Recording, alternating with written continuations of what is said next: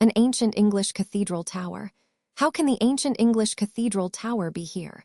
The well-known massive gray square tower of its old cathedral. How can that be here? There is no spike of rusty iron in the air, between the eye and it, from any point of the real prospect. What is the spike that intervenes, and who has set it up? Maybe it is set up by the Sultan's orders for the impaling of a horde of Turkish robbers, one by one. It is so, for cymbals clash, and the Sultan goes by to his palace in long procession. 10,000 scimitars flash in the sunlight, and thrice 10,000 dancing girls strew flowers. Then follow white elephants caparisoned in countless gorgeous colors, and infinite in number and attendance. Still the cathedral tower rises in the background, where it cannot be, and still no writhing figure is on the grim spike. Stay! Is the spike so low a thing as the rusty spike on the top of a post of an old bedstead that has tumbled all awry? Some vague period of drowsy laughter must be devoted to the consideration of this possibility. Shaking from head to foot, the man whose scattered consciousness has thus fantastically pieced itself together, at length rises, supports his trembling frame upon his arms, and looks around. He is in the meanest and closest of small rooms. Through the ragged window curtain, the light of early day steals in from a miserable court. He lies, dressed, across a large, unseemly bed, upon a bedstead that has indeed given way under the weight upon it. Lying, also dressed and also across the bed, not longwise, are a Chinaman, a Lascar, and a haggard woman. The two first are in a sleep or stupor. The last is blowing at a kind of pipe to kindle it. And as she blows, and shading it with her lean hand, concentrates its red spark of light, it serves in the dim morning as a lamp to show him what he sees of her. "Another," says this woman in a querulous, rattling whisper. "Have another." He looks about him, with his hand to his forehead. "Ye have smoked as many as 5 since ye come in at midnight." The woman goes on, as she chronically complains. Poor me, my head is so bad. Them 2 come in after ye. Ah, poor me, the business is slack. Few Chinamen about the docks, and fewer Lascars, and no ships coming in, these say. Here, another ready for ye, dearie. Ye'll remember like a good soul, won't ye, that the market price is dreffle high just now, more nor 3 shillings and 6pence for a thimbleful. And ye'll remember that nobody but me and Jack Chinaman t'other side the court, but he can't do it as well as me, has the true secret of mixing it. Ye'll pay up accordingly, dearie, won't ye? She blows at the pipe as she speaks, and occasionally bubbling at it, inhales much of its contents. Oh me, my lungs is weak, my lungs is bad. It's nearly ready for ye, dearie. Ah, poor me, my poor hand shakes like to drop off. I see ye coming to, and I says to my poor self, I'll have another ready for him, and he'll bear in mind the market price of opium and pay according. Oh, my poor head. I makes my pipes of old penny ink bottles, ye see, dearie. This is one. And I fits in a mouthpiece this way, and I takes my mixture out of this thimble with this little horn spoon. And so I fills, dearie. Ah, my poor nerves.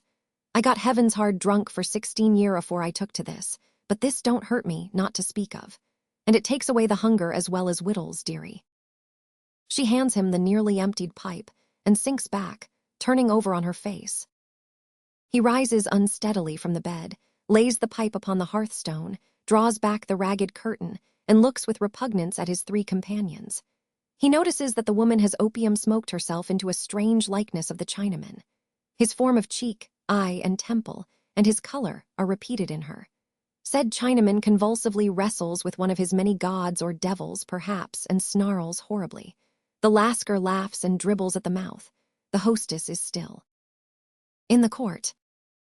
What visions can she have?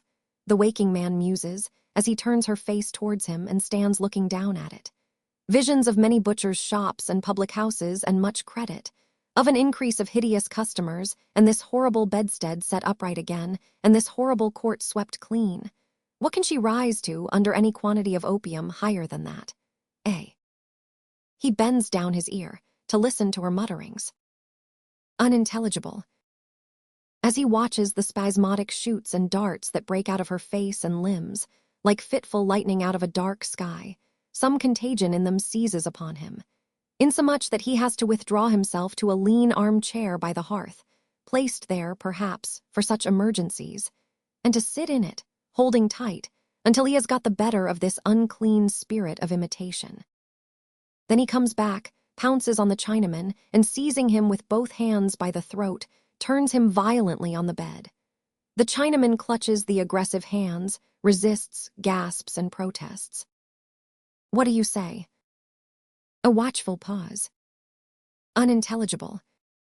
Slowly loosening his grasp as he listens to the incoherent jargon with an attentive frown, he turns to the Lascar and fairly drags him forth upon the floor. As he falls, the Lascar starts into a half-risen attitude, glares with his eyes, lashes about him fiercely with his arms, and draws a phantom knife.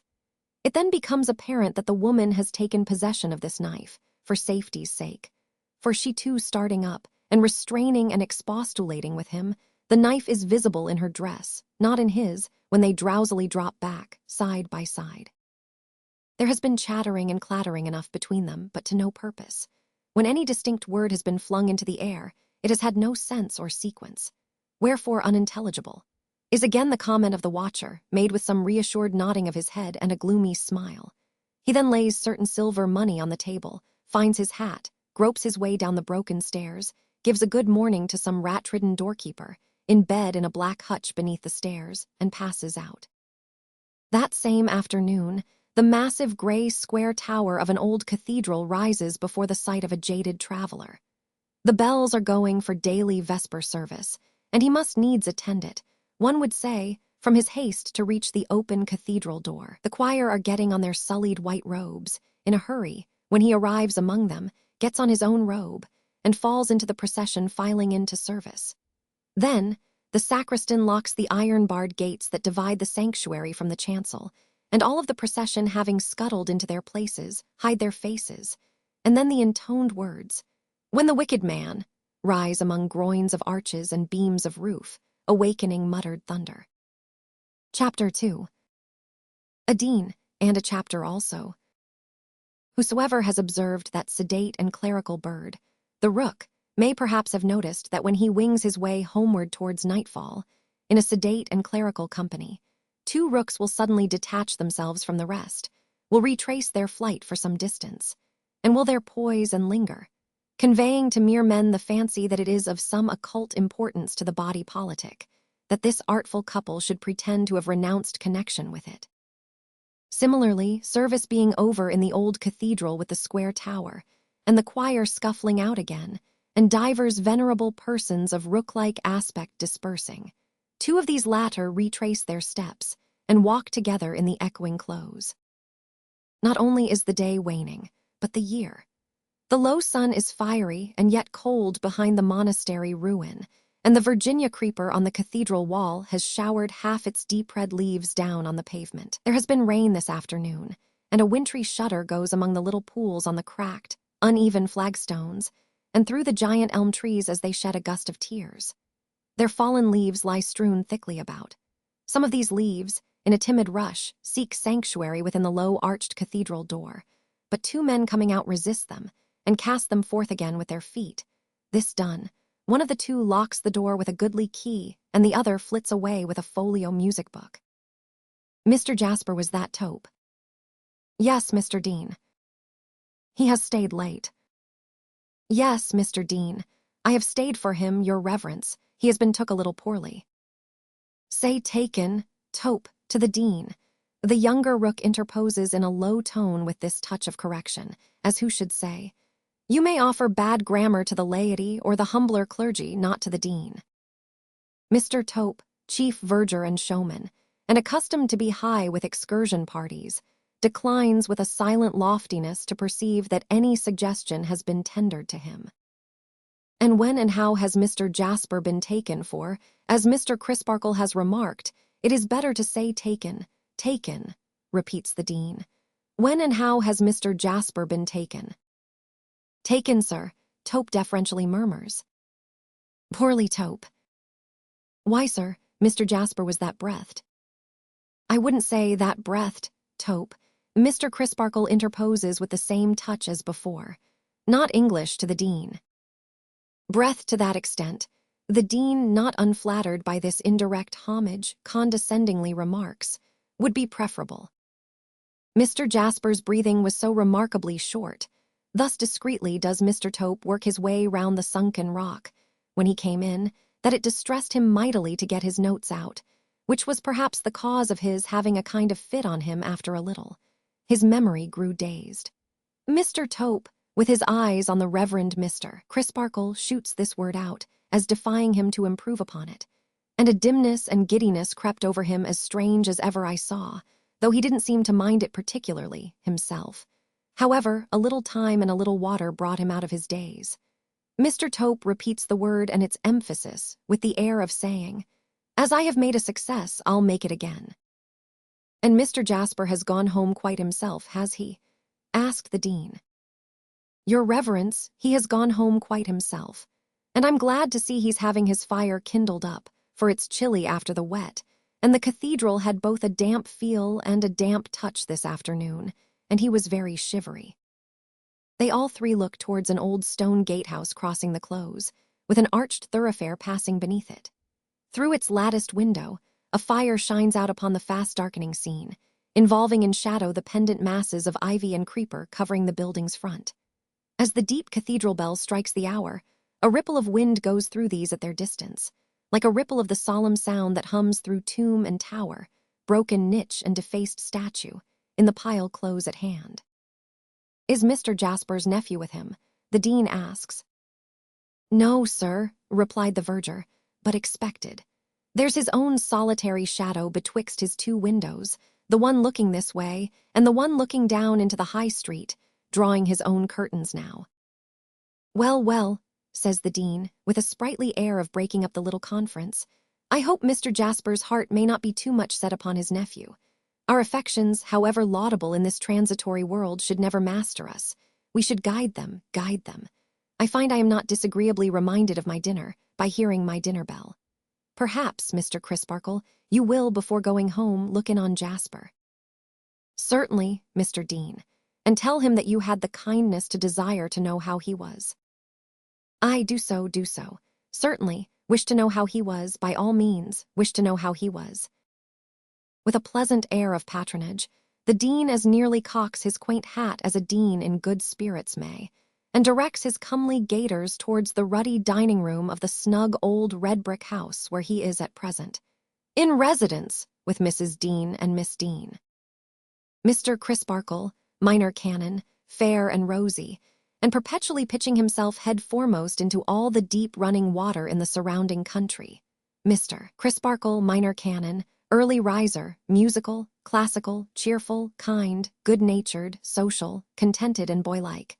Mr. Crisparkle, minor canon and good man, lately coach upon the chief pagan highroads, but since promoted by a patron grateful for a well-taught son to his present Christian beat, betakes himself to the gatehouse, on his way home to his early tea.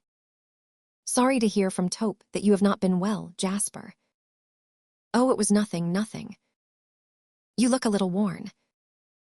"Do I? Oh, I don't think so. What is better, I don't feel so. Tope has made too much of it, I suspect. It's his trade to make the most of everything appertaining to the cathedral, you know." "I may tell the dean, I call expressly from the dean, that you are all right again." The reply, with a slight smile, is, "Certainly, with my respects and thanks to the dean." "I'm glad to hear that you expect young Drood." "I expect the dear fellow every moment." "Ah, he will do you more good than a doctor, Jasper." "More good than a dozen doctors, for I love him dearly, and I don't love doctors or doctors' stuff." Mr. Jasper is a dark man of some 26, with thick, lustrous, well-arranged black hair and whiskers. He looks older than he is, as dark men often do. His voice is deep and good, his face and figure are good, his manner is a little somber. His room is a little somber, and may have had its influence in forming his manner. It is mostly in shadow. Even when the sun shines brilliantly, it seldom touches the grand piano in the recess, or the folio music books on the stand, or the bookshelves on the wall, or the unfinished picture of a blooming schoolgirl hanging over the chimney-piece, her flowing brown hair tied with a blue riband, and her beauty remarkable for a quite childish, almost babyish touch of saucy discontent, comically conscious of itself. There is not the least artistic merit in this picture, which is a mere daub, but it is clear that the painter has made it humorously, one might almost say, revengefully, like the original. We shall miss you, Jasper, at the alternate musical Wednesdays tonight, but no doubt you are best at home. Good night. God bless you. Tell me, shepherds, tell me, have you seen my YY flow aura pass this way? Melodiously good minor canon the Reverend Septimus Crisparkle thus delivers himself, in musical rhythm, as he withdraws his amiable face from the doorway and conveys it downstairs. Sounds of recognition and greeting pass between the Reverend Septimus and somebody else at the stairfoot.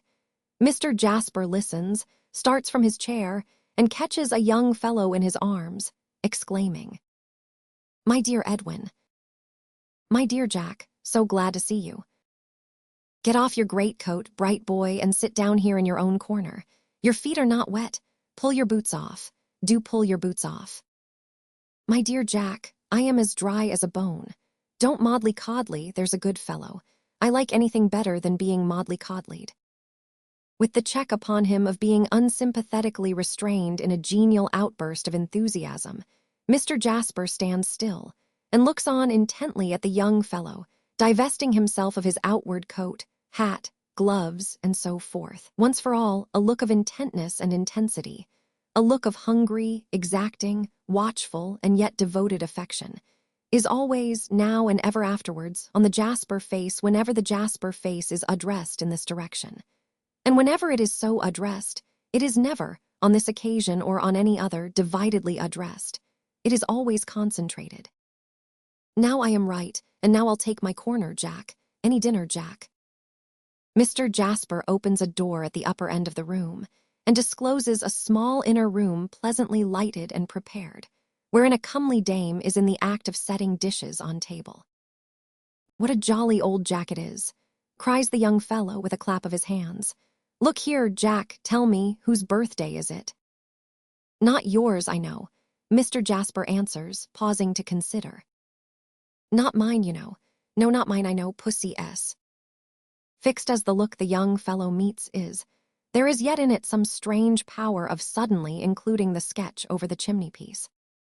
"Pussy S, Jack, we must drink many happy returns to her. Come, uncle, take your dutiful and sharp-set nephew in to dinner." As the boy, for he is little more, lays a hand on Jasper's shoulder, Jasper cordially and gaily lays a hand on his shoulder, and so Marseillaise-wise they go in to dinner. "And Lord, here's Mrs. Tope," cries the boy, lovelier than ever. "Never you mind me, Master Edwin," retorts the verger's wife. "I can take care of myself." "You can't. You're much too handsome. Give me a kiss because it's Pussy's birthday." "I'd pussy you, young man, if I was Pussy, as you call her," Mrs. Tope blushingly retorts, after being saluted. "Your uncle's too much wrapped up in you, that's where it is. He makes so much of you that it's my opinion you think you've only to call your pussies by the dozen to make 'em come." "You forget, Mrs. Tope," Mr. Jasper interposes, taking his place at the table with a genial smile. "And so do you, Ned, that uncle and nephew are words prohibited here by common consent and express agreement. For what we are going to receive his holy name be praised. Done like the dean, witness Edwin Drood, please to carve, Jack, for I can't." This sally ushers in the dinner. Little to the present purpose, or to any purpose, is said, while it is in course of being disposed of. At length the cloth is drawn, and a dish of walnuts and a decanter of rich-colored sherry are placed upon the table. "I say, tell me, Jack," the young fellow then flows on, "do you really and truly feel as if the mention of our relationship divided us at all? I don't. Uncles, as a rule, Ned, are so much older than their nephews," is the reply, "that I have that feeling instinctively." "As a rule, maybe. But what is a difference in age of half a dozen years or so? And some uncles in large families are even younger than their nephews. By George, I wish it was the case with us." "Why?" "Because if it was, I'd take the lead with you, Jack, and be as wise as begone, dull care. That turned a young man gray, and begone, dull care. That turned an old man to clay. Halloa, Jack, don't drink." "Why not?" Asks why not on Pussy's birthday and no happy returns proposed. Pussy, Jack, and many of 'em. Happy returns, I mean. Laying an affectionate and laughing touch on the boy's extended hand. As if it were at once his giddy head and his light heart, Mr. Jasper drinks the toast in silence. Hip, hip, hip, and 9 times 9, and 1 to finish with, and all that, understood. Hooray, hooray, hooray. And now, Jack, let's have a little talk about Pussy. 2 pairs of nutcrackers? Pass me one and take the other. Crack. How's Pussy getting on, Jack? With her music, fairly. What a dreadfully conscientious fellow you are, Jack. But I know, Lord bless you. Inattentive, isn't she? She can learn anything, if she will. If she will. Egad, that's it, but if she woe. Crack, on Mr. Jasper's part. How's she looking, Jack? Mr. Jasper's concentrated face again includes the portrait as he returns. Very like your sketch indeed. I am a little proud of it, says the young fellow, glancing up at the sketch with complacency, and then shutting one eye and taking a corrected prospect of it over a level bridge of nutcrackers in the air. Not badly hit off from memory, but I ought to have caught that expression pretty well, for I have seen it often enough. Crack, on Edwin Drood's part. Crack, on Mr. Jasper's part. In point of fact, the former resumes, after some silent dipping among his fragments of walnut with an air of pique. I see it whenever I go to see Pussy. If I don't find it on her face, I leave it there. You know I do, Miss Scornful Pert. Boo, with a twirl of the nutcrackers at the portrait. Crack, crack, crack, slowly on Mr. Jasper's part. Crack, sharply on the part of Edwin Drood. Silence on both sides. Have you lost your tongue, Jack? Have you found yours, Ned? No, but really, isn't it, after all? Mr. Jasper lifts his dark eyebrows inquiringly. Isn't it unsatisfactory to be cut off from choice in such a matter? There, Jack, I tell you, if I could choose, I would choose Pussy from all the pretty girls in the world. But you have not got to choose. That's what I complain of. My dead and gone father and Pussy's dead and gone father must needs marry us together by anticipation. Why the devil, I was going to say, if it had been respectful to their memory, couldn't they leave us alone? Tut, tut, dear boy, Mr. Jasper remonstrates in a tone of gentle deprecation. Tut, tut, yes, Jack, it's all very well for you. You can take it easily. Your life is not laid down to scale and lined and dotted out for you like a surveyor's plan.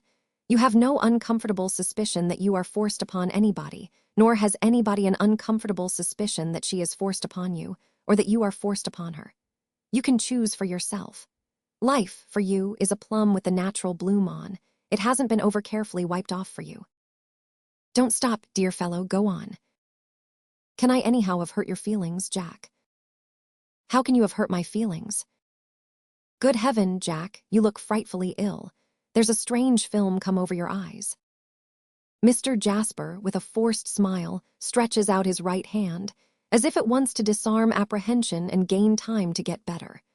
After a while, he says faintly, I have been taking opium for a pain and agony that sometimes overcomes me. The effects of the medicines steal over me like a blight or a cloud and pass. You see them in the act of passing, they will be gone directly. Look away from me. They will go all the sooner. With a scared face, the younger man complies by casting his eyes downward at the ashes on the hearth, not relaxing his own gaze on the fire, but rather strengthening it with a fierce, firm grip upon his elbow chair. The elder sits for a few moments rigid, and then, with thick drops standing on his forehead and a sharp catch of his breath, becomes as he was before. On his so subsiding in his chair, his nephew gently and assiduously tends him while he quite recovers. When Jasper is restored, he lays a tender hand upon his nephew's shoulder, and, in a tone of voice less troubled than the purport of his words, indeed with something of raillery or banter in it, thus addresses him.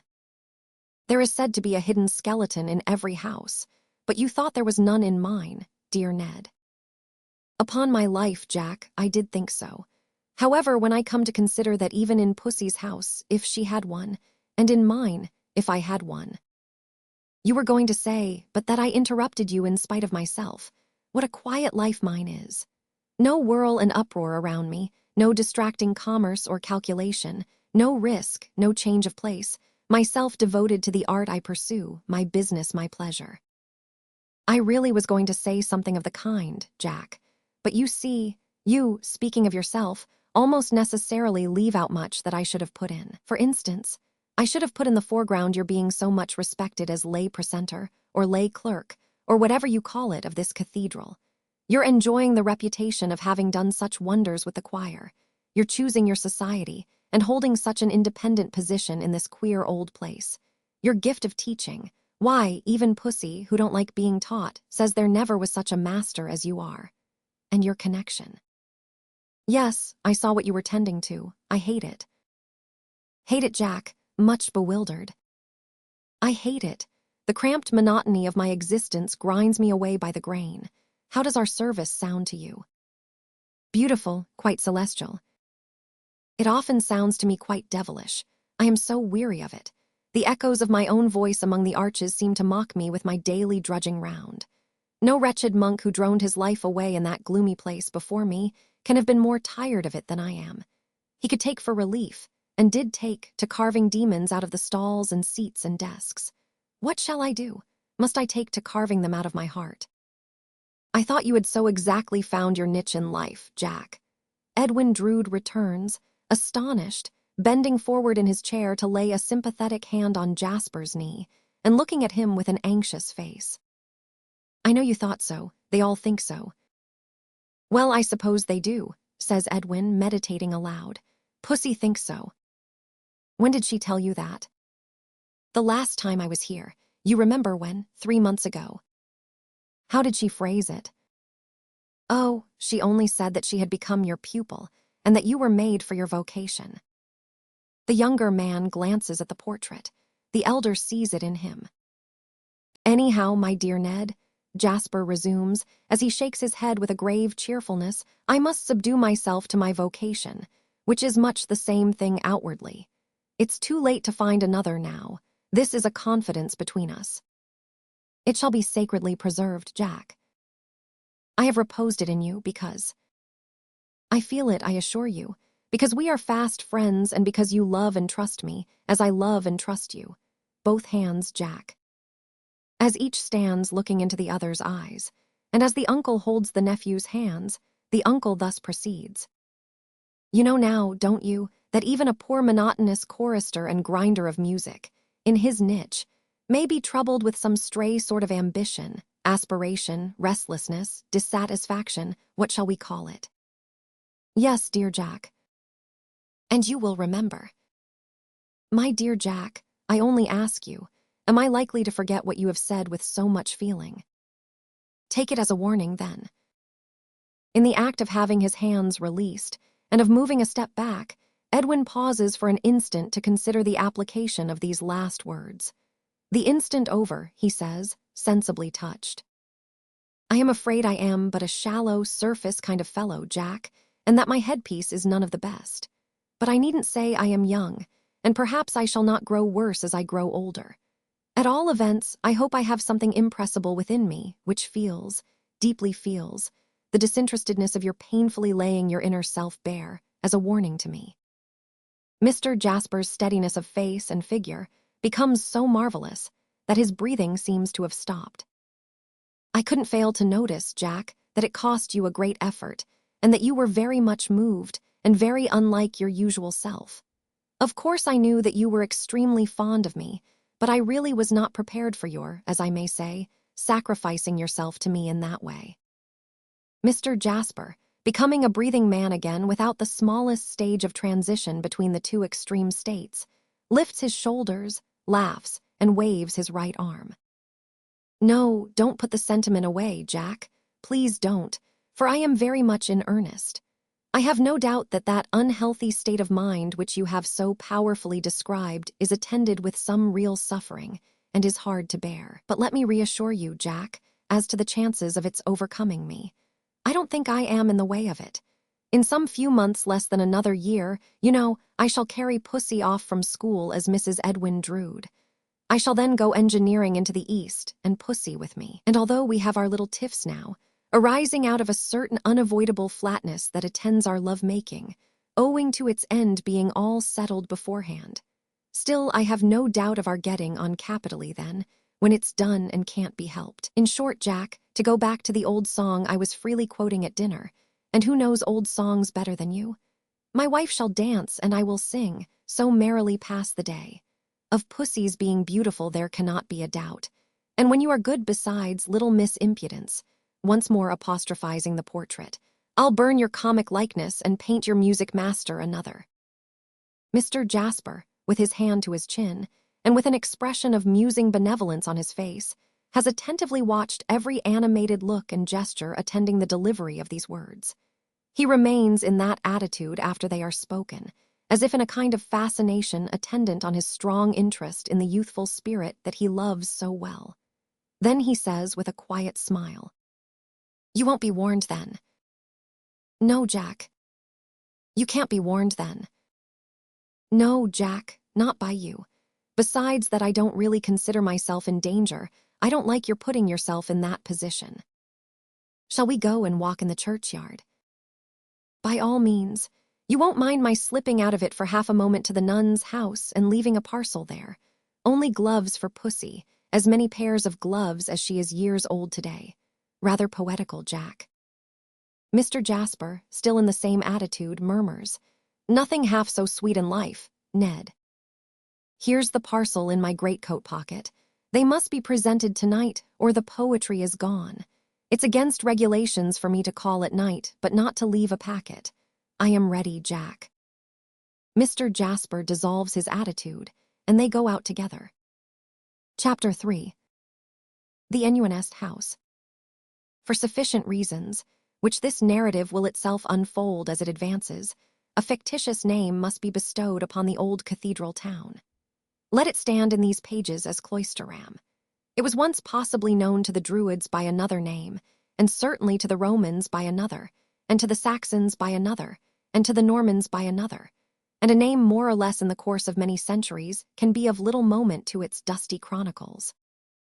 An ancient city, Cloisterham, and no meet dwelling place for anyone with hankerings after the noisy world. A monotonous, silent city, deriving an earthy flavor throughout from its cathedral crypt, and so abounding in vestiges of monastic graves that the Cloisterham children grow small salad in the dust of abbots and abbesses, and make dirt pies of nuns and friars, while every ploughman in its outlying fields renders to once puissant lord treasurers, archbishops, bishops, and such like, the attention which the ogre in the storybook desired to render to his unbidden visitor, and grinds their bones to make his bread.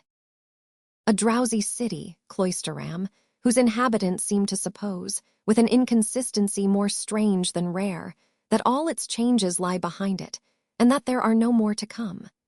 A queer moral to derive from antiquity, yet older than any traceable antiquity. So silent are the streets of Cloisterham, though prone to echo on the smallest provocation, that of a summer day the sunblinds of its shops scarce dare to flap in the south wind, while the sun-browned tramps, who pass along and stare, quicken their limp a little, that they may the sooner get beyond the confines of its oppressive respectability. This is a feat not difficult of achievement, seeing that the streets of Cloisterham city are little more than one narrow street by which you get into it and get out of it, the rest being mostly disappointing yards with pumps in them and no thoroughfare, exception made of the cathedral close, and a paved Quaker settlement, in color and general conformation very like a quakeress's bonnet, up in a shady corner. In a word, a city of another and a bygone time is Cloisterham, with its hoarse cathedral bell, its hoarse rooks hovering about the cathedral tower, its hoarser and less distinct rooks in the stalls far beneath. Fragments of old wall, saint's chapel, chapter house, convent, and monastery have got incongruously or obstructively built into many of its houses and gardens, much as kindred jumbled notions have become incorporated into many of its citizens' minds. All things in it are of the past. Even its single pawnbroker takes in no pledges, nor has he for a long time, but offers vainly an unredeemed stock for sale, of which the costlier articles are dim and pale old watches apparently in a slow perspiration, tarnished sugar tongs with ineffectual legs, and odd volumes of dismal books. The most abundant and the most agreeable evidences of progressing life in Cloisterham are the evidences of vegetable life in many gardens. Even its drooping and despondent little theatre has its poor strip of garden, receiving the foul fiend when he ducks from its stage into the infernal regions, among scarlet beans or oyster shells, according to the season of the year. In the midst of Cloisterham stands the nuns' house, a venerable brick edifice, whose present appellation is doubtless derived from the legend of its conventual uses. On the trim gate enclosing its old courtyard is a resplendent brass plate flashing forth the legend. Seminary for Young Ladies, Miss Twinkleton. The house front is so old and worn, and the brass plate is so shining and staring, that the general result has reminded imaginative strangers of a battered old beau with a large modern eyeglass stuck in his blind eye. Whether the nuns of yore, being of a submissive rather than a stiff-necked generation, habitually bent their contemplative heads to avoid collision with the beams in the low ceilings of the many chambers of their house, whether they sat in its long, low windows telling their beads for their mortification, instead of making necklaces of them for their adornment, whether they were ever walled up alive in odd angles and jutting gables of the building for having some ineradicable leaven of busy mother nature in them which has kept the fermenting world alive ever since. These may be matters of interest to its haunting ghosts, if any, but constitute no item in Miss Twinkleton's half-yearly accounts. They are neither of Miss Twinkleton's inclusive regulars, nor of her extras. The lady who undertakes the poetical department of the establishment at so much, or so little, a quarter has no pieces in her list of recitals bearing on such unprofitable questions. As in some cases of drunkenness, and in others of animal magnetism, there are two states of consciousness which never clash, but each of which pursues its separate course as though it were continuous instead of broken. Thus, if I hide my watch when I am drunk, I must be drunk again before I can remember where. So Miss Twinkleton has two distinct and separate phases of being.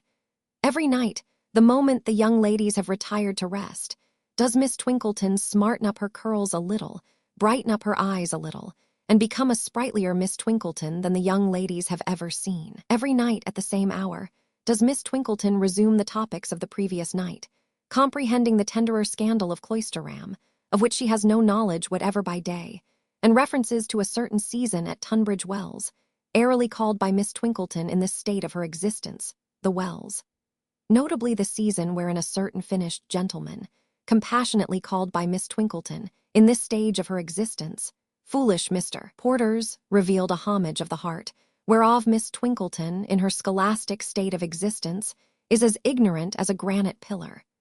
Miss Twinkleton's companion in both states of existence, and equally adaptable to either, is one Mrs. Tisher, a deferential widow with a weak back, a chronic sigh, and a suppressed voice, who looks after the young ladies' wardrobes, and leads them to infer that she has seen better days. Perhaps this is the reason why it is an article of faith with the servants, handed down from race to race, that the departed Tisher was a hairdresser.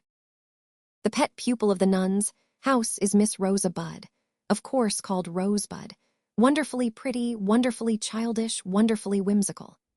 An awkward interest, because romantic, attaches to Miss Bud in the minds of the young ladies, on account of its being known to them that a husband has been chosen for her by will and bequest, and that her guardian is bound down to bestow her on that husband when he comes of age. Miss Twinkleton, in her seminarial state of existence, has combated the romantic aspect of this destiny by affecting to shake her head over it behind Miss Bud's dimpled shoulders, and to brood on the unhappy lot of that doomed little victim.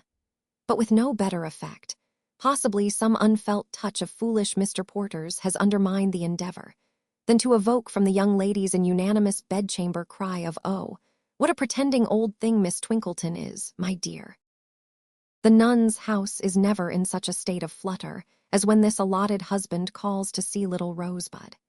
It is unanimously understood by the young ladies that he is lawfully entitled to this privilege, and that if Miss Twinkleton disputed it, she would be instantly taken up and transported. When his ring at the gate bell is expected, or takes place, every young lady who can, under any pretense, look out of window, looks out of window, while every young lady who is practices out of time, and the French class becomes so demoralized that the mark goes round as briskly as the bottle at a convivial party in the last century. On the afternoon of the day next after the dinner of 2 at the gatehouse, The bell is rung with the usual fluttering results. Mr. Edwin Drood to see Miss Rosa. This is the announcement of the parlor maid-in-chief. Miss Twinkleton, with an exemplary air of melancholy on her, turns to the sacrifice and says, "You may go down, my dear." Miss Bud goes down, followed by all eyes. Mr. Edwin Drood is waiting in Miss Twinkleton's own parlor. A dainty room, with nothing more directly scholastic in it than a terrestrial and a celestial globe. These expressive machines imply, to parents and guardians, that even when Miss Twinkleton retires into the bosom of privacy, duty may at any moment compel her to become a sort of wandering Jewess, scouring the earth and soaring through the skies in search of knowledge for her pupils. The last new maid, who has never seen the young gentleman Miss Rosa is engaged to, and who is making his acquaintance between the hinges of the open door, left open for the purpose, stumbles guiltily down the kitchen stairs, as a charming little apparition, with its face concealed by a little silk apron thrown over its head, glides into the parlor. "Oh, it is so ridiculous," says the apparition, stopping and shrinking. "Don't, Eddie." "Don't what, Rosa?" "Don't come any nearer, please. It is so absurd." "What is absurd, Rosa?" "The whole thing is. It is so absurd to be an engaged orphan, and it is so absurd to have the girls and the servants scuttling about after one, like mice in the wainscot, and it is so absurd to be called upon." The apparition appears to have a thumb in the corner of its mouth, while making this complaint. "You give me an affectionate reception, pussy, I must say." "Well, I will in a minute, Eddie, but I can't just yet. How are you?" "Very shortly." "I am unable to reply that I am much the better for seeing you, pussy, inasmuch as I see nothing of you." This second remonstrance brings a dark, bright, pouting eye out from a corner of the apron, but it swiftly becomes invisible again as the apparition exclaims, "Oh, good gracious, you have had half your hair cut off." "I should have done better to have had my head cut off, I think," says Edwin, rumpling the hair in question, with a fierce glance at the looking-glass and giving an impatient stamp. "Shall I go?" "No, you needn't go just yet, Eddie. The girls would all be asking questions why you went. Once for all, Rosa, will you uncover that ridiculous little head of yours and give me a welcome?" The apron is pulled off the childish head as its wearer replies, "You're very welcome, Eddie. There, I'm sure that's nice. Shake hands. No, I can't kiss you because I've got an acidulated drop in my mouth. Are you at all glad to see me, pussy?" "Oh, yes, I'm dreadfully glad. Go and sit down, Miss Twinkleton." It is the custom of that excellent lady when these visits occur, to appear every 3 minutes, either in her own person or in that of Mrs. Tisher, and lay an offering on the shrine of propriety by affecting to look for some desiderated article. On the present occasion, Miss Twinkleton, gracefully gliding in and out, says in passing, "How do you do, Mr. Drood? Very glad indeed to have the pleasure. Pray excuse me. Tweezers, thank you. I got the gloves last evening, Eddie, and I like them very much. They are beauties." "Well, that's something," the affianced replies, half grumbling. "The smallest encouragement thankfully received. And how did you pass your birthday, pussy?" "Delightfully. Everybody gave me a present, and we had a feast, and we had a ball at night." "A feast and a ball, eh? These occasions seem to go off tolerably well without me, pussy." "Delightfully," cries Rosa in a quite spontaneous manner and without the least pretense of reserve. "Huh, and what was the feast?" "Tarts, oranges, jellies, and shrimps." "Any partners at the ball?" "We danced with one another, of course, sir, but some of the girls made game to be their brothers. It was so droll." "Did anybody make game to be?" "To be you, oh dear yes," cries Rosa, laughing with great enjoyment. "That was the first thing done." "I hope she did it pretty well," says Edwin rather doubtfully. "Oh, it was excellent. I wouldn't dance with you, you know." Edwin scarcely seems to see the force of this, begs to know if he may take the liberty to ask why. "Because I was so tired of you," returns Rosa, but she quickly adds, and pleadingly too, seeing displeasure in his face, "Dear Eddie, you were just as tired of me, you know." "Did I say so, Rosa?" "Say so? Do you ever say so? No, you only showed it. Oh, she did it so well, cries Rosa in a sudden ecstasy with her counterfeit betrothed. It strikes me that she must be a devilish impudent girl, says Edwin Drood. And so, Pussy, you have passed your last birthday in this old house. Ah, yes. Rosa clasps her hands, looks down with a sigh, and shakes her head. You seem to be sorry, Rosa. I am sorry for the poor old place. Somehow, I feel as if it would miss me when I am gone so far away, so young. Perhaps we had better stop short, Rosa. She looks up at him with a swift, bright look. Next moment shakes her head, sighs, and looks down again. That is to say, is it, Pussy, that we are both resigned? She nods her head again, and after a short silence, quaintly bursts out with, You know we must be married, and married from here, Eddie, or the poor girls will be so dreadfully disappointed. For the moment there is more of compassion, both for her and for himself, in her affianced husband's face than there is of love. He checks the look and asks, Shall I take you out for a walk, Rosa dear? Rosa dear does not seem at all clear on this point until her face, which has been comically reflective, brightens. Oh, yes, Eddie, let us go for a walk. And I tell you what we'll do.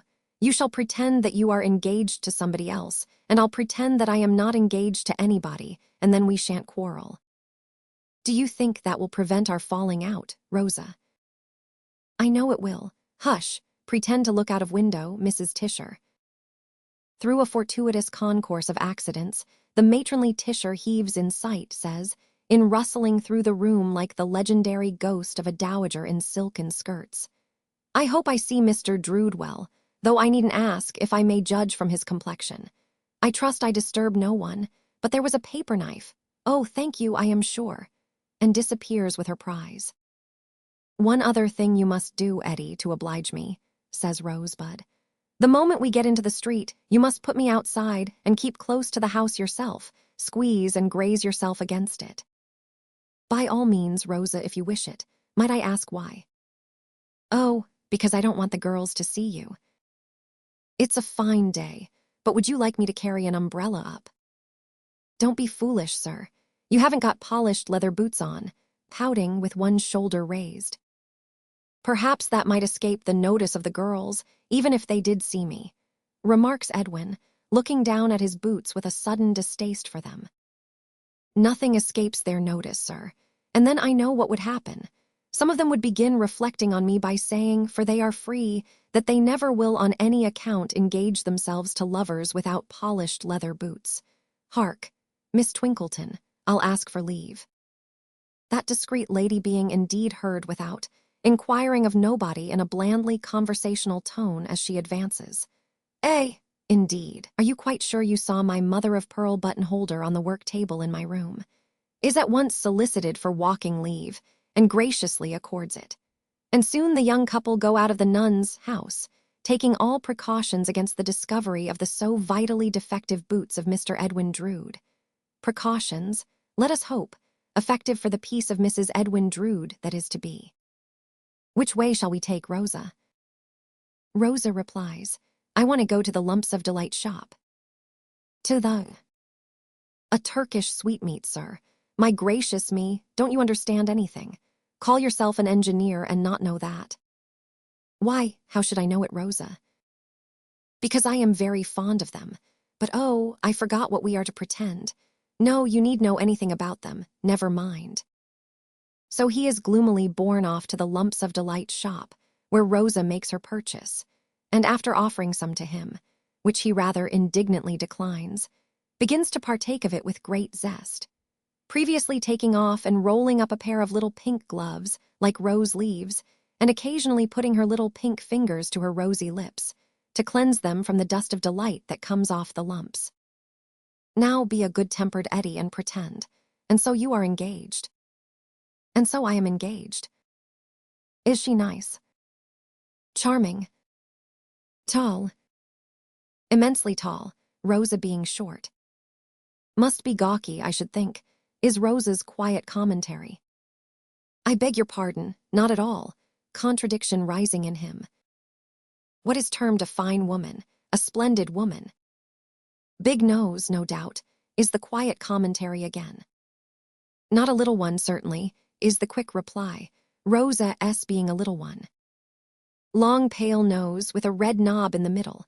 I know the sort of nose, says Rosa, with a satisfied nod and tranquilly enjoying the lumps. You don't know the sort of nose, Rosa, with some warmth, because it's nothing of the kind. Not a pale nose, Eddie. No, determined not to assent. A red nose. Oh, I don't like red noses. However, to be sure she can always powder it. She would scorn to powder it, says Edwin, becoming heated. Would she? What a stupid thing she must be. Is she stupid in everything? No, in nothing. After a pause, in which the whimsically wicked face has not been unobservant of him, Rosa says, and this most sensible of creatures likes the idea of being carried off to Egypt. Does she, Eddie? Yes, she takes a sensible interest in triumphs of engineering skill, especially when they are to change the whole condition of an undeveloped country. Lore, says Rosa, shrugging her shoulders with a little laugh of wonder. Do you object? Edwin inquires, with a majestic turn of his eyes downward upon the fairy figure. Do you object, Rosa, to her feeling that interest? Object, my dear Eddie, but really doesn't she hate boilers and things? I can answer for her not being so idiotic as to hate boilers, he returns with angry emphasis, though I cannot answer for her views about things, really not understanding what things are meant. But don't she hate Arabs, and Turks and fellahs and people? Certainly not, very firmly. At least she must hate the pyramids. Come, Eddie. Why should she be such a little, tall, I mean, goose as to hate the pyramids, Rosa? Ah, you should hear Miss Twinkleton, often nodding her head and much enjoying the lumps, bore about them and then you wouldn't ask. Tiresome old burying grounds. Isises and ibises and Cheopses and Pharaohses, who cares about them? And then there was Belzoni or somebody dragged out by the legs, half-choked with bats and dust. All the girls say, serve him right and hope it hurt him and wish he had been quite choked. The two youthful figures, side by side, but not now arm in arm, wander discontentedly about the old clothes, and each sometimes stops and slowly imprints a deeper footstep in the fallen leaves. Well, says Edwin after a lengthy silence, according to custom, we can't get on, Rosa. Rosa tosses her head and says she don't want to get on. That's a pretty sentiment, Rosa, considering. Considering what? If I say what, you'll go wrong again. You'll go wrong, you mean, Eddie. Don't be ungenerous. Ungenerous, I like that. Then I don't like that, and so I tell you plainly, Rosa pouts. Now, Rosa, I put it to you. Who disparaged my profession, my destination? You are not going to be buried in the pyramids, I hope, she interrupts, arching her delicate eyebrows. You never said you were. If you are, why haven't you mentioned it to me? I can't find out your plans by instinct. Now, Rosa, you know very well what I mean, my dear. Well then, why did you begin with your detestable red-nosed giantesses? And she would powder it, cries Rosa in a little burst of comical contradictory spleen. Somehow or other, I never can come right in these discussions, says Edwin, sighing and becoming resigned. How is it possible, sir, that you ever can come right when you're always wrong? And as to Belzoni, I suppose he's dead. I'm sure I hope he is, and how can his legs or his chokes concern you? It is nearly time for your return, Rosa. We have not had a very happy walk, have we? A happy walk? A detestably unhappy walk, sir. If I go upstairs the moment I get in and cry till I can't take my dancing lesson, you are responsible, mind. Let us be friends, Rosa. Ah, cries Rosa, shaking her head and bursting into real tears. I wish we could be friends. It's because we can't be friends that we try one another so. I am a young little thing, Eddie, to have an old heartache, but I really, really have sometimes. Don't be angry. I know you have won yourself too often. We should both of us have done better if what is to be had been left what might have been. I am quite a little serious thing now and not teasing you. Let each of us forbear this one time on our own account and on the others. Disarmed by this glimpse of a woman's nature in the spoilt child, though for an instant disposed to resent it as seeming to involve the enforced infliction of himself upon her, Edwin Drood stands watching her as she childishly cries and sobs, with both hands to the handkerchief at her eyes. And then, she becoming more composed, and indeed beginning in her young inconstancy to laugh at herself for having been so moved, leads her to a seat hard by, under the elm trees. Under the trees. One clear word of understanding, pussy dear. I am not clever out of my own line. Now I come to think of it, I don't know that I am particularly clever in it, but I want to do right. There is not, there may be. I really don't see my way to what I want to say, but I must say it before we part. There is not any other young. Oh no, Eddie, it's generous of you to ask me, but no, no, no. They have come very near to the cathedral windows, and at this moment the organ and the choir sound out sublimely. As they sit listening to the solemn swell, the confidence of last night rises in young Edwin Drood's mind, and he thinks how unlike this music is to that discordance. I fancy I can distinguish Jack's voice. Is his remark in a low tone in connection with the train of thought? Take me back at once, please, urges his affianced, quickly laying her light hand upon his wrist. They will all be coming out directly, let us get away. Oh, what a resounding chord. But don't let us stop to listen to it, let us get away. Her hurry is over as soon as they have passed out of the close. They go arm in arm now, gravely and deliberately enough, along the old high street to the nun's house. At the gate, the street being within sight empty, Edwin bends down his face to Rosa Bud. She remonstrates, laughing, and is a childish schoolgirl again. Eddie, no, I'm too sticky to be kissed, but give me your hand and I'll blow a kiss into that. He does so. She breathes a light breath into it and asks, retaining it and looking into it. Now say, what do you see? See, Rosa. Why, I thought you Egyptian boys could look into a hand and see all sorts of phantoms. Can't you see a happy future? For certain, neither of them sees a happy present, as the gate opens and closes, and one goes in and the other goes away. Chapter 4. Mr. Sapsea. Accepting the jackass as the type of self-sufficient stupidity and conceit, a custom, perhaps, like some few other customs, more conventional than fair. Then the purest jackass in Cloisterham is Mr. Thomas Sapsea, auctioneer. Mr. Sapsea dresses at the Dean, has been bowed to for the Dean in mistake, has even been spoken to in the street as my lord, under the impression that he was the bishop come down unexpectedly without his chaplain. Mr. Sapsea is very proud of this, and of his voice, and of his style. He has even, in selling landed property, tried the experiment of slightly intoning in his pulpit, to make himself more like what he takes to be the genuine ecclesiastical article. So, in ending a sale by public auction, Mr. Sapsea finishes off with an air of bestowing a benediction on the assembled brokers, which leaves the real Dean, a modest and worthy gentleman, far behind. Mr. Sapsea has many admirers. Indeed, the proposition is carried by a large local majority, even including non-believers in his wisdom, that he is a credit to Cloisterham. He possesses the great qualities of being portentous and dull, and of having a roll in his speech and another roll in his gait, not to mention a certain gravely flowing action with his hands, as if he were presently going to confirm the individual with whom he holds discourse, much nearer 60 years of age than 50, with a flowing outline of stomach and horizontal creases in his waistcoat, reputed to be rich, voting at elections in the strictly respectable interest, morally satisfied that nothing but he himself has grown since he was a baby. How can dunderheaded Mr. Sapsea be otherwise than a credit to Cloisterham and society? Mr. Sapsea's premises are in the High Street, over against the nun's house. They are of about the period of the nun's house, irregularly modernized here and there, as steadily deteriorating generations found more and more that they preferred air and light to fever and the plague.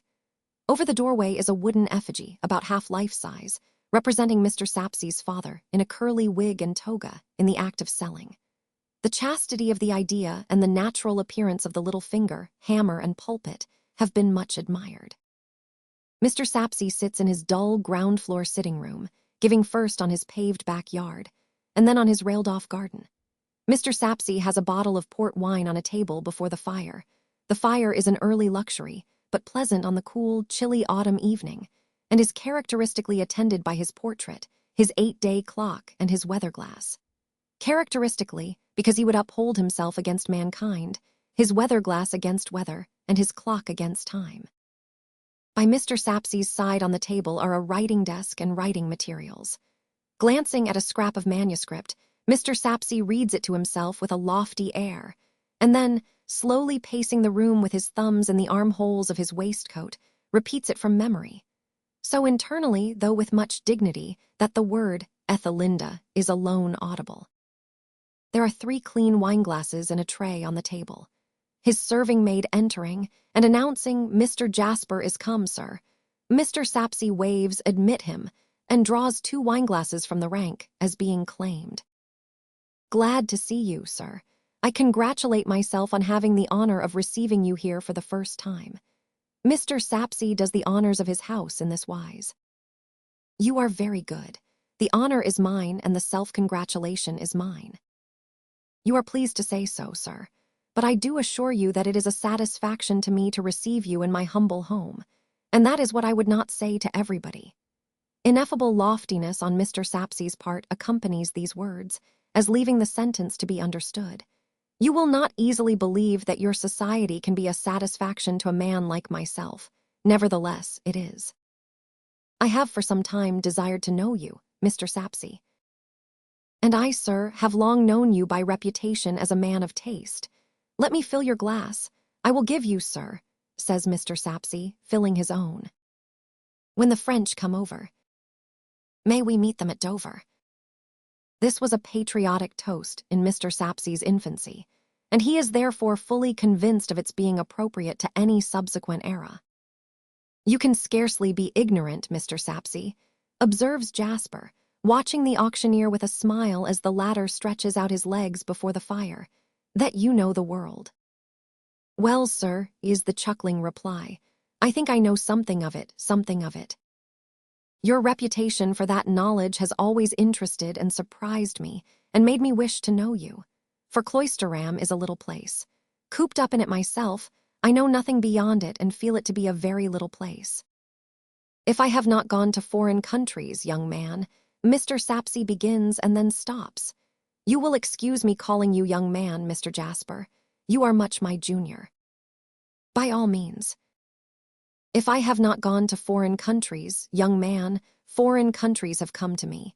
They have come to me in the way of business, and I have improved upon my opportunities.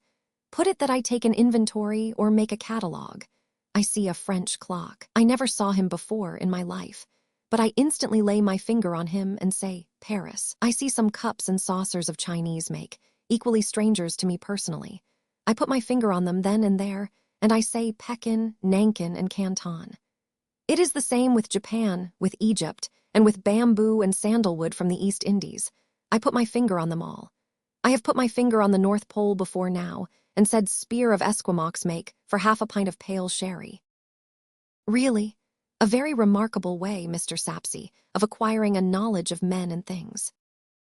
I mention it, sir, Mr. Sapsea rejoins with unspeakable complacency, because, as I say, it don't do to boast of what you are, but show how you came to be it, and then you prove it. Most interesting. We were to speak of the late Mrs. Sapsea. We were, sir.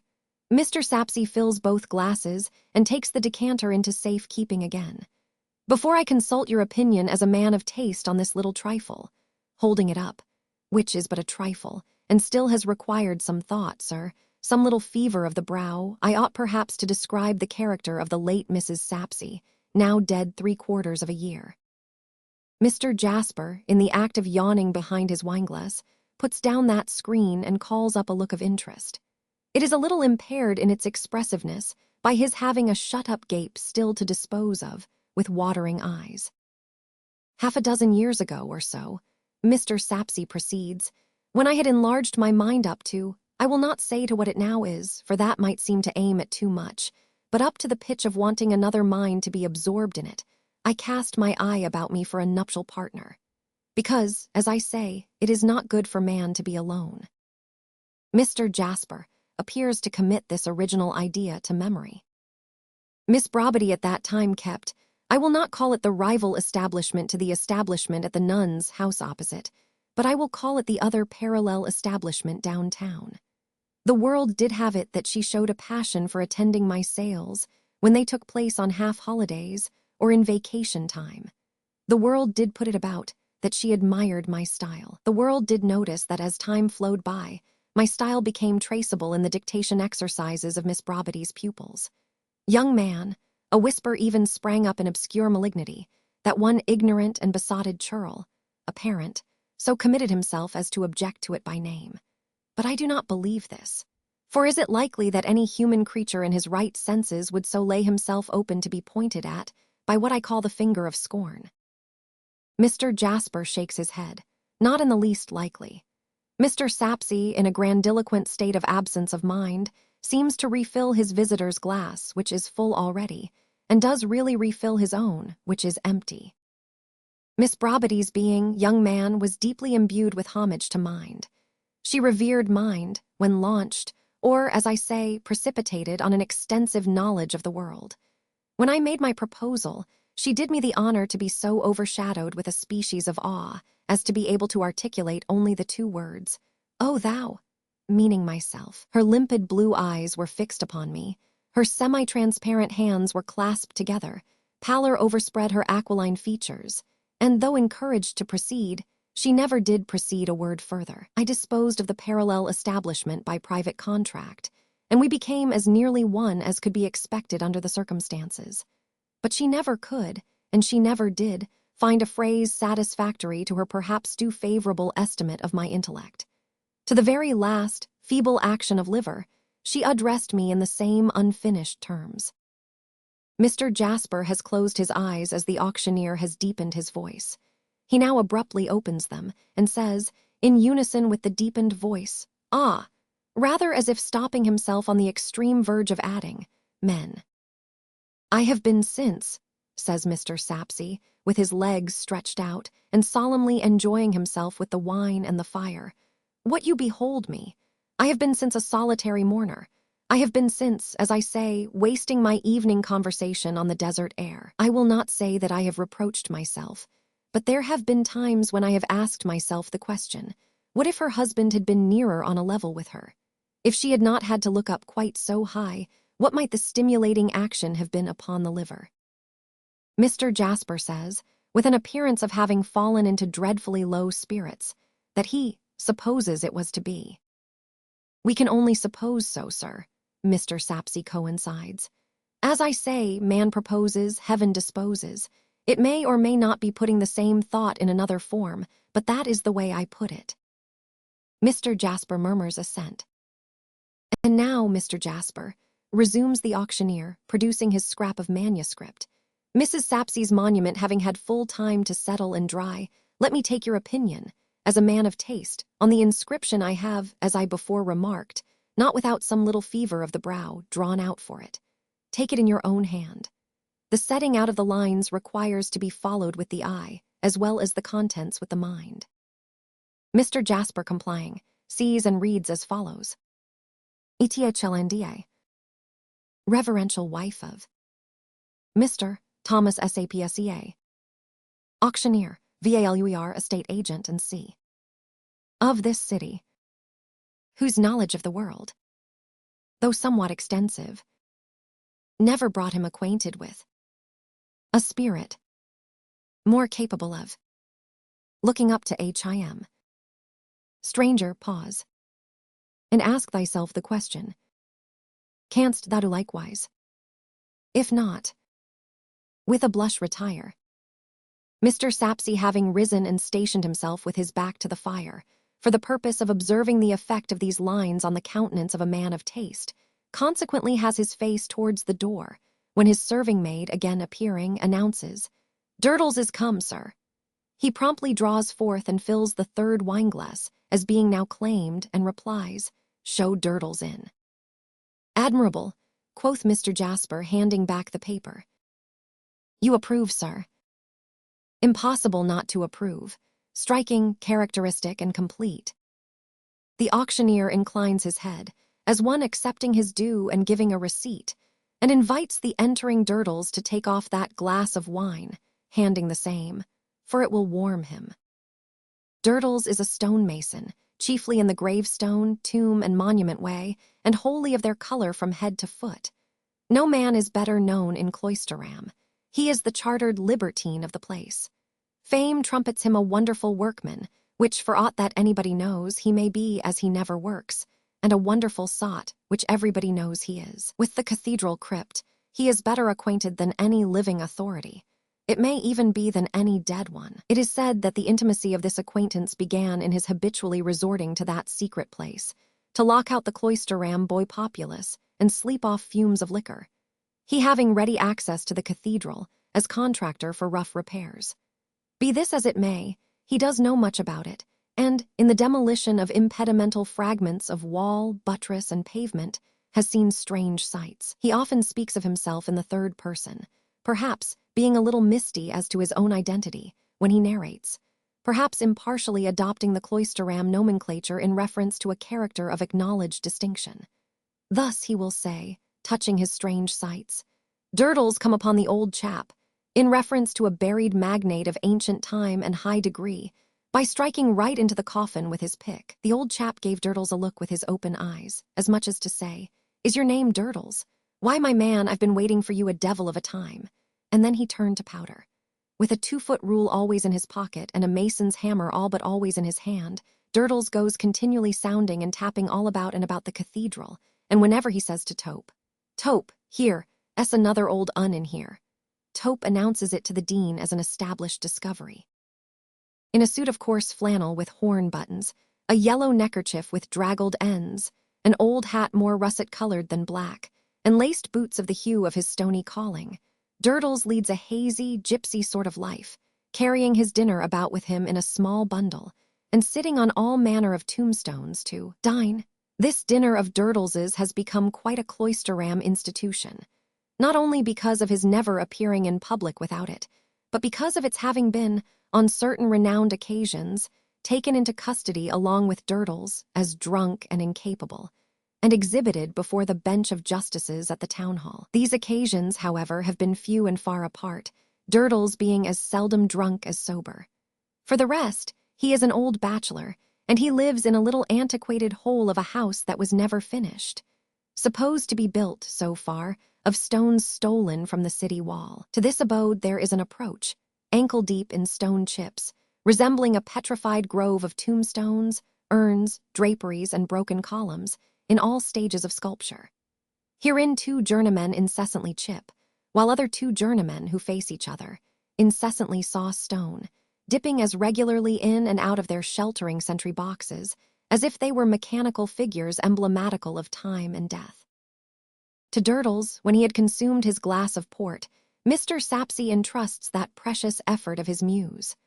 Durdles unfeelingly takes out his 2-foot rule and measures the lines calmly, alloying them with stone grit.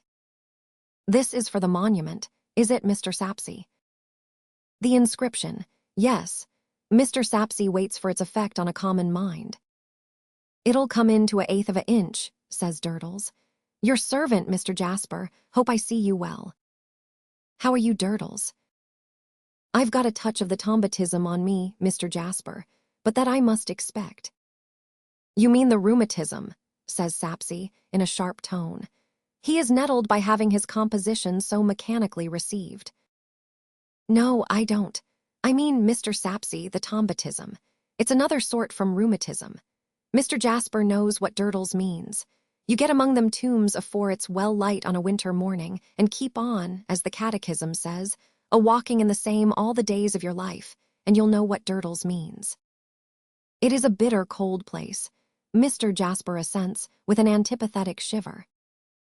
And if it's bitter cold for you up in the chancel, with a lot of live breath smoking out about you, what the bitterness is to Durdles, down in the crypt among the earthy damps there, and the dead breath of the old uns, returns that individual, Durdles leaves you to judge. Is this to be put in hand at once, Mr. Sapsea? Mr. Sapsea, with an author's anxiety to rush into publication, replies that it cannot be out of hand too soon. You had better let me have the key then, says Durdles. Why, man, It is not to be put inside the monument.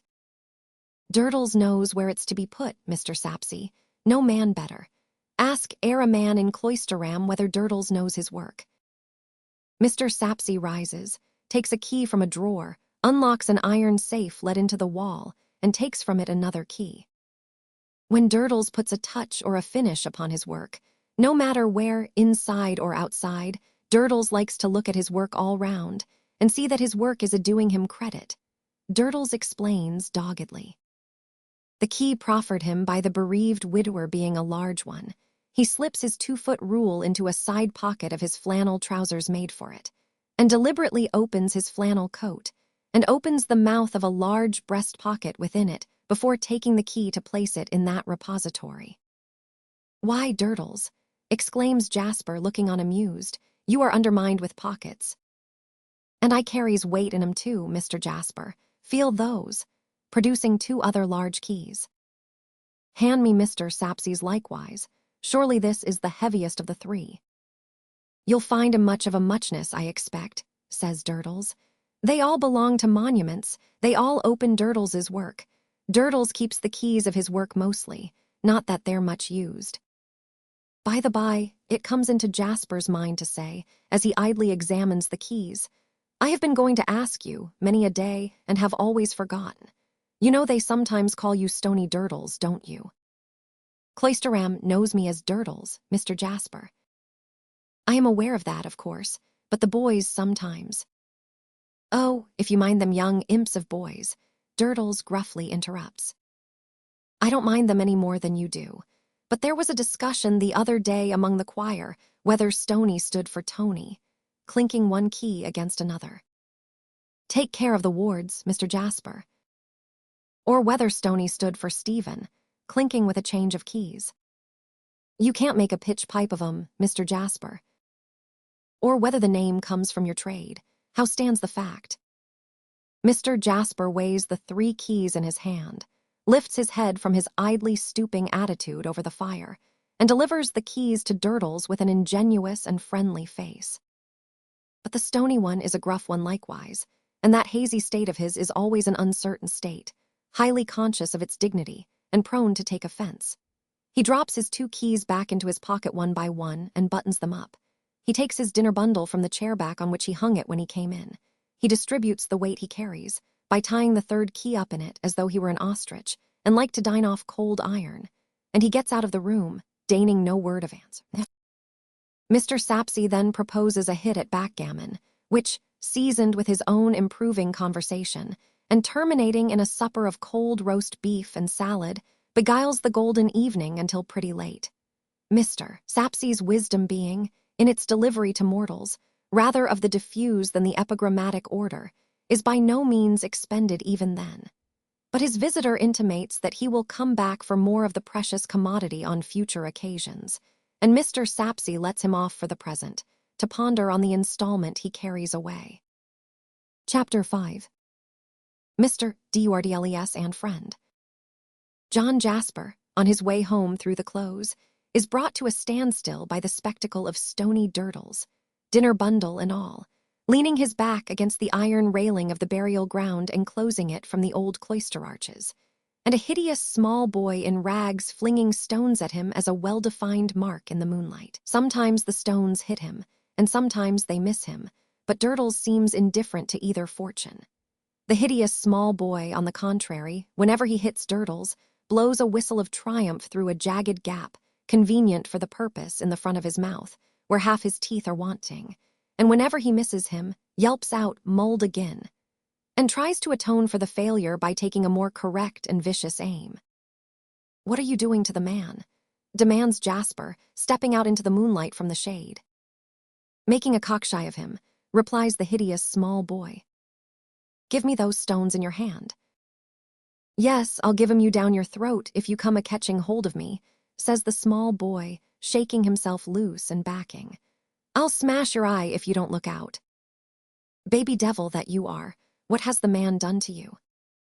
"He won't go home." "What is that to you?" "He gives me a 'apenny to pelt him home if I catches him out too late," says the boy. And then chance, like a little savage, half stumbling and half dancing among the rags and laces of his dilapidated boots. Witty witty when. Chapter 1. Catches im out Arter 10. Witty witty why. Then eat don't go then I shy. Witty witty wakecock warning. With a comprehensive sweep on the last word, and one more delivery at Durdles. This would seem to be a poetical note of preparation, agreed upon, as a caution to Durdles to stand clear if he can, or to betake himself homeward. John Jasper invites the boy with a beck of his head to follow him, feeling it hopeless to drag him, or coax him, and crosses to the iron railing where the stony and stoned one is profoundly meditating. Do you know this thing, this child? Asks Jasper, at a loss for a word that will define this thing. Deputy, says Durdles with a nod. Is that it's his name? Deputy, assents Durdles. I'm manservant up at the Travellers' Twopenny in Gas Works guarding. This thing explains. All us manservants at Travellers' lodgings is named Deputy. When we're chock full and the Travellers is all abed, I come out for my elth. Then withdrawing into the road and taking aim, he resumes.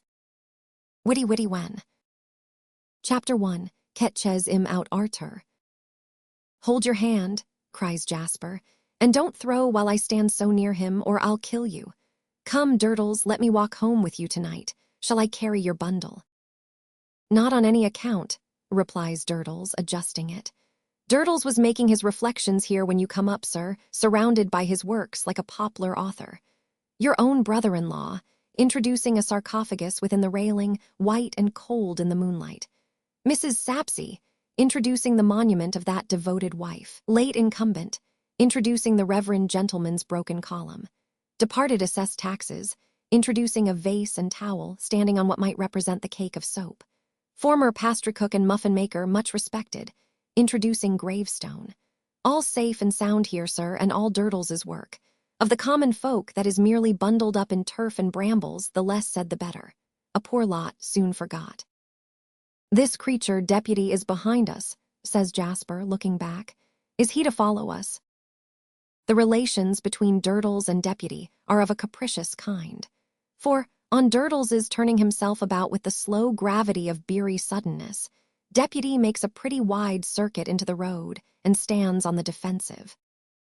You never cried witty warning before you begun tonight, says Durdles, unexpectedly reminded of, or imagining, an injury. Your lie, I did, says Deputy, in his only form of polite contradiction. Own brother, sir, observes Durdles, turning himself about again, and as unexpectedly forgetting his offense as he had recalled or conceived it. Own brother to Peter the wild boy, but I gave him an object in life. At which he takes aim, Mr. Jasper suggests. That's it, sir, returns Durdles, quite satisfied, at which he takes aim. I took him in hand and gave him an object. What was he before? A destroyer. What work did he do? Nothing but destruction. What did he earn by it? Short terms in Cloisterham jail. Not a person, not a piece of property, not a winder, not a horse, nor a dog, nor a cat, nor a bird, nor a fowl, nor a pig, but what he stoned, for want of an enlightened object. I put that enlightened object before him, and now he can turn his honest halfpenny by the 3 pennorth a week. I wonder he has no competitors. He has plenty, Mr. Jasper, but he stones 'em all away. Now, I don't know what this scheme of mine comes to, pursues Durdles, considering about it with the same sodden gravity. I don't know what you may precisely call it. It ain't a sort of a scheme of a national education. I should say not, replies Jasper. I should say not, assents Durdles. Then we won't try to give it a name. He still keeps behind us, repeats Jasper, looking over his shoulder. Is he to follow us? We can't help going round by the Travellers' Twopenny if we go the short way, which is the back way, Durdles answers, and we'll drop him there. So they go on, Deputy, as a rear-rank one, taking open order and invading the silence of the hour and place by stoning every wall, post, pillar, and other inanimate object, by the deserted way. Is there anything new down in the crypt, Durdles? Asks John Jasper. Anything old, I think you mean, growls Durdles. It ain't a spot for novelty. Any new discovery on your part, I meant. There's an old inn under the 7th pillar on the left as you go down the broken steps of the little underground chapel as formerly was. I make him out, so fur as I've made him out yet, to be one of them old uns with a crook. To judge from the size of the passages and the walls, and of the steps and doors, by which they come and went, them crooks must have been a good deal in the way of the old uns. Two on a meeting promiscuous must have hitched one another by the mitre pretty often, I should say. Without any endeavor to correct the literality of this opinion, Jasper surveys his companion, covered from head to foot with old mortar, lime, and stone grit, as though he, Jasper, were getting imbued with a romantic interest in his weird life. Yours is a curious existence. Without furnishing the least clue to the question, whether he receives this as a compliment or as quite the reverse, Durdles gruffly answers, Yours is another. Well, inasmuch as my lot is cast in the same old earthy, chilly, never-changing place, yes. But there is much more mystery and interest in your connection with the cathedral than in mine. Indeed, I am beginning to have some idea of asking you to take me on as a sort of student, or free, prentice, under you, and to let me go about with you sometimes, and see some of these odd nooks in which you pass your days. The stony one replies, in a general way, all right. Everybody knows where to find Durdles when he's wanted. Which, if not strictly true, is approximately so, if taken to express that Durdles may always be found in a state of vagabondage somewhere. What I dwell upon most, says Jasper, pursuing his subject of romantic interest, is the remarkable accuracy with which you would seem to find out where people are buried. What is the matter? That bundle is in your way. Let me hold it. Durdles has stopped and backed a little deputy, attentive to all his movements, immediately skirmishing into the road, and was looking about for some ledge or corner to place his bundle on, when thus relieved of it. Just you give me my hammer out of that, says Durdles, and I'll show you. Clink, clink, and his hammer is handed him. Now, looky here. You pitch your note, don't you, Mr. Jasper? Yes. So I sound for mine. I take my hammer and I tap. Here he strikes the pavement, and the attentive deputy skirmishes at a rather wider range, as supposing that his head may be in requisition. I tap, tap, tap, solid, I go on tapping. Solid still, tap again. Hello, a hollow, tap again, persevering. Solid and hollow, tap, tap, tap to try it better. Solid and hollow, and inside solid, hollow again. There you are, old uncrumbled away in stone coffin in vault. Astonishing. I have even done this, says Durdles, drawing out his 2-foot rule, deputy meanwhile skirmishing nearer, as suspecting that treasure may be about to be discovered, which may somehow lead to his own enrichment, and the delicious treat of the discoverers being hanged by the neck on his evidence until they are dead. Say that hammer of mine's a wall my work. 2, 4, and 2 is 6, measuring on the pavement. 6 foot inside that wall is Mrs. Sapsey. Not really Mrs. Sapsey. Say Mrs. Sapsey. Her wall's thicker, but say Mrs. Sapsey. Durdles taps that wall represented by that hammer and says, after good sounding, something betwixt us. Sure enough, some rubbish has been left in that same 6-foot space by Durdles's men. Jasper opines that such accuracy is a gift. I wouldn't have it at a gift, returns Durdles, by no means receiving the observation in good part. I worked it out for myself. Durdles comes by his knowledge through grubbing deep for it and having it up by the roots when it don't want to come. Helloa, you deputy. Witty, is deputy's shrill response, standing off again. Catch that halfpenny, and don't let me see any more of you tonight, after we come to the traveler's twopenny. Warning, returns deputy, having caught the halfpenny, and appearing by this mystic word to express his assent to the arrangement. They have but to cross what was once the vineyard, belonging to what was once the monastery, to come into the narrow back lane wherein stands the crazy wooden house of 2 low stories currently known as the Traveller's Twopenny. A house all warped and distorted, like the morals of the travelers, with scant remains of a latticework porch over the door, and also of a rustic fence before its stamped-out garden, by reason of the travelers being so bound to the premises by a tender sentiment, or so fond of having a fire by the roadside in the course of the day, that they can never be persuaded or threatened into departure, without violently possessing themselves of some wooden forget-me-not and bearing it off. The semblance of an inn is attempted to be given to this wretched place by fragments of conventional red curtaining in the windows, which rags are made muddily transparent in the night season by feeble lights of rush or cotton, dip burning dully in the close air of the inside. As Durdles and Jasper come near, they are addressed by an inscribed paper lantern over the door, setting forth the purport of the house. They are also addressed by some half-dozen other hideous small boys, whether twopenny lodgers or followers or hangers-on of such, who knows? Who, as if attracted by some carrion scent of deputy in the air, start into the moonlight, as vultures might gather in the desert, and instantly fall to stoning him and one another. "Stop, you young brutes," cries Jasper angrily, "and let us go by." This remonstrance being received with yells and flying stones, according to a custom of late years comfortably established among the police regulations of our English communities, where Christians are stoned on all sides, as if the days of St. Stephen were revived. Durdles remarks of the young savages, with some point, that they haven't got an object, and leads the way down the lane. At the corner of the lane, Jasper, hotly enraged, checks his companion and looks back.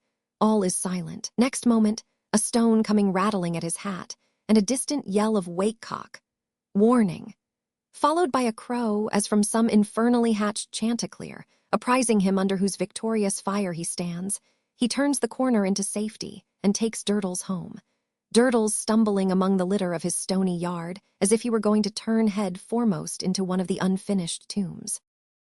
John Jasper returns by another way to his gatehouse, and entering softly with his key, finds his fire still burning. He takes from a locked press a peculiar-looking pipe, which he fills, but not with tobacco, and, having adjusted the contents of the bowl, very carefully, with a little instrument, ascends an inner staircase of only a few steps, leading to 2 rooms. One of these is his own sleeping chamber, the other is his nephew's. There is a light in each. His nephew lies asleep, calm and untroubled. John Jasper stands looking down upon him, his unlighted pipe in his hand, for some time, with a fixed and deep attention. Then, hushing his footsteps, he passes to his own room, lights his pipe, and delivers himself to the specters it invokes at midnight. Chapter 6. Philanthropy in Minor Canon Corner. The Reverend Septimus Crisparkle, Septimus, because 6 little brother Crisparkles before him went out, one by one, as they were born, like 6 weak little rushlights, as they were lighted. Having broken the thin morning ice near Cloisterham Weir with his amiable head, much to the invigoration of his frame, was now assisting his circulation by boxing at a looking-glass with great science and prowess. A fresh and healthy portrait the looking-glass presented of the Reverend Septimus, feinting and dodging with the utmost artfulness, and hitting out from the shoulder with the utmost straightness, while his radiant features teemed with innocence, and soft-hearted benevolence beamed from his boxing gloves. It was scarcely breakfast time yet, for Mrs. Crisparkle, mother, not wife of the Reverend Septimus, was only just down and waiting for the urn. Indeed, the Reverend Septimus left off at this very moment to take the pretty old lady's entering face between his boxing gloves and kiss it. Having done so with tenderness, the Reverend Septimus turned to again, countering with his left and putting in his right in a tremendous manner. "I say every morning of my life that you'll do it at last, Sept," remarked the old lady, looking on, "and so you will." "Do what, ma dear?" "Break the pier glass, or burst a blood vessel." "Neither, please God, ma dear. Here's wind, ma. Look at this." In a concluding round of great severity, the Reverend Septimus administered and escaped all sorts of punishment, and wound up by getting the old lady's cap into chancery. Such is the technical term used in scientific circles by the learned in the noble art, with a lightness of touch that hardly stirred the lightest lavender or cherry ribboned on it, magnanimously releasing the defeated, just in time to get his gloves into a drawer and feign to be looking out of window in a contemplative state of mind when a servant entered. The Reverend Septimus then gave place to the urn and other preparations for breakfast. These completed, and the 2 alone again, it was pleasant to see, or would have been if there had been anyone to see it, which there never was, the old lady standing to say the Lord's Prayer aloud, and her son, minor canon nevertheless, standing with bent head to hear it, he being within 5 years of 40. much as he had stood to hear the same words from the same lips when he was within 5 months of 4. What is prettier than an old lady, except a young lady, when her eyes are bright, when her figure is trim and compact, when her face is cheerful and calm, when her dress is as the dress of a China shepherdess? So dainty in its colors, so individually assorted to herself, so neatly molded on her? Nothing is prettier, thought the good minor canon frequently, when taking his seat at table opposite his long-widowed mother. Her thought at such times may be condensed into the 2 words that oftenest did duty together in all her conversations: my sept. They were a good pair to sit breakfasting together in Minor Canon Corner, Cloisterham. For Minor Canon Corner was a quiet place in the shadow of the cathedral, which the cawing of the rooks, the echoing footsteps of rare passers, the sound of the cathedral bell, or the roll of the cathedral organ, seemed to render more quiet than absolute silence. Swaggering fighting men had had their centuries of ramping and raving about Minor Canon Corner, and beaten serfs had had their centuries of drudging and dying there, and powerful monks had had their centuries of being sometimes useful and sometimes harmful there. And behold, they were all gone out of Minor Canon Corner, and so much the better. Perhaps one of the highest uses of their ever having been there was that there might be left behind that blessed air of tranquility which pervaded Minor Canon Corner, and that serenely romantic state of the mind, productive for the most part of pity and forbearance, which is engendered by a sorrowful story that is all told, or a pathetic play that is played out. Red brick walls harmoniously toned down in color by time, strong-rooted ivy, latticed windows, paneled rooms, big oaken beams in little places, and stone-walled gardens where annual fruit yet ripened upon monkish trees, were the principal surroundings of pretty old Mrs. Crisparkle and the Reverend Septimus as they sat at breakfast. "And what, ma dear," inquired the minor canon, giving proof of a wholesome and vigorous appetite, "does the letter say?" The pretty old lady, after reading it, had just laid it down upon the breakfast cloth. She handed it over to her son. Now, the old lady was exceedingly proud of her bright eyes, being so clear that she could read writing without spectacles. Her son was also so proud of the circumstance, and so dutifully bent on her deriving the utmost possible gratification from it, that he had invented the pretense that he himself could not read writing without spectacles. Therefore he now assumed a pair, of grave and prodigious proportions, which not only seriously inconvenienced his nose and his breakfast, but seriously impeded his perusal of the letter. For he had the eyes of a microscope and a telescope combined, when they were unassisted. "It's from Mr. Honeythunder, of course," said the old lady, folding her arms. "Of course," assented her son. He then lamely read on. "Haven of Philanthropy. Chief Offices, London, Wednesday. Dear Madam, I write in the what's this, what does he write in?" "In the chair," said the old lady. The Reverend Septimus took off his spectacles, that he might see her face, as he exclaimed, "Why, what should he write in?" bless me, Sept," returned the old lady, "you don't see the context. Give it back to me, my dear." Glad to get his spectacles off, for they always made his eyes water, her son obeyed, murmuring that his sight for reading manuscript got worse and worse daily. "I write," his mother went on, reading very perspicuously and precisely, "from the chair, to which I shall probably be confined for some hours." Septimus looked at the row of chairs against the wall, with a half-protesting and half-appealing countenance. "We have," the old lady read on with a little extra emphasis, "a meeting of our convened chief composite committee of central and district philanthropists, at our head haven as above, and it is their unanimous pleasure that I take the chair." Septimus breathed more freely and muttered, "Oh, if he comes to that, let him." Not to lose a day's post, I take the opportunity of a long report being read, denouncing a public miscreant. "It is a most extraordinary thing," interposed the gentle minor canon, laying down his knife and fork to rub his ear in a vexed manner, "that these philanthropists are always denouncing somebody. And it is another most extraordinary thing that they are always so violently flush of miscreants." "Denouncing a public miscreant," the old lady resumed, "to get our little affair of business off my mind. I have spoken with my 2 wards, Neville and Helena Landless, on the subject of their defective education, and they give in to the plan proposed, as I should have taken good care they did, whether they liked it or not. And it is another most extraordinary thing, remarked the minor canon in the same tone as before, that these philanthropists are so given to seizing their fellow creatures by the scruff of the neck, and, as one may say, bumping them into the paths of peace. I beg your pardon, ma dear, for interrupting. Therefore, dear madam, you will please prepare your son, the Rev. Mr. Septimus, to expect Neville as an inmate to be read with, on Monday next. On the same day, Helena will accompany him to Cloisterham, to take up her quarters at the nuns' house, the establishment recommended by yourself and son jointly. Please likewise to prepare for her reception and tuition there. The terms in both cases are understood to be exactly as stated to me in writing by yourself, when I opened a correspondence with you on this subject, after the honor of being introduced to you at your sister's house in town here.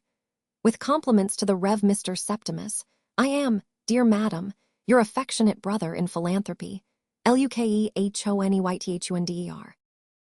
Well, ma, said Septimus after a little more rubbing of his ear, we must try it. There can be no doubt that we have room for an inmate, and that I have time to bestow upon him, and inclination too. I must confess to feeling rather glad that he is not Mr. Honeythunder himself, though that seems wretchedly prejudiced, does it not? For I never saw him. Is he a large man, ma? I should call him a large man, my dear, the old lady replied after some hesitation, but that his voice is so much larger. Than himself. Than anybody. Ha, said Septimus, and finished his breakfast as if the flavor of the superior family souchong, and also of the ham and toast and eggs, were a little on the wane. Mrs. Crisparkle's sister, another piece of Dresden china, and matching her so neatly that they would have made a delightful pair of ornaments for the 2 ends of any capacious old-fashioned chimney-piece, and by right should never have been seen apart, was the childless wife of a clergyman holding corporation preferment in London City. Mr. Honeythunder, in his public character of professor of philanthropy, had come to know Mrs. Crisparkle during the last rematching of the china ornaments, in other words, during her last annual visit to her sister, after a public occasion of a philanthropic nature, when certain devoted orphans of tender years had been glutted with plum buns and plump bumptiousness. These were all the antecedents known in Minor Canon Corner of the coming pupils. I am sure you will agree with me, ma, said Mr. Crisparkle, after thinking the matter over, that the first thing to be done is to put these young people as much at their ease as possible. There is nothing disinterested in the notion, because we cannot be at our ease with them unless they are at their ease with us. Now Jasper's nephew is down here at present, and like takes to like, and youth takes to youth. He is a cordial young fellow, and we will have him to meet the brother and sister at dinner. That's 3.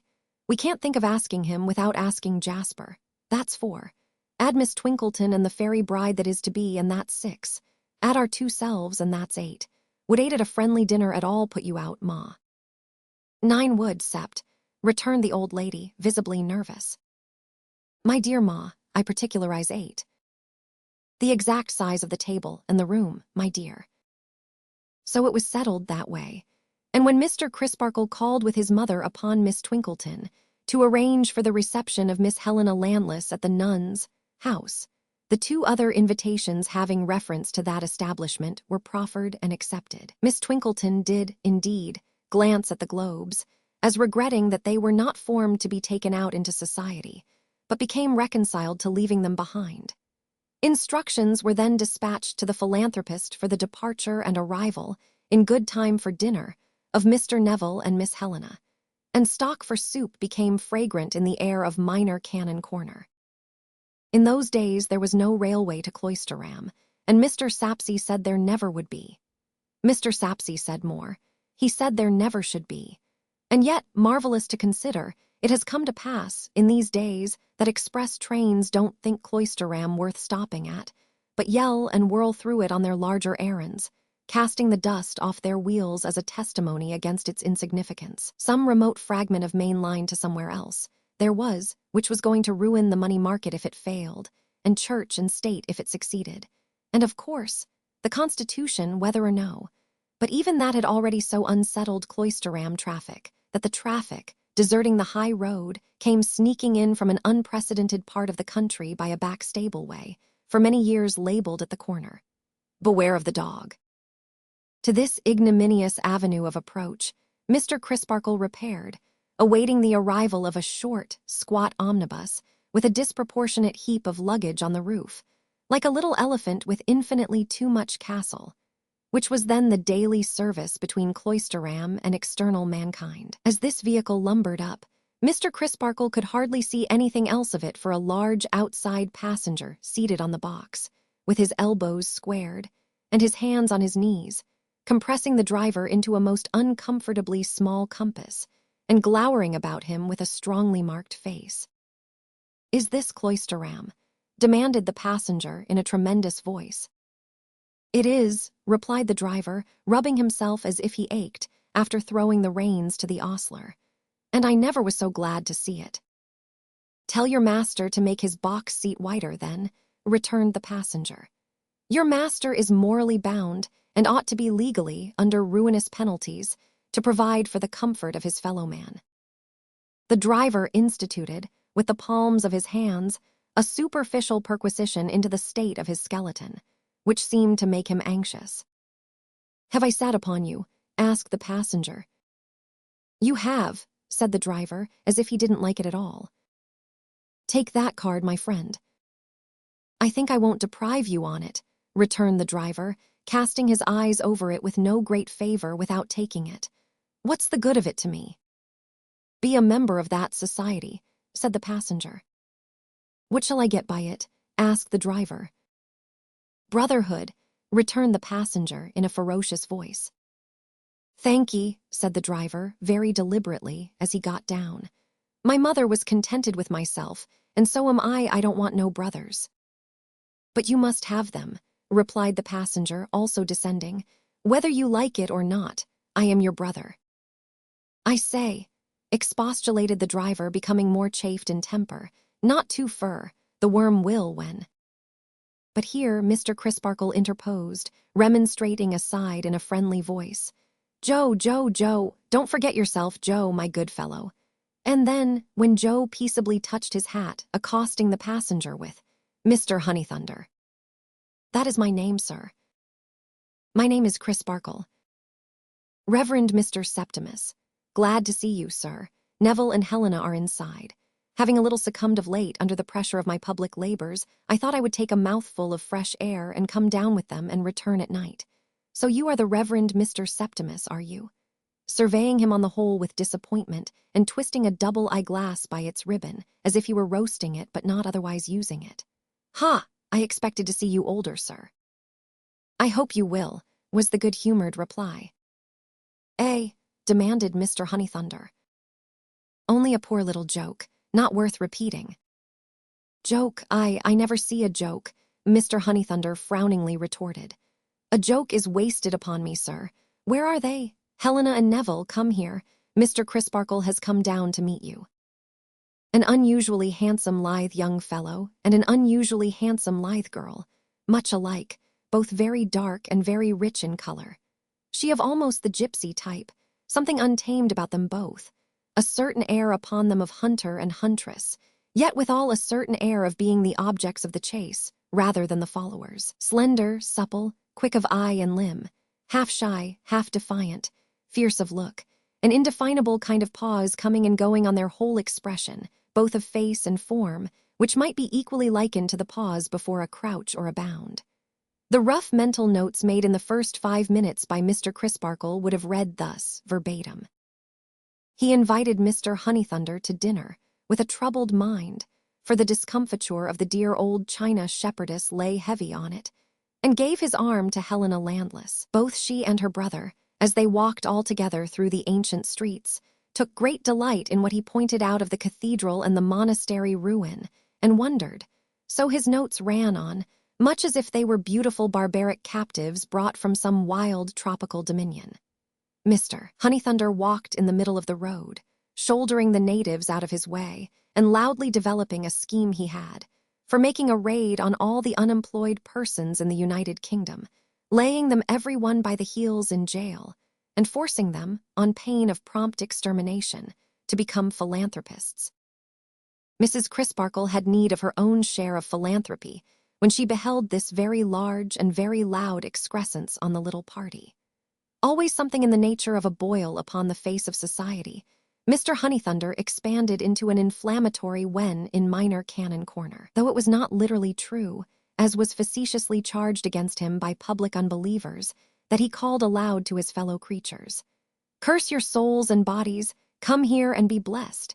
Still, his philanthropy was of that gunpowderous sort that the difference between it and animosity was hard to determine. You were to abolish military force, but you were first to bring all commanding officers who had done their duty to trial by court-martial for that offense and shoot them. You were to abolish war, but were to make converts by making war upon them and charging them with loving war as the apple of their eye. You were to have no capital punishment, but were first to sweep off the face of the earth all legislators, jurists, and judges who were of the contrary opinion. You were to have universal concord, and were to get it by eliminating all the people who wouldn't or conscientiously couldn't be concordant. You were to love your brother as yourself, but after an indefinite interval of maligning him, very much as if you hated him, and calling him all manner of names. Above all things, you were to do nothing in private, or on your own account. You were to go to the offices of the Haven of Philanthropy and put your name down as a member and a professing philanthropist. Then you were to pay up your subscription, get your card of membership and your riband and medal, and were evermore to live upon a platform, and evermore to say what Mr. Honeythunder said, and what the treasurer said, and what the sub-treasurer said, and what the committee said, and what the subcommittee said, and what the secretary said, and what the vice-secretary said. And this was usually said in the unanimously carried resolution under hand and seal, to the effect that this assembled body of professing philanthropists' views, with indignant scorn and contempt, not unmixed with utter detestation and loathing abhorrence. In short, the baseness of all those who do not belong to it, and pledges itself to make as many obnoxious statements as possible about them, without being at all particular as to facts. The dinner was a most doleful breakdown. The philanthropist deranged the symmetry of the table, sat himself in the way of the waiting, blocked up the thoroughfare, and drove Mr. Tope, who assisted the parlor-maid, to the verge of distraction by passing plates and dishes on, over his own head. Nobody could talk to anybody, because he held forth to everybody at once, as if the company had no individual existence, but were a meeting. He impounded the Reverend Mr. Septimus as an official personage to be addressed, or kind of human peg to hang his oratorical hat on, and fell into the exasperating habit, common among such orators, of impersonating him as a wicked and weak opponent. Thus he would ask, "And will you, sir, now stultify yourself by telling me?" and so forth, when the innocent man had not opened his lips, nor meant to open them. Or he would say, "Now see, sir, to what a position you are reduced. I will leave you no escape." After exhausting all the resources of fraud and falsehood, during years upon years, after exhibiting a combination of dastardly meanness with ensanguined daring, such as the world has not often witnessed, you have now the hypocrisy to bend the knee before the most degraded of mankind, and to sue and whine, and howl for mercy. Whereat the unfortunate minor canon would look, in part indignant and in part perplexed, while his worthy mother sat bridling, with tears in her eyes, and the remainder of the party lapsed into a sort of gelatinous state, in which there was no flavor or solidity, and very little resistance. But the gush of philanthropy that burst forth when the departure of Mr. Honeythunder began to impend must have been highly gratifying to the feelings of that distinguished man. His coffee was produced, by the special activity of Mr. Tope, a full hour before he wanted it. Mr. Crisparkle sat with his watch in his hand for about the same period, lest he should overstay his time. The four young people were unanimous in believing that the cathedral clock struck 3/4, when it actually struck but 1. Miss Twinkleton estimated the distance to the omnibus at 25 minutes' walk, when it was really 5. The affectionate kindness of the whole circle hustled him into his greatcoat and shoved him out into the moonlight, as if he were a fugitive traitor with whom they sympathized, and a troop of horse were at the back door. Mr. Crisparkle and his new charge, who took him to the omnibus, were so fervent in their apprehensions of his catching cold that they shut him up in it instantly and left him, with still half an hour to spare. Chapter 7. More confidences than one.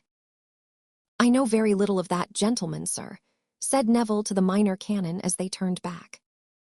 "You know very little of your guardian," the minor canon repeated. "Almost nothing. How came he to be my guardian? I'll tell you, sir. I suppose you know that we come, my sister and I, from Ceylon." "Indeed, no." "I wonder at that. We lived with a stepfather there. Our mother died there when we were little children. We have had a wretched existence. She made him our guardian, and he was a miserly wretch who grudged us food to eat and clothes to wear.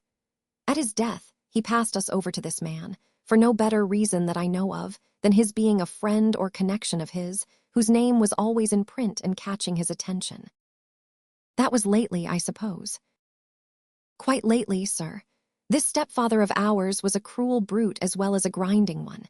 It is well he died when he did, or I might have killed him." Mr. Crisparkle stopped short in the moonlight and looked at his hopeful pupil in consternation. "I surprise you, sir," he said, with a quick change to a submissive manner. "You shock me, unspeakably shock me." The pupil hung his head for a little while as they walked on, and then said, "You never saw him beat your sister. I have seen him beat mine more than once or twice, and I never forgot it." "Nothing," said Mr. Crisparkle, "not even a beloved and beautiful sister's tears under dastardly ill usage." He became less severe, in spite of himself, as his indignation rose. "Could justify those horrible expressions that you used." "I am sorry I used them, and especially to you, sir. I beg to recall them, but permit me to set you right on one point. You spoke of my sister's tears. My sister would have let him tear her to pieces before she would have let him believe that he could make her shed a tear."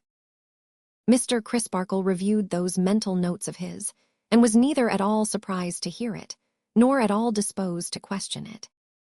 "Perhaps you will think it strange, sir," this was said in a hesitating voice, "that I should so soon ask you to allow me to confide in you, and to have the kindness to hear a word or two from me in my defense." "Defense," Mr. Crisparkle repeated. "You are not on your defense, Mr. Neville." "I think I am, sir. At least I know I should be, if you were better acquainted with my character." "Well, Mr. Neville," was the rejoinder, "what if you leave me to find it out?" "Since it is your pleasure, sir," answered the young man, with a quick change in his manner to sullen disappointment. "Since it is your pleasure to check me in my impulse, I must submit." There was that in the tone of this short speech which made the conscientious man to whom it was addressed uneasy. It hinted to him that he might, without meaning it, turn aside a trustfulness beneficial to a misshapen young mind, and perhaps to his own power of directing and improving it. They were within sight of the lights in his windows, and he stopped. "Let us turn back and take a turn or two up and down, Mr. Neville, or you may not have time to finish what you wish to say to me. You are hasty in thinking that I mean to check you. Quite the contrary. I invite your confidence." "You have invited it, sir, without knowing it, ever since I came here. I say ever since, as if I had been here a week. The truth is, we came here, my sister and I, to quarrel with you and affront you and break away again." "Really?" said Mr. Crisparkle, at a dead loss for anything else to say. "You see, we could not know what you were beforehand, sir, could we?" "Clearly not," said Mr. Crisparkle. "And having liked no one else with whom we have ever been brought into contact, we had made up our minds not to like you." "Really?" said Mr. Crisparkle again. "But we do like you, sir, and we see an unmistakable difference between your house and your reception of us, and anything else we have ever known. This, and my happening to be alone with you, and everything around us seeming so quiet and peaceful after Mr. Honeythunder's departure, and Cloisterham being so old and grave and beautiful, with the moon shining on it, these things inclined me to open my heart." "I quite understand, Mr. Neville, and it is salutary to listen to such influences. In describing my own imperfections, sir, I must ask you not to suppose that I am describing my sister, S. She has come out of the disadvantages of our miserable life, as much better than I am, as that cathedral tower is higher than those chimneys." Mr. Crisparkle, in his own breast, was not so sure of this. I have had, sir, from my earliest remembrance, to suppress a deadly and bitter hatred. This has made me secret and revengeful. I have been always tyrannically held down by the strong hand.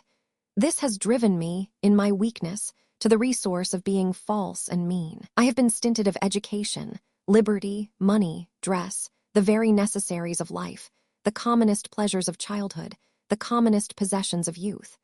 This has caused me to be utterly wanting in I don't know what emotions, or remembrances, or good instincts.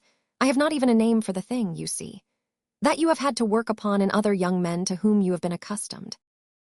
This is evidently true, but this is not encouraging, thought Mr. Crisparkle as they turned again. And to finish with, sir, I have been brought up among abject and servile dependents of an inferior race, and I may easily have contracted some affinity with them. Sometimes, I don't know but that it may be a drop of what is tigerish in their blood. As in the case of that remark just now, thought Mr. Crisparkle. In a last word of reference to my sister, sir, we are twin children. You ought to know, to her honor, that nothing in our misery ever subdued her, though it often cowed me. When we ran away from it, we ran away 4 times in 6 years, to be soon brought back and cruelly punished. The flight was always of her planning and leading. Each time she dressed as a boy and showed the daring of a man. I take it we were 7 years old when we first decamped, but I remember, when I lost the pocket knife with which she was to have cut her hair short, how desperately she tried to tear it out or bite it off. I have nothing further to say, sir, except that I hope you will bear with me and make allowance for me. Of that, Mr. Neville, you may be sure, returned the minor canon. I don't preach more than I can help, and I will not repay your confidence with a sermon. But I entreat you to bear in mind, very seriously and steadily, that if I am to do you any good, it can only be with your own assistance, and that you can only render that efficiently by seeking aid from heaven. I will try to do my part, sir. And, Mr. Neville, I will try to do mine. Here is my hand on it. May God bless our endeavors. They were now standing at his house door, and a cheerful sound of voices and laughter was heard within. We will take one more turn before going in, said Mr. Crisparkle, for I want to ask you a question. When you said you were in a changed mind concerning me, you spoke, not only for yourself, but for your sister too. Undoubtedly I did, sir. Excuse me, Mr. Neville, but I think you have had no opportunity of communicating with your sister since I met you. Mr. Honeythunder was very eloquent, but perhaps I may venture to say, without ill nature, that he rather monopolized the occasion. May you not have answered for your sister without sufficient warrant? Neville shook his head with a proud smile. You don't know, sir, yet what a complete understanding can exist between my sister and me, though no spoken word, perhaps hardly as much as a look, may have passed between us. She not only feels as I have described, but she very well knows that I am taking this opportunity of speaking to you, both for her and for myself. Mr. Crisparkle looked in his face with some incredulity, but his face expressed such absolute and firm conviction of the truth of what he said, that Mr. Crisparkle looked at the pavement and mused until they came to his door again. I will ask for one more turn, sir, this time, said the young man, with a rather heightened color rising in his face. But for Mr. Honeythunder's, I think you called it eloquence, sir. Somewhat slyly. Yes, I called it eloquence, said Mr. Crisparkle. But for Mr. Honeythunder's eloquence, I might have had no need to ask you what I am going to ask you. This Mr. Edwin Drood, sir, I think that's the name. Quite correct, said Mr. Crisparkle. Drod. Does he, or did he, read with you, sir? Never, Mr. Neville. He comes here visiting his relation, Mr. Jasper. Is Miss Bud his relation too, sir? Now, why should he ask that with sudden superciliousness? Thought Mr. Crisparkle. Then he explained aloud what he knew of the little story of their betrothal. Oh, that's it, is it? Said the young man. I understand his air of proprietorship now. This was said so evidently to himself, or to anybody rather than Mr. Crisparkle, that the latter instinctively felt as if to notice it would be almost tantamount to noticing a passage in a letter which he had read by chance over the writer's shoulder. A moment afterwards they re-entered the house. Mr. Jasper was seated at the piano as they came into his drawing-room, and was accompanying Miss Rosebud while she sang. It was a consequence of his playing the accompaniment without notes, and of her being a heedless little creature, very apt to go wrong, that he followed her lips most attentively, with his eyes as well as hands, carefully and softly hinting the keynote from time to time. Standing with an arm drawn round her, but with a face far more intent on Mr. Jasper than on her singing, stood Helena, between whom and her brother an instantaneous recognition passed, in which Mr. Crisparkle saw, or thought he saw, the understanding that had been spoken of flash out. Mr. Neville then took his admiring station, leaning against the piano, opposite the singer. Mr. Crisparkle sat down by the china shepherdess. Edwin Drood gallantly furled and unfurled Miss Twinkleton's fan, and that lady passively claimed that sort of exhibitor's proprietorship in the accomplishment on view, which Mr. Tope, the verger, daily claimed in the cathedral service. At the piano, the song went on. It was a sorrowful strain of parting, and the fresh young voice was very plaintive and tender. As Jasper watched the pretty lips, and ever and again hinted the one note, as though it were a low whisper from himself, the voice became less steady, until all at once the singer broke into a burst of tears and shrieked out with her hands over her eyes, "I can't bear this! I am frightened! Take me away!" With one swift turn of her lithe figure, Helena laid the little beauty on a sofa, as if she had never caught her up. Then, on one knee beside her, and with one hand upon her rosy mouth, while with the other she appealed to all the rest, Helena said to them, "It's nothing, it's all over. Don't speak to her for 1 minute and she is well." Jasper's hands had, in the same instant, lifted themselves from the keys, and were now poised above them, as though he waited to resume. In that attitude he yet sat quiet, not even looking round, when all the rest had changed their places and were reassuring one another. "Pussy 's not used to an audience, that's the fact," said Edwin Drood. "She got nervous and couldn't hold out. Besides, Jack, you are such a conscientious master and require so much that I believe you make her afraid of you. No wonder." "No wonder," repeated Helena. "There, Jack, you hear. You would be afraid of him under similar circumstances, wouldn't you, Miss Landless?" "Not under any circumstances," returned Helena. Jasper brought down his hands, looked over his shoulder, and begged to thank Miss Landless for her vindication of his character. Then he fell to dumbly playing without striking the notes, while his little pupil was taken to an open window for air, and was otherwise petted and restored. When she was brought back, his place was empty. "Jack's gone, Pussy," Edwin told her. "I am more than half afraid he didn't like to be charged with being the monster who had frightened you." But she answered never a word, and shivered as if they had made her a little too cold. Miss Twinkleton, now opining that indeed these were late hours, Mrs. Crisparkle, for finding ourselves outside the walls of the nun's house, and that we who undertook the formation of the future wives and mothers of England, the last words in a lower voice, as requiring to be communicated in confidence, were really bound, voice coming up again, to set a better example than one of rakish habits. Wrappers were put in requisition, and the 2 young cavaliers volunteered to see the ladies home. It was soon done, and the gate of the nun's house closed upon them. The boarders had retired, and only Mrs. Tisher in solitary vigil awaited the new pupil.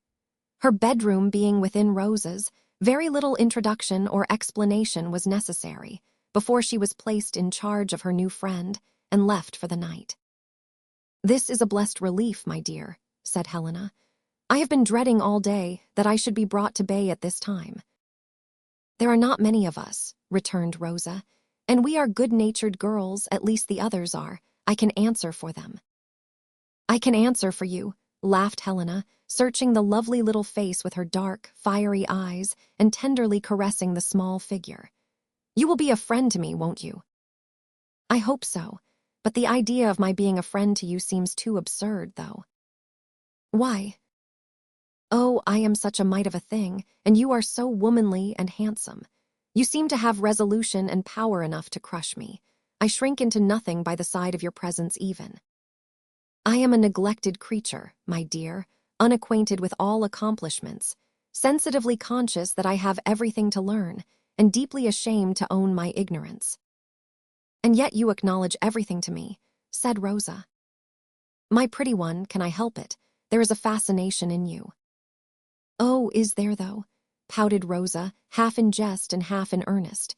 What a pity Master Eddie doesn't feel it more.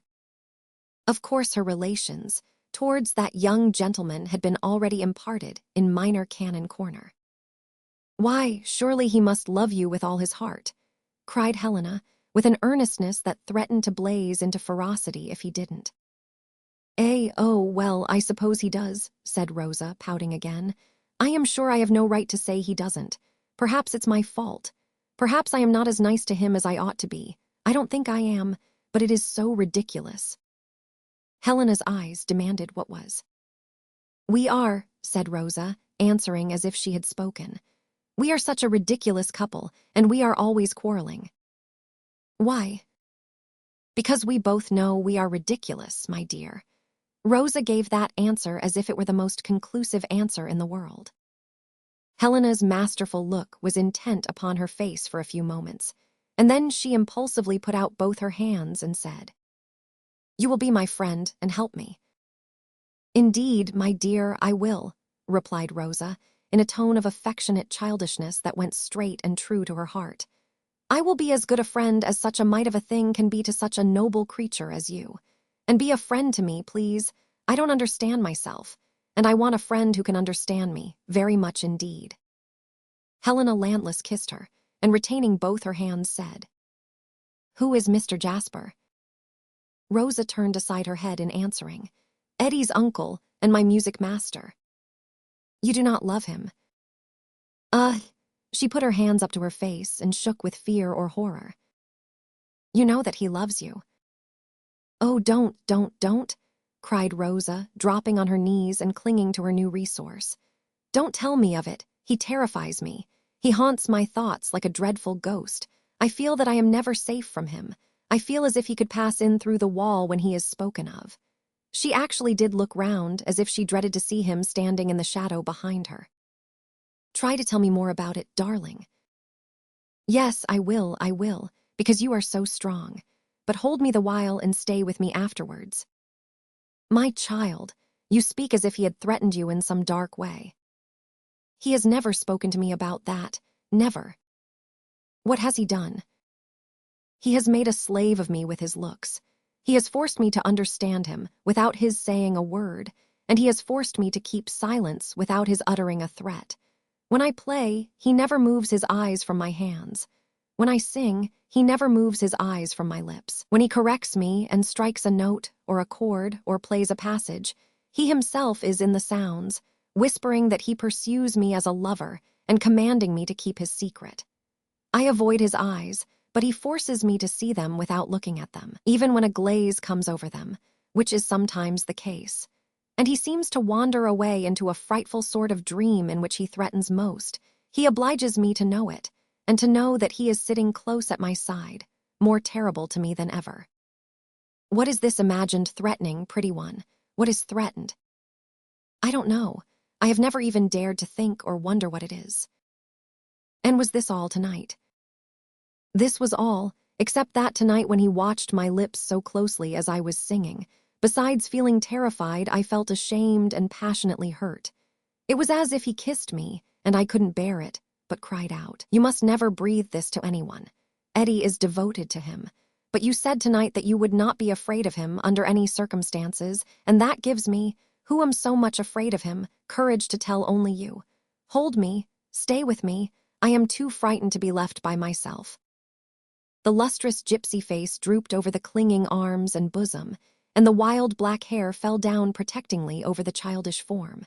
There was a slumbering gleam of fire in the intense dark eyes, though they were then softened with compassion and admiration. Let whomsoever it most concerned look well to it.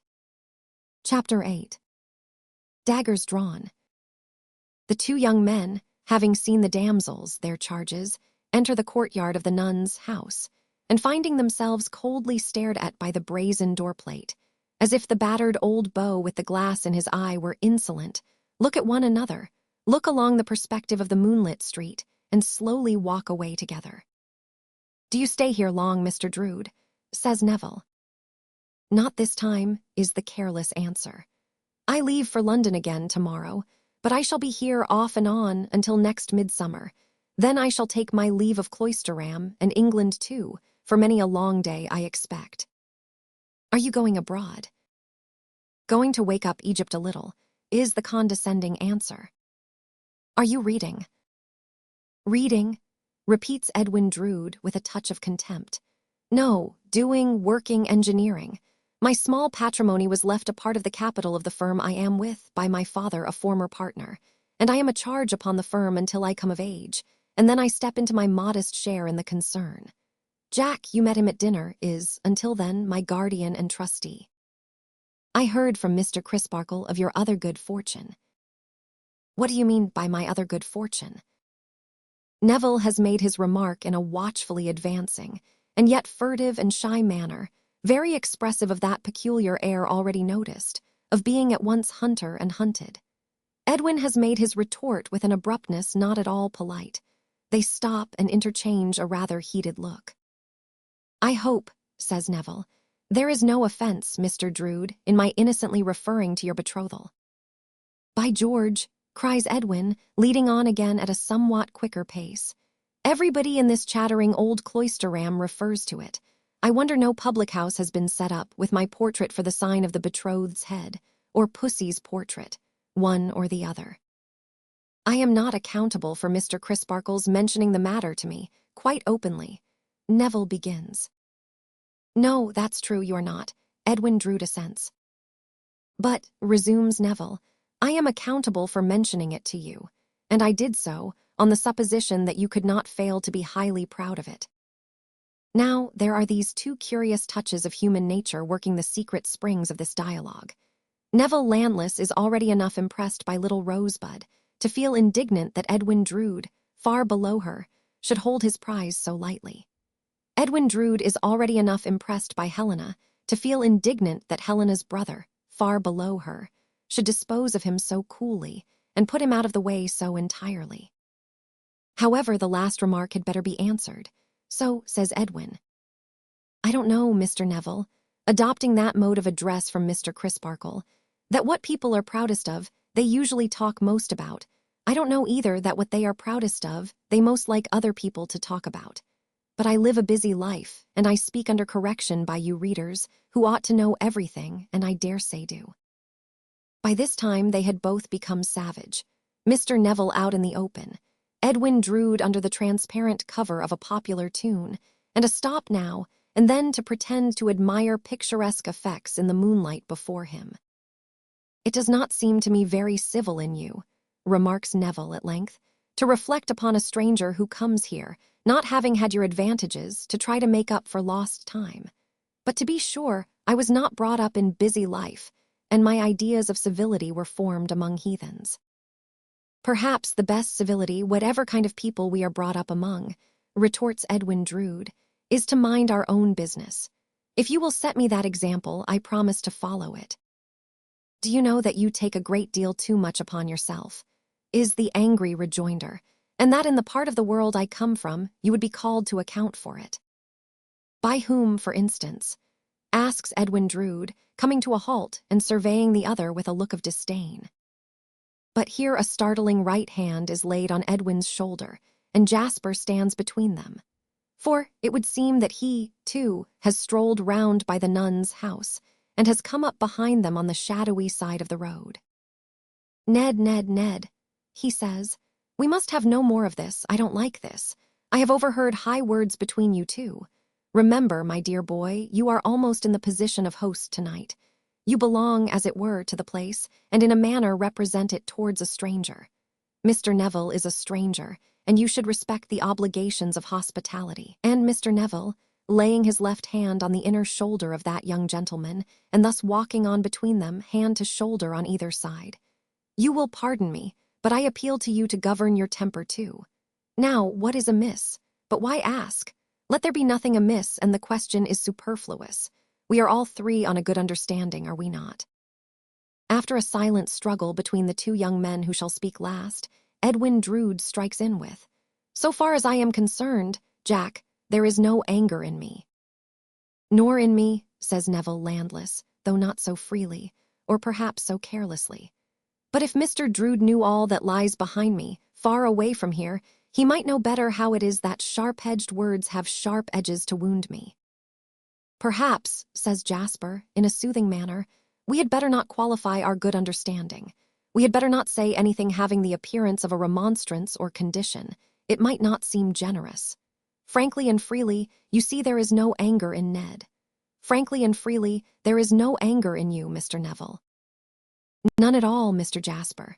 Still, not quite so frankly or so freely, or, be it said once again, not quite so carelessly perhaps.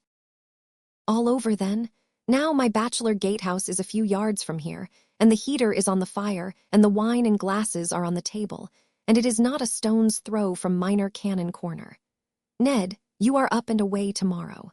We will carry Mr. Neville in with us to take a stirrup cup. With all my heart, Jack. And with all mine, Mr. Jasper. Neville feels it impossible to say less, but would rather not go. He has an impression upon him that he has lost hold of his temper, feels that Edwin Drood's coolness, so far from being infectious, makes him red-hot. Mr. Jasper, still walking in the center, hand to shoulder on either side, beautifully turns the refrain of a drinking song, and they all go up to his rooms. There, the first object visible, when he adds the light of a lamp to that of the fire, is the portrait over the chimney-piece. It is not an object calculated to improve the understanding between the two young men, as rather awkwardly reviving the subject of their difference. Accordingly, they both glance at it consciously, but say nothing. Jasper, however, who would appear from his conduct to have gained but an imperfect clue to the cause of their late high words, directly calls attention to it. You recognize that picture, Mr. Neville, shading the lamp to throw the light upon it. I recognize it, but it is far from flattering the original. Oh, you are hard upon it. It was done by Ned, who made me a present of it. I am sorry for that, Mr. Drood. Neville apologizes with a real intention to apologize. If I had known I was in the artist's presence. Oh, a joke, sir, a mere joke. Edwin cuts in with a provoking yawn. A little humoring of Pussy's points. I'm going to paint her gravely, one of these days, if she's good. The air of leisurely patronage and indifference with which this is said, as the speaker throws himself back in a chair and clasps his hands at the back of his head, as a rest for it, is very exasperating to the excitable and excited Neville. Jasper looks observantly from the one to the other, slightly smiles, and turns his back to mix a jug of mulled wine at the fire. It seems to require much mixing and compounding. I suppose, Mr. Neville, says Edwin, quick to resent the indignant protest against himself in the face of young Landless, which is fully as visible as the portrait, or the fire, or the lamp. I suppose that if you painted the picture of your lady love. I can't paint, is the hasty interruption. That's your misfortune and not your fault. You would if you could. But if you could, I suppose you would make her, no matter what she was in reality, Juno, Minerva, Diana, and Venus all in one. I have no lady love, and I can't say. If I were to try my hand, says Edwin, with a boyish boastfulness getting up in him, on a portrait of Miss Landless, in earnest, mind you, in earnest, you should see what I could do. My sisters consent to sit for it being first got, I suppose. As it never will be got, I am afraid I shall never see what you can do. I must bear the loss. Jasper turns round from the fire, fills a large goblet glass for Neville, fills a large goblet glass for Edwin, and hands each his own, then fills for himself, saying, Come, Mr. Neville, we are to drink to my nephew, Ned. As it is his foot that is in the stirrup, metaphorically, our stirrup cup is to be devoted to him. Ned, my dearest fellow, my love. Jasper sets the example of nearly emptying his glass, and Neville follows it. Edwin Drood says, Thank you both very much, and follows the double example. Look at him, cries Jasper, stretching out his hand admiringly and tenderly, though rallyingly too. See where he lounges so easily, Mr. Neville. The world is all before him where to choose. A life of stirring work and interest, a life of change and excitement, a life of domestic ease and love. Look at him. Edwin Drood's face has become quickly and remarkably flushed with the wine. So has the face of Neville Landless.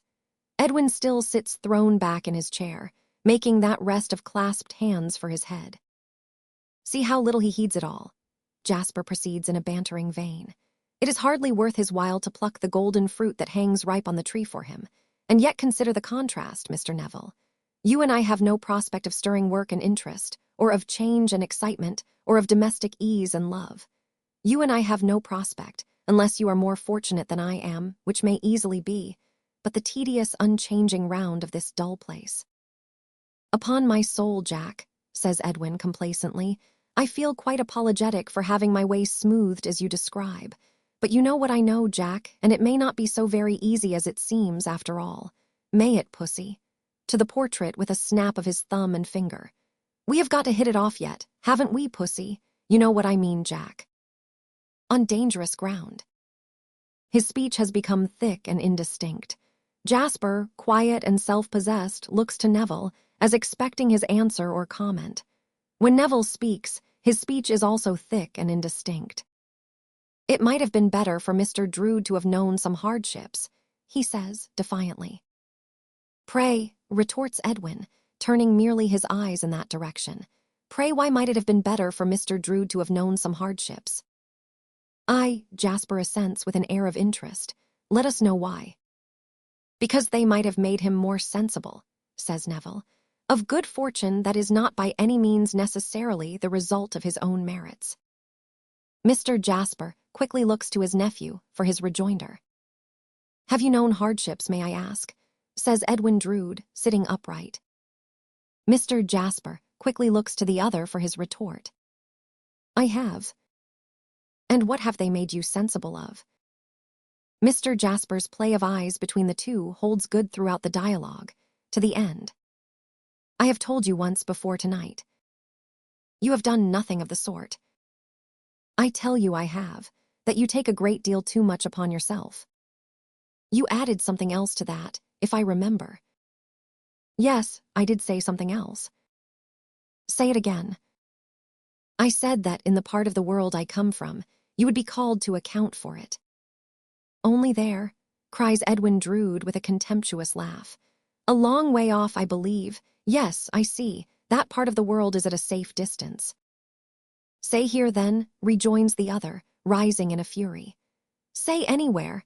Your vanity is intolerable, your conceit is beyond endurance. You talk as if you were some rare and precious prize instead of a common boaster. You are a common fellow and a common boaster. Pooh, pooh, says Edwin Drood, equally furious but more collected. How should you know?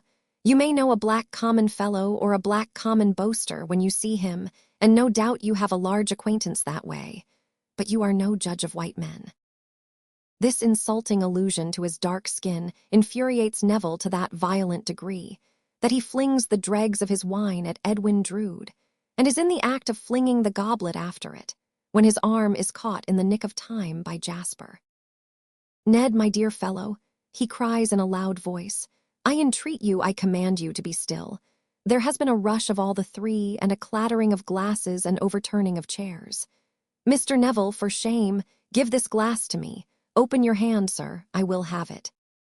But Neville throws him off, and pauses for an instant, in a raging passion, with the goblet yet in his uplifted hand.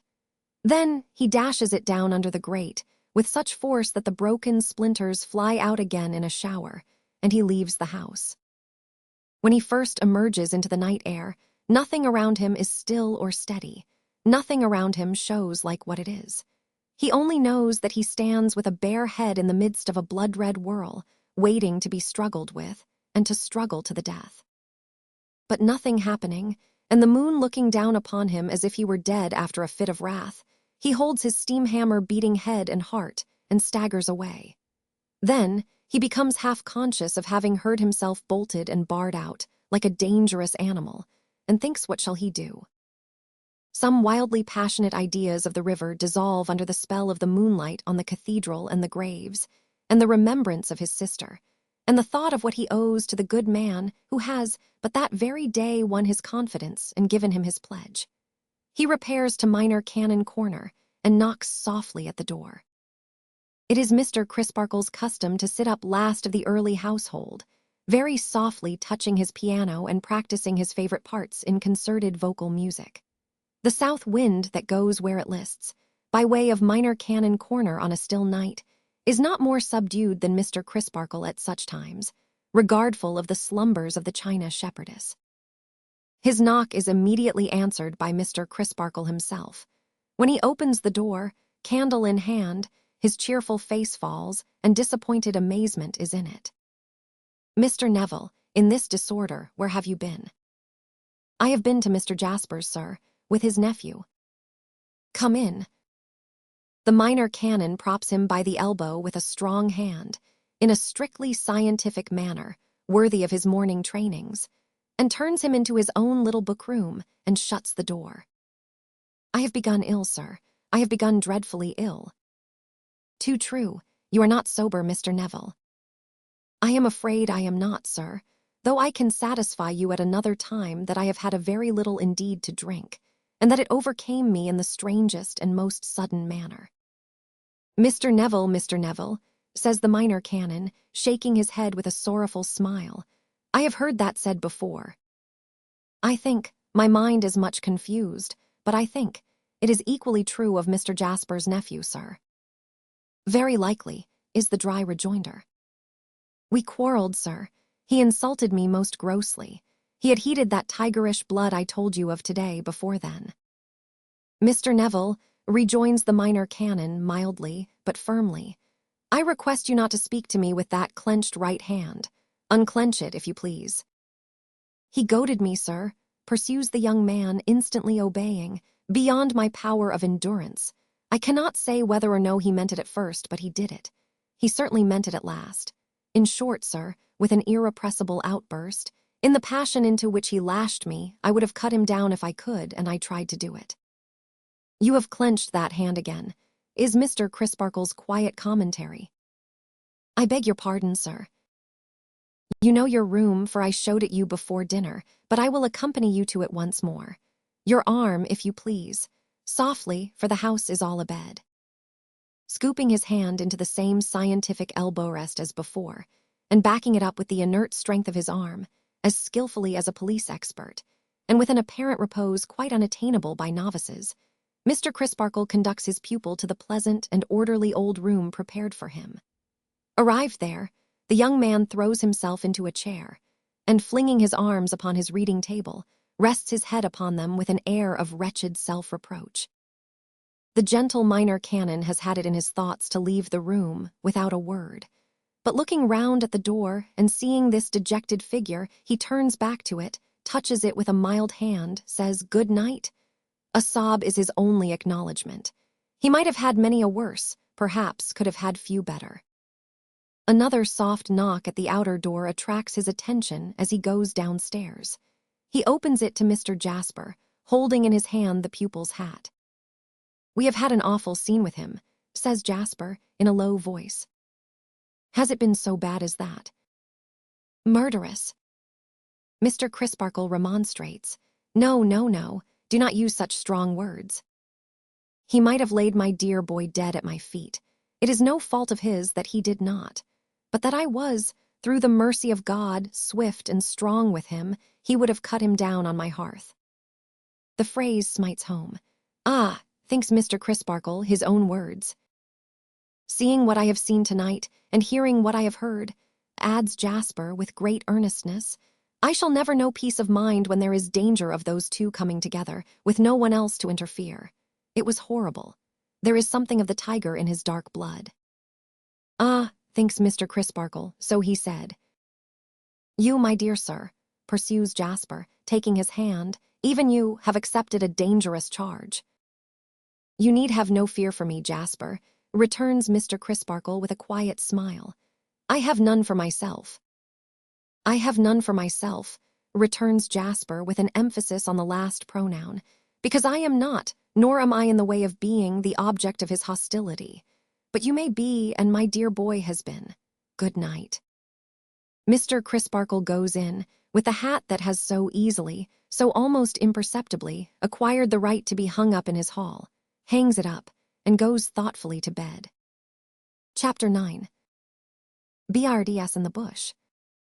Rosa, having no relation that she knew of in the world, had from the 7th year of her age known no home but the nun's house, and no mother but Miss Twinkleton. Her remembrance of her own mother was of a pretty little creature like herself, not much older than herself it seemed to her, who had been brought home in her father's arms, drowned. The fatal accident had happened at a party of pleasure. Every fold and color in the pretty summer dress, and even the long, wet hair, with scattered petals of ruined flowers still clinging to it, as the dead young figure, in its sad, sad beauty lay upon the bed, were fixed indelibly in Rosa's recollection. So were the wild despair and the subsequent bowed-down grief of her poor young father, who died broken-hearted on the first anniversary of that hard day. The betrothal of Rosa grew out of the soothing of his year of mental distress by his fast friend and old college companion, Drood, who likewise had been left a widower in his youth. But he, too, went the silent road into which all earthly pilgrimages merge, some sooner and some later, and thus the young couple had come to be as they were. The atmosphere of pity surrounding the little orphan girl when she first came to Cloisterham had never cleared away. It had taken brighter hues as she grew older, happier, prettier. Now it had been golden, now roseate, and now azure, but it had always adorned her with some soft light of its own. The general desire to console and caress her had caused her to be treated in the beginning as a child much younger than her years.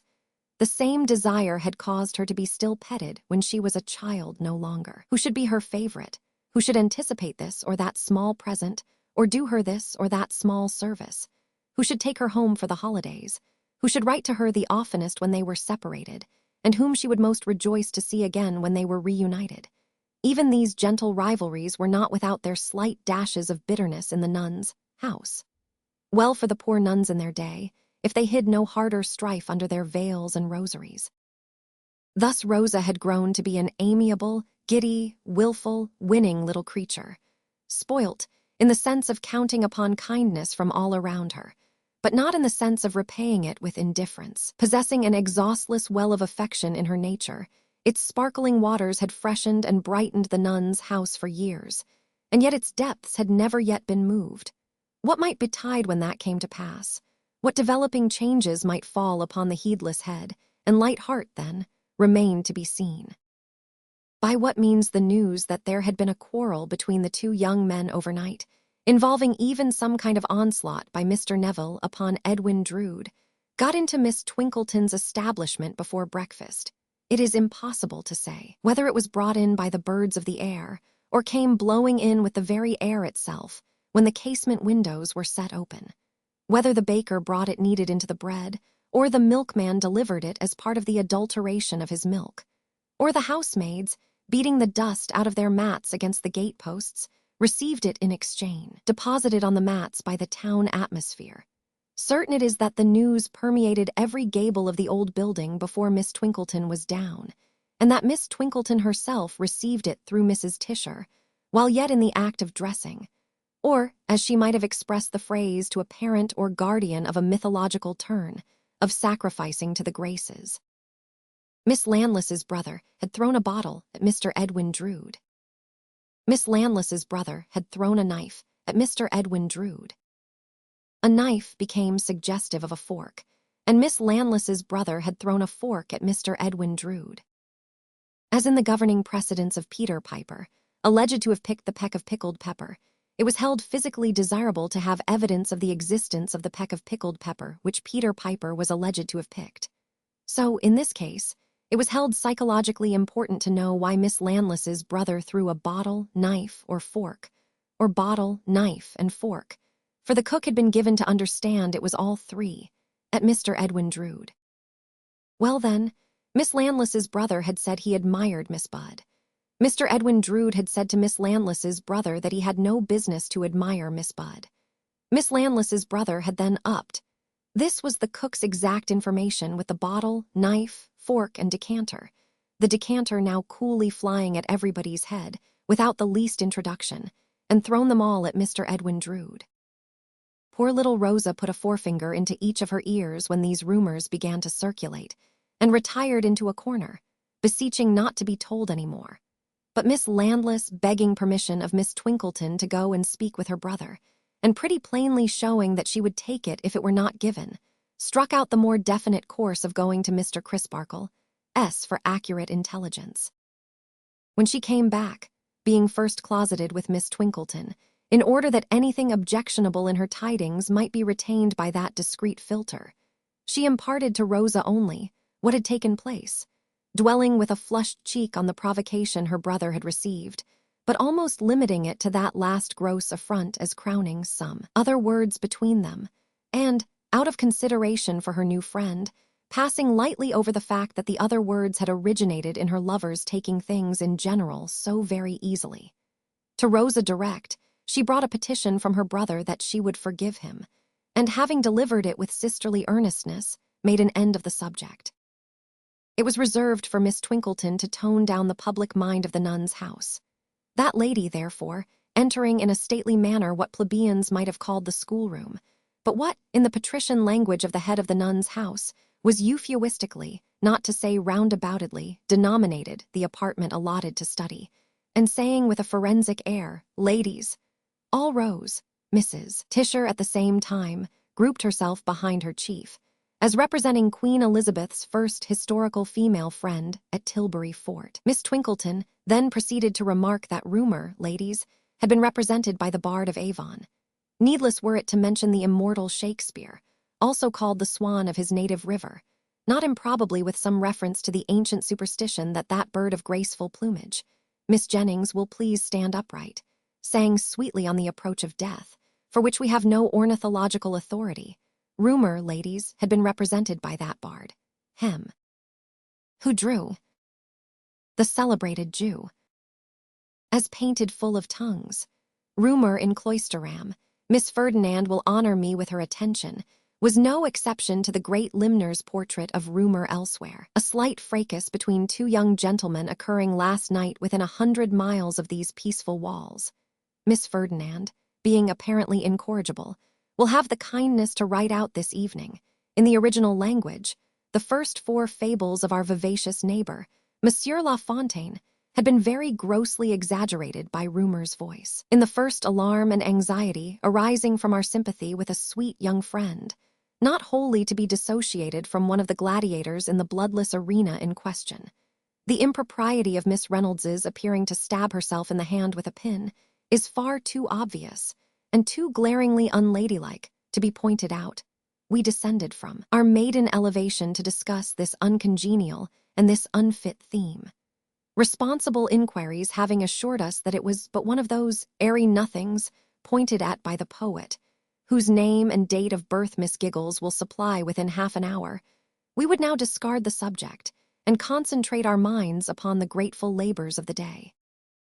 But the subject so survived all day, nevertheless, that Miss Ferdinand got into new trouble by surreptitiously clapping on a paper mustache at dinner time, and going through the motions of aiming a water bottle at Miss Giggles, who drew a tablespoon in defense. Now Rosa thought of this unlucky quarrel a great deal, and thought of it with an uncomfortable feeling that she was involved in it, as cause, or consequence, or what not, through being in a false position altogether as to her marriage engagement. Never free from such uneasiness when she was with her affianced husband, it was not likely that she would be free from it when they were apart. Today, too, she was cast in upon herself, and deprived of the relief of talking freely with her new friend, because the quarrel had been with Helena's brother, and Helena undisguisedly avoided the subject as a delicate and difficult one to herself. At this critical time, of all times, Rosa's guardian was announced as having come to see her.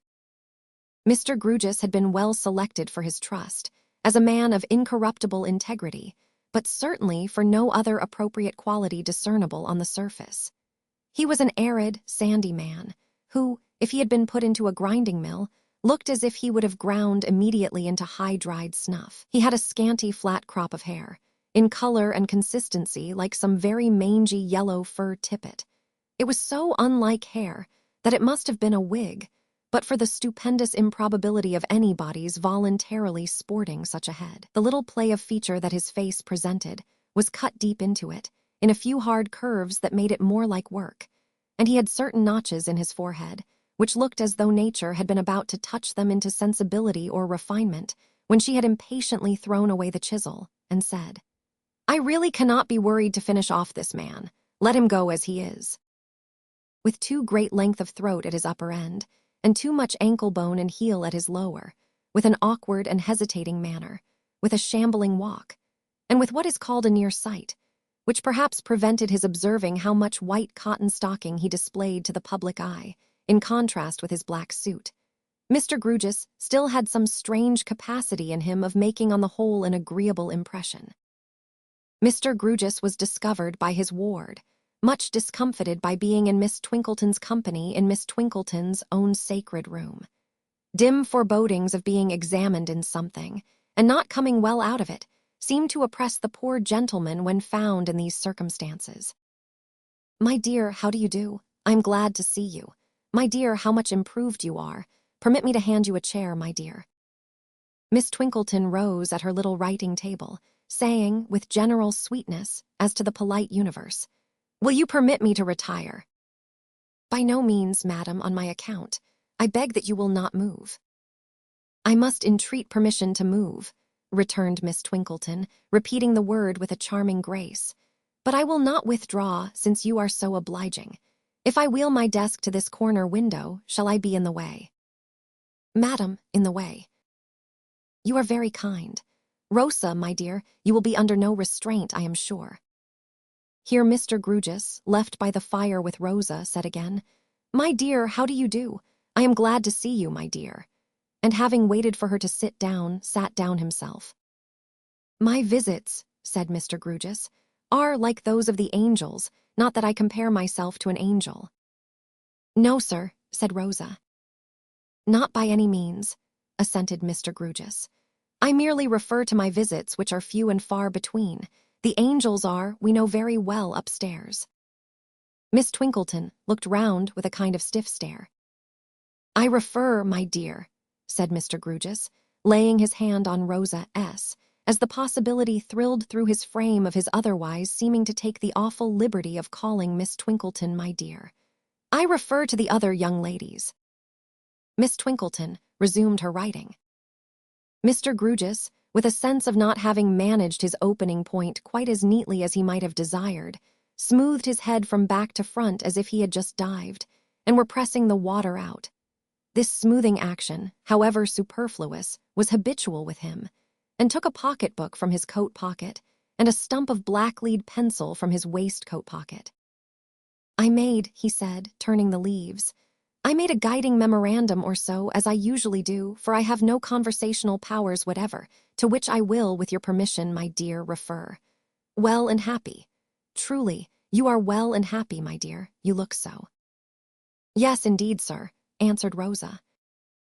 "For which," said Mr. Grewgious, with a bend of his head towards the corner window, "our warmest acknowledgments are due, and I am sure are rendered, to the maternal kindness and the constant care and consideration of the lady whom I have now the honor to see before me."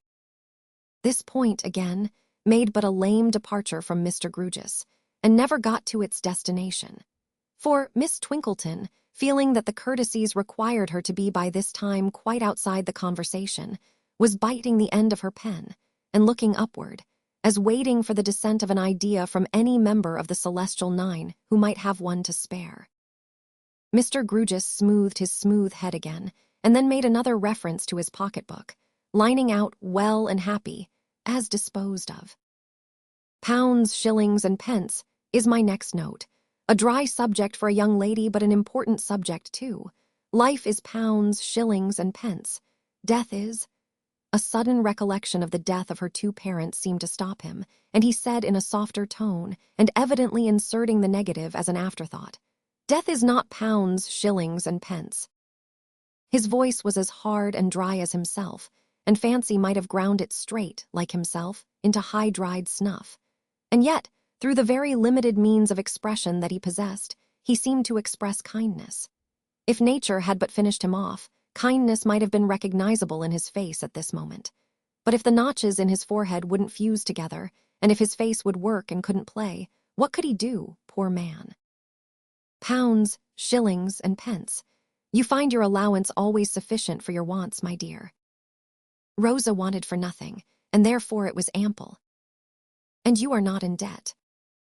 Rosa laughed at the idea of being in debt, It seemed, to her inexperience, a comical vagary of the imagination.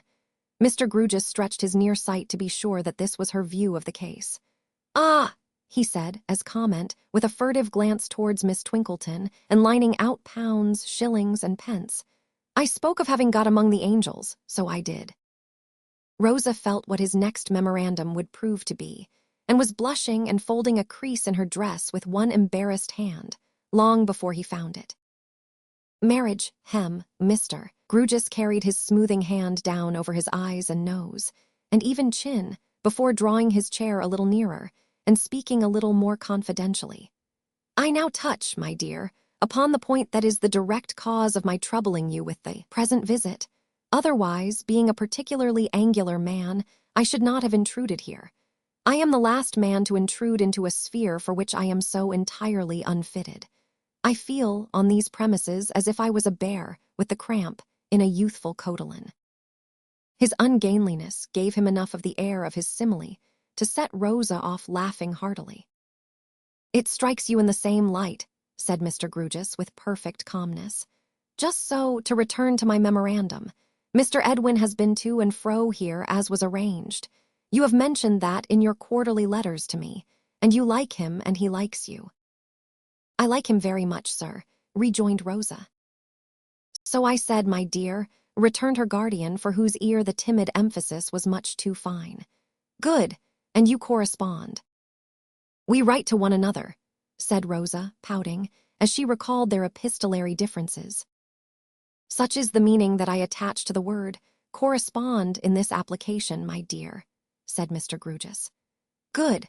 All goes well, time works on, and at this next Christmas time it will become necessary, as a matter of form, to give the exemplary lady in the corner window, to whom we are so much indebted, business notice of your departure in the ensuing half-year. Your relations with her are far more than business relations, no doubt, but a residue of business remains in them, and business is business ever. I am a particularly angular man," proceeded Mr. Grugis, as if it suddenly occurred to him to mention it, "and I am not used to give anything away. If, for these 2 reasons, some competent proxy would give you away, I should take it very kindly." Rosa intimated, with her eyes on the ground, that she thought a substitute might be found, if required. Surely," said Mr. Grugis. "For instance, the gentleman who teaches dancing here, he would know how to do it with graceful propriety. He would advance and retire in a manner satisfactory to the feelings of the officiating clergyman and of yourself and the bridegroom and all parties concerned. I am a particularly angular man," said Mr. Grugis, as if he had made up his mind to screw it out at last, "and should only blunder." Rosa sat still and silent. Perhaps her mind had not got quite so far as the ceremony yet, but was lagging on the way there. "Memorandum, will. Now, my dear," said Mr. Grugis, referring to his notes, disposing of marriage with his pencil, and taking a paper from his pocket. "Although I have before possessed you with the contents of your father's will, I think it right at this time to leave a certified copy of it in your hands.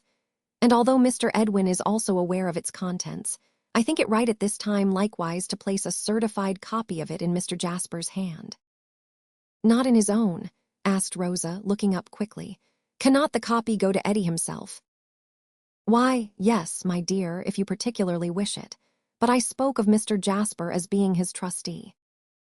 "I do particularly wish it, if you please," said Rosa, hurriedly and earnestly. "I don't like Mr. Jasper to come between us in any way." "It is natural, I suppose," said Mr. Grugis, "that your young husband should be all in all. Yes, you observe that I say, I suppose. The fact is, I am a particularly unnatural man, and I don't know from my own knowledge." Rosa looked at him with some wonder. "I mean," he explained, "that young ways were never my ways. I was the only offspring of parents far advanced in life, and I half believe I was born advanced in life myself. No personality is intended towards the name you will so soon change. When I remark that, while the general growth of people seem to have come into existence, buds, I seem to have come into existence a chip. I was a chip, and a very dry one, when I first became aware of myself. Respecting the other certified copy, your wish shall be complied with. Respecting your inheritance, I think you know all. It is an annuity of £250. the savings upon that annuity, and some other items to your credit, all duly carried to account with vouchers, will place you in possession of a lump sum of money, rather exceeding £1,700. I am empowered to advance the cost of your preparations for your marriage out of that fund. All is told. Will you please tell me, said Rosa, taking the paper with a prettily knitted brow, but not opening it, whether I am right in what I am going to say? I can understand what you tell me, so very much better than what I read in law writings. My poor papa and Eddie's father made their agreement together, as very dear and firm and fast friends, in order that we, too, might be very dear and firm and fast friends after them. Just so. For the lasting good of both of us, and the lasting happiness of both of us. Just so. That we might be to one another, even much more than they had been to one another. Just so. It was not bound upon Eddie, and it was not bound upon me by any forfeit in case. Don't be agitated, my dear. In the case that it brings tears into your affectionate eyes even to picture to yourself, in the case of your not marrying one another, no forfeiture on either side. You would then have been my ward until you were of age. No worse would have befallen you. Bad enough, perhaps. And Eddie? He would have come into his partnership derived from his father, and into its arrears to his credit, if any, on attaining his majority, just as now. Rosa, with her perplexed face and knitted brow, bit the corner of her attested copy, as she sat with her head on one side, looking abstractedly on the floor and smoothing it with her foot. In short, said Mr. Grugis, this betrothal is a wish, a sentiment, a friendly project, tenderly expressed on both sides. That it was strongly felt, and that there was a lively hope that it would prosper, there can be no doubt. When you were both children, you began to be accustomed to it, and it has prospered. But circumstances alter cases. And I made this visit today, partly, indeed principally, to discharge myself of the duty of telling you, my dear, that two young people can only be betrothed in marriage, except as a matter of convenience, and therefore mockery and misery of their own free will, their own attachment, and their own assurance, it may or it may not prove a mistaken one, but we must take our chance of that they are suited to each other, and will make each other happy. Is it to be supposed, for example, that if either of your fathers were living now, and had any mistrust on that subject, his mind would not be changed by the change of circumstances involved in the change of your years? Untenable, unreasonable, inconclusive, and preposterous. Mr. Grugis said all this, as if he were reading it aloud, or, still more, as if he were repeating a lesson. So expressionless of any approach to spontaneity were his face and manner.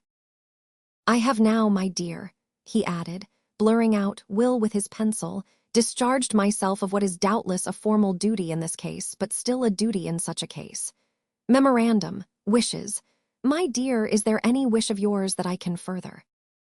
Rosa shook her head, with an almost plaintive air of hesitation in want of help. Is there any instruction that I can take from you with reference to your affairs? I should like to settle them with Eddie first, if you please, said Rosa, plaiting the crease in her dress. Surely, returned Mr. Grugis. You two should be of one mind in all things. Is the young gentleman expected shortly? He has gone away only this morning. He will be back at Christmas. Nothing could happen better. You will, on his return at Christmas, arrange all matters of detail with him. You will then communicate with me, and I will discharge myself, as a mere business acquaintance, of my business responsibilities towards the accomplished lady in the corner window.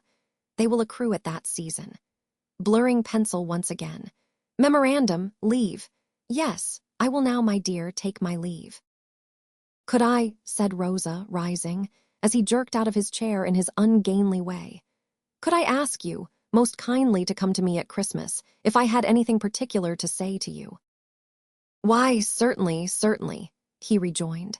Apparently, if such a word can be used of one who had no apparent lights or shadows about him, complemented by the question. As a particularly angular man, I do not fit smoothly into the social circle, and consequently I have no other engagement at Christmas time than to partake, on the 25th, of a boiled turkey and celery sauce with a particularly angular clerk I have the good fortune to possess, whose father, being a Norfolk farmer, sends him up, the turkey up, as a present to me, from the neighborhood of Norwich. I should be quite proud of your wishing to see me, my dear. As a professional receiver of rents, so very few people do wish to see me, that the novelty would be bracing." For his ready acquiescence, the grateful Rosa put her hands upon his shoulders, stood on tiptoe, and instantly kissed him. "Lord bless me," cried Mr. Grugis. "Thank you, my dear. The honor is almost equal to the pleasure. Miss Twinkleton, madam, I have had a most satisfactory conversation with my ward, and I will now release you from the encumbrance of my presence." "Nay, sir," rejoined Miss Twinkleton, rising with a gracious condescension. "Say not encumbrance. Not so by any means. I cannot permit you to say so." "Thank you, madam. I have read in the newspapers," said Mr. Grugis, stammering a little, "that when a distinguished visitor, not that I am one, far from it, goes to a school, not that this is one, far from it, he asks for a holiday or some sort of grace. It being now the afternoon in the college, of which you are the eminent head, the young ladies might gain nothing, except in name, by having the rest of the day allowed them. But if there is any young lady at all under a cloud, might I solicit—" "Ah, Mr. Grugis," cried Miss Twinkleton, with a chastely rallying forefinger. "Oh, you gentlemen. Fie for shame, that you are so hard upon us poor maligned disciplinarians of our sex, for your sakes. But as Miss Ferdinand is at present weighed down by an incubus—" Miss Twinkleton might have said a penitent incubus of writing out Monsieur La Fontaine. "Go to her, Rosa, my dear, and tell her the penalty is remitted, in deference to the intercession of your guardian, Mr. Grugis." Miss Twinkleton here achieved a curtsy, suggestive of marvels happening to her respected legs, and which she came out of nobly, 3 yards behind her starting point. As he held it incumbent upon him to call on Mr. Jasper before leaving Cloisterham, Mr. Grugis went to the gatehouse and climbed its postern stair. But Mr. Jasper's door being closed, and presenting on a slip of paper the word "Cathedral," the fact of its being service time was borne into the mind of Mr. Grugis. So he descended the stair again, and crossing the close, paused at the great western folding door of the cathedral, which stood open on the fine and bright, though short-lived, afternoon, for the airing of the place. "Dear me," said Mr. Grugis, peeping in, "it's like looking down the throat of old time." Old time heaved a mouldy sigh from tomb and arch and vault, and gloomy shadows began to deepen in corners, and damps began to rise from green patches of stone, and jewels, cast upon the pavement of the nave from stained glass by the declining sun, began to perish. Within the grille gate of the chancel, up the steps surmounted loomingly by the fast-darkening organ, white robes could be dimly seen, and one feeble voice, rising and falling in a cracked, monotonous mutter, could at intervals be faintly heard. In the free outer air, the river, the green pastures, and the brown arable lands, the teeming hills and dales, were reddened by the sunset, while the distant little windows in windmills and farm homesteads shone, patches of bright beaten gold. In the cathedral, all became gray, murky, and sepulchral, and the cracked monotonous mutter went on like a dying voice, until the organ and the choir burst forth and drowned it in a sea of music. Then the sea fell, and the dying voice made another feeble effort, and then the sea rose high and beat its life out and lashed the roof and surged among the arches and pierced the heights of the great tower, and then the sea was dry and all was still. Mr. Grugis had by that time walked to the chancel steps, where he met the living waters coming out. "Nothing is the matter." Thus Jasper accosted him rather quickly. "You have not been sent for." Not at all. I came down of my own accord. I have been to my pretty ward S, and am now homeward bound again." "You found her thriving." "Blooming indeed, most blooming. I merely came to tell her, seriously, what a betrothal by deceased parents is." "And what is it, according to your judgment?" Mr. Grugis noticed the whiteness of the lips that asked the question, and put it down to the chilling account of the cathedral. "I merely came to tell her that it could not be considered binding, against any such reason for its dissolution as a want of affection, or want of disposition to carry it into effect, on the side of either party." "May I ask, had you any especial reason for telling her that?" Mr. Grugis answered somewhat sharply, "The especial reason of doing my duty, sir, simply that." Then he added, "Come, Mr. Jasper, I know your affection for your nephew, and that you are quick to feel on his behalf. I assure you that this implies not the least doubt of or disrespect to your nephew." "You could not," returned Jasper, with a friendly pressure of his arm as they walked on side by side. "Speak more handsomely." Mr. Grugis pulled off his hat to smooth his head, and having smoothed it, nodded it contentedly, and put his hat on again. "I will wager," said Jasper, smiling. His lips were still so white that he was conscious of it, and bit and moistened them while speaking. "I will wager that she hinted no wish to be released from Ned." "And you will win your wager if you do," retorted Mr. Grugis. "We should allow some margin for little maidenly delicacies in a young motherless creature. Under such circumstances, I suppose. It is not in my line. What do you think?" "There can be no doubt of it." "I am glad you say so, because," proceeded Mr. Grugis, who had all this time very knowingly felt his way round to action on his remembrance of what she had said of Jasper himself, "because she seems to have some little delicate instinct that all preliminary arrangements had best be made between Mr. Edwin Drood and herself. Don't you see? She don't want us, don't you know?" Jasper touched himself on the breast and said, somewhat indistinctly, "You mean me?" Mr. Grugis touched himself on the breast and said, "I mean us. Therefore, let them have their little discussions and counsels together when Mr. Edwin Drood comes back here at Christmas, and then you and I will step in and put the final touches to the business." "So you settled with her that you would come back at Christmas?" observed Jasper. "I see.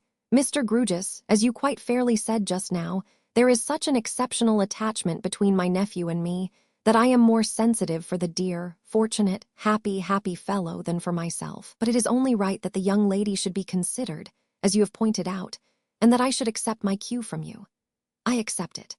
I understand that at Christmas they will complete their preparations for May, and that their marriage will be put in final train by themselves, and that nothing will remain for us but to put ourselves in train also, and have everything ready for our formal release from our trusts, on Edwin's birthday." "That is my understanding," assented Mr. Grugis as they shook hands to part. "God bless them both." "God save them both," cried Jasper. "I said bless them," remarked the former, looking back over his shoulder. "I said save them," returned the latter. "Is there any difference?" Chapter 10. Smoothing the Way.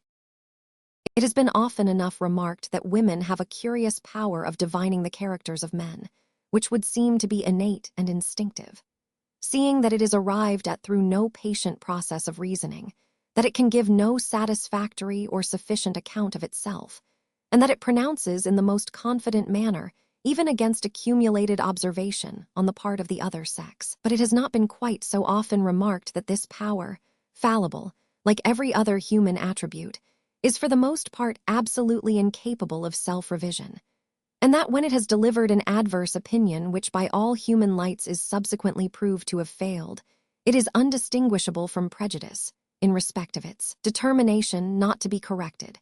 Nay, the very possibility of contradiction or disproof, however remote, communicates to this feminine judgment from the first, in 9 cases out of 10, the weakness attendant on the testimony of an interested witness.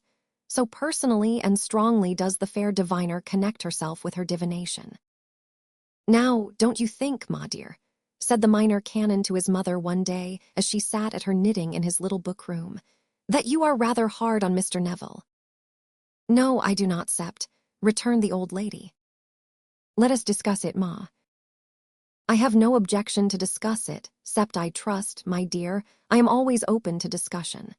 There was a vibration in the old lady's cap, as though she internally added, "And I should like to see the discussion that would change my mind." "Very good, ma," said her conciliatory son. "There is nothing like being open to discussion." "I hope not, my dear," returned the old lady, evidently shut to it. "Well, Mr. Neville, on that unfortunate occasion, commits himself under provocation." "And under mulled wine," added the old lady. "I must admit the wine, though I believe the 2 young men were much alike in that regard." "I don't," said the old lady. "Why not, ma?" "Because I don't," said the old lady. "Still, I am quite open to discussion." "But, my dear ma, I cannot see how we are to discuss if you take that line." "Blame Mr. Neville for it, Sept, and not me," said the old lady with stately severity. "My dear Ma, why Mr. Neville?"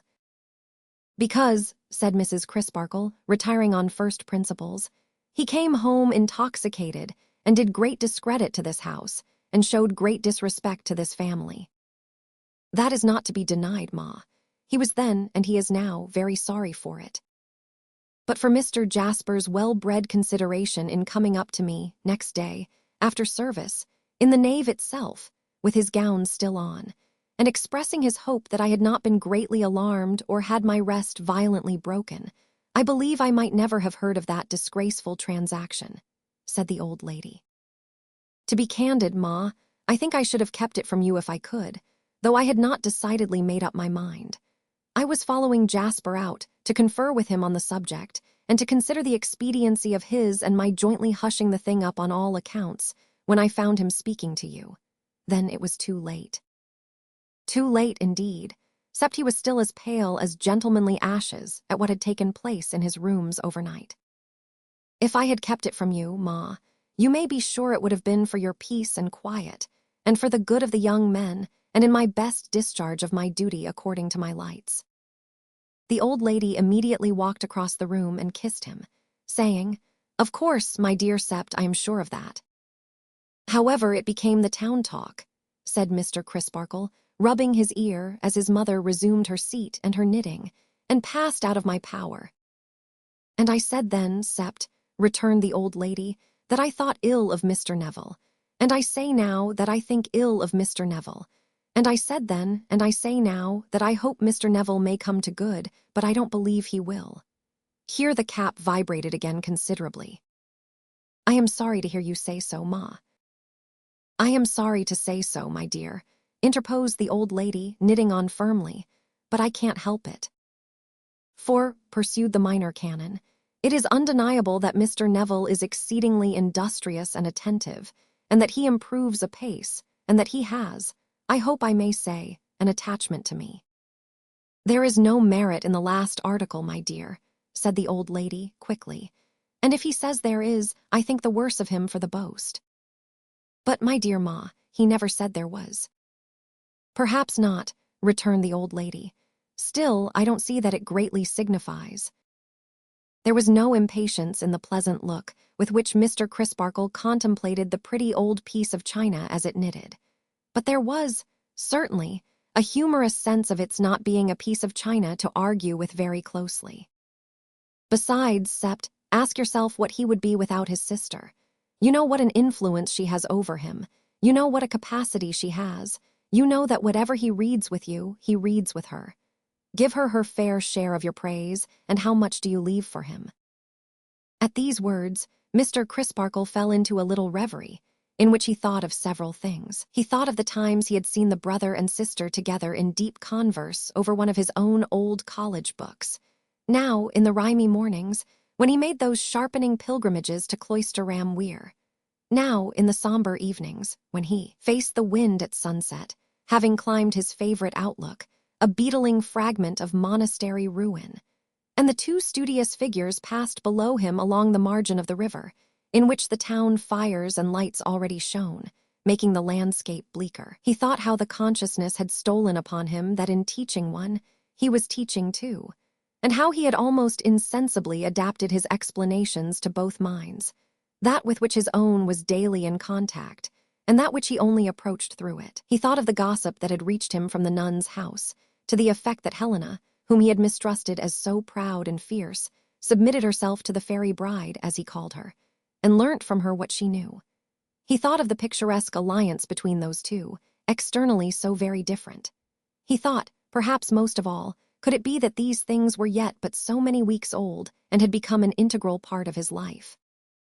As, whenever the Reverend Septimus fell amusing, his good mother took it to be an infallible sign that he wanted support, the blooming old lady made all haste to the dining-room closet, to produce from it the support embodied in a glass of Constantia and a homemade biscuit. It was a most wonderful closet, worthy of Cloisterham and of Minor Canon Corner.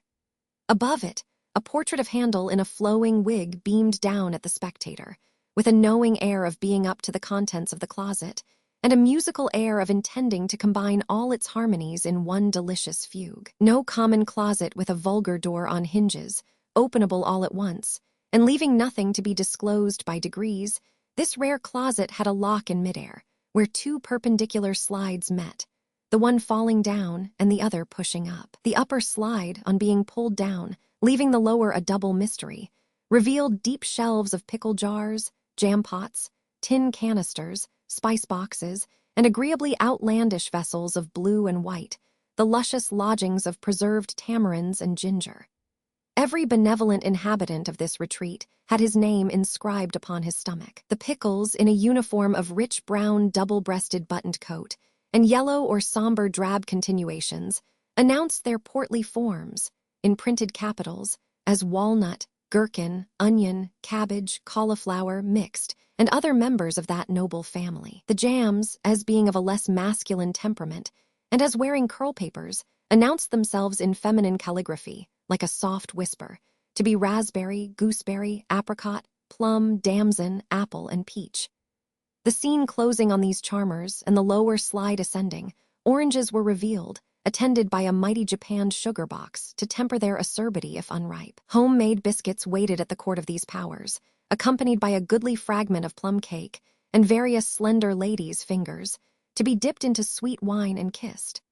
Lowest of all, a compact leaden vault enshrined the sweet wine and a stock of cordials, whence issued whispers of Seville orange, lemon, almond, and caraway seed. There was a crowning air upon this closet of closets, of having been for ages hummed through by the cathedral bell and organ, until those venerable bees had made sublimated honey of everything in store. And it was always observed that every dipper among the shelves, deep, as has been noticed, and swallowing up head, shoulders, and elbows, came forth again mellow-faced, and seeming to have undergone a saccharine transfiguration. The Reverend Septimus yielded himself up quite as willing a victim to a nauseous medicinal herb closet, also presided over by the China shepherdess, as to this glorious cupboard. To what amazing infusions of gentian, peppermint, gilliflower, sage, parsley, thyme, rue, rosemary, and dandelion did his courageous stomach submit itself? In what wonderful wrappers, enclosing layers of dried leaves, would he swathe his rosy and contented face if his mother suspected him of a toothache?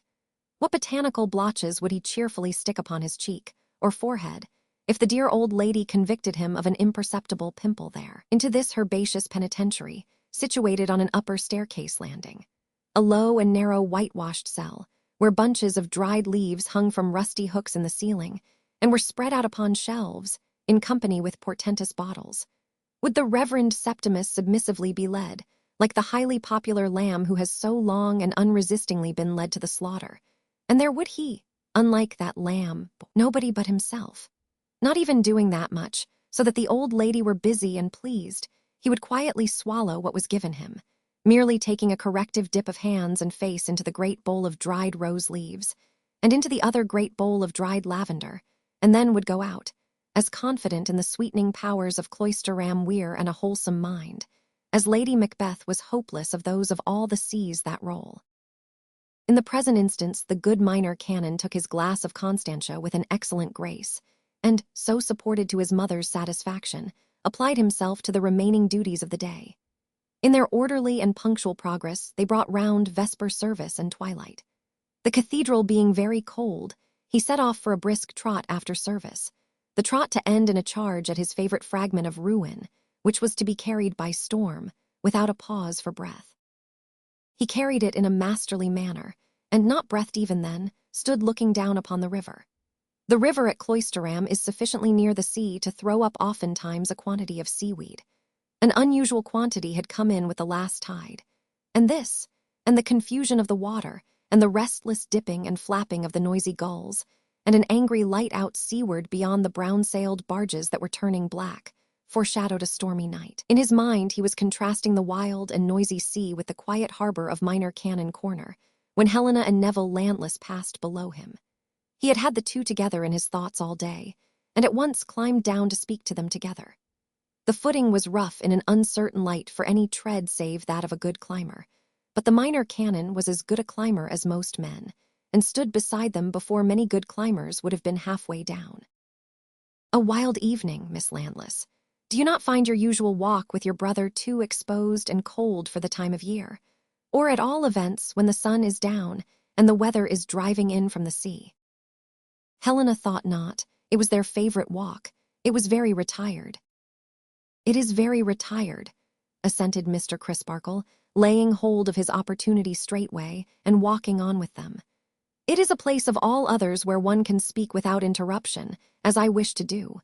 Mr. Neville, I believe you tell your sister everything that passes between us." "Everything, sir." "Consequently," said Mr. Crisparkle, "your sister is aware that I have repeatedly urged you to make some kind of apology for that unfortunate occurrence which befell on the night of your arrival here." In saying it, he looked to her, and not to him. Therefore it was she, and not he, who replied. "Yes." "I call it unfortunate, Miss Helena," resumed Mr. Crisparkle, "forasmuch as it certainly has engendered a prejudice against Neville. There is a notion about that he is a dangerously passionate fellow, of an uncontrollable and furious temper. He is really avoided as such." "I have no doubt he is, poor fellow," said Helena, with a look of proud compassion at her brother, expressing a deep sense of his being ungenerously treated. "I should be quite sure of it, from your saying so, but what you tell me is confirmed by suppressed hints and references that I meet with every day." "Now," Mr. Crisparkle again resumed, in a tone of mild though firm persuasion, "is not this to be regretted, and ought it not to be amended? These are early days of Neville's in Cloisterham, and I have no fear of his outliving such a prejudice and proving himself to have been misunderstood. But how much wiser to take action at once than to trust to uncertain time? Besides, apart from its being politic, it is right, for there can be no question that Neville was wrong." "He was provoked," Helena submitted. "He was the assailant," Mr. Crisparkle submitted. They walked on in silence until Helena raised her eyes to the minor canon's face and said, almost reproachfully, "Oh, Mr. Crisparkle, would you have Neville throw himself at young Drood's feet, or at Mr. Jasper's, who maligns him every day? In your heart you cannot mean it. From your heart you could not do it if his case were yours." "I have represented to Mr. Crisparkle, Helena," said Neville, with a glance of deference towards his tutor, "that if I could do it from my heart, I would. But I cannot, and I revolt from the pretense. You forget, however, that to put the case to Mr. Crisparkle as his own is to suppose to have done what I did." "I ask his pardon," said Helena. "You see," remarked Mr. Crisparkle, again laying hold of his opportunity, though with a moderate and delicate touch, "you both instinctively acknowledge that Neville did wrong. Then why stop short and not otherwise acknowledge it?" "Is there no difference," asked Helena, with a little faltering in her manner, "between submission to a generous spirit and submission to a base or trivial one?" Before the worthy minor canon was quite ready with his argument in reference to this nice distinction, Neville struck in. "Help me to clear myself with Mr. Crisparkle, Helena. Help me to convince him that I cannot be the first to make concessions without mockery and falsehood. My nature must be changed before I can do so, and it is not changed. I am sensible of inexpressible affront, and deliberate aggravation of inexpressible affront, and I am angry. The plain truth is, I am still as angry when I recall that night as I was that night." "Neville," hinted the minor canon with a steady countenance, "you have repeated that former action of your hands, which I so much dislike." "I am sorry for it, sir, but it was involuntary. I confess that I was still as angry." "And I confess," said Mr. Crisparkle, "that I hoped for better things." "I am sorry to disappoint you, sir, but it would be far worse to deceive you, and I should deceive you grossly if I pretended that you had softened me in this respect. The time may come when your powerful influence will do even that with the difficult pupil whose antecedents you know, but it has not come yet. Is this so, and in spite of my struggles against myself, Helena?" She, whose dark eyes were watching the effect of what he said on Mr. Crisparkle's face, replied, to Mr. Crisparkle, not to him, "It is so." After a short pause, she answered the slightest look of inquiry conceivable in her brother's eyes with as slight an affirmative bend of her own head, and he went on. "I have never yet had the courage to say to you, sir, What in full openness I ought to have said when you first talked with me on this subject. It is not easy to say, and I have been withheld by a fear of it seeming ridiculous, which is very strong upon me down to this last moment, and might, but for my sister, prevent my being quite open with you even now. I admire Miss Bud, sir, so very much, that I cannot bear her being treated with conceit or indifference, and even if I did not feel that I had an injury against young Drood on my own account, I should feel that I had an injury against him on hers. Mr. Crisparkle, in utter amazement, looked at Helena for corroboration, and met in her expressive face full corroboration, and a plea for advice. The young lady of whom you speak is, as you know, Mr. Neville, shortly to be married, said Mr. Crisparkle, gravely. Therefore your admiration, if it be of that special nature which you seem to indicate, is outrageously misplaced. Moreover, it is monstrous that you should take upon yourself to be the young lady's champion against her chosen husband. Besides, you have seen them only once. The young lady has become your sister's friend, and I wonder that your sister, even on her behalf, has not checked you in this irrational and culpable fancy. She has tried, sir, but uselessly. Husband or no husband, that fellow is incapable of the feeling with which I am inspired towards the beautiful young creature whom he treats like a doll. I say he is as incapable of it as he is unworthy of her. I say she is sacrificed in being bestowed upon him. I say that I love her and despise and hate him. This with a face so flushed, and a gesture so violent that his sister crossed to his side and caught his arm, remonstrating, "Neville, Neville." Thus recalled to himself, he quickly became sensible of having lost the guard he had set upon his passionate tendency, and covered his face with his hand, as one repentant and wretched. Mr. Crisparkle, watching him attentively, and at the same time meditating how to proceed, walked on for some paces in silence. Then he spoke. Mr. Neville, I am sorely grieved to see in you more traces of a character as sullen, angry, and wild, as the night now closing in.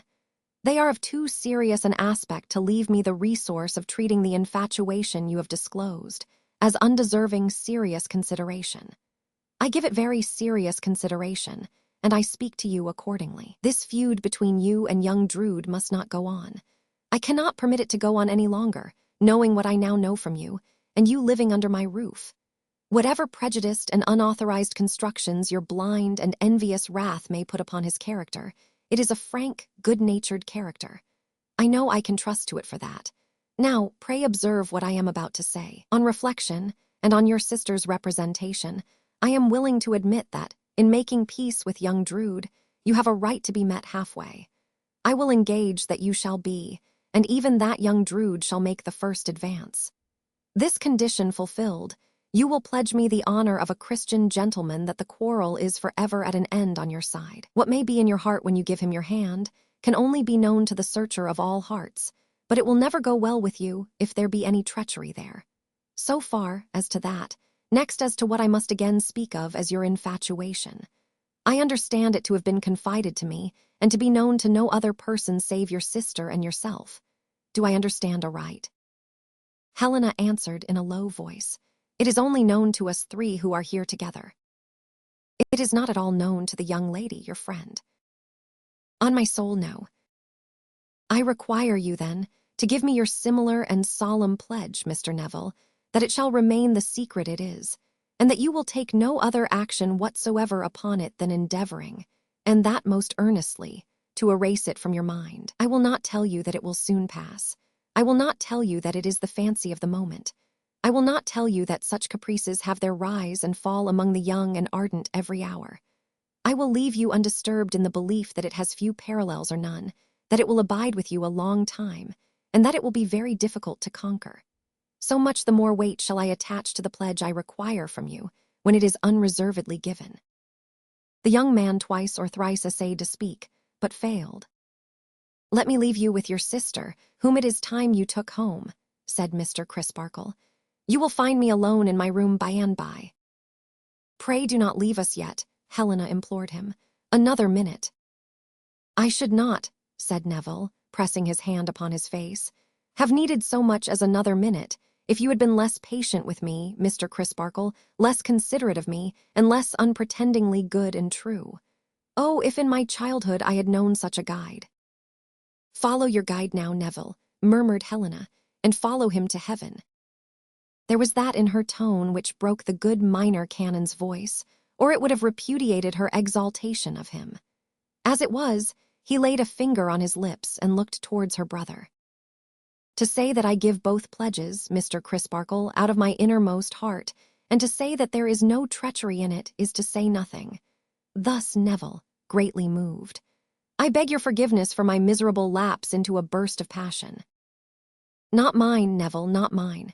You know with whom forgiveness lies as the highest attribute conceivable. Miss Helena, you and your brother are twin children. You came into this world with the same dispositions, and you passed your younger days together surrounded by the same adverse circumstances. What you have overcome in yourself, can you not overcome in him? You see the rock that lies in his course. Who but you can keep him clear of it?" "Who but you, sir?" replied Helena. "What is my influence or my weak wisdom compared with yours?" "You have the wisdom of love," returned the minor canon, "and it was the highest wisdom ever known upon this earth, remember. As to mine, but the less said of that commonplace commodity the better. Good night."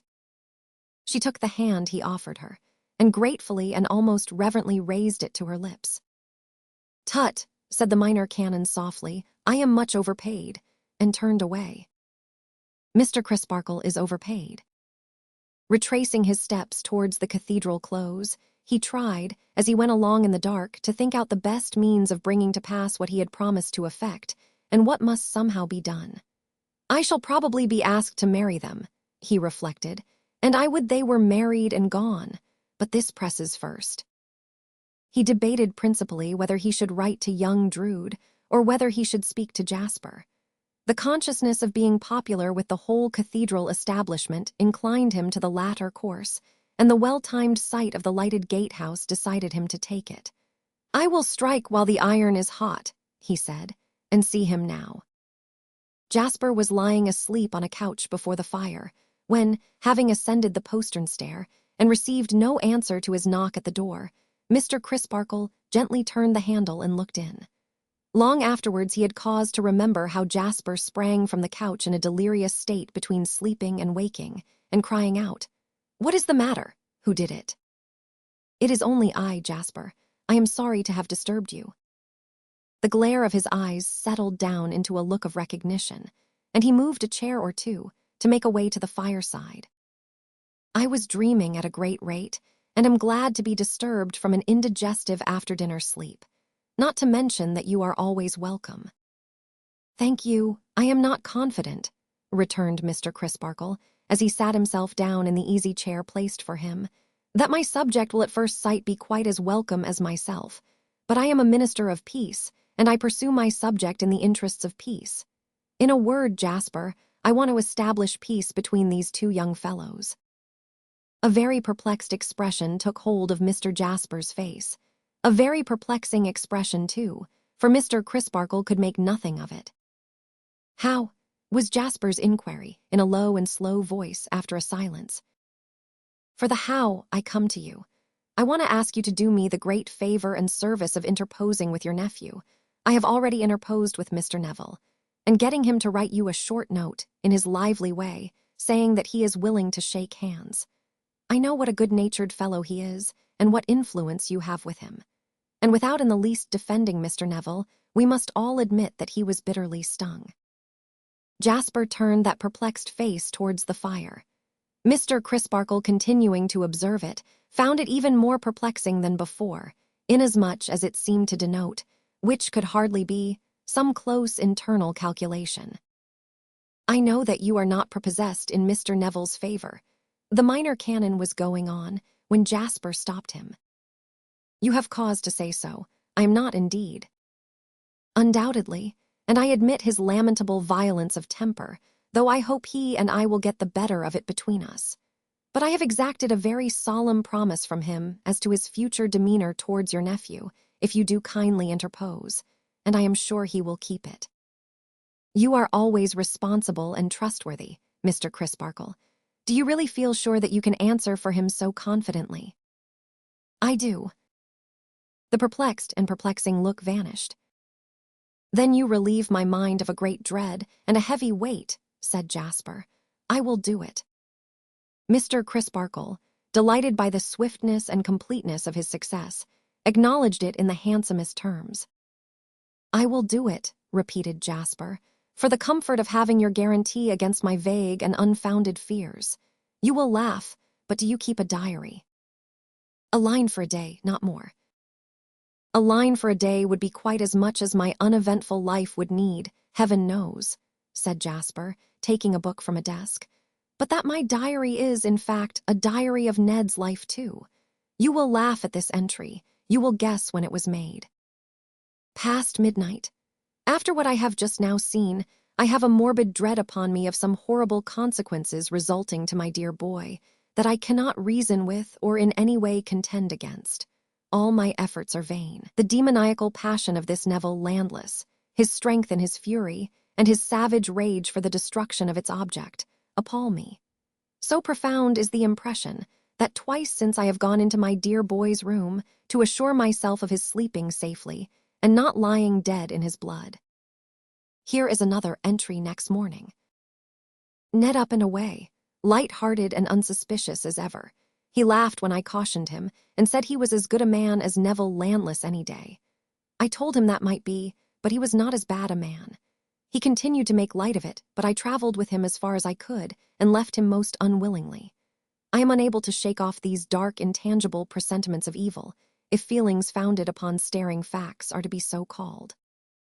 Again and again, said Jasper, in conclusion, twirling the leaves of the book before putting it by, I have relapsed into these moods as other entries show. But I have now your assurance at my back, and shall put it in my book and make it an antidote to my black humors. Such an antidote, I hope, returned Mr. Crisparkle, as will induce you before long to consign the black humors to the flames. I ought to be the last to find any fault with you this evening, when you have met my wishes so freely. But I must say, Jasper, that your devotion to your nephew has made you exaggerative here. You are my witness, said Jasper, shrugging his shoulders, what my state of mind honestly was that night before I sat down to write, and in what words I expressed it.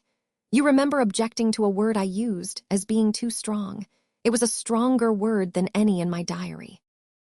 Well, well, try the antidote, rejoined Mr. Crisparkle, and may it give you a brighter and better view of the case.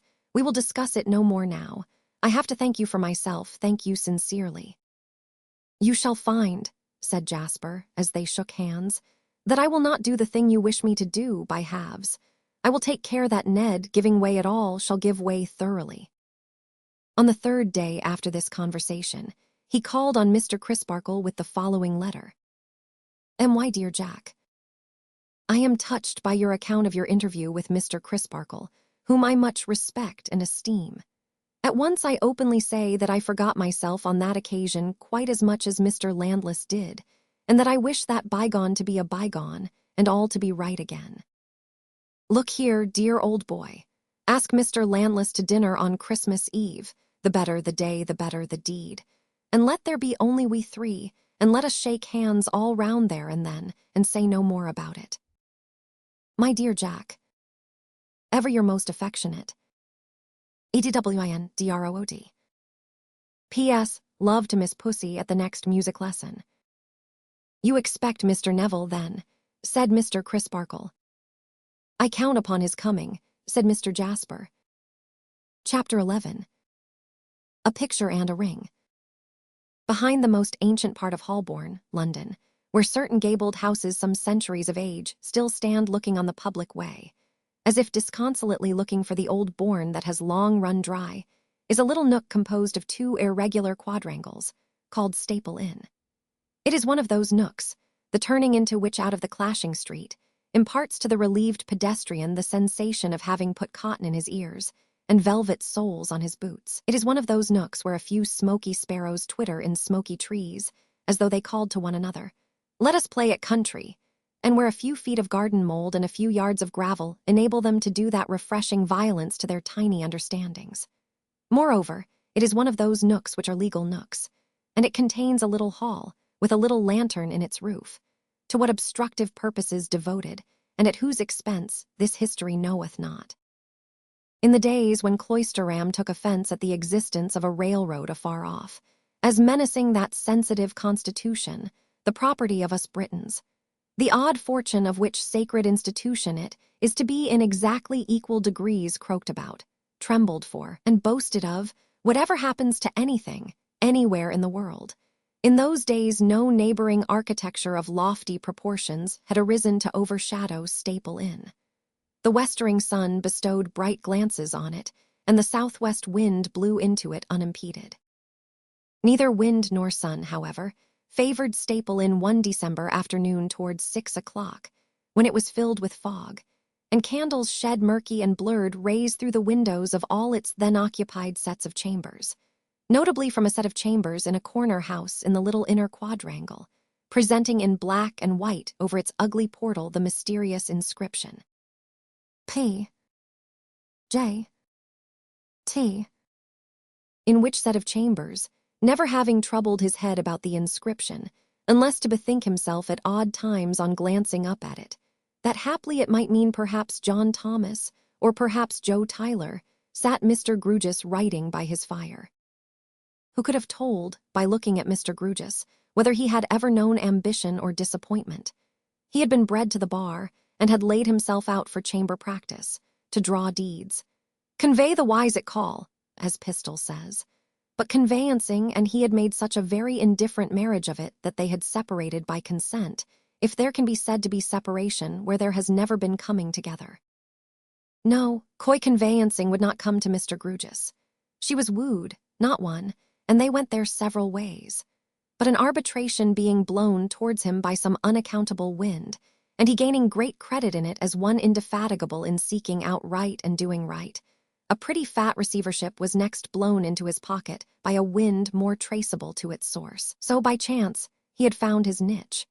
Receiver and agent now, to 2 rich estates, and deputing their legal business in an amount worth having to a firm of solicitors on the floor below, he had snuffed out his ambition, supposing him to have ever lighted it, and had settled down with his snuffers for the rest of his life under the dry vine and fig tree of P.J.T., who planted in 1747. Many accounts and account books, many files of correspondence, and several strong boxes garnished Mr. Grewgious's room. They can scarcely be represented as having lumbered it, so conscientious and precise was their orderly arrangement. The apprehension of dying suddenly, and leaving one fact or one figure with any incompleteness or obscurity attaching to it, would have stretched Mr. Grewgious stone-dead any day. The largest fidelity to a trust was the lifeblood of the man. There are sorts of lifeblood that course more quickly, more gaily, more attractively, but there is no better sort in circulation. There was no luxury in his room. Even its comforts were limited to its being dry and warm, and having a snug though faded fireside. What may be called its private life was confined to the hearth, and an easy chair, and an old-fashioned occasional round table that was brought out upon the rug after business hours, from a corner where it elsewise remained turned up like a shining mahogany shield. Behind it, when standing thus on the defensive, was a closet, usually containing something good to drink. An outer room was the clerk's room. Mr. Grewgious's sleeping room was across the common stair, and he held some not empty cellarage at the bottom of the common stair. 300 days in the year, at least, he crossed over to the hotel in Furnival's Inn for his dinner, and after dinner crossed back again, to make the most of these simplicities until it should become broad business day once more, with P.J.T., date 1747.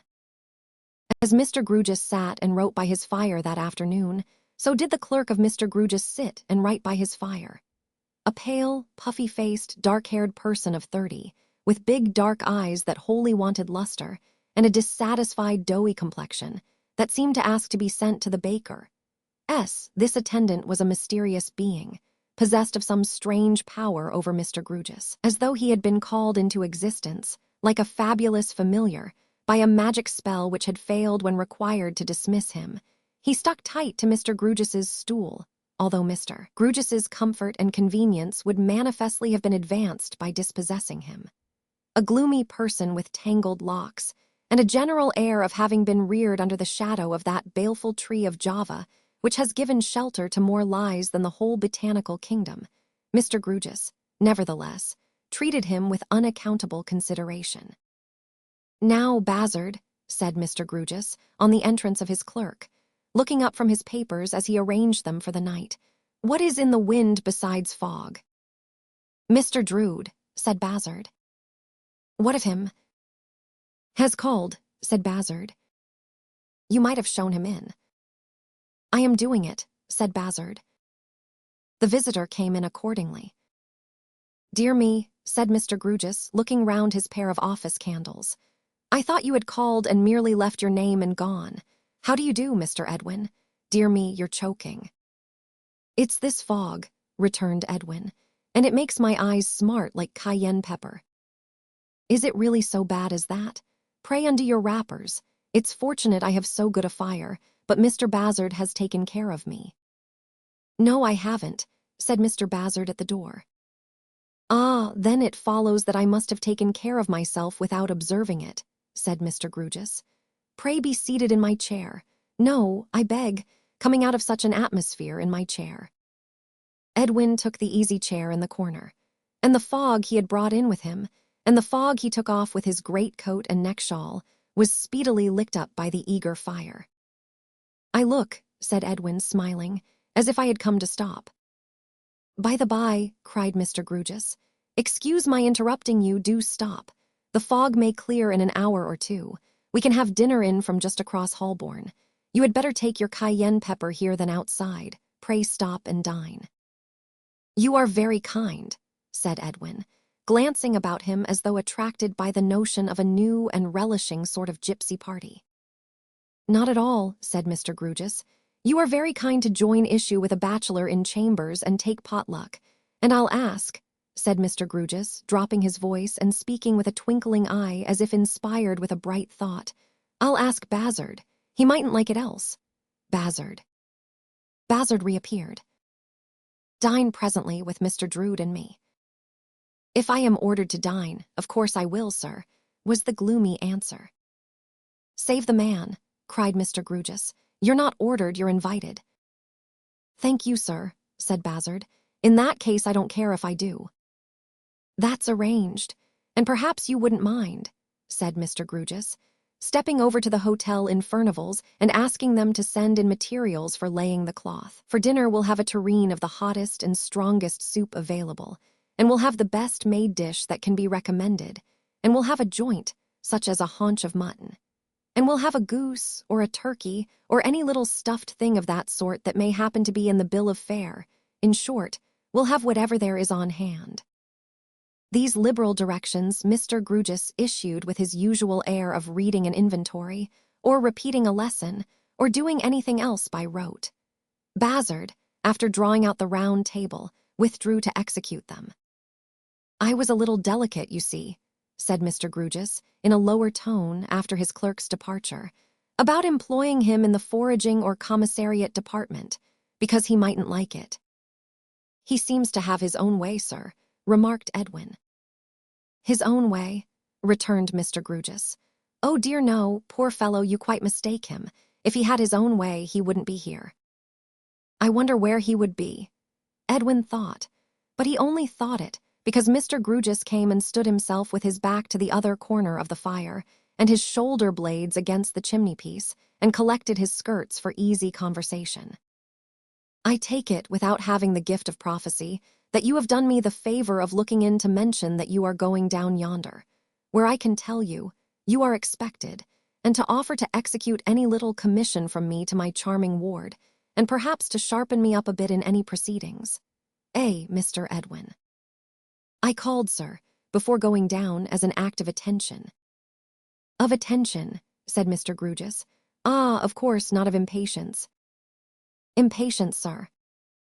Mr. Grugis had meant to be arch, not that he in the remotest degree expressed that meaning, and had brought himself into scarcely supportable proximity with the fire, as if to burn the fullest effect of his archness into himself, as other subtle impressions are burnt into hard metals. But his archness suddenly flying before the composed face and manner of his visitor, and only the fire remaining, he started and rubbed himself. "I have lately been down yonder," said Mr. Grugis, rearranging his skirts, And that was what I referred to when I said I could tell you you are expected. Indeed, sir. Yes, I knew that pussy was looking out for me. Do you keep a cat down there? Asked Mr. Grugis. Edwin colored a little as he explained. I call Rosa Pussy. Oh, really? Said Mr. Grugis, smoothing down his head. That's very affable. Edwin glanced at his face, uncertain whether or no he seriously objected to the appellation. But Edwin might as well have glanced at the face of a clock. A pet name, sir, he explained again. Umps, said Mr. Grugis, with a nod. But with such an extraordinary compromise between an unqualified assent and a qualified dissent, that his visitor was much disconcerted. Did Rosa? Edwin began by way of recovering himself. Rosa, repeated Mr. Grugis. I was going to say pussy, and changed my mind. Did she tell you anything about the Landlesses? No, said Mr. Grugis. What is the Landlesses? An estate, a villa, a farm. A brother and sister. The sister is at the nun's house, and has become a great friend of Rosa S. Mr. Grugis struck in with a fixed face. She is a strikingly handsome girl, sir, and I thought she might have been described to you, or presented to you perhaps. Neither, said Mr. Grugis, but here is Bazzard. Bazzard returned, accompanied by 2 waiters, an immovable waiter and a flying waiter, and the 3 brought in with them as much fog as gave a new roar to the fire. The flying waiter, who had brought everything on his shoulders, laid the cloth with amazing rapidity and dexterity, while the immovable waiter, who had brought nothing, found fault with him. The flying waiter then highly polished all the glasses he had brought, and the immovable waiter looked through them. The flying waiter then flew across Holborn for the soup, and flew back again, and then took another flight for the made dish, and flew back again, and then took another flight for the joint and poultry, and flew back again, and between whiles took supplementary flights for a great variety of articles, as it was discovered from time to time that the immovable waiter had forgotten them all. But let the flying waiter cleave the air as he might, he was always reproached on his return by the immovable waiter for bringing fog with him, and being out of breath. At the conclusion of the repast, by which time the flying waiter was severely blown, the immovable waiter gathered up the tablecloth under his arm with a grand air, and having sternly, not to say with indignation, looked on at the flying waiter while he set the clean glasses round, directed a valedictory glance towards Mr. Grugis, conveying, Let it be clearly understood between us that the reward is mine, and that nil is the claim of this slave, and pushed the flying waiter before him out of the room.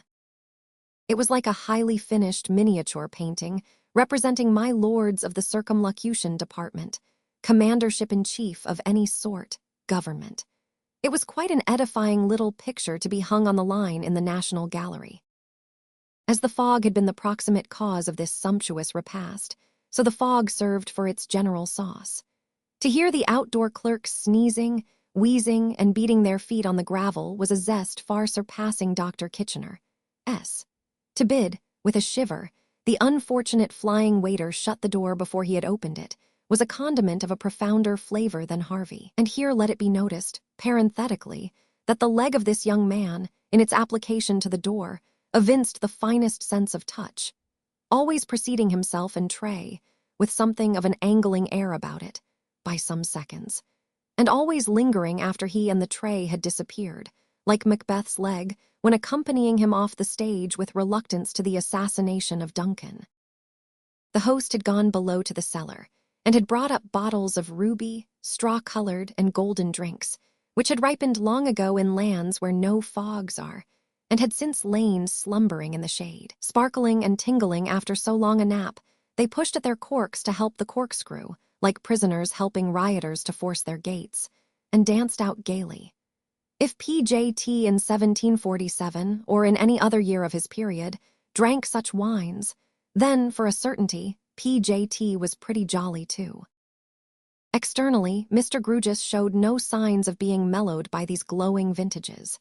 Instead of his drinking them, they might have been poured over him in his high-dried snuff form, and run to waste, for any lights and shades they caused to flicker over his face. Neither was his manner influenced, but in his wooden way, he had observant eyes for Edwin. And when at the end of dinner, he motioned Edwin back to his own easy chair in the fireside corner, and Edwin sank luxuriously into it after very brief remonstrance, Mr. Grugis, as he turned his seat round towards the fire too, and smoothed his head and face, might have been seen looking at his visitor between his smoothing fingers. "Bazzard," said Mr. Grugis, suddenly turning to him. "I follow you, sir," returned Bazzard, who had done his work of consuming meat and drink in a workmanlike manner, though mostly in speechlessness. "I drink to you, Bazzard. Mr. Edwin, success to Mr. Bazzard." "Success to Mr. Bazzard," echoed Edwin, with a totally unfounded appearance of enthusiasm and with the unspoken addition, "What in, I wonder?" "And may," pursued Mr. Grugis, "I am not at liberty to be definite, may. My conversational powers are so very limited that I know I shall not come well out of this, may. It ought to be put imaginatively, but I have no imagination, may. The thorn of anxiety is as nearly the mark as I am likely to get, may it come out at last." Mr. Bazzard, with a frowning smile at the fire, put a hand into his tangled locks, as if the thorn of anxiety were there, then into his waistcoat as if it were there, then into his pockets as if it were there. In all these movements he was closely followed by the eyes of Edwin, as if that young gentleman expected to see the thorn in action. It was not produced, however, and Mr. Bazzard merely said, "I follow you, sir, and I thank you." "I am going," said Mr. Grugis, jingling his glass on the table with one hand and bending aside under cover of the other to whisper to Edwin, "to drink to my ward. But I put Bazzard first. He mightn't like it else." This was said with a mysterious wink, or what would have been a wink if, in Mr. Grugis's hands, it could have been quick enough. So Edwin winked responsively, without the least idea what he meant by doing so. "And now," said Mr. Grugis, "I devote a bumper to the fair and fascinating Miss Rosa. Bazzard, the fair and fascinating Miss Rosa." "I follow you, sir," said Bazzard, "and I pledge you." "And so do I," said Edwin. "Lord bless me," cried Mr. Grugis, breaking the blank silence which of course ensued. Though why these pauses should come upon us when we have performed any small social rite, not directly inducive of self-examination or mental despondency, who can tell? I am a particularly angular man, and yet I fancy, if I may use the word, not having a morsel of fancy, that I could draw a picture of a true lover's state of mind tonight. "Let us follow you, sir," said Bazzard, "and have the picture." "Mr. Edwin will correct it where it's wrong," resumed Mr. Grugis, "and will throw in a few touches from the life. I dare say it is wrong in many particulars, and wants many touches from the life, for I was born a chip, and have neither soft sympathies nor soft experiences. Well, I hazard the guess that the true lover's mind is completely permeated by the beloved object of his affections. I hazard the guess that her dear name is precious to him, cannot be heard or repeated without emotion, and is preserved sacred. If he has any distinguishing appellation of fondness for her, it is reserved for her, and is not for common ears. A name that it would be a privilege to call her by, being alone with her own bright self, it would be a liberty, a coldness, an insensibility, almost a breach of good faith to flaunt elsewhere. It was wonderful to see Mr. Grugis sitting bolt upright, with his hands on his knees, continuously chopping this discourse out of himself. Much as a charity boy with a very good memory might get his catechism said, and evincing no correspondent emotion whatever, unless in a certain occasional little tingling perceptible at the end of his nose. "My picture," Mr. Grugis proceeded, "goes on to represent, under correction from you, Mr. Edwin, the true lover as ever impatient to be in the presence or vicinity of the beloved object of his affections, as caring very little for his case in any other society, and as constantly seeking that. If I was to say seeking that, as a bird seeks its nest, I should make an ass of myself, because that would trench upon what I understand to be poetry, and I am so far from trenching upon poetry at any time, that I never, to my knowledge, got within 10,000 miles of it, and I am besides totally unacquainted with the habits of birds, except the birds of Staple Inn, who seek their nests on ledges, and in gutter pipes and chimney pots, not constructed for them by the beneficent hand of nature. I beg, therefore, to be understood as foregoing the bird's nest, but my picture does represent the true lover as having no existence separable from that of the beloved object of his affections, and as living at once a doubled life and a halved life. And if I do not clearly express what I mean by that, it is either for the reason that having no conversational powers, I cannot express what I mean, or that having no meaning, I do not mean what I fail to express, which, to the best of my belief, is not the case. Edwin had turned red and turned white as certain points of this picture came into the light. He now sat looking at the fire and bit his lip. "The speculations of an angular man," resumed Mr. Grugis, still sitting and speaking exactly as before, "are probably erroneous on so globular a topic. But I figure to myself, subject as before to Mr. Edwin's correction, that there can be no coolness, no lassitude, no doubt, no indifference, no half-fire and half-smoke state of mind in a real lover. Pray, am I at all near the mark in my picture?" As abrupt in his conclusion as in his commencement and progress, he jerked this inquiry at Edwin, and stopped when one might have supposed him in the middle of his oration. "I should say, sir," stammered Edwin, "as you refer the question to me." "Yes," said Mr. Grugis, "I refer it to you as an authority." "I should say then, sir," Edwin went on, embarrassed, "that the picture you have drawn is generally correct, but I submit that perhaps you may be rather hard upon the unlucky lover." "Likely so," assented Mr. Grugis. "Likely so. I am a hard man in the grain." "He may not show," said Edwin, "all he feels, or he may not." There he stopped so long, to find the rest of his sentence, that Mr. Grugis rendered his difficulty 1,000 times the greater by unexpectedly striking in with, "No, to be sure, he may not." After that, they all sat silent, the silence of Mr. Bazzard being occasioned by slumber. "His responsibility is very great, though," said Mr. Grugis at length, with his eyes on the fire. Edwin nodded assent, with his eyes on the fire. "And let him be sure that he trifles with no one," said Mr. Grugis, "neither with himself nor with any other."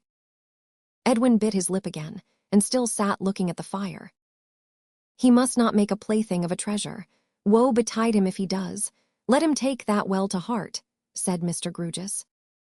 Though he said these things in short sentences, much as the supposititious charity boy just now referred to might have repeated a verse or two from the book of Proverbs, there was something dreamy, for so literal a man, in the way in which he now shook his right forefinger at the live coals in the grate, and again fell silent. But not for long. As he sat upright and stiff in his chair, he suddenly rapped his knees, like the carved image of some queer joss or other coming out of its reverie, and said, "We must finish this bottle, Mr. Edwin. Let me help you. I'll help Bazzard too, though he is asleep. He mightn't like it else." He helped them both, and helped himself, and drained his glass, and stood it bottom upward on the table, as though he had just caught a bluebottle in it. "And now, Mr. Edwin," he proceeded, wiping his mouth and hands upon his handkerchief, "to a little piece of business. You received from me the other day a certified copy of Miss Rosa's father's will. You knew its contents before, but you received it from me as a matter of business. I should have sent it to Mr. Jasper, but for Miss Rosa's wishing it to come straight to you in preference. You received it." "Quite safely, sir." "You should have acknowledged its receipt," said Mr. Grugis. "Business being business all the world over. However, you did not." "I meant to have acknowledged it when I first came in this evening, sir." "Not a business-like acknowledgement," returned Mr. Grugis. "However, let that pass. Now, in that document you have observed a few words of kindly allusion to its being left to me to discharge a little trust, confided to me in conversation, at such time as I in my discretion may think best." "Yes, sir." "Mr. Edwin, it came into my mind just now, when I was looking at the fire, that I could, in my discretion, acquit myself of that trust at no better time than the present. Favor me with your attention, half a minute." He took a bunch of keys from his pocket, singled out by the candlelight the key he wanted, and then, with a candle in his hand, went to a bureau or escritoire, unlocked it, touched the spring of a little secret drawer, and took from it an ordinary ring case made for a single ring. With this in his hand, he returned to his chair. As he held it up for the young man to see, his hand trembled. "Mr. Edwin, this rose of diamonds and rubies delicately set in gold was a ring belonging to Miss Rosa's mother. It was removed from her dead hand, in my presence, with such distracted grief as I hope it may never be my lot to contemplate again. Hard man as I am not hard enough for that. See how bright these stones shine. Opening the case. And yet the eyes that were so much brighter, and that so often looked upon them with a light and a proud heart, have been ashes among ashes, and dust among dust, some years. If I had any imagination, which it is needless to say I have not, I might imagine that the lasting beauty of these stones was almost cruel. He closed the case again as he spoke. This ring was given to the young lady who was drowned so early in her beautiful and happy career, by her husband, when they first plighted their faith to one another. It was he who removed it from her unconscious hand, and it was he who, when his death drew very near, placed it in mine. The trust in which I received it was that, you and Miss Rosa growing to manhood and womanhood, and your betrothal prospering and coming to maturity, I should give it to you to place upon her finger. Failing those desired results, it was to remain in my possession. Some trouble was in the young man's face, and some indecision was in the action of his hand, as Mr. Grugis, looking steadfastly at him, gave him the ring. "Your placing it on her finger," said Mr. Grugis, "will be the solemn seal upon your strict fidelity to the living and the dead. You are going to her to make the last irrevocable preparations for your marriage.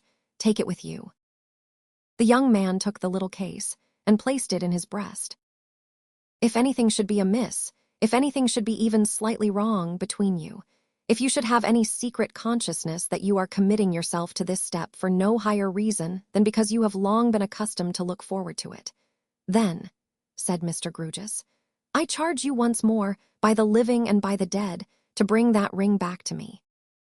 Here Bazzard awoke himself by his own snoring, and, as is usual in such cases, sat apoplectically staring at vacancy, as defying vacancy to accuse him of having been asleep.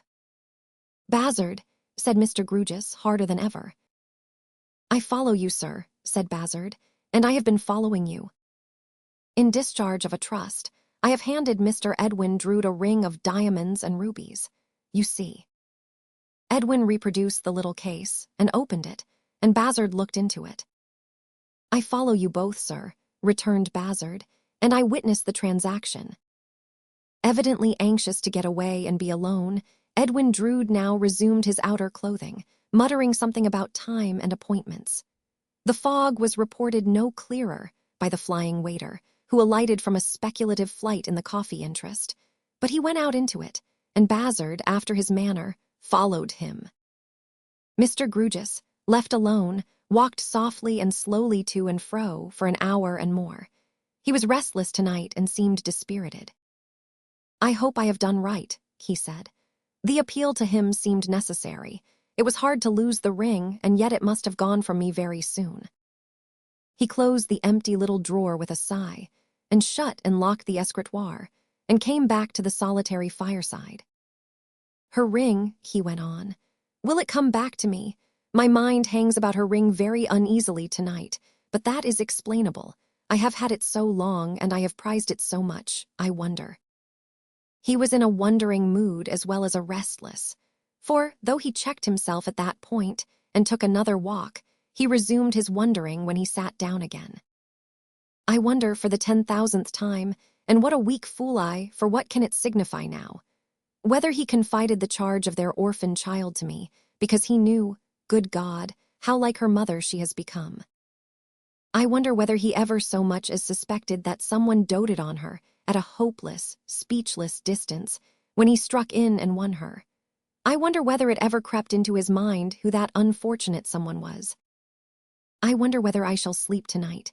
At all events, I will shut out the world with the bedclothes and try."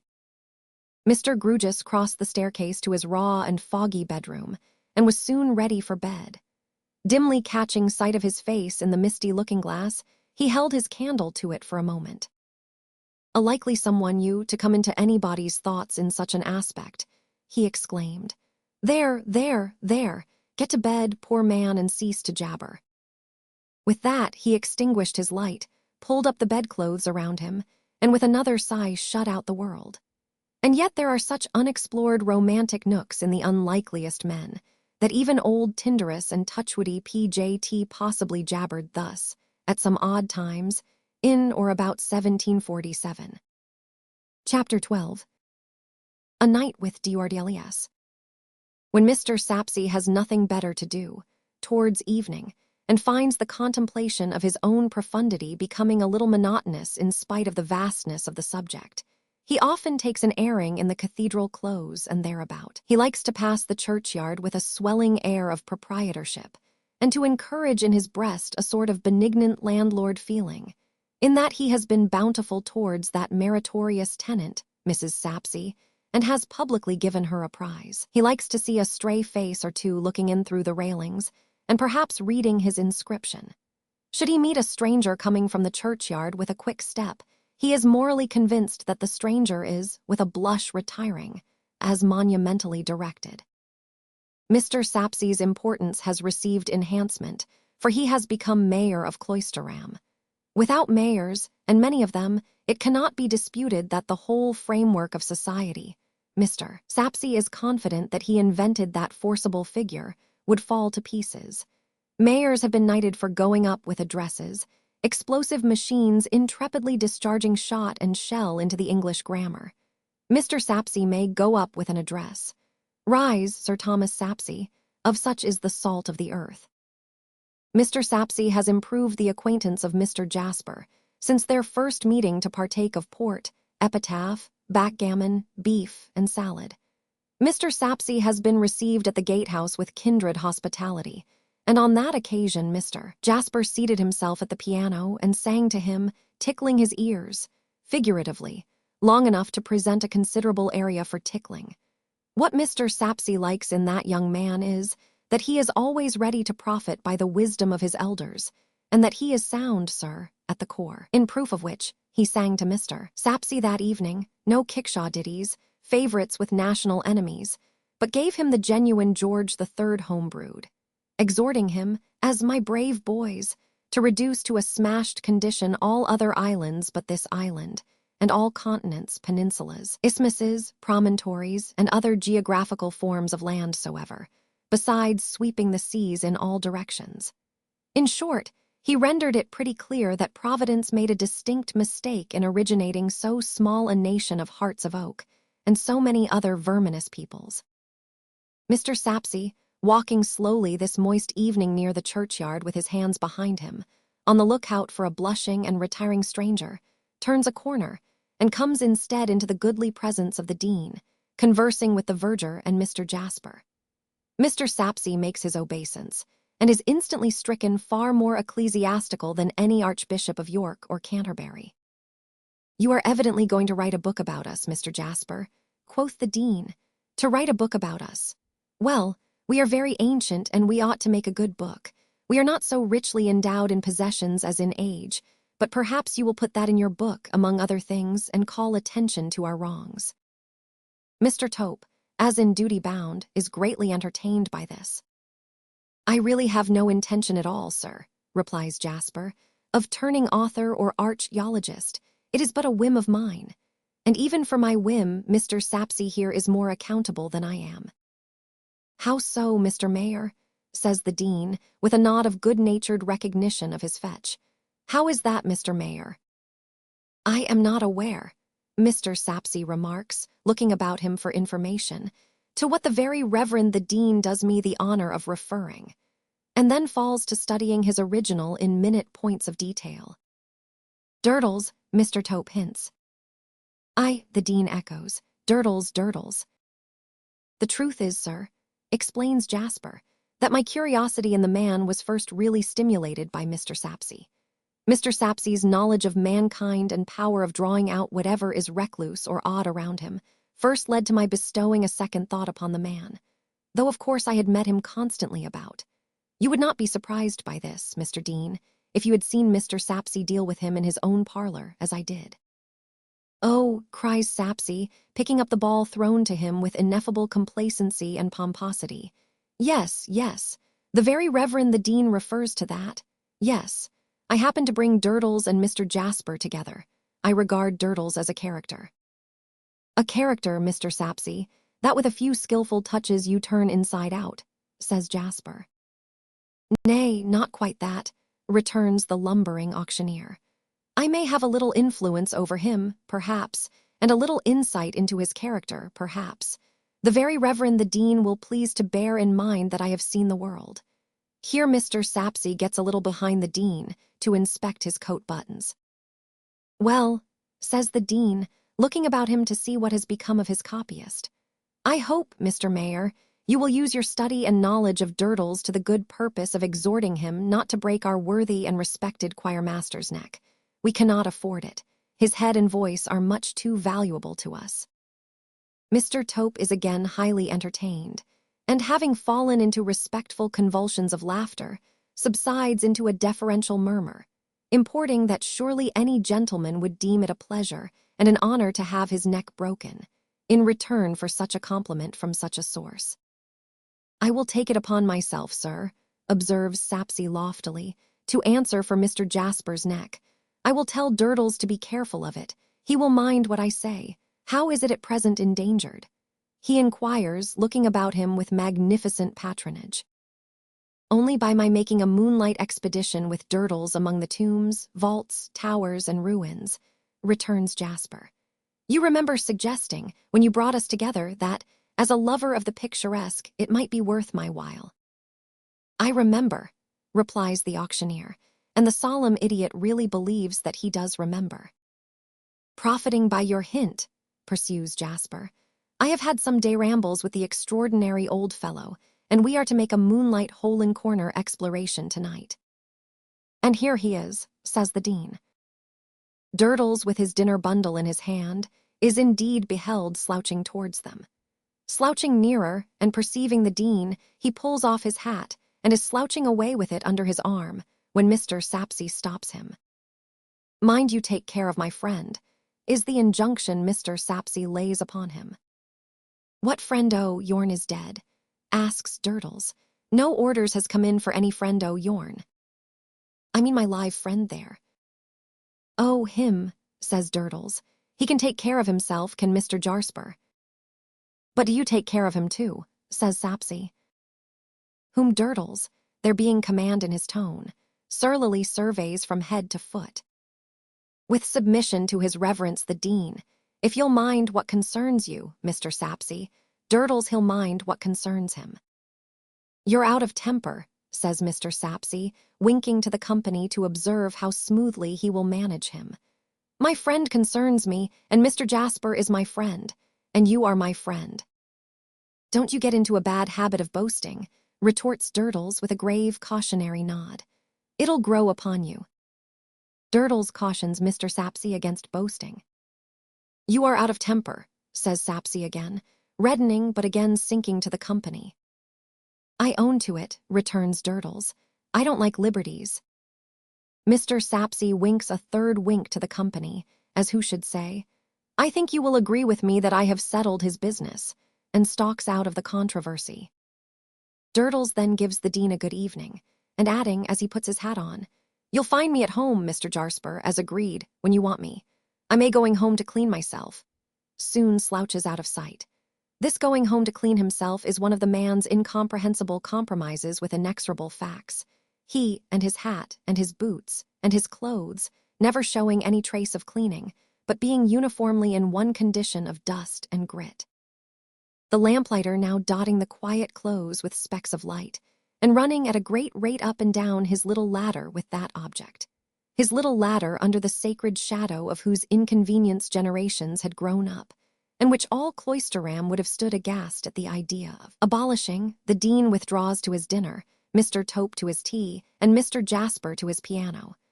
There, with no light but that of the fire, he sits chanting choir music in a low and beautiful voice for 2 or 3 hours. In short, until it has been for some time dark, and the moon is about to rise. Then he closes his piano softly changes his coat for a pea jacket, with a goodly wicker-cased bottle in its largest pocket, and putting on a low-crowned, flat-brimmed hat, goes softly out. Why does he move so softly tonight? No outward reason is apparent for it. Can there be any sympathetic reason crouching darkly within him? Repairing to Durdles's unfinished house, or hole in the city wall, and seeing a light within it, he softly picks his course among the gravestones, monuments, and stony lumber of the yard, already touched here and there, sidewise, by the rising moon. The two journeymen have left their two great saws sticking in their blocks of stone, and two skeleton journeymen out of the dance of death might be grinning in the shadow of their sheltering sentry boxes, about to slash away at cutting out the gravestones of the next two people destined to die in Cloisterham. Likely enough, the two think little of that now, being alive and perhaps merry. Curious to make a guess at the two, or say one of the two. Ho, Durdles. The light moves, and he appears with it at the door. He would seem to have been cleaning himself with the aid of a bottle, jug, and tumbler, for no other cleansing instruments are visible in the bare brick room with rafters overhead and no plastered ceiling, into which he shows his visitor. Are you ready? I am ready, Mr. Jasper. Let the old uns come out if they dare when we go among their tombs. My spirit is ready for 'em. Do you mean animal spirits or ardent? The one's the t'other, answers Durdles, and I mean 'em both. He takes a lantern from a hook, puts a match or two in his pocket wherewith to light it, should there be need, and they go out together, dinner bundle and all. Surely an unaccountable sort of expedition. That Durdles himself, who is always prowling among old graves and ruins like a ghoul, that he should be stealing forth to climb, and dive, and wander without an object is nothing extraordinary, but that the choir master or anyone else should hold it worth his while to be with him, and to study moonlight effects in such company is another affair. Surely an unaccountable sort of expedition, therefore. Where that there mound by the yard gate, Mr. Jasper? I see it. What is it? Lime. Mr. Jasper stops and waits for him to come up, for he lags behind. What you call quick lime? Aye, says Durdles, quick enough to eat your boots, with a little handy stirring, quick enough to eat your bones. They go on, presently passing the red windows of the traveller's tuppenny and emerging into the clear moonlight of the monk's vineyard. This crossed, they come to Minor Canon Corner, of which the greater part lies in shadow until the moon shall rise higher in the sky.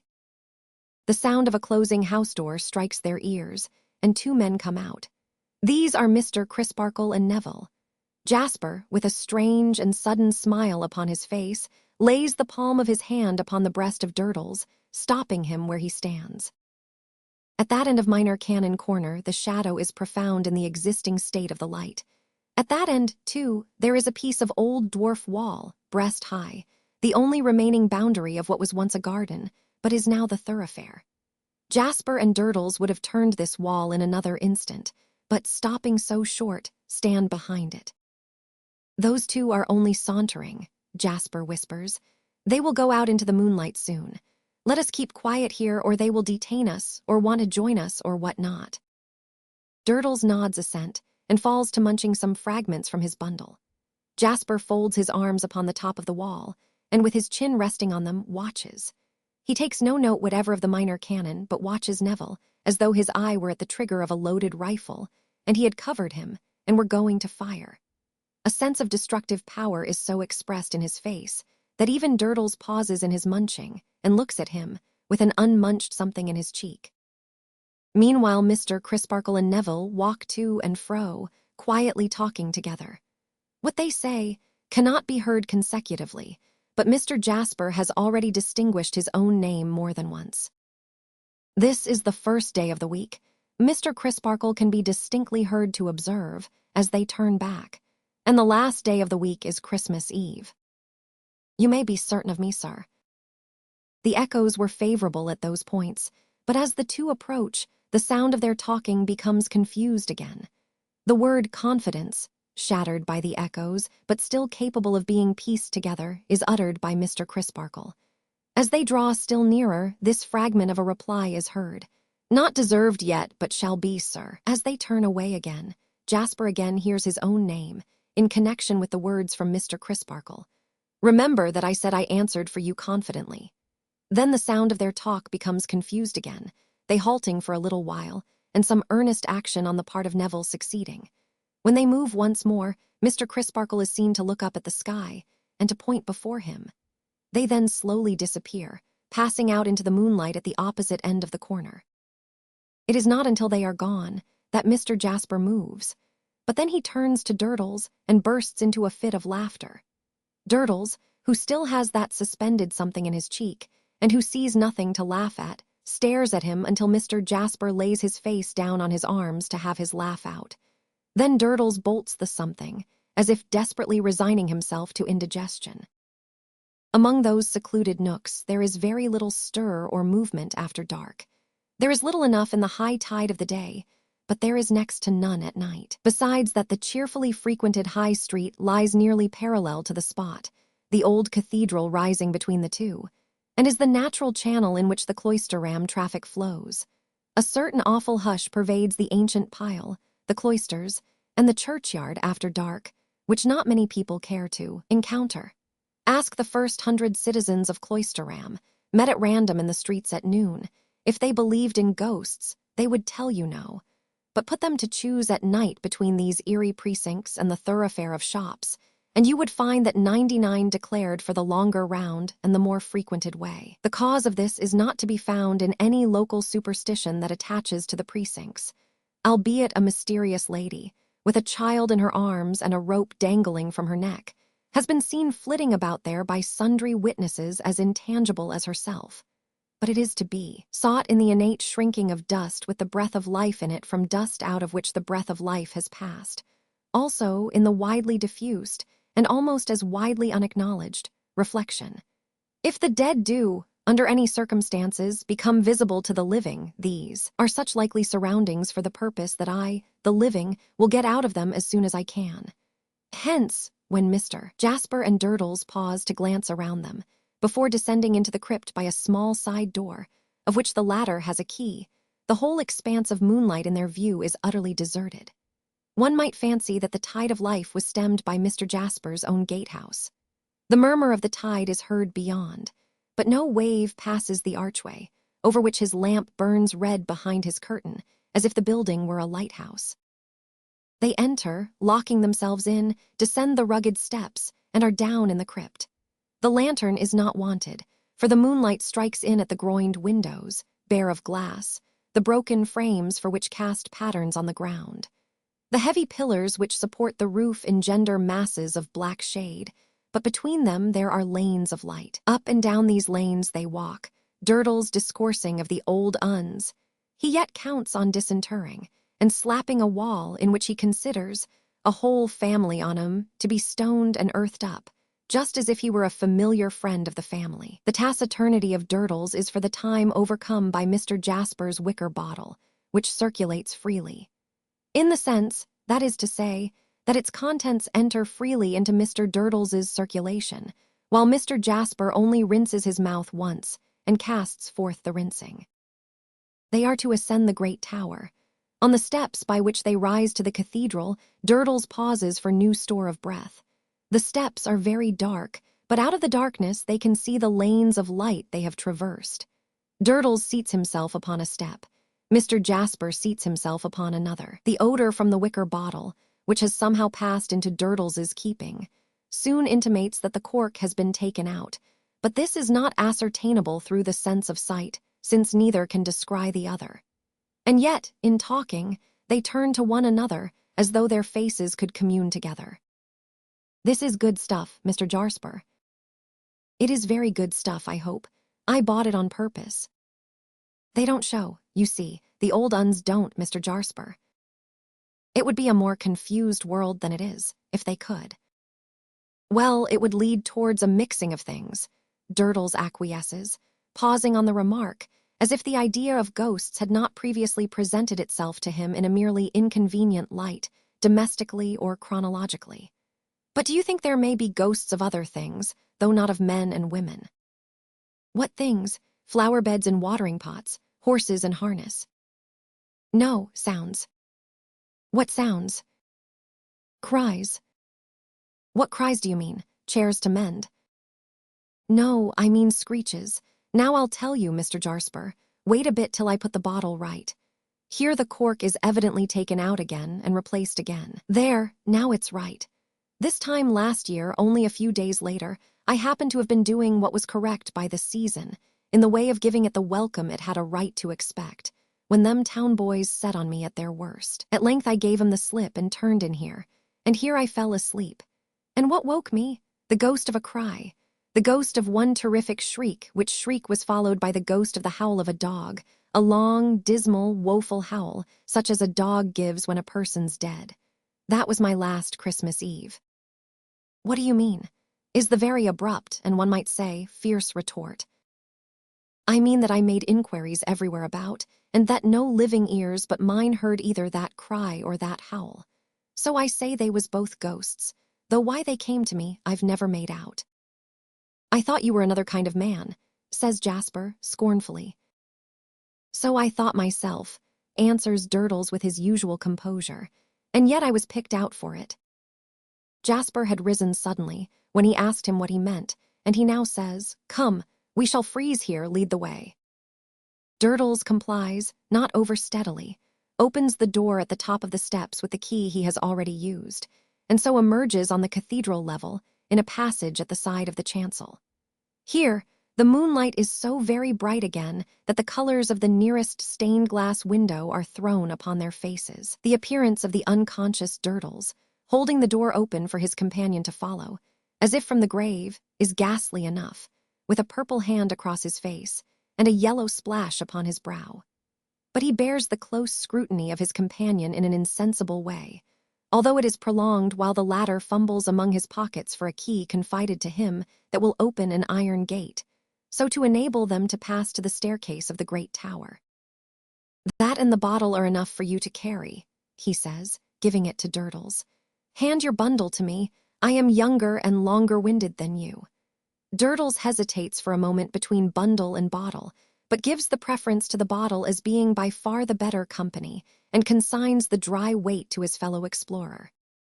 Then they go up the winding staircase of the great tower, toilsomely, turning and lowering their heads to avoid the stairs above, or the rough stone pivot around which they twist. Durdles has lighted his lantern, by drawing from the cold, hard wall a spark of that mysterious fire which lurks in everything, and guided by this speck, they clamber up among the cobwebs and the dust. Their way lies through strange places.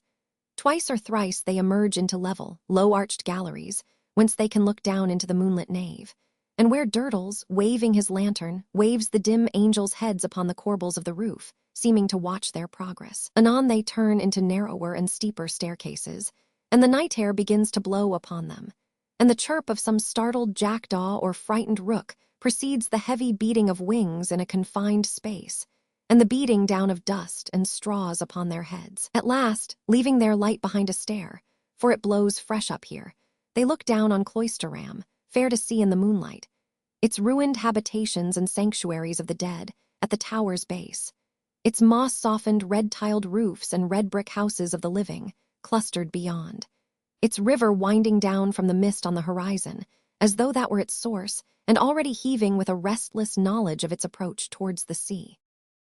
Once again, an unaccountable expedition this. Jasper, always moving softly with no visible reason, contemplates the scene, and especially that stillest part of it which the cathedral overshadows. But he contemplates Durdles quite as curiously, and Durdles is by times conscious of his watchful eyes. Only by times, because Durdles is growing drowsy. As aeronauts lighten the load they carry, when they wish to rise, similarly Durdles has lightened the wicker bottle in coming up. Snatches of sleep surprise him on his legs and stop him in his talk. A mild fit of calenture seizes him, in which he deems that the ground so far below is on a level with the tower, and would as lief walk off the tower into the air as not. Such is his state when they begin to come down. And as aeronauts make themselves heavier when they wish to descend, similarly Durdles charges himself with more liquid from the wicker bottle, that he may come down the better. The iron gate attained and locked, but not before Durdles has tumbled twice, and cut an eyebrow open once. They descend into the crypt again, with the intent of issuing forth as they entered. But, while returning among those lanes of light, Durdles becomes so very uncertain, both of foot and speech, that he half drops, half throws himself down, by one of the heavy pillars, scarcely less heavy than itself, and indistinctly appeals to his companion for 40 winks of a second each. "If you will have it so, or must have it so," replies Jasper. "I'll not leave you here. Take them while I walk to and fro." Durdles is asleep at once, and in his sleep he dreams a dream. It is not much of a dream, considering the vast extent of the domains of dreamland and their wonderful productions. It is only remarkable for being unusually restless and unusually real. He dreams of lying there asleep, and yet counting his companion's footsteps as he walks to and fro. He dreams that the footsteps die away into distance of time and of space, and that something touches him, and that something falls from his hand. Then something clinks and gropes about, and he dreams that he is alone for so long a time, that the lanes of light take new directions as the moon advances in her course. From succeeding unconsciousness, he passes into a dream of slow uneasiness from cold, and painfully awakes to a perception of the lanes of light, really changed, much as he had dreamed, and Jasper walking among them, beating his hands and feet. "Hilloa!"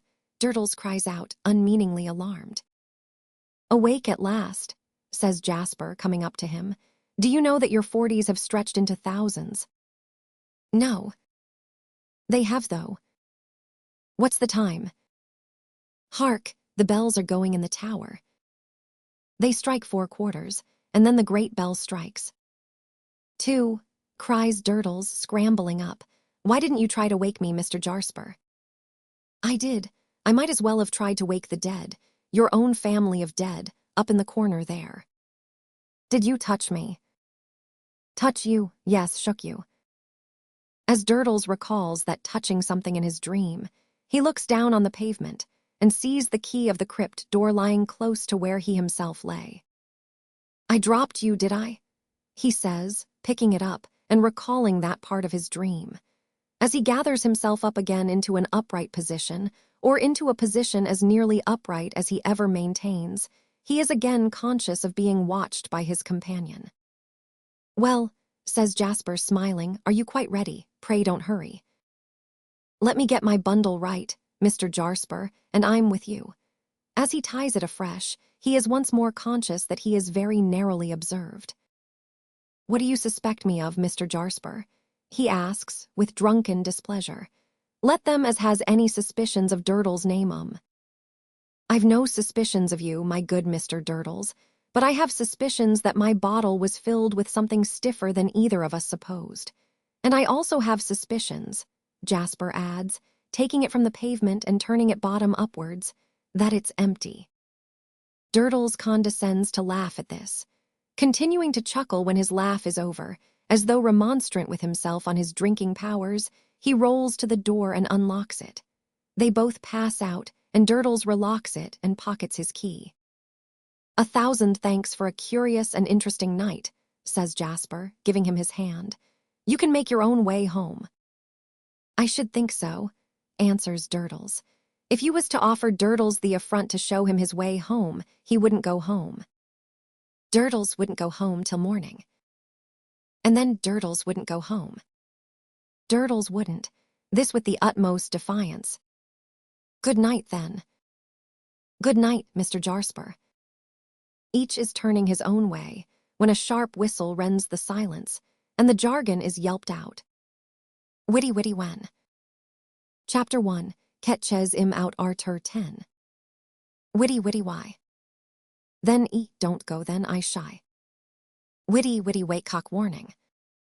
Instantly afterwards, a rapid fire of stones rattles at the cathedral wall, and the hideous small boy is beheld opposite, dancing in the moonlight. "What is that baby devil on the watch there?" cries Jasper in a fury, so quickly roused and so violent that he seems an older devil himself. "I shall shed the blood of that impish wretch. I know I shall do it." Regardless of the fire, though it hits him more than once, he rushes at Deputy, collars him, and tries to bring him across. But Deputy is not to be so easily brought across. With a diabolical insight into the strongest part of his position, he is no sooner taken by the throat than he curls up his legs, forces his assailant to hang him, as it were, and gurgles in his throat, and screws his body and twists, as already undergoing the first agonies of strangulation. There is nothing for it but to drop him. He instantly gets himself together, backs over to Durdles, and cries to his assailant, gnashing the great gap in front of his mouth with rage and malice. I'll blind your, help me. I'll stone your eyes out, help me. If I don't have your eyesight, bellows me. At the same time dodging behind Durdles and snarling at Jasper, now from this side of him, and now from that. Prepared, if pounced upon, to dart away in all manner of curvilinear directions, and if run down after all, to grovel in the dust and cry, "Now, hit me when I'm down. Do it." "Don't hurt the boy, Mr. Jasper," urges Durdles, shielding him. "Recollect yourself. He followed us tonight, when we first came here." "Your lie, I did," replies Deputy, in his one form of polite contradiction. "He has been prowling near us ever since." "Your lie, I haven't," returns Deputy. "I'd only just come out for my elth when I see you two coming out of the Kinfriederl, if." Chapter 1, Ketches im out Artur 10. With the usual rhythm and dance, though dodging behind Durdles. "It ain't any fault, is it?" "Take him home, then," retorts Jasper, ferociously, though with a strong check upon himself, "and let my eyes be rid of the sight of you." Deputy, with another sharp whistle, at once expressing his relief, and his commencement of a milder stoning of Mr. Durdles, begins stoning that respectable gentleman home, as if he were a reluctant ox. Mr. Jasper goes to his gatehouse, brooding. And thus, as everything comes to an end, the unaccountable expedition comes to an end, for the time. Chapter 13. Both ate their best. Miss Twinkleton's establishment was about to undergo a serene hush.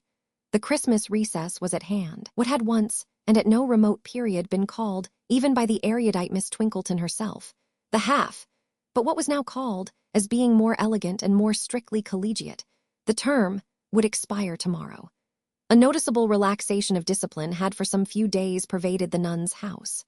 Club suppers had occurred in the bedrooms, and a dressed tongue had been carved with a pair of scissors and handed round with the curling tongs. Portions of marmalade had likewise been distributed on a service of plates constructed of curl paper, and cowslip wine had been quaffed from the small squat measuring glass in which little Ricketts, a junior of weakly constitution, took her steel drops daily. The housemaids had been bribed with various fragments of riband, and sundry pairs of shoes more or less down at heel, to make no mention of crumbs in the beds.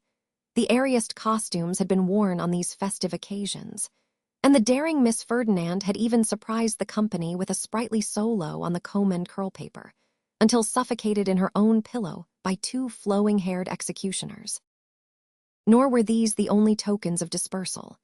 Boxes appeared in the bedrooms, where they were capital at other times, and a surprising amount of packing took place, out of all proportion to the amount packed.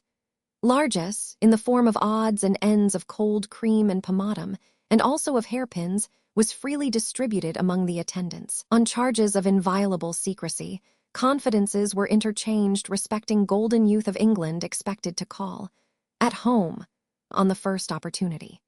Miss Giggles, deficient in sentiment, did indeed profess that she, for her part, acknowledged such homage by making faces at the golden youth, but this young lady was outvoted by an immense majority. On the last night before a recess, it was always expressly made a point of honor that nobody should go to sleep, and that ghosts should be encouraged by all possible means. This compact invariably broke down, and all the young ladies went to sleep very soon and got up very early. The concluding ceremony came off at 12 o'clock on the day of departure, when Miss Twinkleton, supported by Mrs. Tisher, held a drawing-room in her own apartment, the globes already covered with brown holland, where glasses of white wine and plates of cut pound-cake were discovered on the table. Miss Twinkleton then said, "Ladies, another revolving year had brought us round to that festive period at which the first feelings of our nature bounded in our." Miss Twinkleton was annually going to add bosoms, but annually stopped on the brink of that expression and substituted hearts. Hearts are hearts. Again a revolving year, ladies, had brought us to a pause in our studies. Let us hope our greatly advanced studies. And like the mariner in his bark, the warrior in his tent, the captive in his dungeon, and the traveler in his various conveyances, we yearned for home. Did we say, on such an occasion, in the opening words of Mr. Addison's impressive tragedy, "The dawn is overcast, the morning lowers, and heavily in clouds brings on the day, the great, important day." Not so. From horizon to zenith, all was couleur de rose, for all was redolent of our relations and friends. Might we find them prospering as we expected? Might they find us prospering as they expected? Ladies, we would now, with our love to one another, wish one another goodbye and happiness until we met again. And when the time should come for our resumption of those pursuits which, here a general depression set in all round, pursuits which, then let us ever remember what was said by the Spartan general, in words too trite for repetition, at the battle it were superfluous to specify. The handmaidens of the establishment, in their best caps, then handed the trays, and the young ladies sipped and crumbled, and the bespoken coaches began to choke the street. Then leave-taking was not long about, and Miss Twinkleton, in saluting each young lady's cheek, confided to her an exceedingly neat letter, addressed to her next friend at law, with Miss Twinkleton's best compliments in the corner. This missive she handed with an air as if it had not the least connection with the bill, but were something in the nature of a delicate and joyful surprise. So many times had Rosa seen such dispersals, and so very little did she know of any other home, that she was contented to remain where she was, and was even better contented than ever before, having her latest friend with her. And yet her latest friendship had a blank place in it of which she could not fail to be sensible. Helena Landless, having been a party to her brother's revelation about Rosa, and having entered into that compact of silence with Mr. Crisparkle, shrank from any allusion to Edwin Drood's name. Why she so avoided it was mysterious to Rosa, but she perfectly perceived the fact. But for the fact, she might have relieved her own little perplexed heart of some of its doubts and hesitations by taking Helena into her confidence. As it was, she had no such vent. She could only ponder on her own difficulties and wonder more and more why this avoidance of Edwin's name should last, now that she knew, for so much Helena had told her, that a good understanding was to be re-established between the two young men when Edwin came down.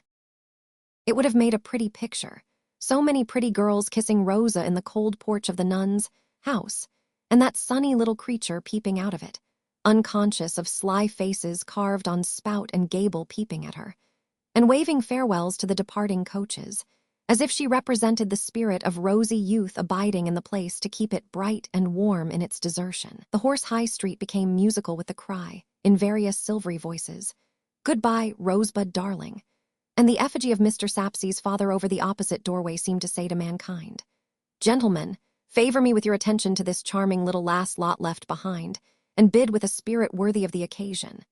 Then the staid street, so unwontedly sparkling, youthful, and fresh for a few rippling moments, ran dry, and Cloisterham was itself again. "Goodbye, Rosebud darling." If Rosebud in her bower now waited Edwin Drood's coming with an uneasy heart, Edwin for his part was uneasy too. With far less force of purpose in his composition than the childish beauty, crowned by acclamation fairy queen of Miss Twinkleton's establishment, he had a conscience, and Mr. Grewgious had pricked it. That gentleman's steady convictions of what was right and what was wrong in such a case as his were neither to be frowned aside nor laughed aside. They would not be moved. But for the dinner in Staple Inn, and but for the ring he carried in the breast pocket of his coat, he would have drifted into their wedding day without another pause for real thought, loosely trusting that all would go well, left alone. But that Sirius putting him on his truth to the living, and the dead had brought him to a check. He must either give the ring to Rosa, or he must take it back. Once put into this narrowed way of action, it was curious that he began to consider Rosa's claims upon him more unselfishly than he had ever considered them before, and began to be less sure of himself than he had ever been in all his easygoing days. "I will be guided by what she says, and by how we get on," was his decision, walking from the gatehouse to the nun's house. "Whatever comes of it, I will bear his words in mind, and try to be true to the living and the dead." Rosa was dressed for walking. She expected him.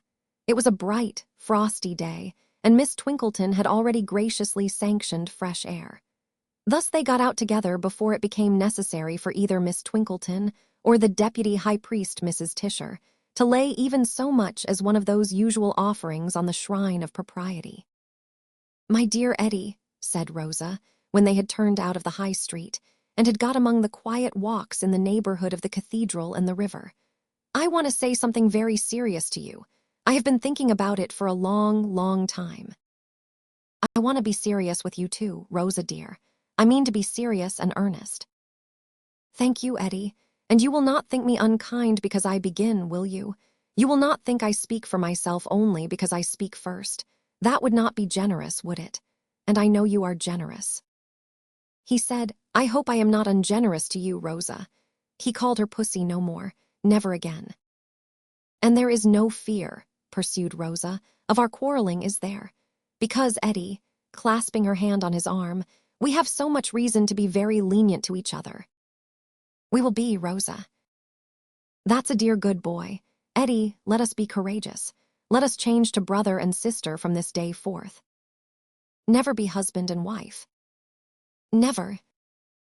Neither spoke again for a little while, but after that pause he said, with some effort, Of course I know that this has been in both our minds, Rosa, and of course I am in honor bound to confess freely that it does not originate with you. No, nor with you, dear, she returned with pathetic earnestness. That sprung up between us. You are not truly happy in our engagement. I am not truly happy in it. Oh, I am so sorry, so sorry. And there she broke into tears. I am deeply sorry too, Rosa, deeply sorry for you. And I for you, poor boy, and I for you. This pure young feeling, this gentle and forbearing feeling of each towards the other, brought with it its reward in a softening light that seemed to shine on their position. The relations between them did not look willful or capricious or a failure in such a light. They became elevated into something more self-denying, honorable, affectionate, and true. If we knew yesterday, said Rosa, as she dried her eyes, and we did know yesterday, and on many, many yesterdays, that we were far from right together in those relations which were not of our own choosing, what better could we do today than change them? It is natural that we should be sorry, and you see how sorry we both are. But how much better to be sorry now than then? When, Rosa? When it would be too late, and then we should be angry besides. Another silence fell upon them. And you know, said Rosa innocently, you couldn't like me then, and you can always like me now, for I shall not be a drag upon you or a worry to you. And I can always like you now, and your sister will not tease or trifle with you. I often did when I was not your sister, and I beg your pardon for it. Don't let us come to that, Rosa, or I shall want more pardoning than I like to think of. No, indeed, Eddie, you are too hard, my generous boy, upon yourself. Let us sit down, brother, on these ruins, and let me tell you how it was with us. I think I know, for I have considered about it very much since you were here last time. You liked me, didn't you? You thought I was a nice little thing. Everybody thinks that, Rosa. Do they? She knitted her brow musingly for a moment, and then flashed out with the bright little induction. Well, but say they do. Surely it was not enough that you should think of me only as other people did. Now, was it? The point was not to be got over. It was not enough. And that is just what I mean. That is just how it was with us, said Rosa. You liked me very well, and you had grown used to me, and had grown used to the idea of our being married. You accepted the situation as an inevitable kind of thing, didn't you? It was to be, you thought, and why discuss or dispute it? It was new and strange to him to have himself presented to himself so clearly, in a glass of her holding up. He had always patronized her, in his superiority to her share of woman's wit. Was that but another instance of something radically amiss in the terms on which they had been gliding towards a lifelong bondage? All this that I say of you is true of me as well, Eddie. Unless it was, I might not be bold enough to say it. Only the difference between us was that by little and little there crept into my mind a habit of thinking about it, instead of dismissing it. My life is not so busy as yours, you see, and I have not so many things to think of. So I thought about it very much, and I cried about it very much too, though that was not your fault, poor boy, when all at once my guardian came down to prepare for my leaving the nun's house. I tried to hint to him that I was not quite settled in my mind, but I hesitated and failed, and he didn't understand me.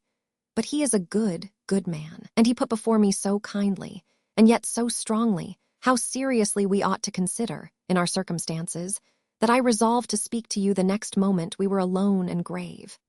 And if I seem to come to it easily just now, because I came to it all at once, don't think it was so really, Eddie, for oh, it was very, very hard, and oh, I am very, very sorry." Her full heart broke into tears again. He put his arm about her waist, and they walked by the riverside together. "Your guardian has spoken to me too, Rosa dear. I saw him before I left London. His right hand was in his breast, seeking the ring, but he checked it as he thought, 'If I am to take it back, why should I tell her of it?' And that made you more serious about it, didn't it, Eddie? And if I had not spoken to you as I have, you would have spoken to me. I hope you can tell me so. I don't like it to be all my doing, though it is so much better for us." "Yes, I should have spoken. I should have put everything before you. I came intending to do it. But I never could have spoken to you as you have spoken to me, Rosa."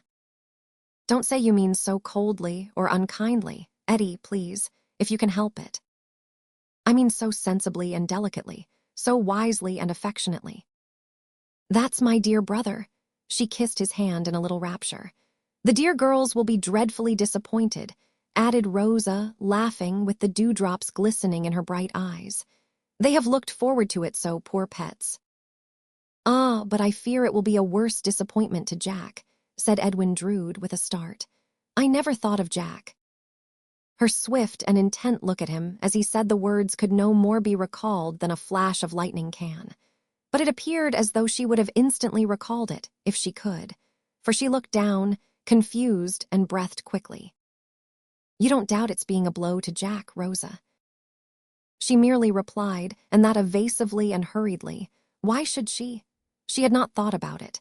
He seemed to her to have so little to do with it. "My dear child, can you suppose that anyone so wrapped up in another," Mrs. Tope's expression, "not mine, as Jack is in me, could fail to be struck all of a heap by such a sudden and complete change in my life? I say sudden, because it will be sudden to him, you know." She nodded twice or thrice, and her lips parted as if she would have assented. But she uttered no sound, and her breathing was no slower. "How shall I tell Jack?" said Edwin, ruminating. If he had been less occupied with the thought, he must have seen her singular emotion. "I never thought of Jack. It must be broken to him before the town crier knows it. I dine with the dear fellow tomorrow and next day, Christmas Eve and Christmas Day, but it would never do to spoil his feast days. He always worries about me and Maudley-Codleys in the merest trifles. The news is sure to overset him. How on earth shall this be broken to Jack?" "He must be told, I suppose," said Rosa. "My dear Rosa, who ought to be in our confidence if not Jack? My guardian promised to come down if I should write and ask him. I am going to do so. Would you like to leave it to him?" "A bright idea," cried Edwin. "The other trustee, nothing more natural. He comes down, he goes to Jack, he relates what we have agreed upon, and he states our case better than we could. He has already spoken feelingly to you, he has already spoken feelingly to me, and he'll put the whole thing feelingly to Jack. That's it. I am not a coward, Rosa, but to tell you a secret, I am a little afraid of Jack." "No, no, you are not afraid of him," cried Rosa, turning white and clasping her hands. "Why, Sister Rosa, what do you see from the turret?" said Edwin, rallying her. "My dear girl, you frighten me." "Most unintentionally, but I am as sorry as if I had meant to do it. Could you possibly suppose for a moment, from any loose way of speaking of mine, that I was literally afraid of the dear fond fellow? What I mean is, that he is subject to a kind of paroxysm, or fit. I saw him in it once, and I don't know but that so great a surprise, coming upon him direct from me whom he is so wrapped up in, might bring it on perhaps. Which, and this is the secret I was going to tell you, is another reason for your guardian S making the communication. He is so steady, precise, and exact that he will talk Jack's thoughts into shape in no time. Whereas with me Jack is always impulsive and hurried, and I may say almost womanish." Rosa seemed convinced. Perhaps from her own very different point of view of Jack, she felt comforted and protected by the interposition of Mr. Grugis between herself and him. And now Edwin Drood's right hand closed again upon the ring in its little case, and again was checked by the consideration. "It is certain now that I am to give it back to him. Then why should I tell her of it? That pretty sympathetic nature which could be so sorry for him in the blight of their childish hopes of happiness together, and could so quietly find itself alone in a new world to weave fresh wreaths of such flowers as it might prove to bear, the old world's flowers being withered, would be grieved by those sorrowful jewels. And to what purpose? Why should it be? They were but a sign of broken joys and baseless projects. In their very beauty they were, as the unlikeliest of men had said, almost a cruel satire on the loves, hopes, plans of humanity, which are able to forecast nothing and are so much brittle dust. Let them be. He would restore them to her guardian when he came down. He in his turn would restore them to the cabinet from which he had unwillingly taken them. And there, like old letters or old vows or other records of old aspirations come to nothing, they would be disregarded until, being valuable, they were sold into circulation again to repeat their former round. Let them be. Let them lie unspoken of in his breast. However distinctly or indistinctly he entertained these thoughts, he arrived at the conclusion, let them be. Among the mighty store of wonderful chains that are forever forging, day and night, in the vast ironworks of time and circumstance, there was one chain forged in the moment of that small conclusion, riveted to the foundations of heaven and earth, and gifted with invincible force to hold and drag. They walked on by the river. They began to speak of their separate plans. He would quicken his departure from England, and she would remain where she was, at least as long as Helena remained. The poor dear girls should have their disappointment broken to them gently, and, as the first preliminary, Miss Twinkleton should be confided in by Rosa, even in advance of the reappearance of Mr. Grewgious. It should be made clear in all quarters that she and Edwin were the best of friends. There had never been so serene an understanding between them since they were first affianced. And yet there was one reservation on each side. On hers, that she intended through her guardian to withdraw herself immediately from the tuition of her music master. On his, that he did already entertain some wandering speculations, whether it might ever come to pass that he would know more of Miss Landless. The bright, frosty day declined as they walked and spoke together. The sun dipped in the river far behind them, and the old city lay red before them, as their walk drew to a close. The moaning water cast its seaweed duskily at their feet when they turned to leave its margin, and the rooks hovered above them with hoarse cries, darker splashes in the darkening air. "I will prepare Jack for my flitting soon," said Edwin, in a low voice, "and I will but see your guardian when he comes, and then go before they speak together. It will be better done without my being by. Don't you think so?" "Yes." "We know we have done right, Rosa." "Yes. We know we are better so, even now. And shall be far, far better so by and by." Still there was that lingering tenderness in their hearts towards the old positions they were relinquishing, that they prolonged their parting. When they came among the elm trees by the cathedral, where they had last sat together, they stopped as by consent, and Rosa raised her face to his, as she had never raised it in the old days. For they were old already. "God bless you, dear, goodbye." "God bless you, dear, goodbye." They kissed each other fervently. "Now, please take me home, Eddie, and let me be by myself." "Don't look round, Rosa," he cautioned her, as he drew her arm through his and led her away. "Didn't you see Jack?" "No, where?" "Under the trees. He saw us as we took leave of each other. Poor fellow, he little thinks we have parted. This will be a blow to him, I am much afraid." She hurried on, without resting, and hurried on until they had passed under the gatehouse into the street.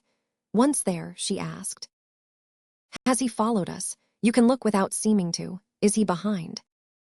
"No, yes, he is. He has just passed out under the gateway. The dear, sympathetic old fellow likes to keep us in sight. I'm afraid he will be bitterly disappointed." She pulled hurriedly at the handle of the hoarse old bell, and the gate soon opened. Before going in, she gave him one last, wide, wondering look, as if she would have asked him with imploring emphasis, "Oh, don't you understand?" And out of that look he vanished from her view. Chapter 14. When shall these three meet again? Christmas Eve in Cloisterham. A few strange faces in the streets. A few other faces, half strange and half familiar, once the faces of Cloisterham children, now the faces of men and women who come back from the outer world at long intervals to find the city wonderfully shrunken in size, as if it had not washed by any means well in the meanwhile. To these, the striking of the cathedral clock and the cawing of the rooks from the cathedral tower are like voices of their nursery time. To such as these, It has happened in their dying hours afar off, that they have imagined their chamber floor to be strewn with the autumnal leaves fallen from the elm trees in the close. So have the rustling sounds and fresh scents of their earliest impressions revived when the circle of their lives was very nearly traced, and the beginning and the end were drawing close together. Seasonable tokens are about. Red berries shine here and there in the lattices of Minor Canon Corner. Mr. and Mrs. Tope are daintily sticking sprigs of holly into the carvings and sconces of the cathedral stalls, as if they were sticking them into the coat buttonholes of the dean and chapter. Lavish profusion is in the shops, particularly in the articles of currants, raisins, spices, candied peel, and moist sugar. An unusual air of gallantry and dissipation is abroad, evinced in an immense bunch of mistletoe hanging in the greengrocer's shop doorway, and a poor little 12th cake, culminating in the figure of a harlequin. Such a very poor little 12th cake that one would rather called it a 24th cake or a 48th cake, to be raffled for at the pastrycook's, terms 1 shilling per member. Public amusements are not wanting. The waxwork which made so deep an impression on the reflective mind of the Emperor of China is to be seen by particular desire during Christmas week only, on the premises of the bankrupt livery stable keeper up the lane, and a new grand comic Christmas pantomime is to be produced at the theatre, the latter heralded by the portrait of Signor Jacksonini the clown, saying, "How do you do tomorrow?" Quite as large as life, and almost as miserably. In short, Cloisterham is up and doing, though from this description the high school and Miss Twinkletons are to be excluded. From the former establishment, the scholars have gone home, every one of them in love with one of Miss Twinkleton's young ladies, who knows nothing about it, and only the handmaidens flutter occasionally in the windows of the latter.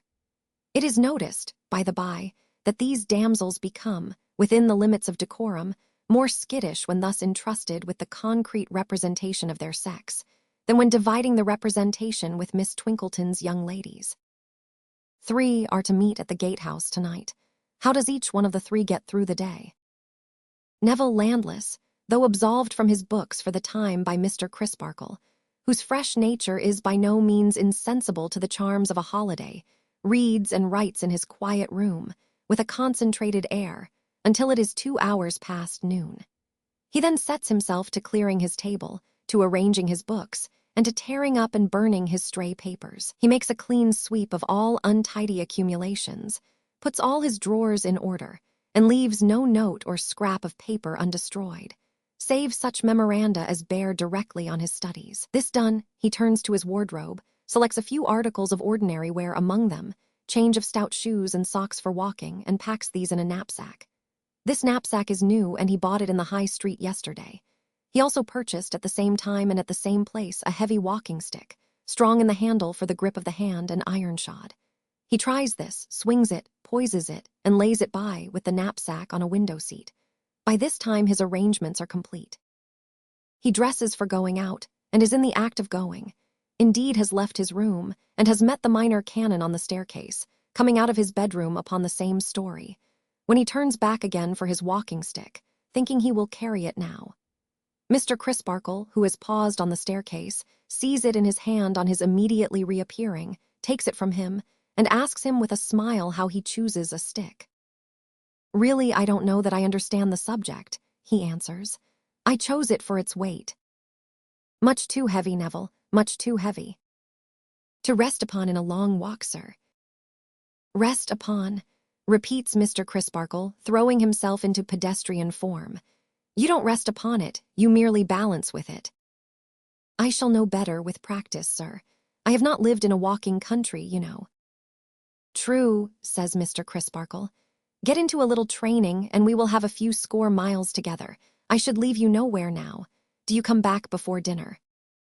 "I think not, as we dine early."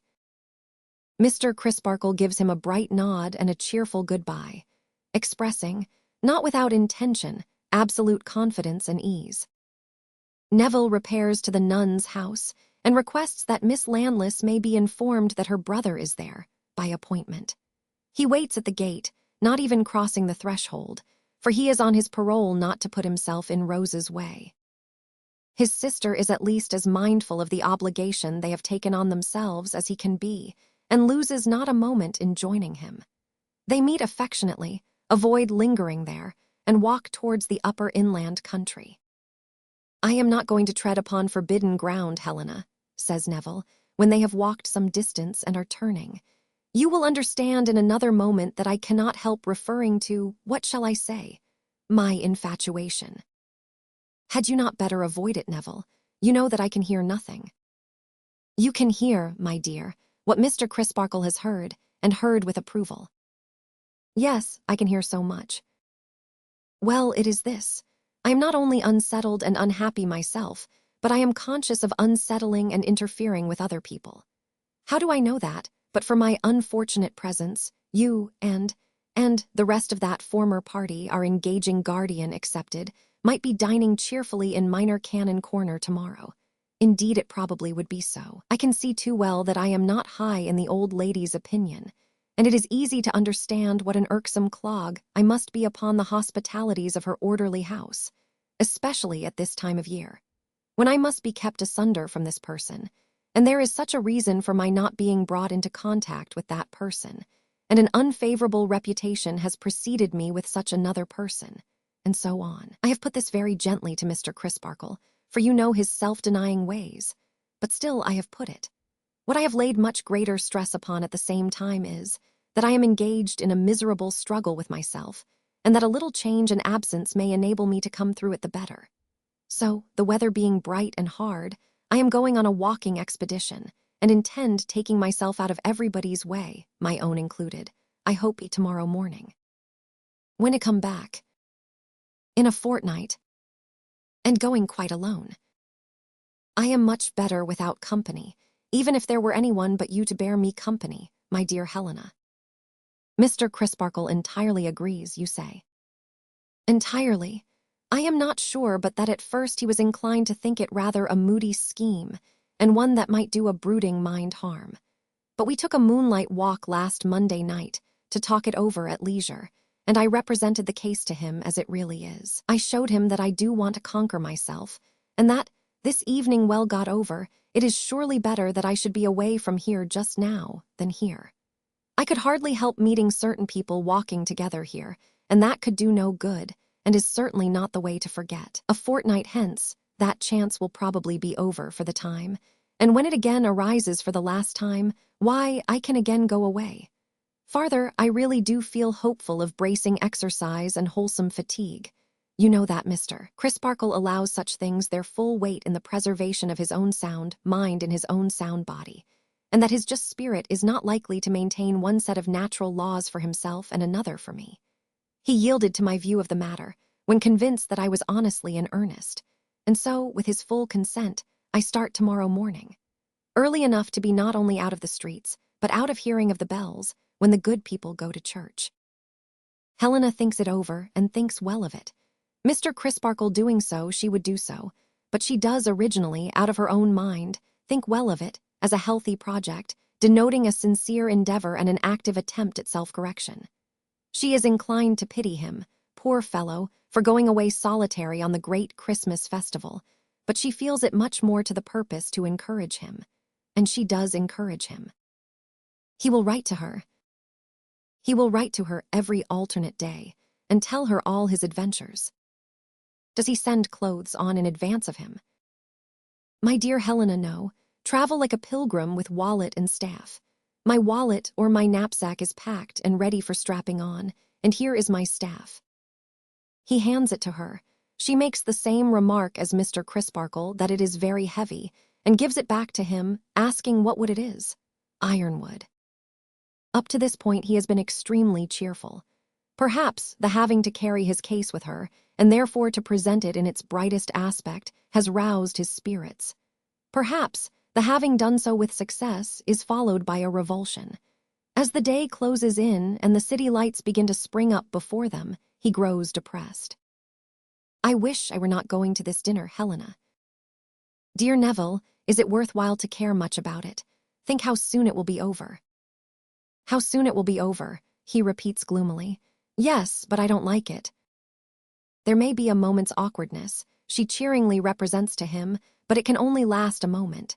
He is quite sure of himself. I wish I felt as sure of everything else as I feel of myself, he answers her. How strangely you speak, dear. What do you mean? Helena, I don't know. I only know that I don't like it. What a strange dead weight there is in the air. She calls his attention to those copperous clouds beyond the river and says that the wind is rising. He scarcely speaks again until he takes leave of her at the gate of the nun's house. She does not immediately enter when they have parted, but remains looking after him along the street.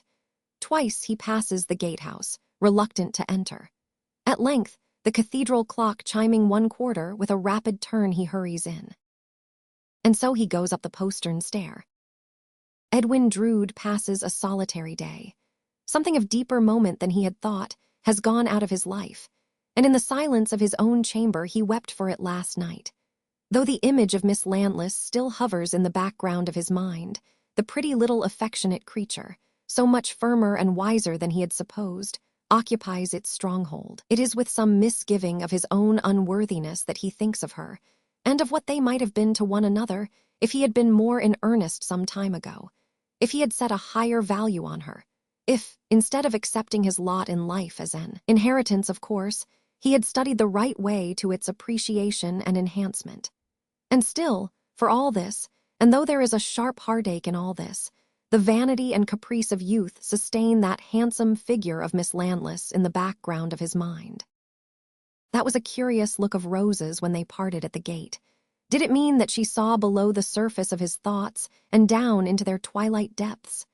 Scarcely that, for it was a look of astonished and keen inquiry. He decides that he cannot understand it, though it was remarkably expressive. As he only waits for Mr. Grugis now, and will depart immediately after having seen him, he takes a sauntering leave of the ancient city and its neighborhood. He recalls the time when Rosa and he walked here or there, mere children, full of the dignity of being engaged. Poor children, he thinks with a pitying sadness. Finding that his watch has stopped, he turns into the jeweler's shop to have it wound and set. The jeweler is knowing on the subject of a bracelet, which he begs leave to submit, in a general and quite aimless way. It would suit, he considers, a young bride to perfection, especially if of a rather diminutive style of beauty. Finding the bracelet but coldly looked at, the jeweler invites attention to a tray of rings for gentlemen. Here is a style of ring now, he remarks, a very chaste signet, which gentlemen are much given to purchasing when changing their condition. A ring of a very responsible appearance. With the date of their wedding day engraved inside, several gentlemen have preferred it to any other kind of memento. The rings are as coldly viewed as the bracelet. Edwin tells the tempter that he wears no jewelry but his watch and chain, which were his father S, and his shirt-pin. That I was aware of, is the jeweler's reply, for Mr. Jasper dropped in for a watch-glass the other day, and in fact, I showed these articles to him, remarking that if he should wish to make a present to a gentleman relative on any particular occasion. But he said with a smile that he had an inventory in his mind of all the jewelry his gentleman relative ever wore, namely, his watch and chain and his shirt-pin. Still, the jeweler considers that might not apply to all times, though applying to the present time. 20 minutes past 2, Mr. Drood, I set your watch at. Let me recommend you not to let it run down, sir. Edwin takes his watch, puts it on, and goes out, thinking, dear old Jack, if I were to make an extra crease in my neckcloth, he would think it worth noticing. He strolls about and about to pass the time until the dinner hour. It somehow happens that Cloisterham seems reproachful to him today, has fault to find with him, as if he had not used it well, but is far more pensive with him than angry. His wonted carelessness is replaced by a wistful looking at and dwelling upon all the old landmarks. He will soon be far away and may never see them again, he thinks. Poor youth, poor youth. As dusk draws on, he paces the monk's vineyard. He has walked to and fro, full half an hour by the cathedral chimes, and it has closed in dark before he becomes quite aware of a woman crouching on the ground near a wicket gate in a corner. The gate commands a cross by path, little used in the gloaming, and the figure must have been there all the time, though he has but gradually and lately made it out. He strikes into that path and walks up to the wicket. By the light of a lamp near it, he sees that the woman is of a haggard appearance, and that her weazened chin is resting on her hands, and that her eyes are staring, with an unwinking, blind sort of steadfastness, before her. Always kindly, but moved to be unusually kind this evening, and having bestowed kind words on most of the children and aged people he has met, he at once bends down and speaks to this woman. "Are you ill?" "No, dearie," she answers, without looking at him and with no departure from her strange blind stare. "Are you blind?" "No, dearie." "Are you lost, homeless, faint? What is the matter that you stay here in the cold so long without moving?" By slow and stiff efforts, she appears to contract her vision until it can rest upon him, and then a curious film passes over her, and she begins to shake. He straightens himself, recoils a step, and looks down at her in a dread amazement, for he seems to know her. Good heaven, he thinks next moment, like Jack that night. As he looks down at her, she looks up at him and whimpers, "My lungs is weakly, my lungs is dreffle bad. Poor me, my cough is rattling dry," and coughs in confirmation horribly. "Where do you come from?" "Come from London, dearie," her cough still rending her. "Where are you going to?" "Back to London, dearie.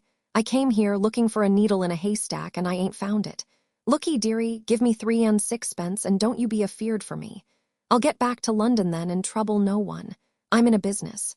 Ah me, it's slack and times is very bad, but I can make a shift to live by it." "Do you eat opium?" "Smokes it," she replies with difficulty, still racked by her cough. "Give me 3 and 6pence, and I'll lay it out well and get back. If you don't give me 3 and 6pence, don't give me a brass farden. And if you do give me 3 and 6pence, dearie, I'll tell you something." He counts the money from his pocket and puts it in her hand. She instantly clutches it tight and rises to her feet with a croaking laugh of satisfaction. "Bless ye, harkee, dear gentleman, what's your christened name?" "Edwin." Edwin, she repeats, trailing off into a drowsy repetition of the word, and then asks suddenly, "Is the short of that name Eddie?" "It is sometimes called so," he replies, with the color starting to his face. "Don't sweethearts call it so?" she asks, pondering. "How should I know?" "Haven't you a sweetheart, upon your soul?" "None." She is moving away with another "bless ye and thank ye, dearie," when he adds, "You were to tell me something, you may as well do so." So I was. Well then, whisper, you be thankful that your name ain't Ned." He looks at her quite steadily as he asks, "Why?" "Because it's a bad name to have just now." "How a bad name?" "A threatened name, a dangerous name.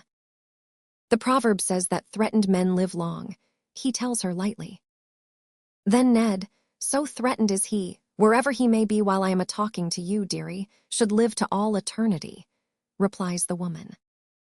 She has leaned forward to say it in his ear, with her forefinger shaking before his eyes, and now huddles herself together, and with another "bless ye and thank ye," goes away in the direction of the travelers' lodging-house.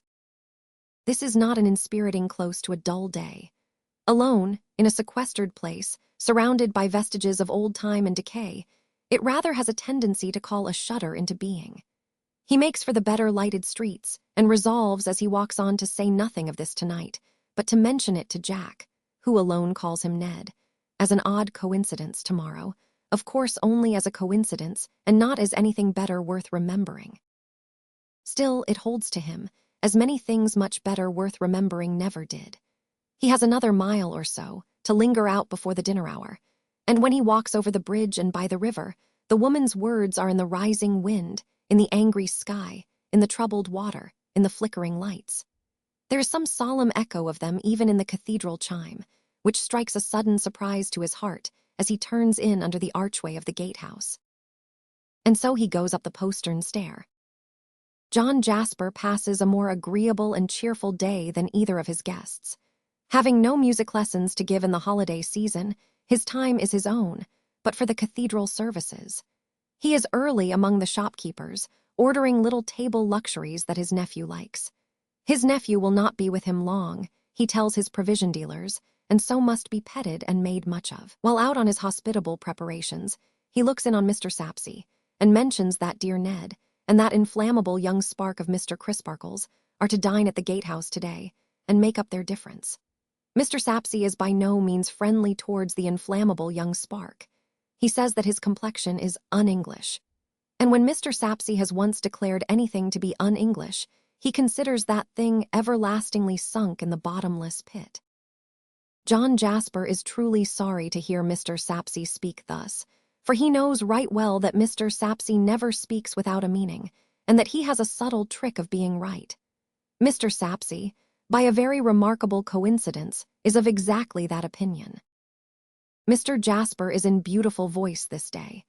In the pathetic supplication to have his heart inclined to keep this law, he quite astonishes his fellows by his melodious power. He has never sung difficult music with such skill and harmony as in this day's anthem.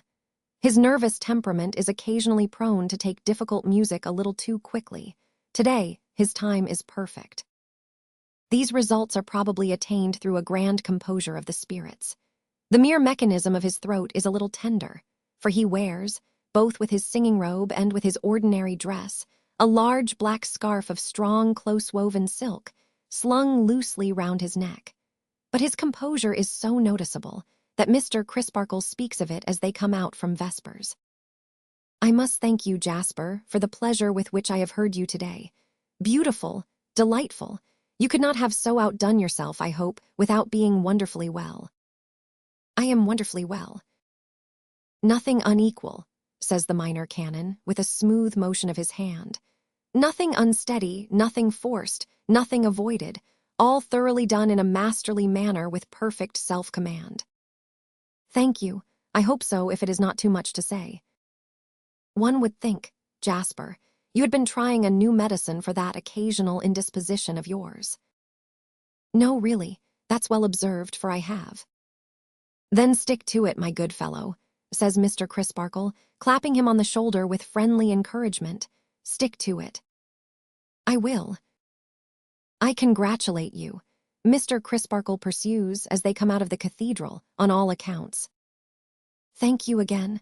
I will walk round to the corner with you, if you don't object. I have plenty of time before my company come, and I want to say a word to you, which I think you will not be displeased to hear." "What is it?" "Well, we were speaking, the other evening, of my black humors." Mr. Crisparkle's face falls, and he shakes his head deploringly. "I said, you know, that I should make you an antidote to those black humors, and you said you hoped I would consign them to the flames." "And I still hope so, Jasper." "With the best reason in the world. I mean to burn this year's diary at the year's end." "Because you—" Mr. Crisparkle brightens greatly as he thus begins. "You anticipate me, because I feel that I have been out of sorts, gloomy, bilious, brain-oppressed, whatever it may be. You said I had been exaggerative, so I have." Mr. Crisparkle's brightened face brightens still more.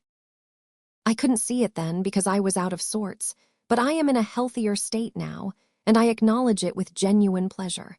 I made a great deal of a very little, that's the fact." "It does me good," cries Mr. Crisparkle, "to hear you say it." "A man leading a monotonous life," Jasper proceeds, "and getting his nerves or his stomach out of order dwells upon an idea until it loses its proportions. That was my case with the idea in question. So I shall burn the evidence of my case when the book is full and begin the next volume with a clearer vision." "This is better," says Mr. Crisparkle, stopping at the steps of his own door to shake hands, "than I could have hoped." "Why, naturally," returns Jasper. "You had but little reason to hope that I should become more like yourself. You are always training yourself to be, mind and body, as clear as crystal, and you always are and never change, whereas I am a muddy, solitary, moping weed. However, I have got over that mope. Shall I wait while you ask if Mr. Neville has left for my place? If not, he and I may walk round together." "I think," says Mr. Crisparkle, opening the entrance door with his key, "that he left some time ago. At least I know he left, and I think he has not come back. But I'll inquire. You won't come in." "My company wait," said Jasper with a smile. The minor canon disappears, and in a few moments returns. As he thought, Mr. Neville has not come back. Indeed, as he remembers now, Mr. Neville said he would probably go straight to the gatehouse. "Bad manners in a host," says Jasper. "My company will be there before me. What will you bet that I don't find my company embracing?" "I will bet, or I would, if ever I did bet," returns Mr. Crisparkle, "that your company will have a gay entertainer this evening." Jasper nods and laughs good night. He retraces his steps to the cathedral door and turns down past it to the gatehouse. He sings, in a low voice and with delicate expression, as he walks along. It still seems as if a false note were not within his power tonight, and as if nothing could hurry or retard him. Arriving thus under the arched entrance of his dwelling, he pauses for an instant in the shelter to pull off that great black scarf and bang it in a loop upon his arm. For that brief time, his face is knitted and stern, but it immediately clears as he resumes his singing and his way. And so he goes up the postern stair. The red light burns steadily all the evening in the lighthouse on the margin of the tide of busy life. Softened sounds and hum of traffic pass it and flow on irregularly into the lonely precincts, but very little else goes by, save violent rushes of wind. It comes on to blow a boisterous gale. The precincts are never particularly well lighted, but the strong blasts of wind blowing out many of the lamps, in some instances shattering the frames too, and bringing the glass rattling to the ground. They are unusually dark tonight. The darkness is augmented and confused by flying dust from the earth, dry twigs from the trees, and great ragged fragments from the rooks, nests up in the tower. The trees themselves so toss and creak, as this tangible part of the darkness madly whirls about, that they seem in peril of being torn out of the earth, while ever and again a crack and a rushing fall denote that some large branch has yielded to the storm. Not such power of wind has blown for many a winter night. Chimneys topple in the streets, and people hold to posts and corners, and to one another to keep themselves upon their feet. The violent rushes abate not, but increase in frequency and fury until at midnight, when the streets are empty, the storm goes thundering along them, rattling at all the latches and tearing at all the shutters, as if warning the people to get up and fly with it, rather than have the roofs brought down upon their brains. Still, the red light burns steadily. Nothing is steady but the red light. All through the night the wind blows and abates not, but early in the morning, when there is barely enough light in the east to dim the stars, it begins to lull. From that time, with occasional wild charges, like a wounded monster dying, it drops and sinks, and at full daylight it is dead. It is then seen that the hands of the cathedral clock are torn off. That lead from the roof has been stripped away, rolled up, and blown into the close, and that some stones have been displaced upon the summit of the great tower. Christmas morning though it be, it is necessary to send up workmen to ascertain the extent of the damage done. These, led by Durdles, go aloft, while Mr. Tope and a crowd of early idlers gather down in Minor Canon Corner, shading their eyes and watching for their appearance up there. This cluster is suddenly broken and put aside by the hands of Mr. Jasper. All the gazing eyes are brought down to the earth by his loudly inquiring of Mr. Crisparkle at an open window. "Where is my nephew?" "He has not been here. Is he not with you?" "No. He went down to the river last night with Mr. Neville to look at the storm and has not been back. Call Mr. Neville." "He left this morning early." "Left this morning early. Let me in, let me in." There is no more looking up at the tower now. All the assembled eyes are turned on Mr. Jasper, white, half-dressed, panting, and clinging to the rail before the Minor Canon's house. Chapter 15. Impeached. Neville Landless had started so early and walked at so good a pace that when the church bells began to ring in Cloisterham for morning service, he was 8 miles away. As he wanted his breakfast by that time, having set forth on a crust of bread, he stopped at the next roadside tavern to refresh. Visitors in want of breakfast, unless they were horses or cattle, for which class of guests there was preparation enough in the way of water trough and hay, were so unusual at the sign of the tilted wagon that it took a long time to get the wagon into the track of tea and toast and bacon. Neville, in the interval, sitting in a sanded parlor, wondering in how long a time after he had gone, the sneezy fire of damp faggots would begin to make somebody else warm. Indeed, the tilted wagon, as a cool establishment on the top of a hill, where the ground before the door was puddled with damp hoofs and trodden straw, where a scolding landlady slapped a moist baby, with one red sock on and one wanting, in the bar, where the cheese was cast aground upon a shelf, in company with a moldy tablecloth and a green-handled knife, in a sort of cast-iron canoe, where the pale-faced bread shed tears of crumb over its shipwreck in another canoe, where the family linen, half-washed and half-dried, led a public life of lying about, where everything to drink was drunk out of mugs, and everything else was suggestive of a rhyme to mugs. The tilted wagon, all these things considered, hardly kept its painted promise of providing good entertainment for man and beast. However, man, in the present case, was not critical, but took what entertainment he could get, and went on again after a longer rest than he needed. He stopped at some quarter of a mile from the house, hesitating whether to pursue the road, or to follow a cart track between two high hedgerows, which led across the slope of a breezy heath, and evidently struck into the road again by and by. He decided in favor of this latter track, and pursued it with some toil, the rise being steep, and the way worn into deep ruts. He was laboring along when he became aware of some other pedestrians behind him. As they were coming up at a faster pace than his, he stood aside against one of the high banks to let them pass. But their manner was very curious. Only 4 of them passed. Other 4 slackened speed and loitered as intending to follow him when he should go on. The remainder of the party, half a dozen perhaps, turned and went back at a great rate. He looked at the 4 behind him, and he looked at the 4 before him. They all returned his look. He resumed his way. The 4 in advance went on, constantly looking back. The 4 in the rear came closing up. When they all ranged out from the narrow track upon the open slope of the heath, and this order was maintained, let him diverge as he would to either side, there was no longer room to doubt that he was beset by these fellows. He stopped as a last test, and they all stopped. "Why do you attend upon me in this way?" he asked the whole body. "Are you a pack of thieves?"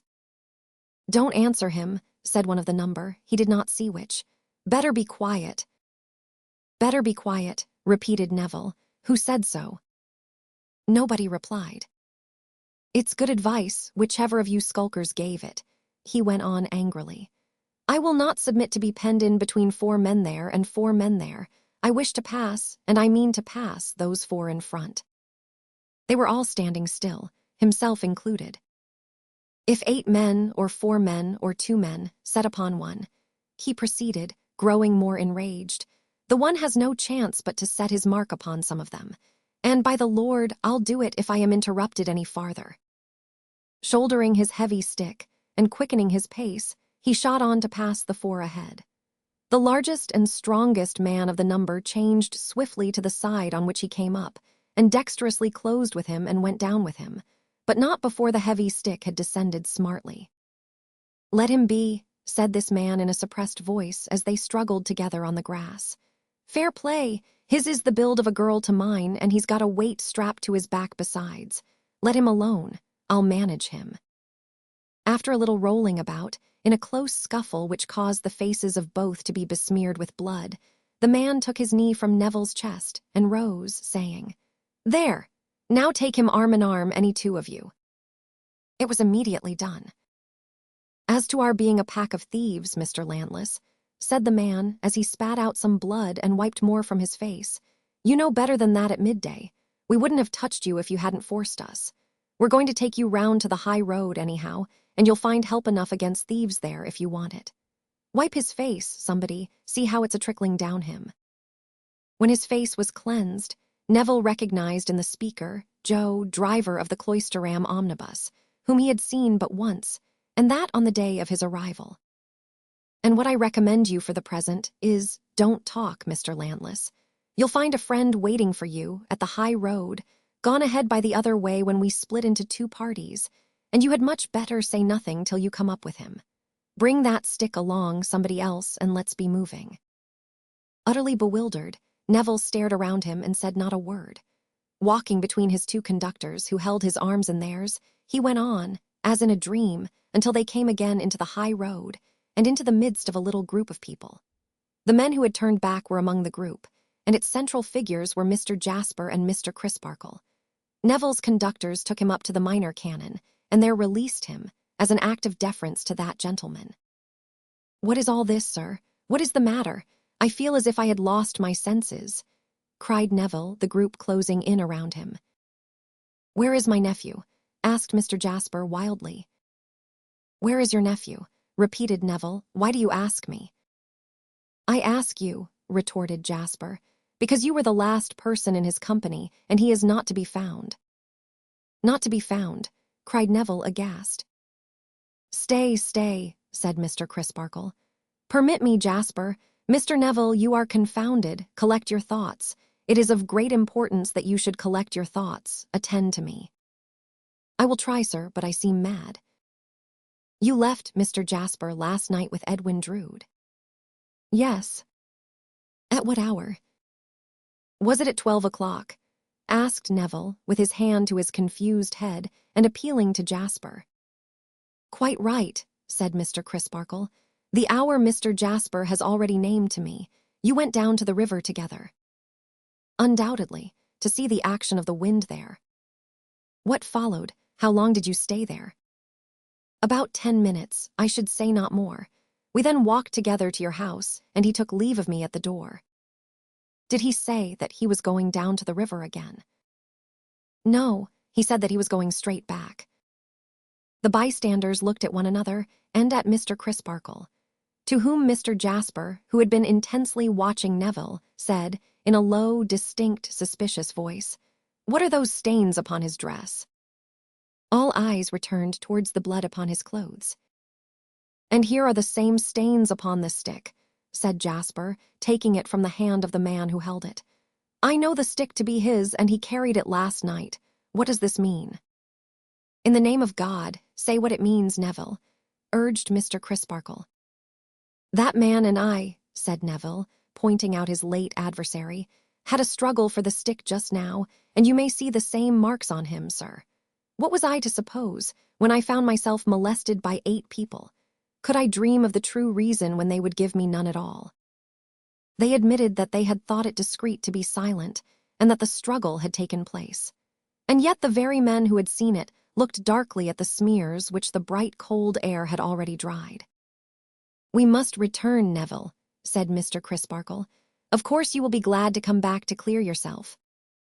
"Of course, sir."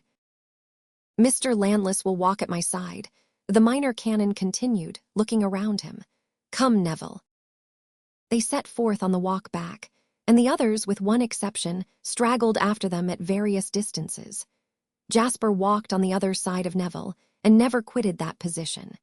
He was silent, while Mr. Crisparkle more than once repeated his former questions, and while Neville repeated his former answers. Also, while they both hazarded some explanatory conjectures, he was obstinately silent, because Mr. Crisparkle's manner directly appealed to him to take some part in the discussion, and no appeal would move his fixed face. When they drew near to the city, and it was suggested by the minor canon that they might do well in calling on the mayor at once, he assented with a stern nod, but he spake no word until they stood in Mr. Sapsey's parlor. Mr. Sapsey being informed by Mr. Crisparkle of the circumstances under which they desired to make a voluntary statement before him, Mr. Jasper broke silence by declaring that he placed his whole reliance, humanly speaking, on Mr. Sapsey's penetration.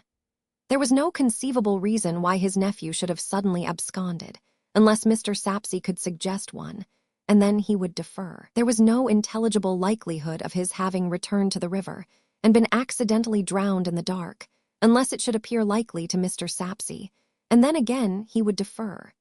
He washed his hands as clean as he could of all horrible suspicions, unless it should appear to Mr. Sapsey that some such were inseparable from his last companion before his disappearance, not on good terms with previously, and then, once more, he would defer. His own state of mind, he being distracted with doubts and laboring under dismal apprehensions, was not to be safely trusted, but Mr. Sapsey's was. Mr. Sapsey expressed his opinion that the case had a dark look. In short, and here his eyes rested full on Neville's countenance, an un-English complexion. Having made this grand point, he wandered into a denser haze and maze of nonsense than even a mayor might have been expected to disport himself in, and came out of it with the brilliant discovery that to take the life of a fellow creature was to take something that didn't belong to you. He wavered whether or no he should at once issue his warrant for the committal of Neville Landless to jail, under circumstances of grave suspicion, and he might have gone so far as to do it but for the indignant protest of the minor canon, who undertook for the young man's remaining in his own house and being produced by his own hands whenever demanded. Mr. Jasper then understood Mr. Sapsea to suggest that the river should be dragged, that its banks should be rigidly examined, that particulars of the disappearance should be sent to all outlying places and to London, and that placards and advertisements should be widely circulated imploring Edwin Drood, if for any unknown reason he had withdrawn himself from his uncle's home and society, to take pity on that loving kinsman's sore bereavement and distress, and somehow inform him that he was yet alive. Mr. Sapsea was perfectly understood, for this was exactly his meaning, though he had said nothing about it, and measures were taken towards all these ends immediately. It would be difficult to determine which was the more oppressed with horror and amazement, Neville Landless or John Jasper, but that Jasper's position forced him to be active, while Neville's forced him to be passive. There would have been nothing to choose between them. Each was bowed down and broken. With the earliest light of the next morning, men were at work upon the river, and other men, most of whom volunteered for the service, were examining the banks. All the livelong day the search went on, upon the river with barge and pole and drag and net, upon the muddy and rushy shore with jack-boots, hatchet, spade, rope, dogs, and all imaginable appliances. Even at night, the river was specked with lanterns and lurid with fires. Far-off creeks, into which the tide washed as it changed, had their knots of watchers, listening to the lapping of the stream and looking out for any burden it might bear. Remote shingly causeways near the sea, and lonely points off which there was a race of water, had their unwonted flaring cressets and rough-coated figures when the next day dawned. But no trace of Edwin Drood revisited the light of the sun. All that day, again, the search went on, now in barge and boat, and now ashore among the osiers, or tramping amidst mud and stakes and jagged stones in low-lying places, where solitary watermarks and signals of strange shapes showed like specters. John Jasper worked and twalled, but to no purpose, for still no trace of Edwin Drood revisited the light of the sun. Setting his watches for that night again, so that vigilant eyes should be kept on every change of tide, he went home exhausted. Unkempt and disordered, bedaubed with mud that had dried upon him, and with much of his clothing torn to rags, he had but just dropped into his easy chair when Mr. Grewgious stood before him. "This is strange news," said Mr. Grewgious. "Strange and fearful news." Jasper had merely lifted up his heavy eyes to say it, and now dropped them again as he drooped, worn out, over one side of his easy chair. Mr. Grewgious smoothed his head and face, and stood looking at the fire. "How is your ward?" asked Jasper after a time in a faint, fatigued voice. "Poor little thing, you may imagine her condition." "Have you seen his sister?" inquired Jasper as before. "Whose?" The curtness of the counter-question, and the cool, slow manner in which, as he put it, Mr. Grewgious moved his eyes from the fire to his companion's face, might at any other time have been exasperating. In his depression and exhaustion, Jasper merely opened his eyes to say, "The suspected young man, S." "Do you suspect him?" asked Mr. Grewgious. "I don't know what to think. I cannot make up my mind." "Nor I," said Mr. Grewgious. "But as you spoke of him as the suspected young man, I thought you had made up your mind. I have just left Miss Landless. Mr. Grewgious has his suspicions." "What is her state?" "Defiance of all suspicion, and unbounded faith in her brother." "Poor thing." "However," pursued Mr. Grewgious, "it is not of her that I came to speak. It is of my ward. I have a communication to make that will surprise you. At least, it has surprised me." Jasper, with a groaning sigh, turned wearily in his chair. "Shall I put it off till tomorrow?" said Mr. Grewgious. "Mind, I warn you that I think it will surprise you." More attention and concentration came into John Jasper's eyes as they caught sight of Mr. Grewgious smoothing his head again, and again looking at the fire, but now with a compressed and determined mouth. "What is it?" demanded Jasper, becoming upright in his chair. "To be sure," said Mr. Grugis, provokingly slowly and internally as he kept his eyes on the fire. "I might have known it sooner. She gave me the opening. But I am such an exceedingly angular man that it never occurred to me. I took all for granted." "What is it?" demanded Jasper once more. Mr. Grugis, alternately opening and shutting the palms of his hands as he warmed them at the fire, and looking fixedly at him sideways, and never changing either his action or his look in all that followed, went on to reply. "This young couple, the lost youth and Miss Rosa, my ward, though so long betrothed and so long recognizing their betrothal, and so near being married."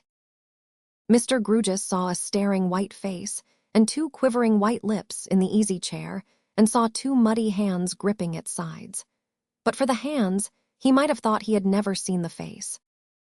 This young couple came gradually to the discovery, made on both sides pretty equally, I think, that they would be happier and better, both in their present and their future lives, as affectionate friends, or say rather as brother and sister, than as husband and wife. Mr. Grugis saw a lead-colored face in the easy chair, and on its surface dreadful starting drops or bubbles, as if of steel. This young couple formed at length the healthy resolution of interchanging their discoveries, openly, sensibly, and tenderly. They met for that purpose. After some innocent and generous talk, they agreed to dissolve their existing, and their intended, relations for ever and ever. Mr. Grugis saw a ghastly figure rise, open-mouthed, from the easy chair, and lift its outspread hands towards its head. One of this young couple, and that one your nephew, fearful, however, that in the tenderness of your affection for him you would be bitterly disappointed by so wide a departure from his projected life, forbore to tell you the secret for a few days, and left it to be disclosed by me, when I should come down to speak to you, and he would be gone. I speak to you, and he is gone." Mr. Grugis saw the ghastly figure throw back its head, clutch its hair with its hands, and turn with a writhing action from him. "I have now said all I have to say, except that this young couple parted firmly, though not without tears and sorrow, on the evening when you last saw them together." Mr. Grugis heard a terrible shriek, and saw no ghastly figure, sitting or standing, saw nothing but a heap of torn and miry clothes upon the floor. Not changing his action even then, he opened and shut the palms of his hands as he warmed them, and looked down at it. Chapter 16. Devoted. When John Jasper recovered from his fit or swoon, he found himself being tended by Mr. and Mrs. Tope, whom his visitor had summoned for the purpose. His visitor, wooden of aspect, sat stiffly in a chair, with his hands upon his knees, watching his recovery. "There, you've come to nicely now, sir," said the tearful Mrs. Tope. "You were thoroughly worn out, and no wonder." "A man," said Mr. Grugis, with his usual air of repeating a lesson, "cannot have his rest broken, and his mind cruelly tormented, and his body overtaxed by fatigue, without being thoroughly worn out." "I fear I have alarmed you." Jasper apologized faintly when he was helped into his easy chair. "Not at all, I thank you," answered Mr. Grugis. "You are too considerate." "Not at all, I thank you," answered Mr. Grugis again. "You must take some wine, sir," said Mrs. Tope, "and the jelly that I had ready for you, and that you wouldn't put your lips to at noon, though I warned you what would come of it, you know, and you not breakfasted. And you must have a wing of the roast fowl that has been put back 20 times if it's been put back once. It shall all be on table in 5 minutes, and this good gentleman belike will stop and see you take it." This good gentleman replied with a snort, which might mean yes, or no, or anything or nothing, and which Mrs. Tope would have found highly mystifying, but that her attention was divided by the service of the table. "You will take something with me," said Jasper, as the cloth was laid. "I couldn't get a morsel down my throat, I thank you," answered Mr. Grugis. Jasper both ate and drank almost voraciously. Combined with the hurry in his mode of doing it, was an evident indifference to the taste of what he took, suggesting that he ate and drank to fortify himself against any other failure of the spirits, far more than to gratify his palate. Mr. Grugis in the meantime sat upright, with no expression in his face, and a hard kind of imperturbably polite protest all over him, as though he would have said, in reply to some invitation to discourse, "I couldn't originate the faintest approach to an observation on any subject whatever, I thank you." "Do you know," said Jasper, when he had pushed away his plate and glass, and had sat meditating for a few minutes, "do you know that I find some crumbs of comfort in the communication with which you have so much amazed me?" "Do you?" returned Mr. Grugis, pretty plainly adding the unspoken clause, "I don't, I thank you." After recovering from the shock of a piece of news of my dear boy, so entirely unexpected, and so destructive of all the castles I had built for him, and after having had time to think of it, yes. "I shall be glad to pick up your crumbs," said Mr. Grugis, dryly. "Is there not, or is there? If I deceive myself, tell me so and shorten my pain. Is there not, or is there, hope that, finding himself in this new position, and becoming sensitively alive to the awkward burden of explanation in this quarter, and that, and the other with which it would load him, he avoided the awkwardness and took to flight?" "Such a thing might be," said Mr. Grugis, pondering. "Such a thing has been. I have read of cases in which people, rather than face a 7 days' wonder, and have to account for themselves to the idle and impertinent, have taken themselves away and been long unheard of." "I believe such things have happened," said Mr. Grugis, pondering still. "When I had and could have no suspicion," pursued Jasper, eagerly following the new track, "that the dear lost boy had withheld anything from me, most of all, such a leading matter as this. What gleam of light was there for me in the whole black sky? When I supposed that his intended wife was here, and his marriage close at hand, how could I entertain the possibility of his voluntarily leaving this place, in a manner that would be so unaccountable, capricious, and cruel? But now that I know what you have told me, is there no little chink through which day pierces? Supposing him to have disappeared of his own act, is not his disappearance more accountable and less cruel? The fact of his having just parted from your ward is in itself a sort of reason for his going away. It does not make his mysterious departure the less cruel to me, it is true, but it relieves it of cruelty to her." Mr. Grugis could not but assent to this. "And even as to me," continued Jasper, still pursuing the new track with ardor, and, as he did so, brightening with hope, "he knew that you were coming to me. He knew that you were entrusted to tell me what you have told me. If your doing so has awakened a new train of thought in my perplexed mind, it reasonably follows that, from the same premises, he might have foreseen the inferences that I should draw. Grant that he did foresee them, and even the cruelty to me, and who am I? John Jasper, music master, vanishes." Once more, Mr. Grugis could not but assent to this. "I have had my distrusts, and terrible distrusts they have been," said Jasper. "But your disclosure, overpowering as it was at first, showing me that my own dear boy had had a great disappointing reservation from me, who so fondly loved him, kindles hope within me. You do not extinguish it when I state it, but admit it to be a reasonable hope. I begin to believe it possible," here he clasped his hands, "that he may have disappeared from among us of his own accord, and that he may yet be alive and well."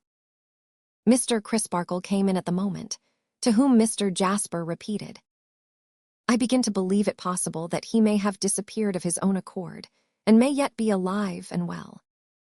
Mr. Crisparkle taking a seat and inquiring, "Why so?" Mr. Jasper repeated the arguments he had just set forth.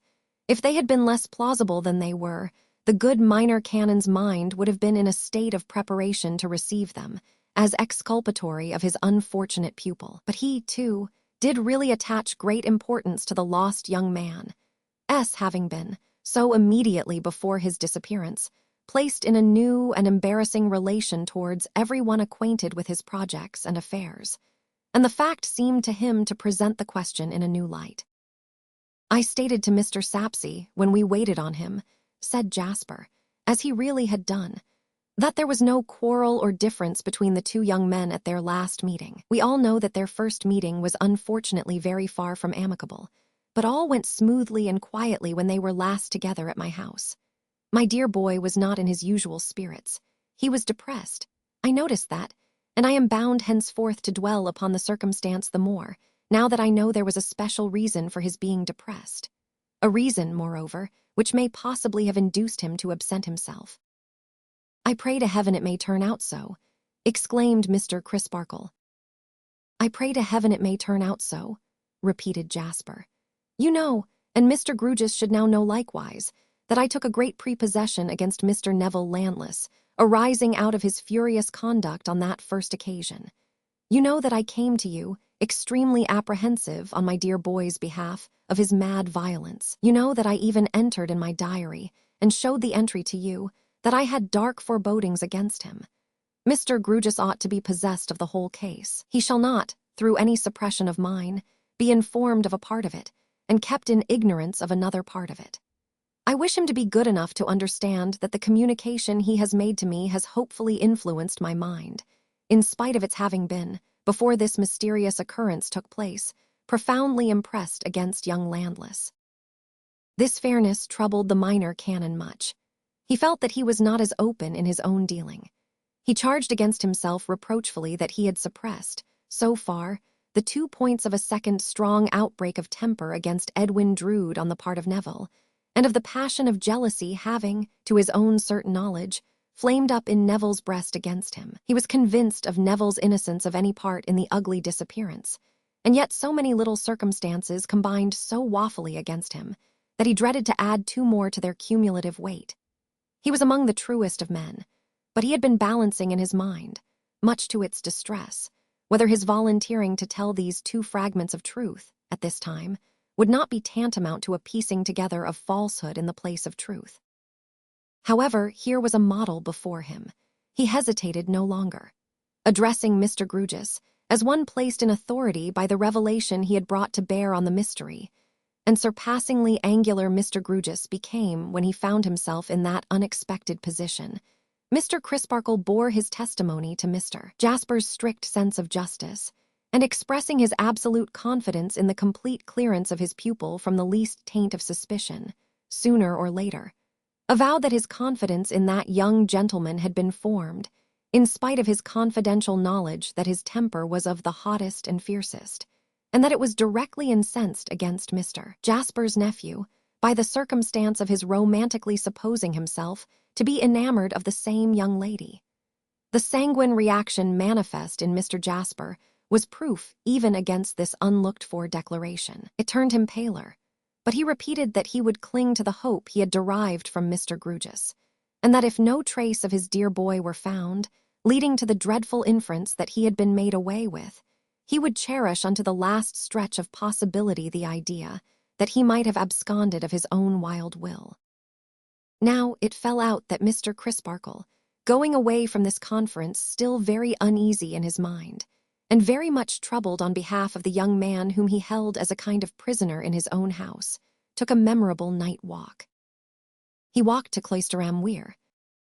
He often did so, and consequently there was nothing remarkable in his footsteps tending that way.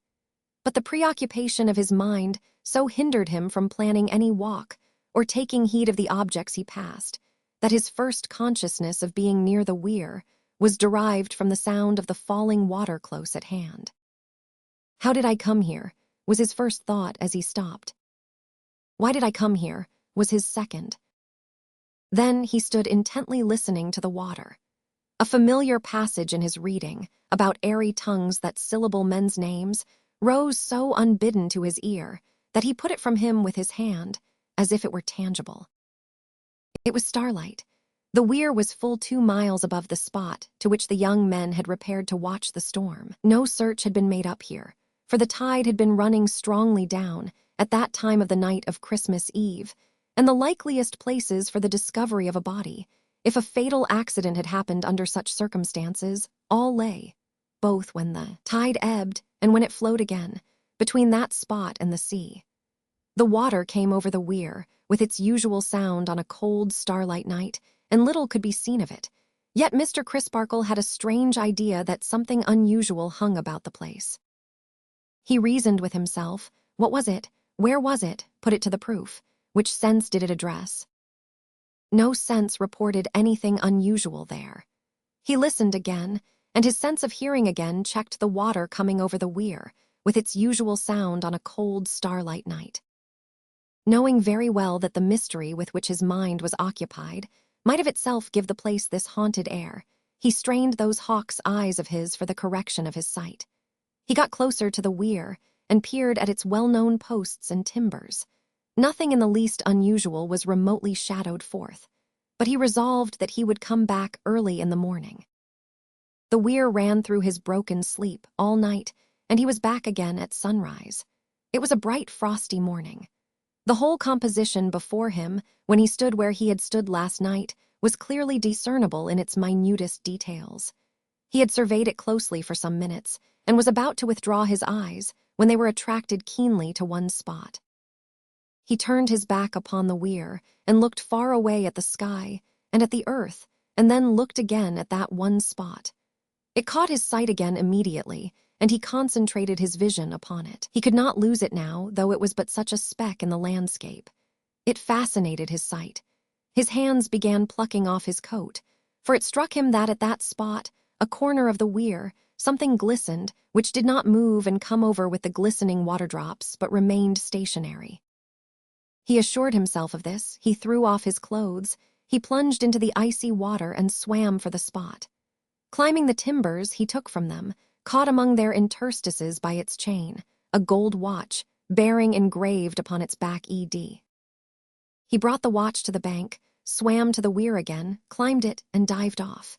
He knew every hole and corner of all the depths, and dived and dived and dived, until he could bear the cold no more. His notion was that he would find the body. He only found a shirt-pin sticking in some mud and ooze. With these discoveries he returned to Cloisterham, and taking Neville landless with him, went straight to the mayor. Mr. Jasper was sent for, the watch and shirt-pin were identified, Neville was detained, and the wildest frenzy and fatuity of evil report rose against him. He was of that vindictive and violent nature, that but for his poor sister, who alone had influence over him, and out of whose sight he was never to be trusted, he would be in the daily commission of murder. Before coming to England, he had caused to be whipped to death sundry natives, nomadic persons, encamping now in Asia, now in Africa, now in the West Indies, and now at the North Pole, vaguely supposed in Cloisterham to be always black, always of great virtue, always calling themselves me, and everybody else Massa or Missy, according to sex, and always reading tracts of the obscurest meaning, in broken English, but always accurately understanding them in the purest mother tongue. He had nearly brought Mrs. Crisparkle's gray hairs with sorrow to the grave. Those original expressions were Mr. Sapsey's. He had repeatedly said he would have Mr. Crisparkle's life. He had repeatedly said he would have everybody's life and become in effect the last man. He had been brought down to Cloisterham, from London, by an eminent philanthropist. And why? Because that philanthropist had expressly declared, "I owe it to my fellow creatures that he should be, in the words of Bentham, where he is the cause of the greatest danger to the smallest number." These dropping shots from the blunderbusses of blunderheadedness might not have hit him in a vital place, but he had to stand against a trained and well-directed fire of arms of precision too. He had notoriously threatened the lost young man, and had, according to the showing of his own faithful friend and tutor who strove so hard for him, a cause of bitter animosity, created by himself, and stated by himself, against that ill-starred fellow. He had armed himself with an offensive weapon for the fatal night, and he had gone off early in the morning, after making preparations for departure. He had been found with traces of blood on him. Truly, they might have been wholly caused as he represented, but they might not also. On a search warrant being issued for the examination of his room, clothes, and so forth, it was discovered that he had destroyed all his papers and rearranged all his possessions on the very afternoon of the disappearance. The watch found at the weir was challenged by the jeweler as one he had wound and set for Edwin Drood at 20 minutes past 2 on that same afternoon, and it had run down before being cast into the water, and it was the jeweler's positive opinion that it had never been rewound. This would justify the hypothesis that the watch was taken from him not long after he left Mr. Jasper's house at midnight, in company with the last person seen with him, and that it had been thrown away after being retained some hours. Why thrown away? If he had been murdered, and so artfully disfigured or concealed or both, as that the murderer hoped identification to be impossible, except from something that he wore, assuredly the murderer would seek to remove from the body the most lasting, the best known, and the most easily recognizable things upon it. Those things would be the watch and shirt pin. As to his opportunities of casting them into the river, if he were the object of these suspicions, they were easy. For he had been seen by many persons, wandering about on that side of the city, indeed on all sides of it, in a miserable and seemingly half-distracted manner. As to the choice of the spot, obviously such criminating evidence had better take its chance of being found anywhere, rather than upon himself or in his possession. Concerning the reconciliatory nature of the appointed meeting between the two young men, very little could be made of that in young Landless's favor, for it distinctly appeared that the meeting originated, not with him, but with Mr. Crisparkle, and that it had been urged on by Mr. Crisparkle, and who could say how unwillingly, or in what ill-conditioned mood, his enforced pupil had gone to it. The more his case was looked into, the weaker it became in every point. Even the broad suggestion that the lost young man had absconded was rendered additionally improbable on the showing of the young lady from whom he had so lately parted. For what did she say, with great earnestness and sorrow, when interrogated? That he had, expressly and enthusiastically, planned with her, that he would await the arrival of her guardian, Mr. Grewgious. And yet, be it observed, he disappeared before that gentleman appeared. On the suspicions thus urged and supported, Neville was detained and redetained, and the search was pressed on every hand, and Jasper labored night and day. But nothing more was found. No discovery being made which proved the lost man to be dead, it at length became necessary to release the person suspected of having made away with him. Neville was set at large. Then a consequence ensued which Mr. Crisparkle had too well foreseen. Neville must leave the place, for the place shunned him and cast him out. Even had it not been so, the dear old China shepherdess would have worried herself to death with fears for her son, and with general trepidation occasioned by their having such an inmate. Even had that not been so, the authority to which the minor canon deferred officially would have settled the point. Mr. Crisparkle, quoth the dean, human justice may err, but it must act according to its lights. The days of taking sanctuary are past. This young man must not take sanctuary with us. You mean that he must leave my house, sir? Mr. Crisparkle, returned the prudent dean, I claim no authority in your house. I merely confer with you on the painful necessity you find yourself under of depriving this young man of the great advantages of your counsel and instruction. It is very lamentable, sir, Mr. Crisparkle represented. Very much so, the dean assented. And if it be a necessity, Mr. Crisparkle faltered. As you unfortunately find it to be, returned the dean. Mr. Crisparkle bowed submissively. It is hard to prejudge his case, sir, but I am sensible that. Just so, perfectly. As you say, Mr. Crisparkle, interposed the dean, nodding his head smoothly, there is nothing else to be done. No doubt, no doubt. There is no alternative, as your good sense has discovered. I am entirely satisfied of his perfect innocence, sir, nevertheless. Well, said the dean in a more confidential tone and slightly glancing around him, I would not say so generally, not generally.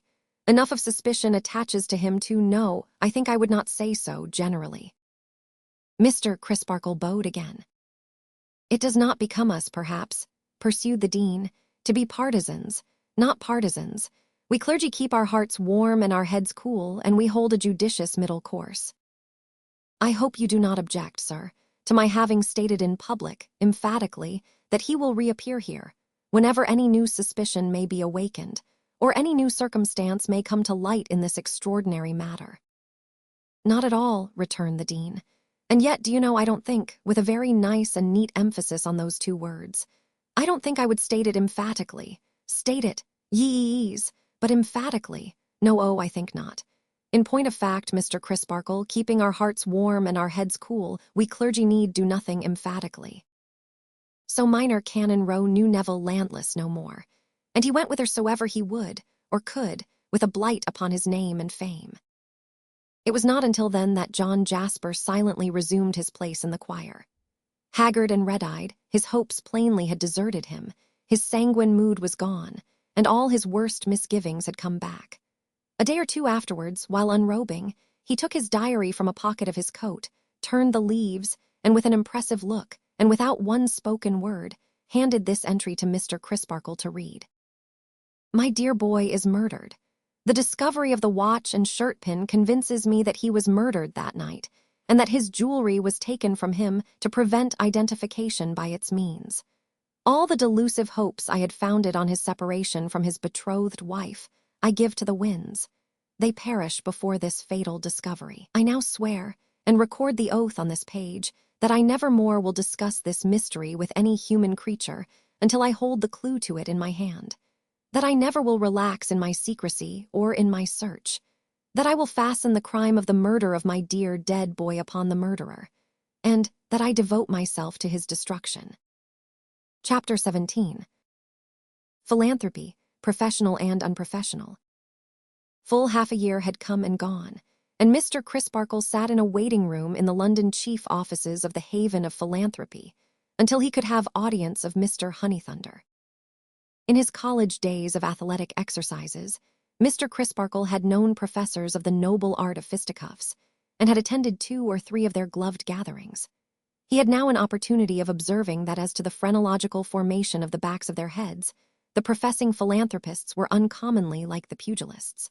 In the development of all those organs which constitute, or attend, a propensity to pitch into your fellow creatures, the philanthropists were remarkably favored. There were several professors passing in and out, with exactly the aggressive air upon them of being ready for a turn-up with any novice who might happen to be on hand, that Mr. Crisparkle well remembered in the circles of the fancy. Preparations were in progress for a moral little mill somewhere on the rural circuit, and other professors were backing this, or that heavyweight as good for such or such speech-making hits, so very much after the manner of the sporting publicans, that the intended resolutions might have been rounds. In an official manager of these displays, much celebrated for his platform tactics, Mr. Crisparkle recognized, in a suit of black, the counterpart of a deceased benefactor of his species, an eminent public character, once known to fame as frosty-faced Fogo, who in days of yore superintended the formation of the magic circle with the ropes and stakes. There were only 3 conditions of resemblance wanting between these professors and those. Firstly, the philanthropists were in very bad training, much too fleshy, and presenting, both in face and figure, a superabundance of what is known to pugilistic experts as suet pudding. Secondly, the philanthropists had not the good temper of the pugilists, and used worse language. Thirdly, their fighting code stood in great need of revision, as empowering them not only to bore their man to the ropes, but to bore him to the confines of distraction, also to hit him when he was down, hit him anywhere and anyhow, kick him, stamp upon him, gouge him, and maul him behind his back without mercy. In these last particulars, the professors of the noble art were much nobler than the professors of philanthropy. Mr. Crisparkle was so completely lost in musing on these similarities and dissimilarities, at the same time watching the crowd which came and went by, always, as it seemed, on errands of antagonistically snatching something from somebody, and never giving anything to anybody, that his name was called before he heard it. On his at length responding, he was shown by a miserably shabby and underpaid stipendiary philanthropist, who could hardly have done worse if he had taken service with a declared enemy of the human race, to Mr. Honeythunder's room. "Sir," said Mr. Honeythunder, in his tremendous voice, like a schoolmaster issuing orders to a boy of whom he had a bad opinion, "sit down." Mr. Crisparkle seated himself. Mr. Honeythunder, having signed the remaining few score of a few thousand circulars, calling upon a corresponding number of families without means to come forward, stump up instantly and be philanthropists, or go to the devil, another shabby stipendiary philanthropist, highly disinterested, if in earnest, gathered these into a basket and walked off with them. "Now, Mr. Crisparkle," said Mr. Honeythunder, turning his chair half round towards him when they were alone, and squaring his arms with his hands on his knees, and his brows knitted, as if he added, "I am going to make short work of you. Now, Mr. Crisparkle, we entertain different views, you and I, sir, of the sanctity of human life. "Do we?" returned the minor canon. "We do, sir." "Might I ask you," said the minor canon, "what are your views on that subject?" "That human life is a thing to be held sacred, sir." "Might I ask you," pursued the minor canon as before, "what you suppose to be my views on that subject?" "By George, sir," returned the philanthropist, squaring his arms still more as he frowned on Mr. Crisparkle, "they are best known to yourself." "Readily admitted. But you began by saying that we took different views, you know. Therefore, or you could not say so, you must have set up some views as mine. Pray, what views have you set up as mine?" "Here is a man and a young man," said Mr. Honeythunder, as if that made the matter infinitely worse, and he could have easily borne the loss of an old one, "swept off the face of the earth by a deed of violence. What do you call that?" "Murder," said the minor canon. "What do you call the doer of that deed, sir?" "A murderer," said the minor canon. "I am glad to hear you admit so much, sir," retorted Mr. Honeythunder in his most offensive manner, "and I candidly tell you that I didn't expect it." Here he lowered heavily at Mr. Crisparkle again. "Be so good as to explain what you mean by those very unjustifiable expressions." "I don't sit here, sir," returned the philanthropist, raising his voice to a roar, "to be browbeaten. As the only other person present, no one can possibly know that better than I do," returned the minor canon very quietly. "But I interrupt your explanation." "Murder," proceeded Mr. Honeythunder, in a kind of boisterous reverie with his platform folding of his arms and his platform nod of abhorrent reflection after each short sentiment of a word. "Bloodshed, Abel, Cain, I hold no terms with Cain. I repudiate with a shudder the red hand when it is offered me." Instead of instantly leaping into his chair and cheering himself hoarse, as the brotherhood in public meeting assembled would infallibly have done on this cue, Mr. Crisparkle merely reversed the quiet crossing of his legs and said mildly, "Don't let me interrupt your explanation when you begin it. The commandments say no murder. No murder, sir," proceeded Mr. Honeythunder, platformally pausing as if he took Mr. Crisparkle to task for having distinctly asserted that they said, "You may do a little murder and then leave off." "And they also say, you shall bear no false witness," observed Mr. Crisparkle. "Enough," bellowed Mr. Honeythunder, with a solemnity and severity that would have brought the house down at a meeting. Enough. My late wards being now of age, and I being released from a trust which I cannot contemplate without a thrill of horror. There are the accounts which you have undertaken to accept on their behalf, and there is a statement of the balance which you have undertaken to receive and which you cannot receive too soon.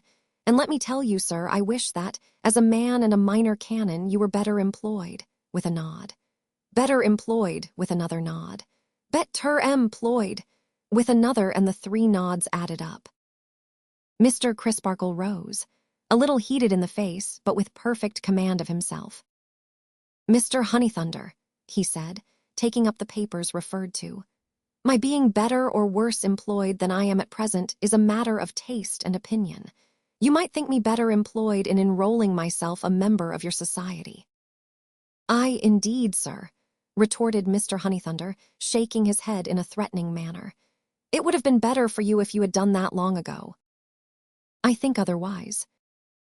"Or," said Mr. Honeythunder, shaking his head again, "I might think one of your profession better employed in devoting himself to the discovery and punishment of guilt than in leaving that duty to be undertaken by a layman. I may regard my profession from a point of view which teaches me that its first duty is towards those who are in necessity and tribulation, who are desolate and oppressed," said Mr. Crisparkle. "However, as I have quite clearly satisfied myself that it is no part of my profession to make professions, I say no more of that. But I owe it to Mr. Neville, and to Mr. Neville's sister, and in a much lower degree to myself, to say to you that I know I was in the full possession and understanding of Mr. Neville's mind and heart at the time of this occurrence, and that, without in the least coloring or concealing what was to be deplored in him and required to be corrected, I feel certain that his tale is true. Feeling that certainty, I befriend him. As long as that certainty shall last, I will befriend him. And if any consideration could shake me in this resolve, I should be so ashamed of myself for my meanness, that no man's good opinion, no, nor no woman's, so gained, could compensate me for the loss of my own. Good fellow, manly fellow, and he was so modest, too. There was no more self-assertion in the minor canon than in the schoolboy who had stood in the breezy playing fields keeping a wicket.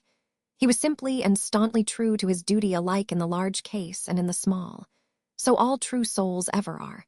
So every true soul ever was, ever is, and ever will be. There is nothing little to the really great in spirit. Then who do you make out did the deed? Asked Mr. Honeythunder, turning on him abruptly. Heaven forbid, said Mr. Crisparkle, that in my desire to clear one man I should lightly criminate another. I accuse no one. Tee-cha, ejaculated Mr. Honeythunder with great disgust, for this was by no means the principle on which the philanthropic brotherhood usually proceeded. And, sir, you are not a disinterested witness, we must bear in mind. How am I an interested one? Inquired Mr. Crisparkle, smiling innocently, at a loss to imagine. There was a certain stipend, sir, paid to you for your pupil, which may have warped your judgment a bit, said Mr. Honeythunder coarsely. Perhaps I expect to retain it still. Mr. Crisparkle returned, enlightened. Do you mean that, too? Well, sir, returned the professional philanthropist, getting up and thrusting his hands down into his trousers pockets. I don't go about measuring people for caps. If people find I have any about me that fit 'em, they can put 'em on and wear 'em if they like. That's their lookout, not mine. Mr. Crisparkle eyed him with a just indignation, and took him to task thus. Mr. Honeythunder, I hoped when I came in here that I might be under no necessity of commenting on the introduction of platform manners or platform maneuvers among the decent forbearances of private life. But you have given me such a specimen of both, that I should be a fit subject for both if I remained silent respecting them. They are detestable. They don't suit you, I dare say, sir. They are, repeated Mr. Crisparkle, without noticing the interruption. Detestable. They violate equally the justice that should belong to Christians and the restraints that should belong to gentlemen. You assume a great crime to have been committed by one whom I, acquainted with the attendant circumstances, and having numerous reasons on my side, devoutly believe to be innocent of it. Because I differ from you on that vital point, what is your platform resource?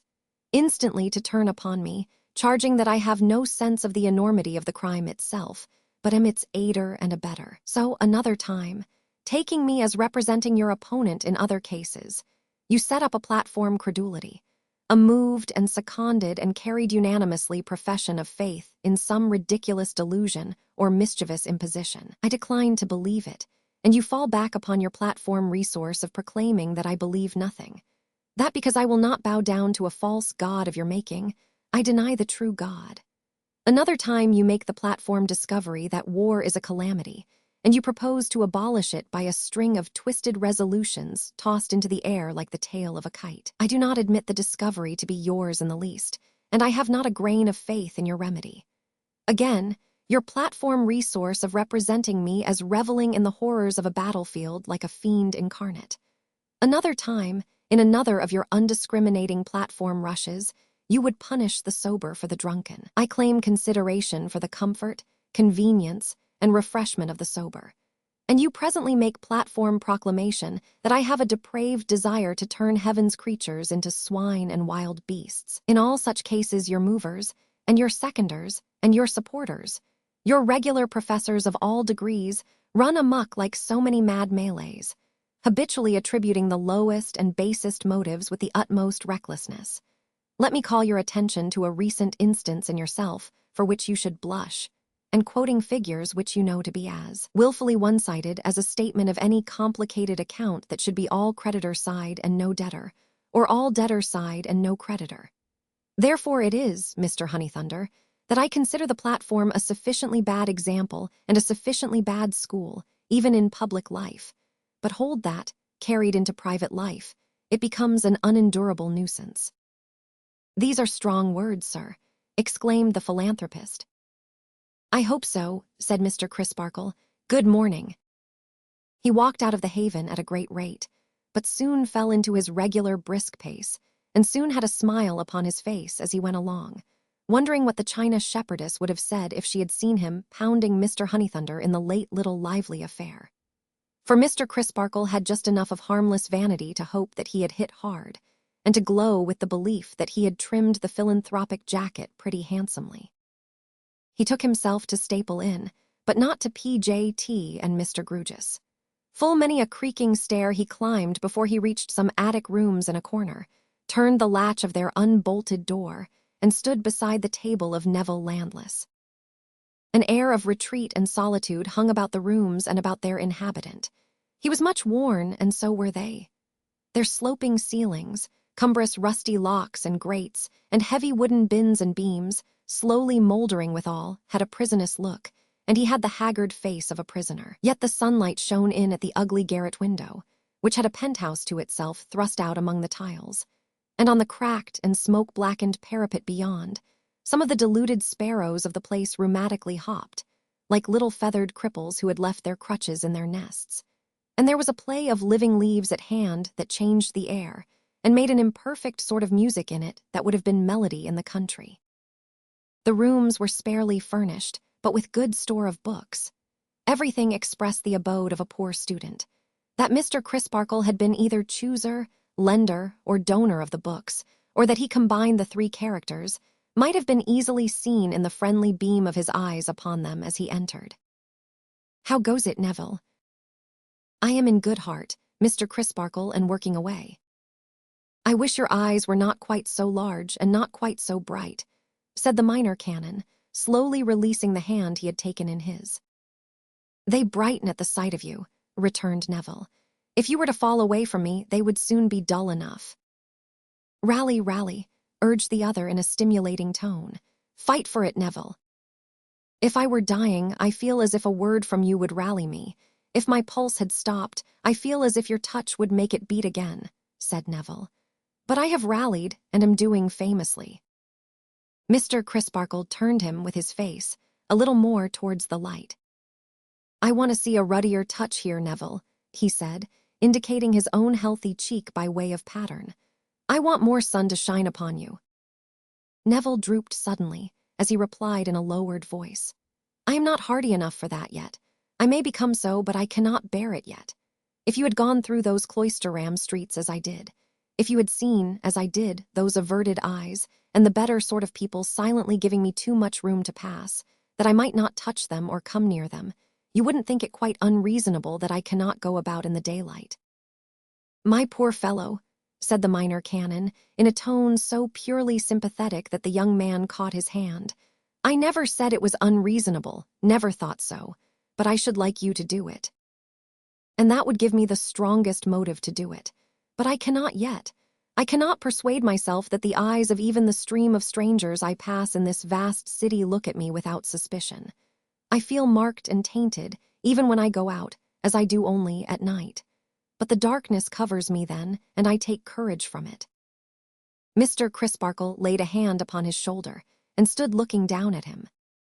"If I could have changed my name," said Neville, "I would have done so. But as you wisely pointed out to me, I can't do that, for it would look like guilt. If I could have gone to some distant place, I might have found relief in that, but the thing is not to be thought of for the same reason. Hiding and escaping would be the construction in either case. It seems a little hard to be so tied to a stake and innocent, but I don't complain." "And you must expect no miracle to help you, Neville," said Mr. Crisparkle compassionately. "No, sir, I know that. The ordinary fullness of time and circumstances is all I have to trust to." "It will right you at last, Neville." "So I believe, and I hope I may live to know it." But perceiving that the despondent mood into which he was falling cast a shadow on the minor canon, and, it may be, feeling that the broad hand upon his shoulder was not then quite as steady as its own natural strength had rendered it when it first touched him just now, he brightened and said, "Excellent circumstances for study, anyhow. And you know, Mr. Crisparkle, what need I have of study in all ways? Not to mention that you have advised me to study for the difficult profession of the law, specially, and that, of course, I am guiding myself by the advice of such a friend and helper. Such a good friend and helper." He took the fortifying hand from his shoulder and kissed it. Mr. Crisparkle beamed at the books, but not so brightly as when he had entered. "I gather from your silence on the subject that my late guardian is adverse, Mr. Crisparkle." The minor canon answered, "Your late guardian is a most unreasonable person, and it signifies nothing to any reasonable person whether he is adverse, perverse, or the reverse." "Well for me that I have enough with economy to live upon," sighed Neville, half wearily and half cheerily, "while I wait to be learned and wait to be righted. Else I might have proved the proverb that while the grass grows, the steed starves." He opened some books as he said it, and was soon immersed in their interleaved and annotated passages, while Mr. Crisparkle sat beside him, expounding, correcting, and advising. The minor canon's cathedral duties made these visits of his difficult to accomplish, and only to be compassed at intervals of many weeks, but they were as serviceable as they were precious to Neville Landless. When they had got through such studies as they had in hand, they stood leaning on the windowsill and looking down upon the patch of garden. "Next week," said Mr. Crisparkle, "you will cease to be alone and will have a devoted companion." "And yet," returned Neville, "this seems an uncongenial place to bring my sister to." "I don't think so," said the minor canon. "There is duty to be done here, and there are womanly feeling, sense, and courage wanted here." "I meant," explained Neville, "that the surroundings are so dull and unwomanly, and that Helena can have no suitable friend or society here." "You have only to remember," said Mr. Crisparkle, "that you are here yourself, and that she has to draw you into the sunlight." They were silent for a little while, and then Mr. Crisparkle began anew. "When we first spoke together, Neville, you told me that your sister had risen out of the disadvantages of your past lives as superior to you as the tower of Cloisterham Cathedral is higher than the chimneys of Minor Canon Corner. Do you remember that?" "Right well." "I was inclined to think it at the time an enthusiastic flight. No matter what I think it now. What I would emphasize is that under the head of pride your sister is a great and opportune example to you. Under all heads that are included in the composition of a fine character, she is. Say so, but take this one. Your sister has learnt how to govern what is proud in her nature. She can dominate it even when it is wounded through her sympathy with you. No doubt she has suffered deeply in those same streets where you suffered deeply. No doubt her life is darkened by the cloud that darkens yours, but bending her pride into a grand composure that is not haughty or aggressive, but is a sustained confidence in you and in the truth. She has won her way through those streets until she passes along them as high in the general respect as anyone who treads them. Every day and hour of her life since Edwin Drood's disappearance, she has faced malignity and folly. For you, as only a brave nature well-directed can. So it will be with her to the end. Another and weaker kind of pride might sink broken-hearted, but never such a pride as hers, which knows no shrinking and can get no mastery over her. The pale cheek beside him flushed under the comparison, and the hint implied in it. "I will do all I can to imitate her," said Neville. "Do so, and be a truly brave man as she is a truly brave woman," answered Mr. Crisparkle stoutly. "It is growing dark. Will you go my way with me when it is quite dark? Mind, it is not I who wait for darkness." Neville replied that he would accompany him directly. But Mr. Crisparkle said he had a moment's call to make on Mr. Grewgious as an act of courtesy, and would run across to that gentleman's chambers and rejoin Neville on his own doorstep, if he would come down there to meet him. Mr. Grewgious, bolt upright as usual, sat taking his wine in the dusk at his open window, his wine-glass and decanter on the round table at his elbow, himself and his legs on the window-seat, only one hinge in his whole body, like a bootjack. "How do you do, reverend sir?" said Mr. Grewgious, with abundant offers of hospitality, which were as cordially declined as made. "And how is your charge getting on over the way in the set that I had the pleasure of recommending to you as vacant and eligible?" Mr. Crisparkle replied suitably. "I am glad you approve of them," said Mr. Grewgious, "because I entertain a sort of fancy for having him under my eye." As Mr. Grewgious had to turn his eye up considerably before he could see the chambers, the phrase was to be taken figuratively and not literally. "And how did you leave Mr. Jasper, reverend sir?" said Mr. Grewgious. Mr. Crisparkle had left him pretty well. And where did you leave Mr. Jasper, Reverend Sir? Mr. Crisparkle had left him at Cloisterham. And when did you leave Mr. Jasper, Reverend Sir? That morning. Umps, said Mr. Grewgious. He didn't say he was coming, perhaps. Coming where? Anywhere, for instance, said Mr. Grewgious. No. Because here he is, said Mr. Grewgious, who had asked all these questions with his preoccupied glance directed out at window. And he don't look agreeable, does he? Mr. Crisparkle was craning towards the window, when Mr. Grewgious added, If you will kindly step round here behind me, in the gloom of the room, and will cast your eye at the second-floor landing window in yonder house, I think you will hardly fail to see a slinking individual in whom I recognize our local friend. You are right, cried Mr. Crisparkle. Umps, said Mr. Grewgious. Then he added, turning his face so abruptly that his head nearly came into collision with Mr. Crisparkle's, What should you say that our local friend was up to? The last passage he had been shown in the diary returned on Mr. Crisparkle's mind with the force of a strong recoil, and he asked Mr. Grewgious if he thought it possible that Neville was to be harassed by the keeping of a watch upon him. A watch, repeated Mr. Grewgious musingly. Aye. Which would not only of itself haunt and torture his life, said Mr. Crisparkle warmly, but would expose him to the torment of a perpetually reviving suspicion, whatever he might do, or wherever he might go. Aye, said Mr. Grewgious musingly still. Do I see him waiting for you? No doubt you do.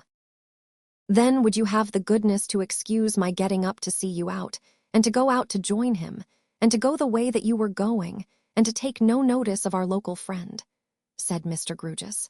I entertain a sort of fancy for having him under my eye tonight, do you know? Mr. Crisparkle, with a significant nod, complied, and rejoining Neville, went away with him. They dined together and parted at the yet unfinished and undeveloped railway station. Mr. Crisparkle to get home, Neville to walk the streets, cross the bridges, make a wide round of the city in the friendly darkness, and tire himself out. It was midnight when he returned from his solitary expedition and climbed his staircase.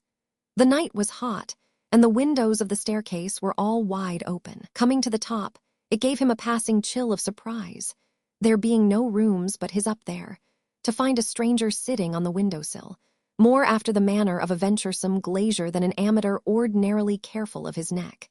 In fact, so much more outside the window than inside, as to suggest the thought that he must have come up by the waterspout instead of the stairs. The stranger said nothing until Neville put his key in his door. Then, seeming to make sure of his identity from the action, he spoke. I beg your pardon, he said, coming from the window with a frank and smiling air and a prepossessing address. The beans. Neville was quite at a loss. Runners, said the visitor. Scarlet, next door at the back.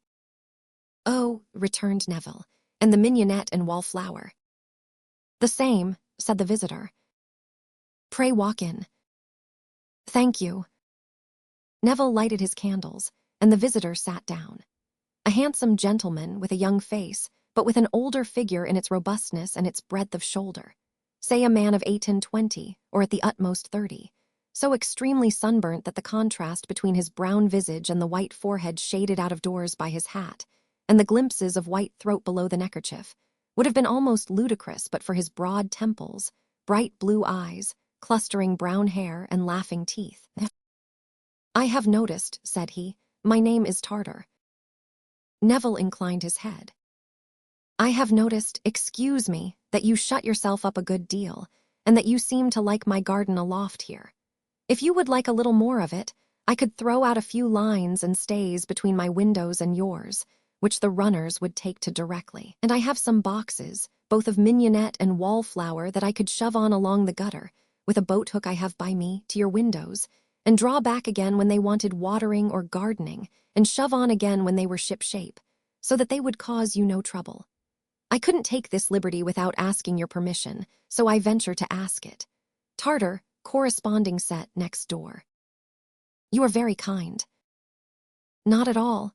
I ought to apologize for looking in so late, but having noticed, excuse me, that you generally walk out at night, I thought I should inconvenience you least by awaiting your return.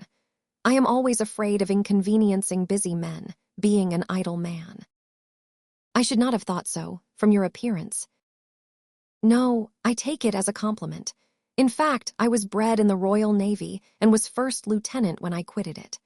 But an uncle disappointed in the service, leaving me his property on condition that I left the Navy. I accepted the fortune and resigned my commission. Lately, I presume. Well, I had had 12 or 15 years of knocking about first. I came here some 9 months before you. I had had one crop before you came. I chose this place because, having served last in a little corvette, I knew I should feel more at home, where I had a constant opportunity of knocking my head against the ceiling. Besides, it would never do for a man who had been aboard ship from his boyhood to turn luxurious all at once. Besides, again, having been accustomed to a very short allowance of land all my life, I thought I'd feel my way to the command of a landed estate by beginning in boxes. Whimsically, as this was said, there was a touch of merry earnestness in it that made it doubly whimsical. However, said the lieutenant, I have talked quite enough about myself. It is not my way, I hope. It has merely been to present myself to you naturally. If you will allow me to take the liberty I have described, it will be a charity, for it will give me something more to do. And you are not to suppose that it will entail any interruption or intrusion on you, for that is far from my intention. Neville replied that he was greatly obliged, and that he thankfully accepted the kind proposal. I am very glad to take your windows in tow, said the lieutenant.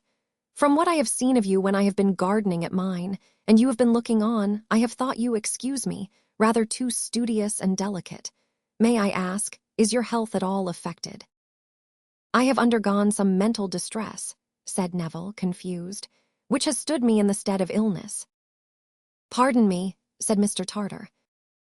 With the greatest delicacy, he shifted his ground to the windows again, and asked if he could look at one of them. On Neville's opening it, he immediately sprang out, as if he were going aloft with a whole watch in an emergency, and were setting a bright example. For heaven's sake, cried Neville, don't do that. Where are you going, Mr. Tartar? You'll be dashed to pieces. All well, said the lieutenant, coolly looking about him on the housetop. All taut and trim here. Those lines and stays shall be rigged before you turn out in the morning. May I take this short cut home and say good night? Mr. Tartar, urged Neville, pray, it makes me giddy to see you. But Mr. Tartar, with a wave of his hand and the deftness of a cat, had already dipped through his scuttle of scarlet runners without breaking a leaf, and gone below. Mr. Grewgious, his bedroom window blind held aside with his hand, happened at the moment to have Neville's chambers under his eye for the last time that night. Fortunately, his eye was on the front of the house and not the back, or this remarkable appearance and disappearance might have broken his rest as a phenomenon. But Mr. Grewgious, seeing nothing there, not even a light in the windows, his gaze wandered from the windows to the stars, as if he would have read in them something that was hidden from him. Many of us would, if we could, but none of us so much as know our letters in the stars yet, or seem likely to do it in this state of existence, and few languages can be read until their alphabets are mastered. Chapter 18. A settler in Cloisterham. At about this time a stranger appeared in Cloisterham, a white-haired personage with black eyebrows, being buttoned up in a tightish blue surtout, with a buff waistcoat and grey trousers. He had something of a military air, but he announced himself at the Crozier, the orthodox hotel, where he put up with a portmanteau as an idle dog who lived upon his means. And he farther announced that he had a mind to take a lodging in the picturesque old city for a month or two, with a view of settling down there altogether. Both announcements were made in the coffee-room of the Crozier, to all whom it might or might not concern, by the stranger as he stood with his back to the empty fireplace, waiting for his fried sole, veal cutlet, and pint of sherry. And the waiter, business being chronically slack at the Crozier, represented all whom it might or might not concern, and absorbed the whole of the information. This gentleman's white head was unusually large, and his shock of white hair was unusually thick and ample. I suppose, waiter, he said, shaking his shock of hair, as a Newfoundland dog might shake his before sitting down to dinner, That a fair lodging for a single buffer might be found in these parts, eh? The waiter had no doubt of it. "Something old," said the gentleman. "Take my hat down for a moment from that peg, will you? No, I don't want it. Look into it. What do you see written there?" The waiter read, "Datchery." "Now you know my name," said the gentleman.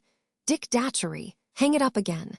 I was saying something old is what I should prefer, something odd and out of the way, something venerable, architectural, and inconvenient." "We have a good choice of inconvenient lodgings in the town, sir, I think," replied the waiter, with modest confidence in its resources that way. "Indeed, I have no doubt that we could suit you that far, however particular you might be. But a architectural lodging—" that seemed to trouble the waiter's head, and he shook it. "Anything cathedraly now," Mr. Datchery suggested. "Mr. Tope," said the waiter, brightening, as he rubbed his chin with his hand, "would be the likeliest party to inform in that line." "Who is Mr. Tope?" inquired Dick Datchery. The waiter explained that he was the verger, and that Mrs. Tope had indeed once upon a time let lodgings herself or offered to let them. But that as nobody had ever taken them, Mrs. Tope's window bill, long a Cloisterham institution, had disappeared, probably had tumbled down one day and never been put up again. "I'll call on Mrs. Tope," said Mr. Datchery, "after dinner." So when he had done his dinner, he was duly directed to the spot and sallied out for it. But the Crozier being an hotel of a most retiring disposition, and the waiter's directions being fatally precise, he soon became bewildered, and went boggling about and about the cathedral tower, whenever he could catch a glimpse of it, with a general impression on his mind that Mrs. Tope's was somewhere very near it. And that, like the children in the game of hot-boiled beans and very good butter, he was warm in his search when he saw the tower, and cold when he didn't see it. He was getting very cold indeed when he came upon a fragment of burial ground in which an unhappy sheep was grazing. Unhappy, because a hideous small boy was stoning it through the railings, and had already lamed it in one leg, and was much excited by the benevolent, sportsmanlike purpose of breaking its other 3 legs and bringing it down. "I am again," cried the boy as the poor creature leaped, and made a dint in his wool. "Let him be," said Mr. Datchery. "Don't you see you have lamed him?"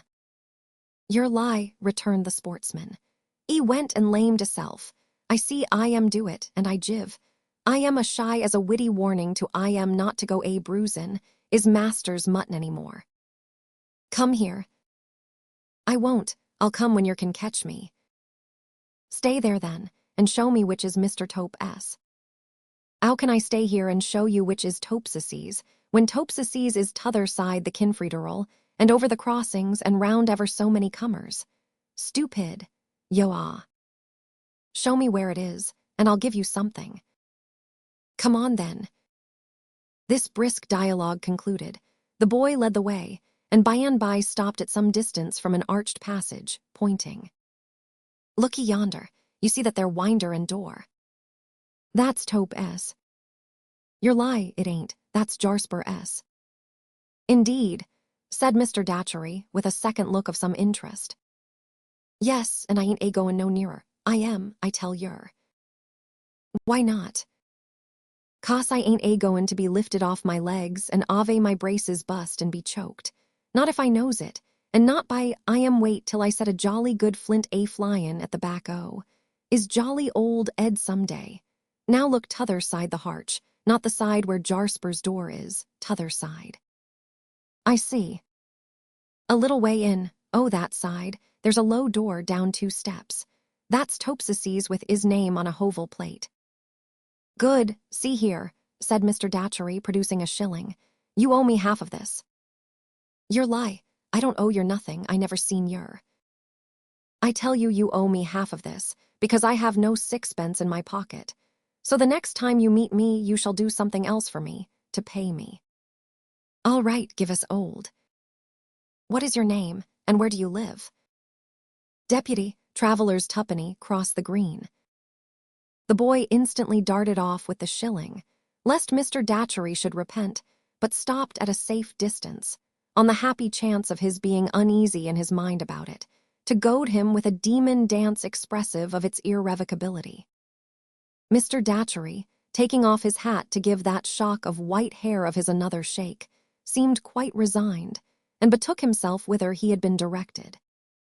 Mr. Tope's official dwelling, communicating by an upper stair with Mr. Jasper's, hence Mrs. Tope's attendance on that gentleman, was of very modest proportions, and partook of the character of a cool dungeon. Its ancient walls were massive, and its rooms rather seemed to have been dug out of them than to have been designed beforehand with any reference to them. The main door opened at once on a chamber of no describable shape, with a groined roof, which in its turn opened on another chamber of no describable shape, with another groined roof, their windows small, and in the thickness of the walls. These two chambers, close as to their atmosphere and swarthy as to their illumination by natural light, were the apartments which Mrs. Tope had so long offered to an unappreciative city. Mr. Datchery, however, was more appreciative. He found that if he sat with the main door open, he would enjoy the passing society of all comers to and fro by the gateway, and would have light enough. He found that if Mr. and Mrs. Tope, living overhead, used for their own egress and ingress a little side stair that came plump into the precincts by a door opening outward, to the surprise and inconvenience of a limited public of pedestrians in a narrow way, he would be alone, as in a separate residence. He found the rent moderate, and everything as quaintly inconvenient as he could desire. He agreed, therefore, to take the lodging then and there, and money down, possession to be had next evening, on condition that reference was permitted him to Mr. Jasper as occupying the gatehouse, of which on the other side of the gateway, the verger's hole in the wall was an appanage or subsidiary part. The poor dear gentleman was very solitary and very sad, Mrs. Tope said, but she had no doubt he would speak for her. Perhaps Mr. Datchery had heard something of what had occurred there last winter. Mr. Datchery had as confused a knowledge of the event in question, on trying to recall it, as he well could have.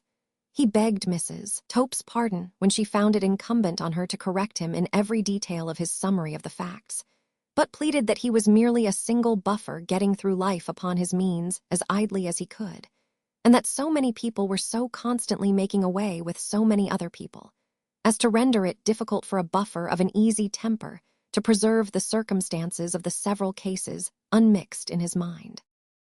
Mr. Jasper proving willing to speak for Mrs. Tope, Mr. Datchery, who had sent up his card, was invited to ascend the postern staircase. The mayor was there, Mr. Tope said, but he was not to be regarded in the light of company, as he and Mr. Jasper were great friends. "I beg pardon," said Mr. Datchery, making a leg with his hat under his arm, as he addressed himself equally to both gentlemen. "A selfish precaution on my part, and not personally interesting to anybody but myself. But as a buffer living on his means, and having an idea of doing it in this lovely place in peace and quiet, for remaining span of life, I beg to ask if the Tope family are quite respectable." Mr. Jasper could answer for that without the slightest hesitation. "That is enough, sir," said Mr. Datchery. "My friend the mayor," added Mr. Jasper, presenting Mr. Datchery with a courtly motion of his hand towards that potentate, "whose recommendation is actually much more important to a stranger than that of an obscure person like myself, will testify in their behalf, I am sure." "The worshipful the mayor," said Mr. Datchery with a low bow, "places me under an infinite obligation." "Very good people, sir, Mr. and Mrs. Tope," said Mr. Sapsea with condescension. "Very good opinions, very well behaved, very respectful, much approved by the dean and chapter." "The worshipful the mayor gives them a character," said Mr. Datchery, "of which they may indeed be proud. I would ask his honor, if I might be permitted, whether there are not many objects of great interest in the city which is under his beneficent sway." "We are, sir," returned Mr. Sapsea, "an ancient city and an ecclesiastical city. We are a constitutional city, as it becomes such a city to be, and we uphold and maintain our glorious privileges." "His honor," said Mr. Datchery, bowing, "inspires me with a desire to know more of the city, and confirms me in my inclination to end my days in the city." "Retired from the army, sir," suggested Mr. Sapsea. "His honor the mayor does me too much credit," returned Mr. Datchery. "Navy, sir," suggested Mr. Sapsea. "Again," repeated Mr. Datchery. "His Honor the Mayor does me too much credit." "Diplomacy is a fine profession," said Mr. Sapsea, as a general remark. "There, I confess, His Honor the Mayor is too many for me," said Mr. Datchery, with an ingenious smile and bow. "Even a diplomatic bird must fall to such a gun." Now this was very soothing.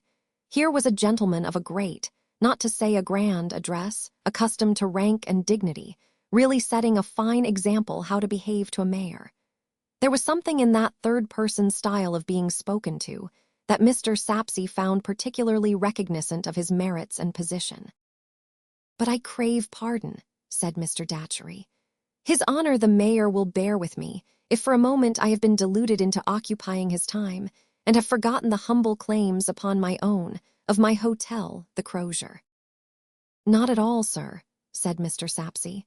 "I am returning home, and if you would like to take the exterior of our cathedral in your way, I shall be glad to point it out." "His Honor the Mayor," said Mr. Datchery, "is more than kind and gracious." As Mr. Datchery, when he had made his acknowledgments to Mr. Jasper, could not be induced to go out of the room before the worshipful led the way downstairs, Mr. Datchery following with his hat under his arm and his shock of white hair streaming in the evening breeze. "Might I ask His Honor," said Mr. Datchery, "whether that gentleman we have just left is the gentleman of whom I have heard in the neighborhood as being much afflicted by the loss of a nephew, and concentrating his life on avenging the loss?" "That is the gentleman, John Jasper, sir." "Would His Honor allow me to inquire whether there are strong suspicions of anyone?" "More than suspicions, sir," returned Mr. Sapsea, "all but certainties." "Only think now," cried Mr. Datchery. "But proof, sir, proof must be built up stone by stone," said the mayor. "As I say, the end crowns the work. It is not enough that justice should be morally certain, she must be immorally certain, legally, that is." "His Honor," said Mr. Datchery, "reminds me of the nature of the law. Immoral, how true." "As I say, sir," pompously went on the mayor, "the arm of the law is a strong arm and a long arm. That is the way I put it. A strong arm and a long arm." "How forcible, and yet again how true," murmured Mr. Datchery. "And without betraying what I call the secrets of the prison house," said Mr. Sapsea. "The secrets of the prison house is the term I used on the bench." "And what other term than His Honor's would express it?" said Mr. Datchery.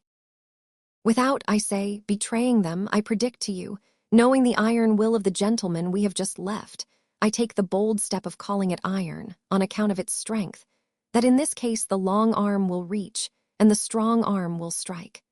This is our cathedral, sir.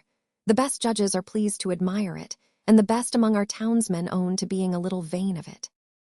All this time, Mr. Datchery had walked with his hat under his arm, and his white hair streaming. He had an odd momentary appearance upon him of having forgotten his hat, when Mr. Sapsea now touched it, and he clapped his hand up to his head as if with some vague expectation of finding another hat upon it. "Pray be covered, sir," entreated Mr. Sapsea, magnificently plying. "I shall not mind it, I assure you." "His Honor is very good, but I do it for coolness," said Mr. Datchery. Then Mr. Datchery admired the cathedral, and Mr. Sapsea pointed it out as if he himself had invented and built it. There were a few details indeed of which he did not approve, but those he glossed over, as if the workmen had made mistakes in his absence. The cathedral disposed of, he led the way by the churchyard, and stopped to extol the beauty of the evening, by chance, in the immediate vicinity of Mrs. Sapsea's epitaph. "And by the by," said Mr. Sapsea, appearing to descend from an elevation to remember it all of a sudden, like Apollo shooting down from Olympus to pick up his forgotten lyre, "that is one of our small lions. The partiality of our people has made it so, and strangers have been seen taking a copy of it now and then. I am not a judge of it myself, for it is a little work of my own. But it was troublesome to turn, sir. I may say, difficult to turn with elegance." Mr. Datchery became so ecstatic over Mr. Sapsea's composition that, in spite of his intention to end his days in Cloisterham, and therefore his probably having in reserve many opportunities of copying it, he would have transcribed it into his pocketbook on the spot. but for the slouching towards them of its material producer and perpetuator, Durdles, whom Mr. Sapsea hailed, not sorry to show him a bright example of behavior to superiors. "Ah, Durdles, this is the mason, sir, one of our Cloisterham worthies. Everybody here knows Durdles. Mr. Datchery, Durdles, a gentleman who is going to settle here." "I wouldn't do it if I was him," growled Durdles. "We're a heavy lot." "You surely don't speak for yourself, Mr. Durdles," returned Mr. Datchery, "any more than for his honor." "Who's his honor?" demanded Durdles. "His honor the mayor."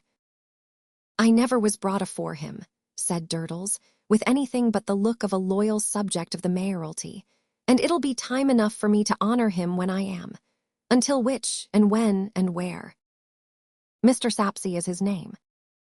England is his nation. Cloisterham's his dwelling place.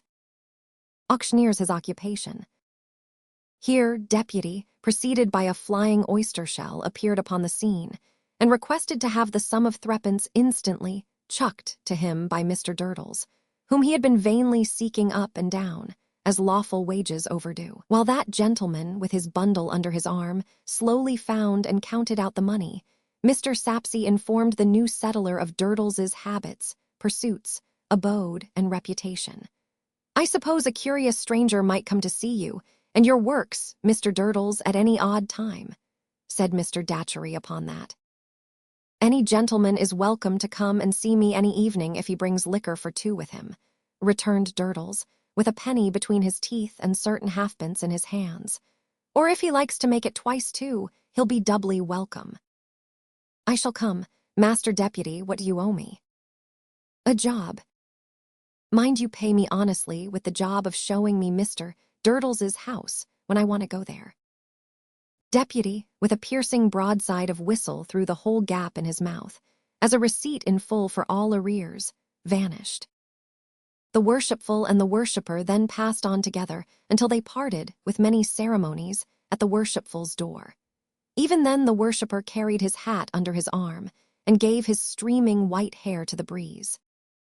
Said Mr. Datchery to himself that night, as he looked at his white hair in the gas-lighted looking-glass over the coffee-room chimney-piece at the Crozier, and shook it out. "For a single buffer of an easy temper, living idly on his means, I have had a rather busy afternoon." Chapter 19. Shadow on the Sundial.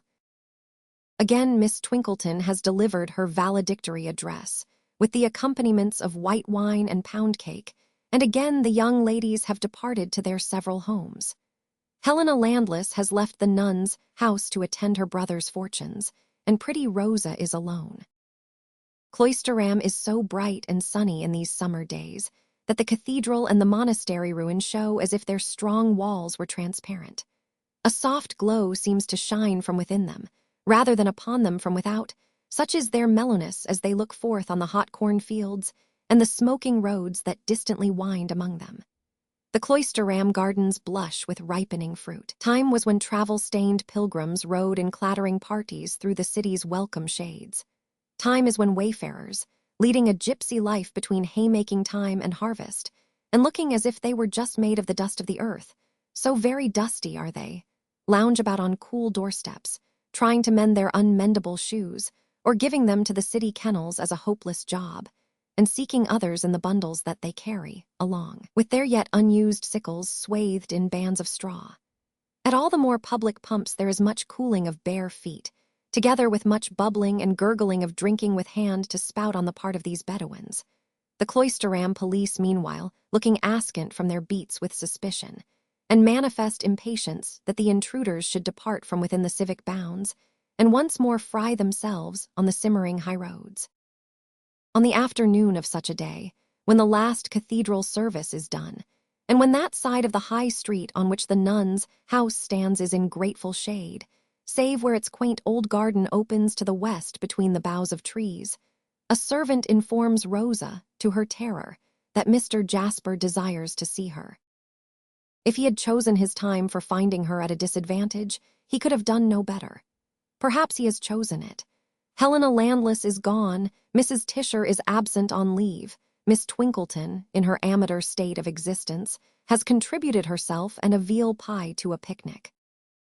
"Oh, why did you say I was at home?" cried Rosa helplessly. The maid replies that Mr. Jasper never asked the question, that he said he knew she was at home, and begged she might be told that he asked to see her. "What shall I do? What shall I do?" thinks Rosa, clasping her hands.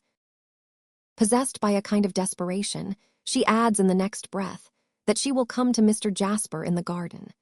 She shudders at the thought of being shut up with him in the house, but many of its windows command the garden, and she can be seen as well as heard there, and can shriek in the free air and run away. Such is the wild idea that flutters through her mind. She has never seen him since the fatal night, except when she was questioned before the mayor, and then he was present in gloomy watchfulness, as representing his lost nephew and burning to avenge him. She hangs her garden hat on her arm and goes out. The moment she sees him from the porch, leaning on the sundial, the old horrible feeling of being compelled by him asserts its hold upon her. She feels that she would even then go back, but that he draws her feet towards him. She cannot resist and sits down with her head bent on the garden seat beside the sundial. She cannot look up at him for abhorrence, but she has perceived that he is dressed in deep mourning. So is she. It was not so at first, but the lost has long been given up and mourned for as dead. He would begin by touching her hand. She feels the intention and draws her hand back. His eyes are then fixed upon her, she knows, though her own see nothing but the grass. "I have been waiting," he begins, "for some time to be summoned back to my duty near you." After several times forming her lips, which she knows he is closely watching, into the shape of some other hesitating reply, and then into none, she answers, "Duty, sir. The duty of teaching you, serving you as your faithful music master. I have left off that study. Not left off, I think. Discontinued. I was told by your guardian that you discontinued it under the shock that we have all felt so acutely. When will you resume?" "Never, sir. Never. You could have done no more if you had loved my dear boy." "I did love him," cried Rosa with a flash of anger. "Yes, but not quite in the right way, shall I say? Not in the intended and expected way. Much as my dear boy was, unhappily, too self-conscious and self-satisfied, I'll draw no parallel between him and you in that respect, to love as he should have loved, or as anyone in his place would have loved, must have loved." She sits in the same still attitude, but shrinking a little more. "Then, to be told that you discontinued your study with me was to be politely told that you abandoned it altogether," he suggested. "Yes," says Rosa with sudden spirit, "the politeness was my guardian's, not mine. I told him that I was resolved to leave off, and that I was determined to stand by my resolution." "And you still are?" "I still am, sir, and I beg not to be questioned any more about it. At all events, I will not answer any more. I have that in my power."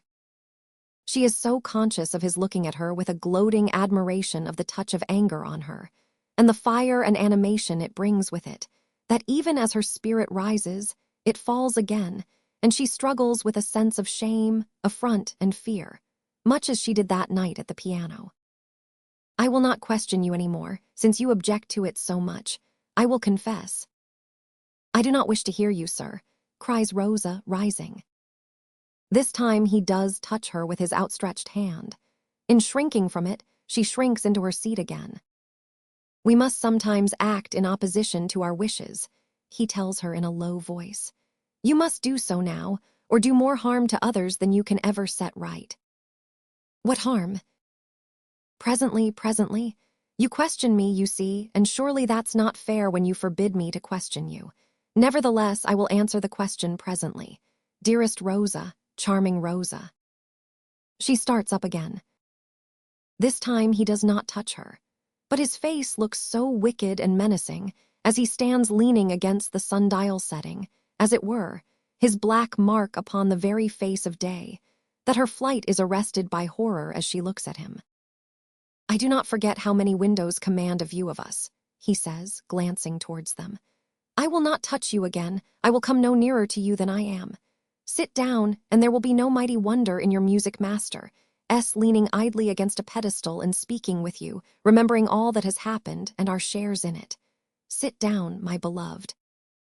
She would have gone once more, was all but gone, and once more his face, darkly threatening what would follow if she went, has stopped her. Looking at him with the expression of the instant frozen on her face, she sits down on the seat again. "Rosa, even when my dear boy was affianced to you, I loved you madly. Even when I thought his happiness in having you for his wife was certain, I loved you madly. Even when I strove to make him more ardently devoted to you, I loved you madly. Even when he gave me the picture of your lovely face so carelessly traduced by him, which I feigned to hang always in my sight for his sake, but worshipped in torment for years, I loved you madly. In the distasteful work of the day, in the wakeful misery of the night, girded by sordid realities, or wandering through paradises and hells of visions into which I rushed, carrying your image in my arms, I loved you madly." If anything could make his words more hideous to her than they are in themselves, it would be the contrast between the violence of his look and delivery and the composure of his assumed attitude. "I endured it all in silence. So long as you were his, or so long as I supposed you to be his, I hid my secret loyally. Did I not? This lie, so gross, while the mere words in which it is told are so true, is more than Rosa can endure. She answers with kindling indignation. You were as false throughout, sir, as you are now. You were false to him daily and hourly. You know that you made my life unhappy by your pursuit of me. You know that you made me afraid to open his generous eyes, and that you forced me, for his own trusting, good sake, to keep the truth from him, that you were a bad man. His preservation of his easy attitude rendering his working features and his convulsive hands absolutely diabolical, he returns with a fierce extreme of admiration. How beautiful you are! You are more beautiful in anger than in repose. I don't ask you for your love. Give me yourself and your hatred. Give me yourself and that pretty rage. Give me yourself and that enchanting scorn. It will be enough for me." Impatient tears rise to the eyes of the trembling little beauty, and her face flames. But as she again rises to leave him in indignation and seek protection within the house, he stretches out his hand towards the porch, as though he invited her to enter it. "I told you, you rare charmer, you sweet witch, that you must stay and hear me, or do more harm than can ever be undone. You asked me what harm. Stay, and I will tell you. Go, and I will do it." Again Rosa quails before his threatening face, though innocent of its meaning, and she remains. Her panting breathing comes and goes as if it would choke her, but with a repressive hand upon her bosom, she remains. "I have made my confession that my love is mad. It is so mad that had the ties between me and my dear lost boy been one silken thread less strong, I might have swept even him from your side when you favored him." A film comes over the eyes. She raises for an instant, as though he had turned her faint. "Even him," he repeats. "Yes, even him. Rosa, you see me and you hear me. Judge for yourself whether any other admirer shall love you and live, whose life is in my hand." "What do you mean, sir?" "I mean to show you how mad my love is. It was hawked through the late inquiries by Mr. Crisparkle that young Landless had confessed to him that he was a rival of my lost boy. That is an inexpiable offense in my eyes. The same Mr. Crisparkle knows under my hand that I have devoted myself to the murderer's discovery and destruction, be he whom he might, and that I determined to discuss the mystery with no one until I should hold the clue in which to entangle the murderer as in a net. I have since worked patiently to wind and wind it round him, and it is slowly winding as I speak." Jasper's sacrifices. "Your belief, if you believe in the criminality of Mr. Landless, is not Mr. Crisparkle's belief, and he is a good man," Rosa retorts. "My belief is my own, and I reserve it worshipped of my soul. Circumstances may accumulate so strongly even against an innocent man, that directed, sharpened, and pointed, they may slay him. One wanting link discovered by perseverance against a guilty man proves his guilt, however slight its evidence before, and he dies. Young Landless stands in deadly peril either way." "If you really suppose," Rosa pleads with him, turning paler, "that I favor Mr. Landless, or that Mr. Landless has ever in any way addressed himself to me, you are wrong." He puts that from him, with a slighting action of his hand and a curled lip. "I was going to show you how madly I love you. more madly now than ever, for I am willing to renounce the second object that has arisen in my life to divide it with you, and henceforth to have no object in existence but you only. Miss Landless has become your bosom friend. You care for her peace of mind. I love her dearly. You care for her good name. I have said, sir, I love her dearly. I am unconsciously, he observes with a smile, as he folds his hands upon the sundial and leans his chin upon them, so that his talk would seem from the windows. Faces occasionally come and go there, to be of the airiest and playfulest. I am unconsciously giving offense by questioning again. I will simply make statements, therefore, and not put questions. You do care for your bosom friend's good name, and you do care for her peace of mind. Then remove the shadow of the gallows from her, dear one. You dare propose to me, too. Darling, I dare propose to you. Stop there. If it be bad to idolize you, I am the worst of men. If it be good, I am the best. My love for you is above all other love, and my truth to you is above all other truth. Let me have hope and favor, and I am a forsworn man for your sake. Rosa puts her hands to her temples, and pushing back her hair, looks wildly and abhorrently at him, as though she were trying to piece together what it is his deep purpose to present to her only in fragments. Reckon up nothing at this moment, angel, but the sacrifices that I lay at those dear feet, which I could fall down among the vilest ashes and kiss, and put upon my head as a poor savage might. There is my fidelity to my dear boy after death. Tread upon it. With an action of his hands, as though he cast down something precious. There is the inexpiable offense against my adoration of you. Spurn it. With a similar action. There are my labors in the cause of a just vengeance for 6 toiling months. Crush them. With another repetition of the action. There is my past and my present wasted life. There is the desolation of my heart and my soul. There is my peace. There is my despair. Stamp them into the dust, so that you take me, were it even mortally hating me. The frightful vehemence of the man, now reaching its full height, so additionally terrifies her as to break the spell that has held her to the spot. She swiftly moves towards the porch, but in an instant he is at her side and speaking in her ear. Rosa, I am self-repressed again. I am walking calmly beside you to the house. I shall wait for some encouragement and hope. I shall not strike too soon. Give me a sign that you attend to me. She slightly and constrainedly moves her hand. Not a word of this to anyone, or it will bring down the blow, as certainly as night follows day. Another sign that you attend to me. She moves her hand once more. I love you, love you, love you. If you were to cast me off now, but you will not, you would never be rid of me. No one should come between us. I would pursue you to the death. The handmaid coming out to open the gate for him, he quietly pulls off his hat as a parting salute, and goes away with no greater show of agitation than is visible in the effigy of Mr. Sapsey's father opposite. Rosa faints in going upstairs, and is carefully carried to her room and laid down on her bed. A thunderstorm is coming on, the maids say, and the hot and stifling air has overset the pretty dear. No wonder. They have felt their own knees all of a tremble all day long. Chapter 20. A flight. Rosa no sooner came to herself than the whole of the late interview was before her. It even seemed as if it had pursued her into her insensibility, and she had not had a moment's unconsciousness of it. What to do, she was at a frightened loss to know. The only one clear thought in her mind was that she must fly from this terrible man. But where could she take refuge, and how could she go? She had never breathed her dread of him to anyone but Helena. If she went to Helena and told her what had passed, that very act might bring down the irreparable mischief that he threatened he had the power, and that she knew he had the will, to do. The more fearful he appeared to her excited memory and imagination, the more alarming her responsibility appeared.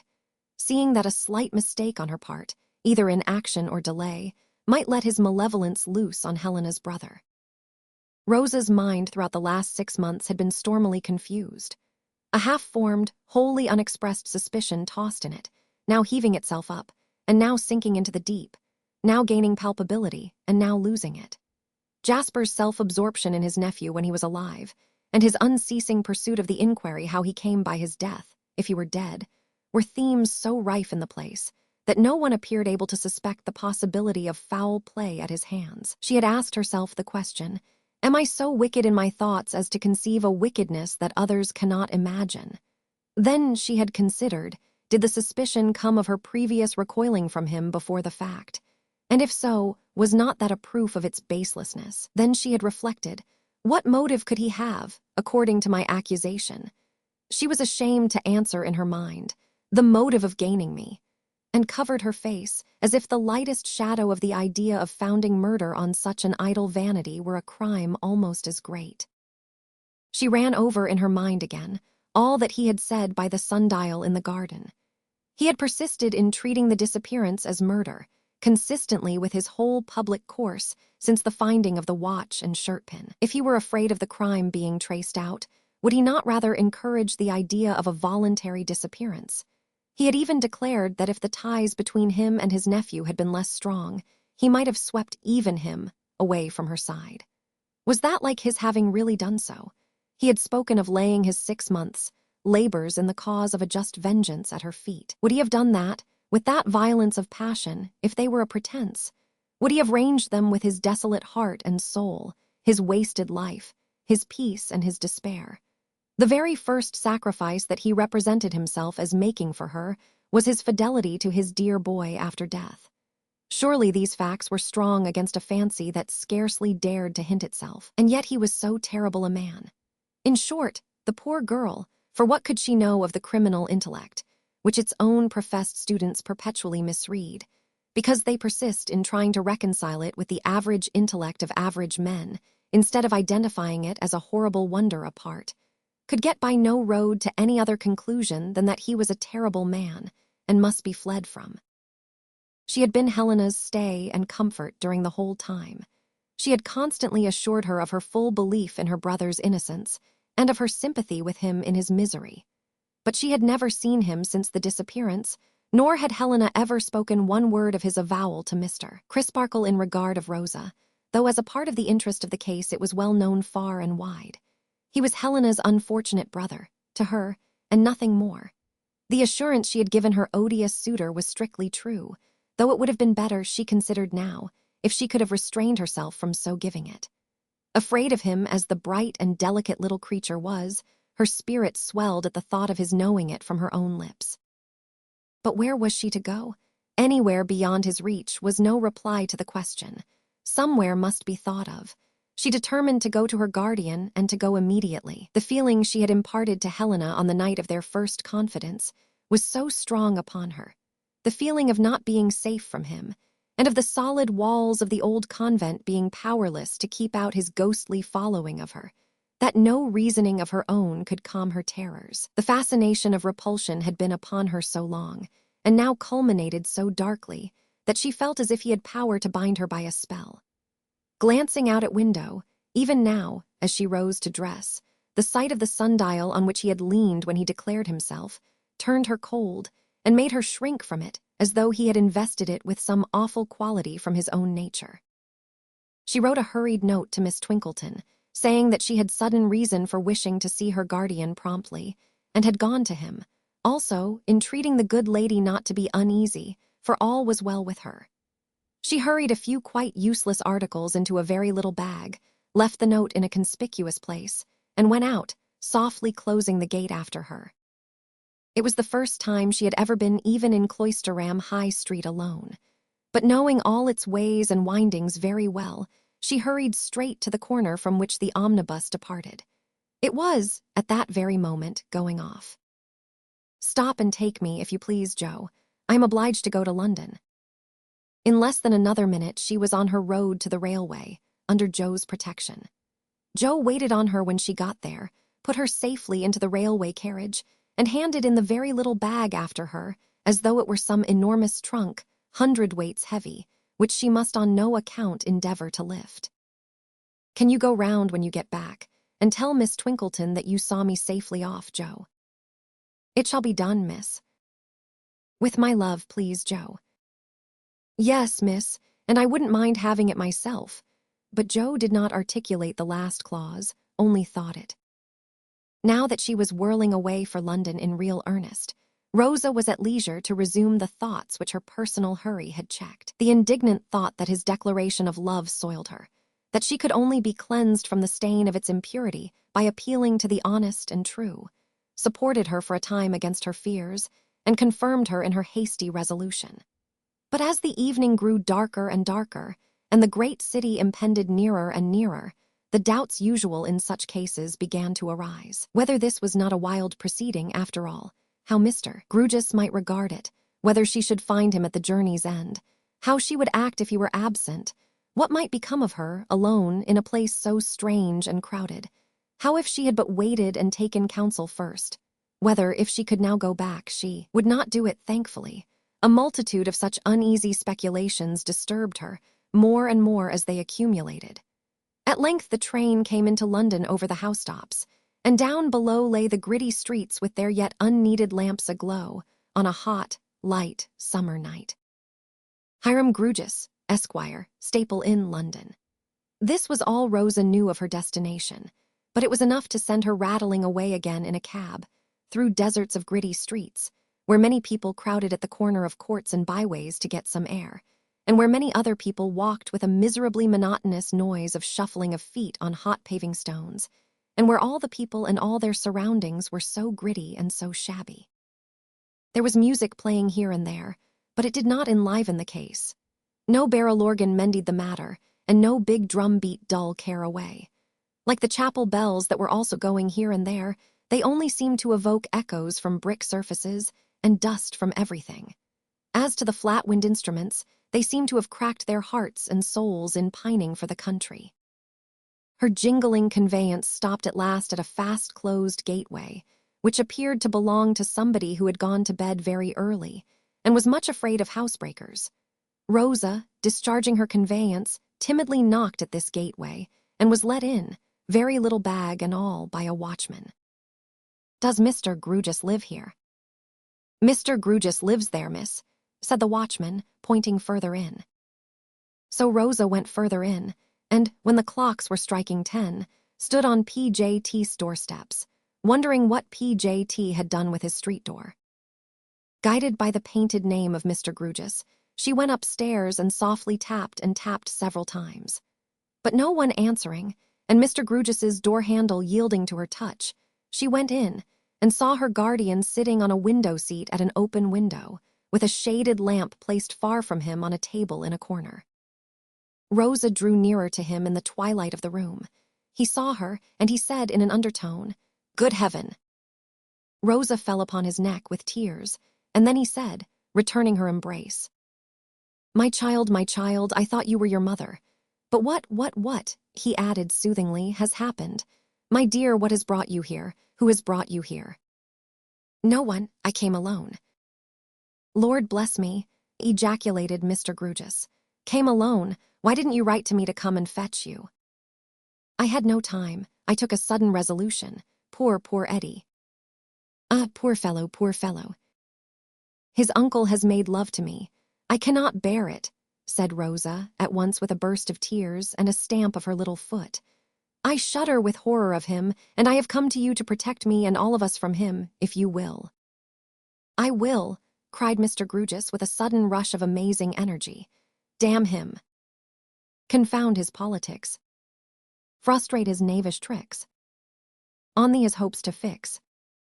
Damn him again." After this most extraordinary outburst, Mr. Grugis, quite beside himself, plunged about the room, to all appearance undecided whether he was in a fit of loyal enthusiasm or combative denunciation. He stopped and said, wiping his face, "I beg your pardon, my dear, but you will be glad to know I feel better. Tell me no more just now, or I might do it again. You must be refreshed and cheered. What did you take last? Was it breakfast, lunch, dinner, tea, or supper? And what will you take next? Shall it be breakfast, lunch, dinner, tea, or supper?" The respectful tenderness with which, on one knee before her, he helped her to remove her hat and disentangle her pretty hair from it was quite a chivalrous sight.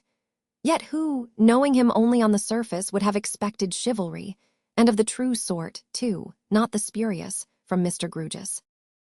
"Your rest too must be provided for," he went on, "and you shall have the prettiest chamber in Furnival's.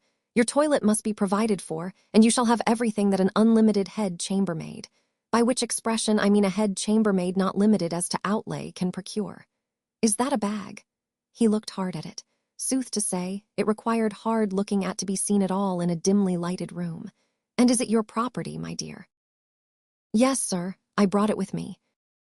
It is not an extensive bag, said Mr. Grugis, candidly, though admirably calculated to contain a day's provision for a canary bird.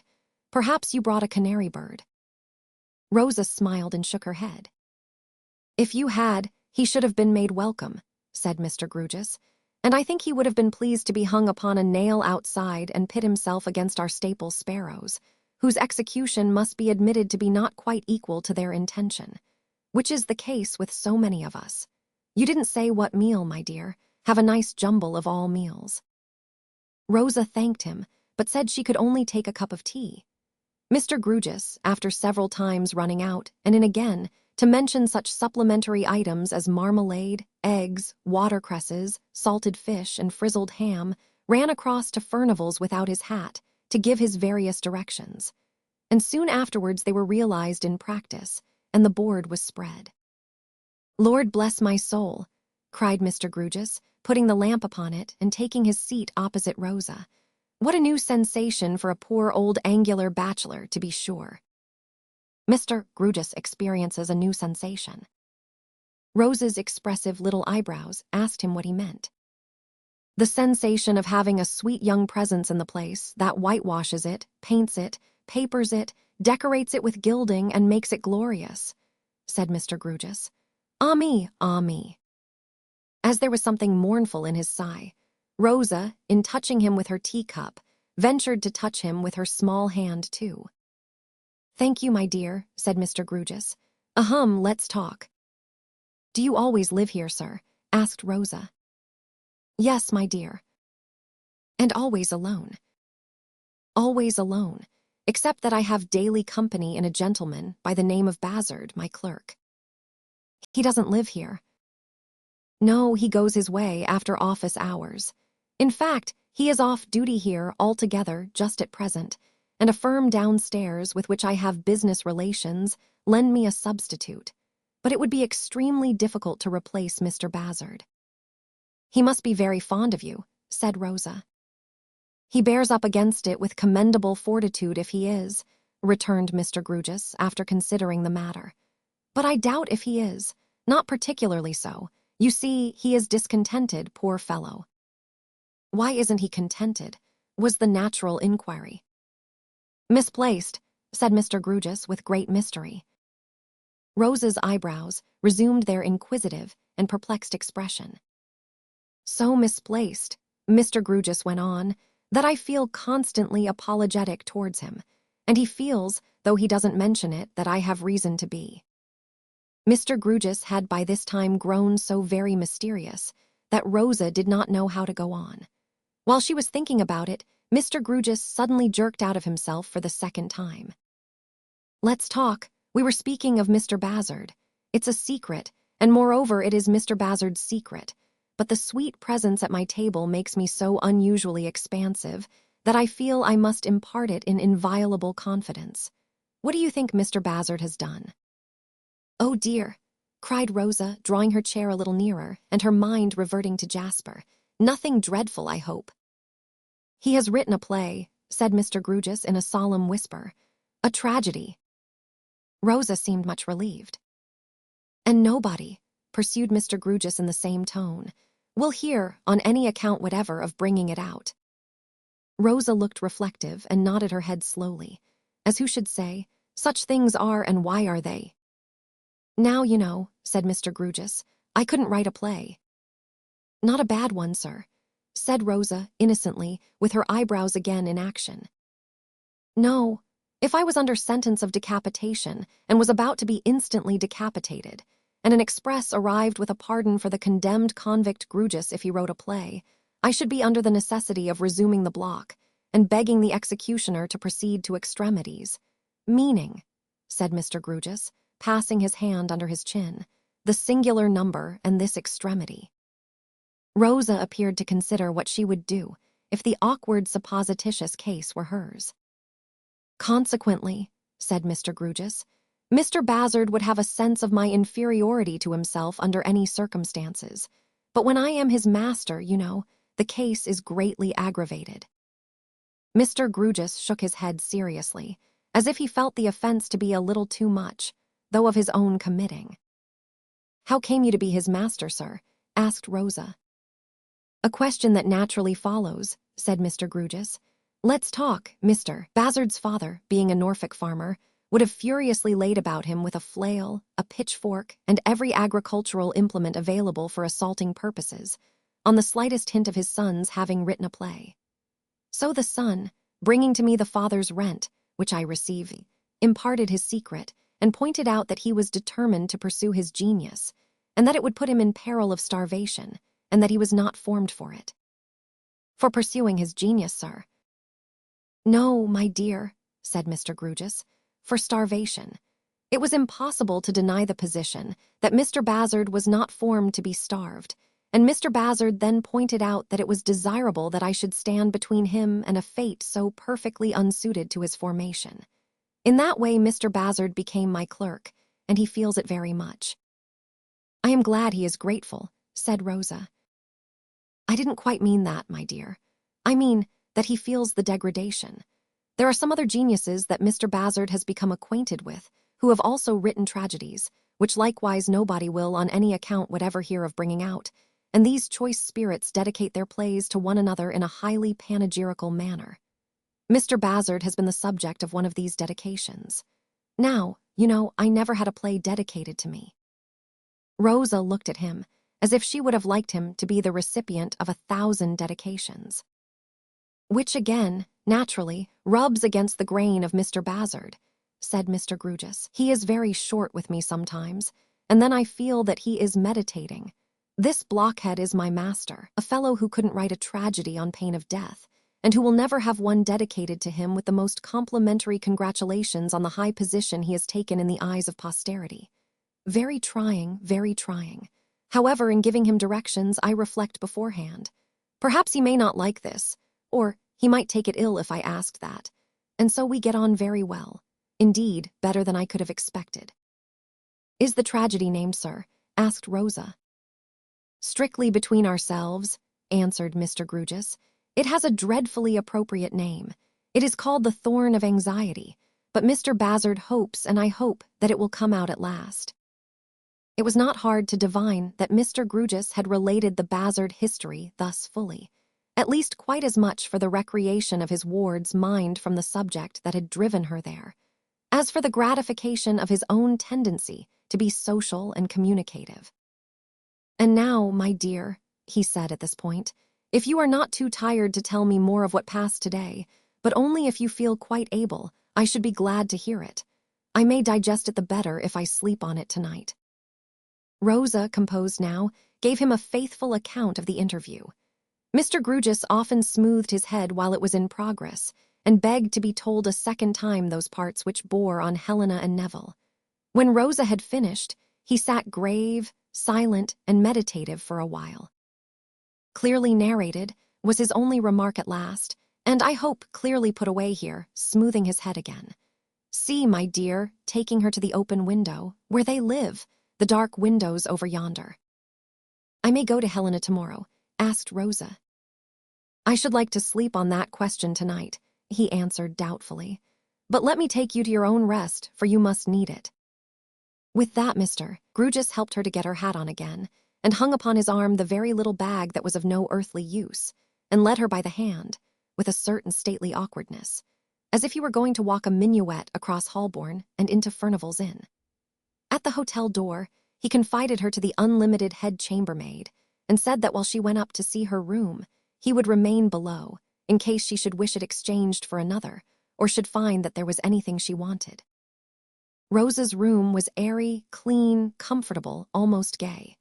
The unlimited had laid in everything omitted from the very little bag, that is to say, everything she could possibly need, and Rosa tripped down the great many stairs again, to thank her guardian for his thoughtful and affectionate care of her.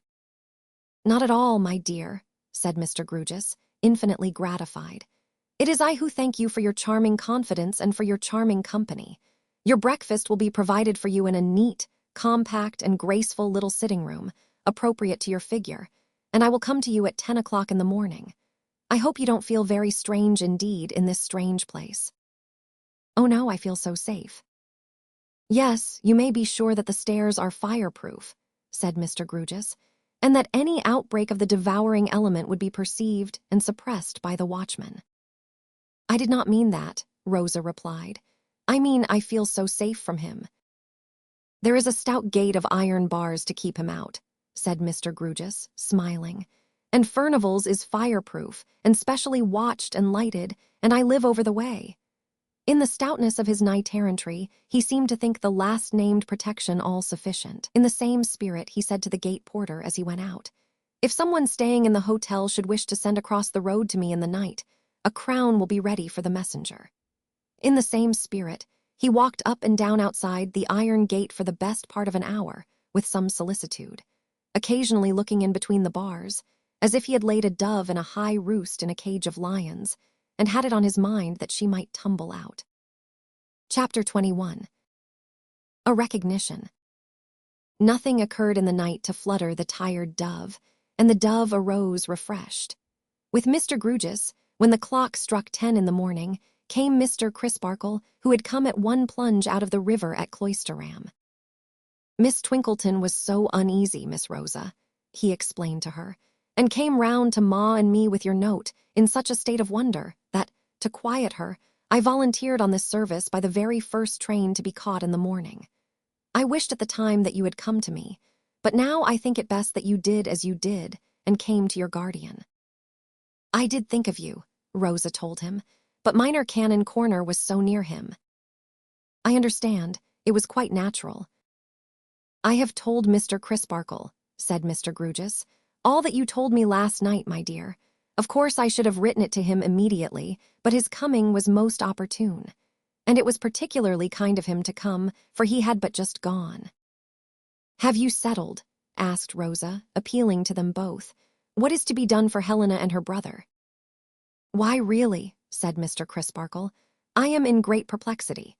If even Mr. Grugis, whose head is much longer than mine, and who is a whole night's cogitation in advance of me, is undecided, what must I be?"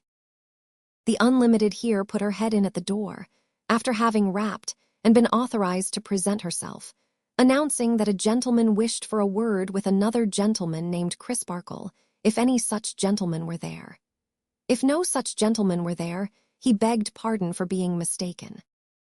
"Such a gentleman is here," said Mr. Crisparkle, "but is engaged just now." "Is it a dark gentleman?" interposed Rosa, retreating on her guardian. "No, miss, more of a brown gentleman." "You are sure not with black hair?" asked Rosa, taking courage. "Quite sure of that, Miss Brown hair and blue eyes." "Perhaps," hinted Mr. Grugis with habitual caution, "it might be well to see him, Reverend Sir, if you don't object. When one is in a difficulty or at a loss, one never knows in what direction a way out may chance to open. It is a business principle of mine, in such a case, not to close up any direction, but to keep an eye on every direction that may present itself. I could relate an anecdote in point, but that it would be premature."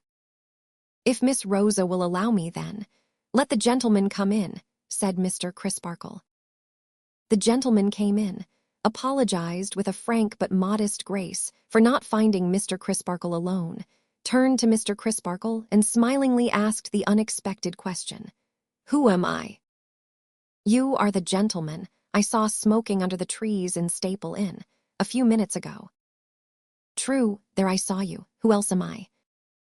Mr. Crisparkle concentrated his attention on a handsome face, much sunburnt, and the ghost of some departed boy seemed to rise, gradually and dimly, in the room. The gentleman saw a struggling recollection lighten up the minor canon's features, and smiling again, said, "What will you have for breakfast this morning? You are out of jam." "Wait a moment," cried Mr. Crisparkle, raising his right hand. "Give me another instant, Tartar."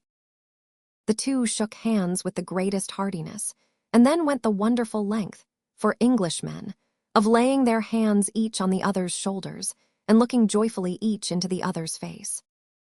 "My old fag," said Mr. Crisparkle. "My old master," said Mr. Tartar. "You saved me from drowning," said Mr. Crisparkle. "After which you took to swimming, you know," said Mr. Tartar. "God bless my soul," said Mr. Crisparkle. "Amen," said Mr. Tartar. And then they fell to shaking hands most heartily again. "Imagine," exclaimed Mr. Crisparkle with glistening eyes, "Miss Rosa Bud and Mr. Grewgious. Imagine Mr. Tartar, when he was the smallest of juniors, diving for me, catching me, a big heavy senior, by the hair of the head, and striking out for the shore with me like a water giant. Imagine my not letting him sink, as I was his fag," said Mr. Tartar. "But the truth being that he was my best protector and friend, and did me more good than all the masters put together, an irrational impulse seized me to pick him up, or go down with him." "Permit me, sir, to have the honor," said Mr. Grewgious, advancing with extended hand. "For an honor I truly esteem it. I am proud to make your acquaintance. I hope you didn't take cold. I hope you were not inconvenienced by swallowing too much water. How have you been since?" It was by no means apparent that Mr. Grewgious knew what he said, though it was very apparent that he meant to say something highly friendly and appreciative. If heaven, Rosa thought, had but sent such courage and skill to her poor mother's aid, and he to have been so slight and young then. "I don't wish to be complimented upon it, I thank you, but I think I have an idea," Mr. Grewgious announced, after taking a jog-trot or two across the room, so unexpected and unaccountable that they all stared at him, doubtful whether he was choking or had the cramp. "I think I have an idea. I believe I have had the pleasure of seeing Mr. Tartar's name as tenant of the top set in the house next the top set in the corner." "Yes, sir," returned Mr. Tartar. "You are right so far." "I am right so far," said Mr. Grewgious. "Tick that off," which he did with his right thumb on his left. "Might you happen to know the name of your neighbor in the top set on the other side of the party wall?" Coming very close to Mr. Tartar to lose nothing of his face in his shortness of sight. "Landless." "Tick that off," said Mr. Grewgious, taking another trot and then coming back. "No personal knowledge, I suppose, sir?" "Slight, but some." "Tick that off," said Mr. Grewgious, taking another trot and again coming back. "Nature of knowledge, Mr. Tartar." "I thought he seemed to be a young fellow in a poor way, and I asked his leave, only within a day or so, to share my flowers up there with him. That is to say, to extend my flower garden to his windows." "Would you have the kindness to take seats?" said Mr. Grewgious. "I have an idea." They complied, Mr. Tartar none the less readily, for being all abroad, and Mr. Grewgious, seated in the center with his hands upon his knees, thus stated his idea, with his usual manner of having got the statement by heart. "I cannot as yet make up my mind whether it is prudent to hold open communication under present circumstances, and on the part of the fair member of the present company, with Mr. Neville or Miss Helena. I have reason to know that a local friend of ours, on whom I beg to bestow a passing but a hearty malediction, with the kind permission of my reverend friend, sneaks to and fro, and dodges up and down. When not doing so himself, he may have some informant skulking about, in the person of a watchman, porter, or such-like hanger-on of staple. On the other hand, Miss Rosa very naturally wishes to see her friend Miss Helena, and it would seem important that at least Miss Helena, if not her brother too, through her, should privately know from Miss Rosa's lips what has occurred, and what has been threatened. Am I agreed with generally in the views I take?" "I entirely coincide with them," said Mr. Crisparkle, who had been very attentive. "As I have no doubt I should," added Mr. Tartar, smiling, "if I understood them." "Fair and softly, sir," said Mr. Grewgious. "We shall fully confide in you directly if you will favor us with your permission. Now, if our local friend should have any informant on the spot, it is tolerably clear that such informant can only be set to watch the chambers in the occupation of Mr. Neville. He reporting to our local friend, who comes and goes there, our local friend would supply for himself, from his own previous knowledge, the identity of the parties. Nobody can be set to watch all staple, or to concern himself with comers and goers to other sets of chambers, unless, indeed, mine. I begin to understand to what you tend," said Mr. Crisparkle, "and highly approve of your caution." "I needn't repeat that I know nothing yet of the why and wherefore," said Mr. Tartar, "but I also understand to what you tend, so let me say at once that my chambers are freely at your disposal." "There," cried Mr. Grewgious, smoothing his head triumphantly, "now we have all got the idea. You have it, my dear." "I think I have," said Rosa, blushing a little as Mr. Tartar looked quickly towards her. "You see, you go over to Staple with Mr. Crisparkle and Mr. Tartar," said Mr. Grewgious. "I going in and out and in alone, in my usual way. You go up with those gentlemen to Mr. Tartar's rooms. You look into Mr. Tartar's flower garden. You wait for Miss Helena's appearance there, or you signify to Miss Helena that you are close by, and you communicate with her freely, and no spy can be the wiser." "I am very much afraid I shall be." "Be what, my dear?" asked Mr. Grewgious as she hesitated. "Not frightened?" "No, not that," said Rosa shyly. "In Mr. Tartar's way. We seem to be appropriating Mr. Tartar's residence so very coolly." "I protest to you," returned that gentleman, "that I shall think the better of it for evermore if your voice sounds in it only once."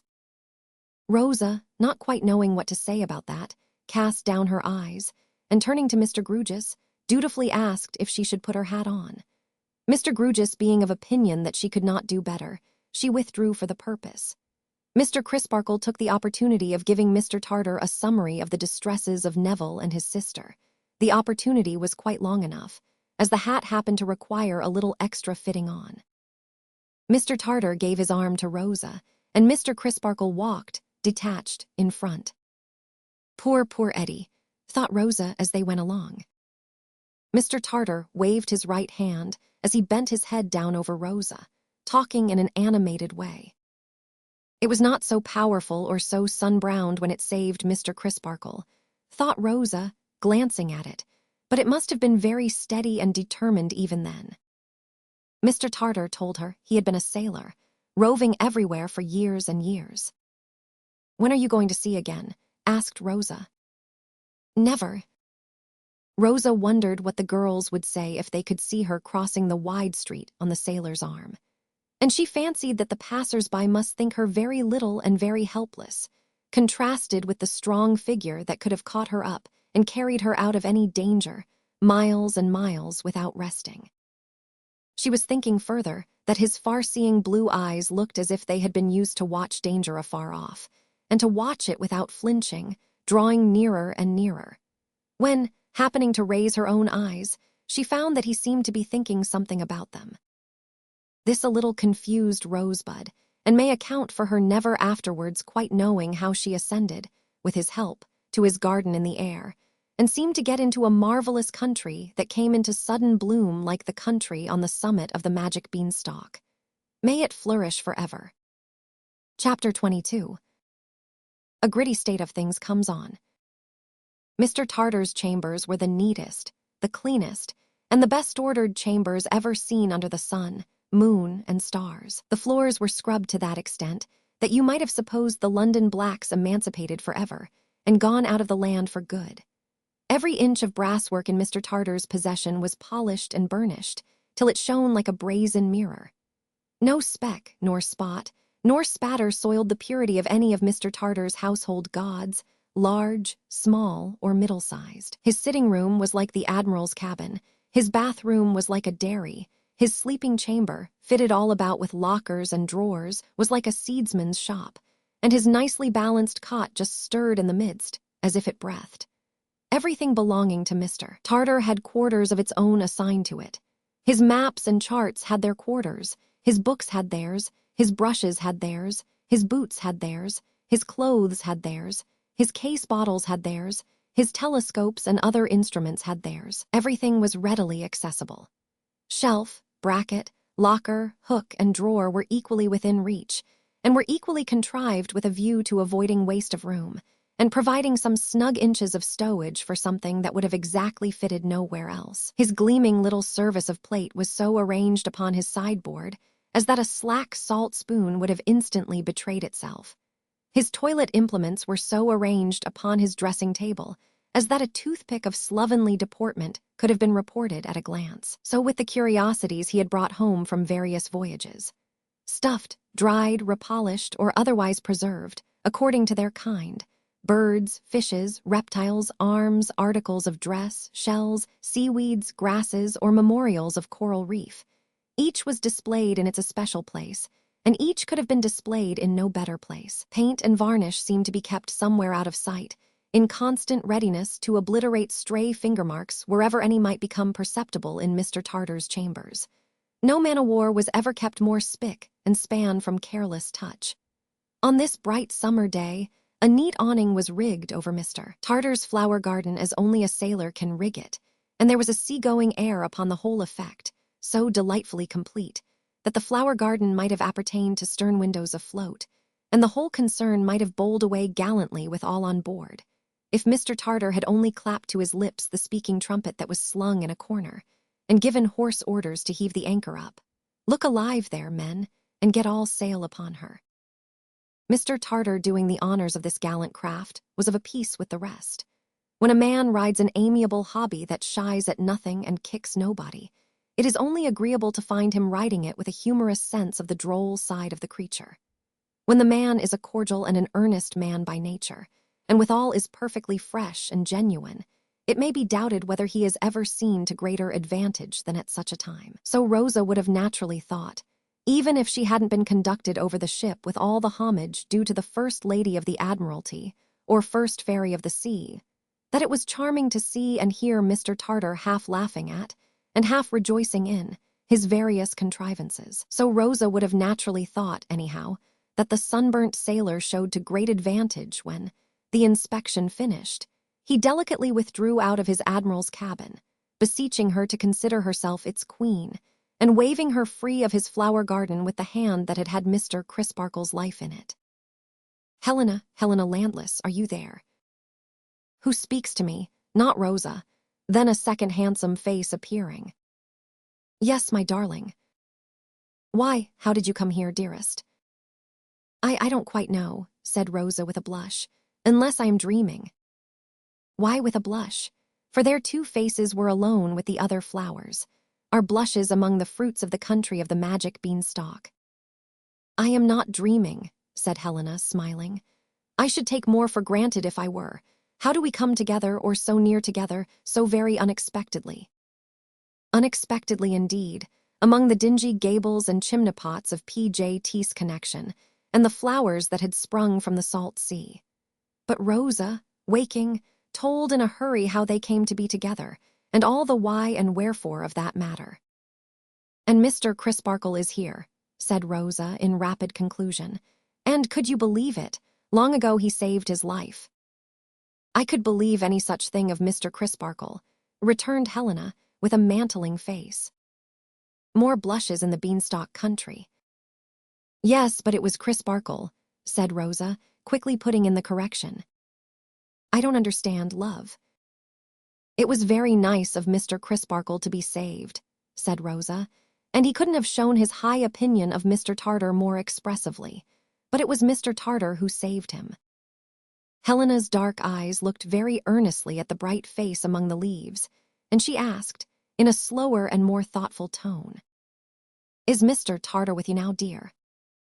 No, because he has given up his rooms to me, to us, I mean. It is such a beautiful place. Is it?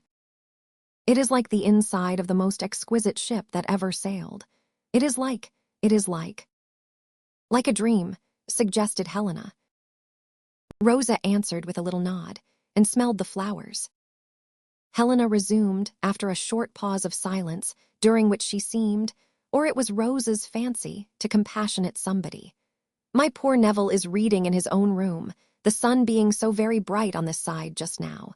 I think he had better not know that you are so near. Oh, I think so too, cried Rosa very readily. I suppose, pursued Helena doubtfully, that he must know by and by all you have told me, but I am not sure. Ask Mr. Crisparkle's advice, my darling. Ask him whether I may tell Neville as much or as little of what you have told me as I think best. Rosa subsided into her state cabin and propounded the question. The minor canon was for the free exercise of Helena's judgment. "I thank him very much," said Helena, when Rosa emerged again with her report. "Ask him whether it would be best to wait until any more maligning and pursuing of Neville on the part of this wretch shall disclose itself, or to try to anticipate it. I mean, so far as to find out whether any such goes on darkly about us."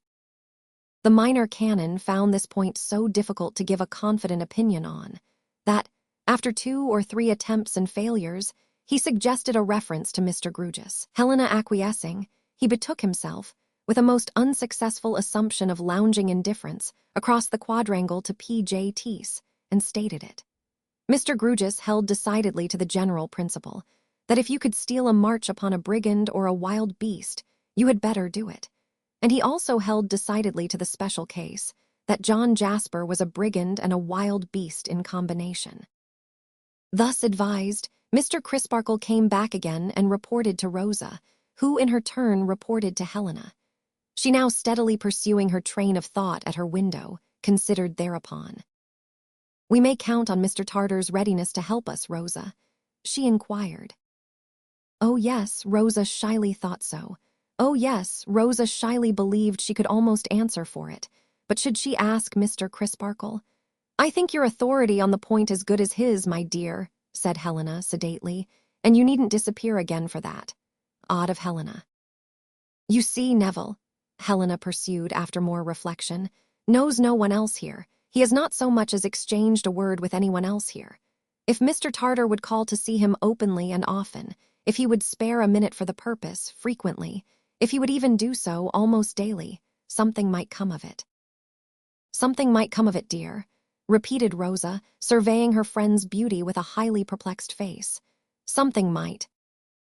If Neville's movements are really watched, and if the purpose really is to isolate him from all friends and acquaintance, and wear his daily life out grain by grain, which would seem to be the threat to you, does it not appear likely," said Helena, "that his enemy would in some way communicate with Mr. Tartar to warn him off from Neville? In which case, we might not only know the fact, but might know from Mr. Tartar what the terms of the communication were." "I see," cried Rosa, and immediately darted into her state cabin again. Presently her pretty face reappeared, with a greatly heightened color, and she said that she had told Mr. Crisparkle, and that Mr. Crisparkle had fetched in Mr. Tartar, and that Mr. Tartar, "who is waiting now, in case you want him," added Rosa, with a half-look back, and in not a little confusion between the inside of the state cabin and out, had declared his readiness to act as she had suggested, and to enter on his task that very day. "I thank him from my heart," said Helena. "Pray tell him so." Again, not a little confused between the flower garden and the cabin, Rosa dipped in with her message, and dipped out again with more assurances from Mr. Tartar, and stood wavering in a divided state between Helena and him, which proved that confusion is not always necessarily awkward, but may sometimes present a very pleasant appearance. "And now, darling," said Helena, "we will be mindful of the caution that has restricted us to this interview for the present, and will part. I hear Neville moving too. Are you going back?" "To Miss Twinkleton, S?" asked Rosa. "Yes." "Oh, I could never go there any more. I couldn't indeed, after that dreadful interview," said Rosa. "Then where are you going, pretty one?" "Now I come to think of it, I don't know," said Rosa. "I have settled nothing at all yet, but my guardian will take care of me. Don't be uneasy, dear. I shall be sure to be somewhere." It did seem likely. "And I shall hear of my Rosa Bud from Mr. Tartar?" inquired Helena. "Yes, I suppose so. From—" Rosa looked back again in a flutter instead of supplying the name. "But tell me one thing before we part, dearest Helena. Tell me that you are sure I couldn't help it." "Help it, love?" "Help making him malicious and revengeful. I couldn't hold any terms with him, could I?"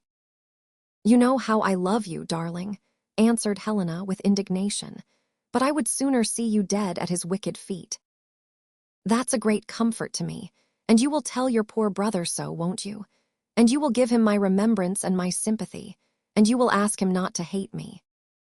With a mournful shake of the head, as if that would be quite a superfluous entreaty, Helena lovingly kissed her 2 hands to her friend, and her friend's 2 hands were kissed to her. And then she saw a third hand, a brown one, appear among the flowers and leaves and help her friend out of sight. The reflection that Mr. Tartar produced in the Admiral's cabin, by merely touching the spring knob of a locker and the handle of a drawer, was a dazzling, enchanted repast. Wonderful macaroons, glittering liqueurs, magically preserved tropical spices, and jellies of celestial tropical fruits displayed themselves profusely at an instant's notice. But Mr. Tartar could not make time stand still, and time, with his hard-hearted fleetness, strode on so fast that Rosa was obliged to come down from the beanstalk country to earth and her guardian's chambers. "And now, my dear," said Mr. Grewgious, "what is to be done next? To put the same thought in another form, what is to be done with you?" Rosa could only look apologetically sensible of being very much in her own way and in everybody else's. Some passing idea of living, fireproof, up a good many stairs in Furnival's Inn for the rest of her life, was the only thing in the nature of a plan that occurred to her. "It has come into my thoughts," said Mr. Grewgious, "that as the respected lady, Miss Twinkleton, occasionally repairs to London in the recess, with the view of extending her connection, and being available for interviews with metropolitan parents, if any, whether, until we have time in which to turn ourselves round, we might invite Miss Twinkleton to come and stay with you for a month." "Stay where, sir?" "Whether," explained Mr. Grewgious, "we might take a furnished lodging in town for a month, and invite Miss Twinkleton to assume the charge of you in it for that period." "And afterwards," hinted Rosa. "And afterwards," said Mr. Grewgious, "we should be no worse off than we are now." "I think that might smooth the way," assented Rosa. "Then let us," said Mr. Grewgious, rising, "go and look for a furnished lodging. Nothing could be more acceptable to me than the sweet presence of last evening for all the remaining evenings of my existence, but these are not fit surroundings for a young lady. Let us set out in quest of adventures and look for a furnished lodging. In the meantime, Mr. Crisparkle here, about to return home immediately, will no doubt kindly see Miss Twinkleton and invite that lady to cooperate in our plan." Mr. Crisparkle, willingly accepting the commission, took his departure. Mr. Grewgious and his ward set forth on their expedition.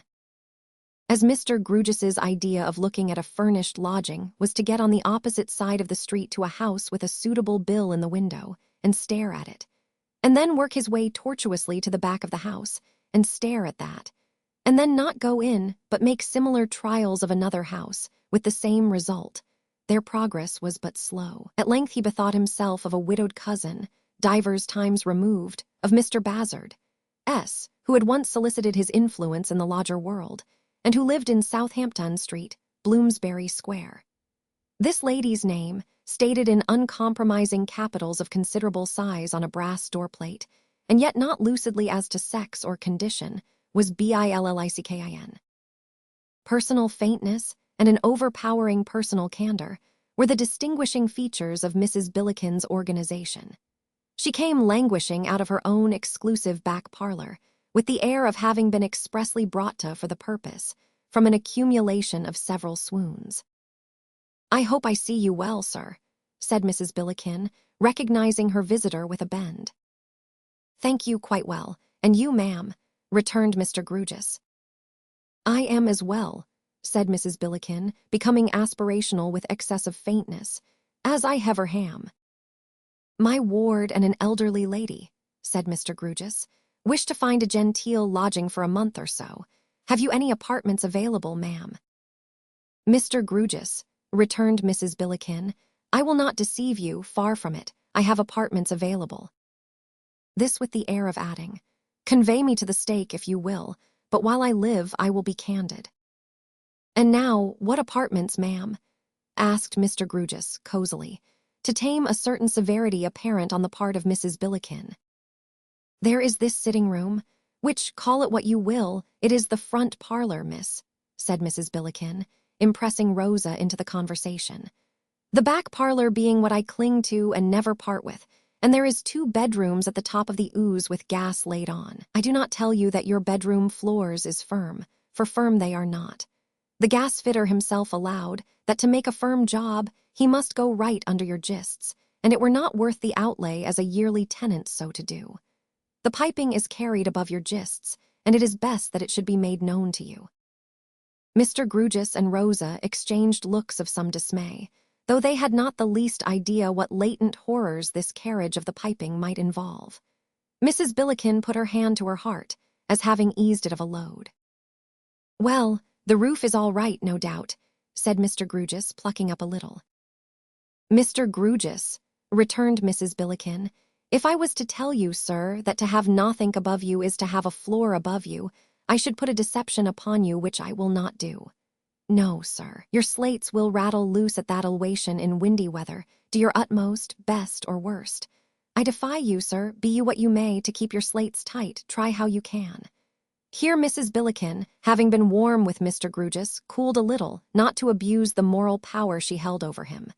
"Consequent," proceeded Mrs. Billiken more mildly, but still firmly in her incorruptible candor, "consequent, it would be worse than of no use for me to traps and travel up to the top of the ooze with you, and for you to say, 'Mrs. Billiken, what stain do I notice in the ceiling? For a stain I do consider it.' And for me to answer, 'I do not understand you, sir.' No, sir, I will not be so underhand. I do understand you before you pint it out. It is the wet, sir. It do come in and it do not come in. You may lay dry there half your lifetime, but the time will come, and it is best that you should know it, when a dripping sop would be no name for you." Mr. Grugis looked much disgraced by being prefigured in this pickle. "Have you any other apartments, ma'am?" he asked. "Mr. Grugis," returned Mrs. Billiken with much solemnity, "I have. You ask me have I, and my open and my honest answer I have. The first and second floors is vacant and sweet rooms." "Come, come, there's nothing against them," said Mr. Grugis, comforting himself. "Mr. Grugis," replied Mrs. Billiken, "pardon me, there is the stairs. Unless your mind is prepared for the stairs, it will lead to inevitable disappointment. You cannot, miss," said Mrs. Billiken, addressing Rosa reproachfully, "place a first floor and far less a second on the level footing of a parlor. No, you cannot do it, miss. It is beyond your power, and wherefore try." Mrs. Billiken put it very feelingly, as if Rosa had shown a headstrong determination to hold the untenable position. "Can we see these rooms, ma'am?" inquired her guardian. "Mr. Grugis," returned Mrs. Billiken, "you can. I will not disguise it from you, sir, you can." Mrs. Billiken then sent into her back parlor for her shawl, it being a state fiction, dating from immemorial antiquity, that she could never go anywhere without being wrapped up, and having been enrolled by her attendant, led the way. She made various genteel pauses on the stairs for breath, and clutched at her heart in the drawing-room as if it had very nearly got loose, and she had caught it in the act of taking wing. "And the second floor," said Mr. Grugis, on finding the first satisfactory. "Mr. Grugis," replied Mrs. Billiken, turning upon him with ceremony, as if the time had now come when a distinct understanding on a difficult point must be arrived at, and a solemn confidence established. "The second floor is over this." "Can we see that too, ma'am?" "Yes, sir," returned Mrs. Billiken. "It is open as the day." That also proving satisfactory, Mr. Grugis retired into a window with Rosa for a few words of consultation, and then asking for pen and ink, sketched out a line or two of agreement. In the meantime, Mrs. Billiken took a seat and delivered a kind of index to, or abstract of, the general question. 45 per week by the month certain at the time of year," said Mrs. Billiken, "is only reasonable to both parties. It is not Bond Street nor yet St. James's Palace, but it is not pretended that it is. Neither is it attempted to be denied, for why should it? That the arching leads to a muse, muses must exist. Respecting attendance, too, is kept at liberal wages. Words has arisen as to tradesmen, but dirty shoes on fresh hearthstoning was attributable, and no wish for a commission on your orders. Coals is either by the fire or per the scuttle. She emphasized the prepositions as marking a subtle but immense difference. Dogs is not viewed with favor. Besides litter, they get stole, and sharing suspicions is apt to creep in, and unpleasantness takes place. By this time, Mr. Grugis had his agreement lines and his earnest money ready. "I have signed it for the ladies, ma'am," he said. And you'll have the goodness to sign it for yourself, Christian and surname, there, if you please." "Mr. Grugis," said Mrs. Billiken in a new burst of candor. "No, sir, you must excuse the Christian name." Mr. Grugis stared at her. "The door-plate is used as a protection," said Mrs. Billiken, "and acts as such, and go from it I will not." Mr. Grugis stared at Rosa. "No, Mr. Grugis, you must excuse me. So long as this ooze is known indefinite as Billiken S, and so long as it is a doubt with the riffraff where Billiken may be hidden, near the street door or down the alley, and what his weight and size, so long I feel safe. But commit myself to a solitary female statement, no, miss. Nor would you for a moment wish," said Mrs. Billiken with a strong sense of injury, "to take that advantage of your sex, if you were not brought to it by inconsiderate example." Rosa, reddening as if she had made some most disgraceful attempt to overreach the good lady, besought Mr. Grugis to rest content with any signature. And accordingly, in a baronial way, the sign manual BILLICKIN got appended to the document. Details were then settled for taking possession on the next day but one, when Miss Twinkleton might be reasonably expected, and Rosa went back to Furnival's Inn on her guardian's arm. Behold Mr. Tartar walking up and down Furnival's Inn, checking himself when he saw them coming, and advancing towards them. "It occurred to me," hinted Mr. Tartar, "that we might go up the river, the weather being so delicious and the tide serving. I have a boat of my own at the Temple Stairs." "I have not been up the river for this many a day," said Mr. Grugis, tempted. "I was never up the river," added Rosa. Within half an hour they were setting this matter right by going up the river. The tide was running with them, the afternoon was charming. Mr. Tartar's boat was perfect. Mr. Tartar and Lobley, Mr. Tartar's man, pulled a pair of oars. Mr. Tartar had a yacht, it seemed, lying somewhere down by Greenhithe, and Mr. Tartar's man had charge of this yacht and was detached upon his present service. He was a jolly favored man, with tawny hair and whiskers and a big red face. He was the dead image of the sun in old woodcuts, his hair and whiskers answering for rays all around him. Resplendent in the bow of the boat, he was a shining sight, with a man-o'-war's man's shirt on or off, according to opinion, and his arms and breast tattooed all sorts of patterns. Lobley seemed to take it easily, and so did Mr. Tartar, yet their oars bent as they pulled, and the boat bounded under them. Mr. Tartar talked as if he were doing nothing, to Rosa who was really doing nothing, and to Mr. Grugis who was doing this much that he steered all wrong. But what did that matter, when a turn of Mr. Tartar's skillful wrist, or a mere grin of Mr. Lobley's over the bow, put all to rights? The tide bore them on in the gayest and most sparkling manner, until they stopped to dine in some everlastingly green garden, needing no matter-of-fact identification here. And then the tide obligingly turned, being devoted to that party alone for that day. And as they floated idly among some osier beds, Rosa tried what she could do in the rowing way, and came off splendidly, being much assisted. And Mr. Grugis tried what he could do, and came off on his back, doubled up with an oar under his chin, being not assisted at all. Then there was an interval of rest under bows, such rest. What time Mr. Lobley mopped, and arranging cushions, stretchers, and the like, danced the tightrope the whole length of the boat like a man to whom shoes were a superstition and stockings slavery. And then came the sweet return among delicious odors of limes in bloom, and musical ripplings. And all too soon, the great black city cast its shadow on the waters, and its dark bridges spanned them as death spans life, and the everlastingly green garden seemed to be left for everlasting, unregainable and far away. Up the river.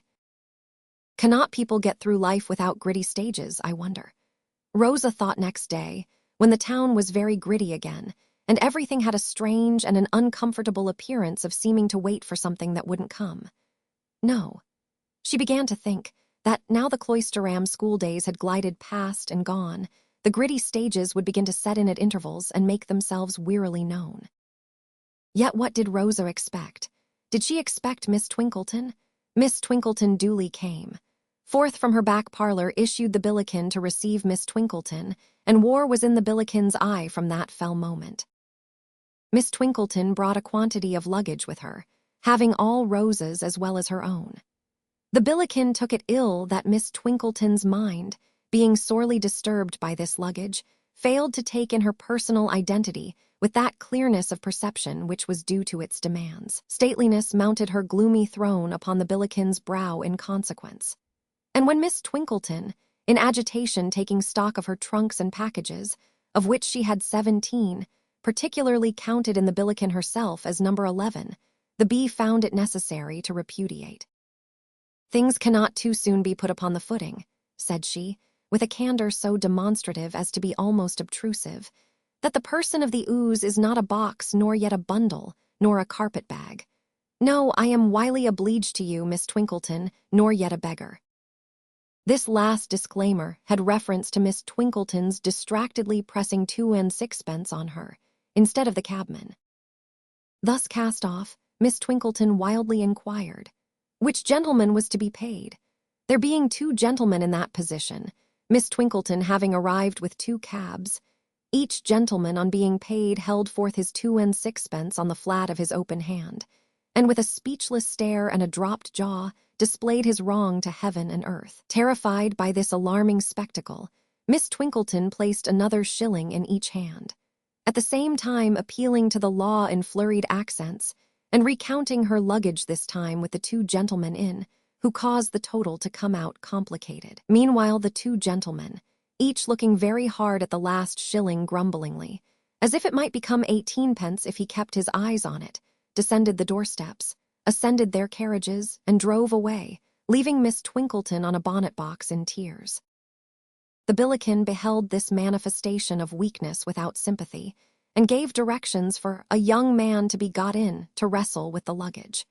When that gladiator had disappeared from the arena, peace ensued, and the new lodgers dined. But the Billiken had somehow come to the knowledge that Miss Twinkleton kept a school. The leap from that knowledge to the inference that Miss Twinkleton set herself to teach her something was easy. "But you don't do it," soliloquized the Billiken. "I am not your pupil, whatever she," meaning Rosa, "may be, poor thing." Miss Twinkleton, on the other hand, having changed her dress and recovered her spirits, was animated by a bland desire to improve the occasion in all ways, and to be as serene a model as possible. In a happy compromise between her 2 states of existence, she had already become, with her work-basket before her, the equably vivacious companion with a slight judicious flavoring of information, when the Billiken announced herself. "I will not hide from you, ladies," said the bee, enveloped in the shawl of state, "for it is not my character to hide neither my motives nor my actions, that I take the liberty to look in upon you to express a hope that your dinner was to your liking. Though not professed but plain, still her wages should be a sufficient object to her to stimulate to soar above mere roast and biled." "We dined very well indeed," said Rosa, "thank you." "Accustomed," said Miss Twinkleton with a gracious air, which to the jealous ears of the Billiken seemed to add, "my good woman."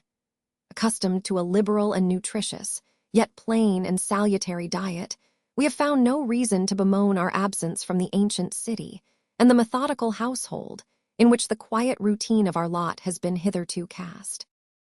"I did think it well to mention to my cook," observed the Billiken with a gush of candor, "which I hope you will agree with, Miss Twinkleton, was a right precaution, that the young lady being used to what we should consider here but poor diet, had better be brought forward by degrees.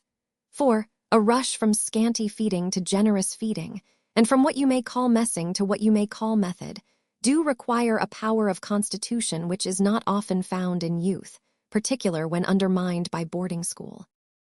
It will be seen that the Billiken now openly pitted herself against Miss Twinkleton, as one whom she had fully ascertained to be her natural enemy.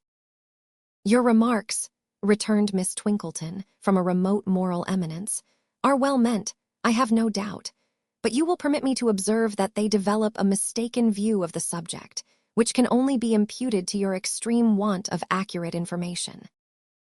"My information," retorted the Billiken, throwing in an extra syllable for the sake of emphasis at once polite and powerful. "My information, Miss Twinkleton, were my own experience, which I believe is usually considered to be good guidance. But whether so or not, I was put in youth to a very genteel boarding school, the mistress being no less a lady than yourself, of about your own age or it may be some years younger, and a poorness of blood flowed from the table which has run through my life." "Very likely," said Miss Twinkleton, still from her distant eminence, and very much to be deplored. "Rosa, my dear, how are you getting on with your work?" "Miss Twinkleton," resumed the Billiken in a courtly manner, "before retiring on the int, as a lady should, I wish to ask of yourself, as a lady, whether I am to consider that my words is doubted."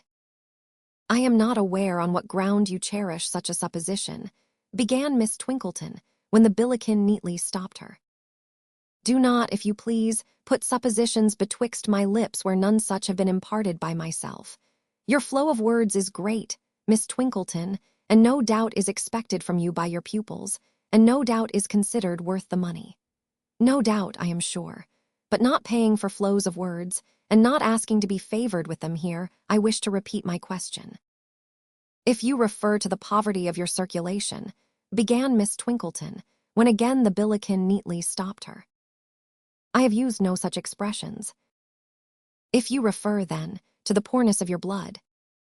"Brought upon me," stipulated the Billiken expressly, "at a boarding school." "Then," resumed Miss Twinkleton, "all I can say is, that I am bound to believe on your asseveration that it is very poor indeed. I cannot forbear adding, that if that unfortunate circumstance influences your conversation, it is much to be lamented, and it is eminently desirable that your blood were richer. Rosa, my dear, how are you getting on with your work?" Before retiring, miss," proclaimed the Billiken to Rosa, loftily cancelling Miss Twinkleton, "I should wish it to be understood between yourself and me that my transactions in future is with you alone. I know no elderly lady here, miss, none older than yourself." "A highly desirable arrangement, Rosa, my dear," observed Miss Twinkleton. "It is not, miss," said the Billiken with a sarcastic smile, "that I possess the mill I have heard of, in which old single ladies could be ground up young, what a gift it would be to some of us, but that I limit myself to you totally. When I have any desire to communicate a request to the person of the house, Rosa, my dear," observed Miss Twinkleton with majestic cheerfulness, "I will make it known to you, and you will kindly undertake, I am sure, that it is conveyed to the proper quarter." "Good evening, miss," said the Billiken, at once affectionately and distantly. "Being alone in my eyes, I wish you good evening with best wishes, and do not find myself drove, I am truly happy to say, into expressing my contempt for an individual, unfortunately for yourself, belonging to you." The Billiken gracefully withdrew with this parting speech, and from that time Rosa occupied the restless position of shuttlecock between these two battledores. Nothing could be done without a smart match being played out. Thus, on the daily arising question of dinner, Miss Twinkleton would say, the three being present together, "Perhaps, my love, you will consult with the person of the house, whether she can procure us a lamb's fry, or, failing that, a roast fowl." On which the Billiken would retort, Rosa not having spoken a word, "If you was better accustomed to butcher's meat, miss, you would not entertain the idea of a lamb's fry. Firstly, because lambs has long been sheep, and secondly, because there is such things as killing days, and there is not. As to roast fowls, miss, why you must be quite surfeited with roast fowls, letting alone your buying, when you market for yourself, the agedest of poultry with the scaliest of legs, quite as if you was accustomed to picking 'em out for cheapness. Try a little inwention, misuse yourself to ouse-keeping a bit. Come now, think of something else." To this encouragement, offered with the indulgent toleration of a wise and liberal expert, Miss Twinkleton would rejoin, reddening, "Or, my dear, you might propose to the person of the house a duck." "Well, miss," the Billiken would exclaim, still no word being spoken by Rosa, "you do surprise me when you speak of ducks, not to mention that they're getting out of season and very dear. It really strikes to my heart to see you have a duck. For the breast, which is the only delicate cuts in a duck, always goes in a direction which I cannot imagine where, and your own plate comes down so miserably skin and bony. Try again, miss, think more of yourself and less of others. A dish of sweetbreads now, or a bit of mutton, something at which you can get your equal chance." Occasionally the game would wax very brisk indeed, and would be kept up with a smartness rendering such an encounter as this quite tame. But the Billiken almost invariably made by far the higher score, and would come in with side hits of the most unexpected and extraordinary description, when she seemed without a chance. All this did not improve the gritty state of things in London, or the air that London had acquired in Rosa's eyes of waiting for something that never came. Tired of working and conversing with Miss Twinkleton, she suggested working and reading, to which Miss Twinkleton readily assented as an admirable reader of tried powers. But Rosa soon made the discovery that Miss Twinkleton didn't read fairly. She cut the love scenes, interpolated passages in praise of female celibacy, and was guilty of other glaring pious frauds. As an instance in point, take the glowing passage. "Ever dearest and best adored," said Edward, clasping the dear head to his breast and drawing the silken hair through his caressing fingers, from which he suffered it to fall like golden rain. "Ever dearest and best adored, let us fly from the unsympathetic world and the sterile coldness of the stony-hearted, to the rich, warm paradise of trust and love." Miss Twinkleton's fraudulent version tamely ran thus: "Ever engaged to me with the consent of our parents on both sides, and the approbation of the silver-haired rector of the district," said Edward, respectfully raising to his lips the taper fingers so skillful in embroidery, tambour, crochet, and other truly feminine arts.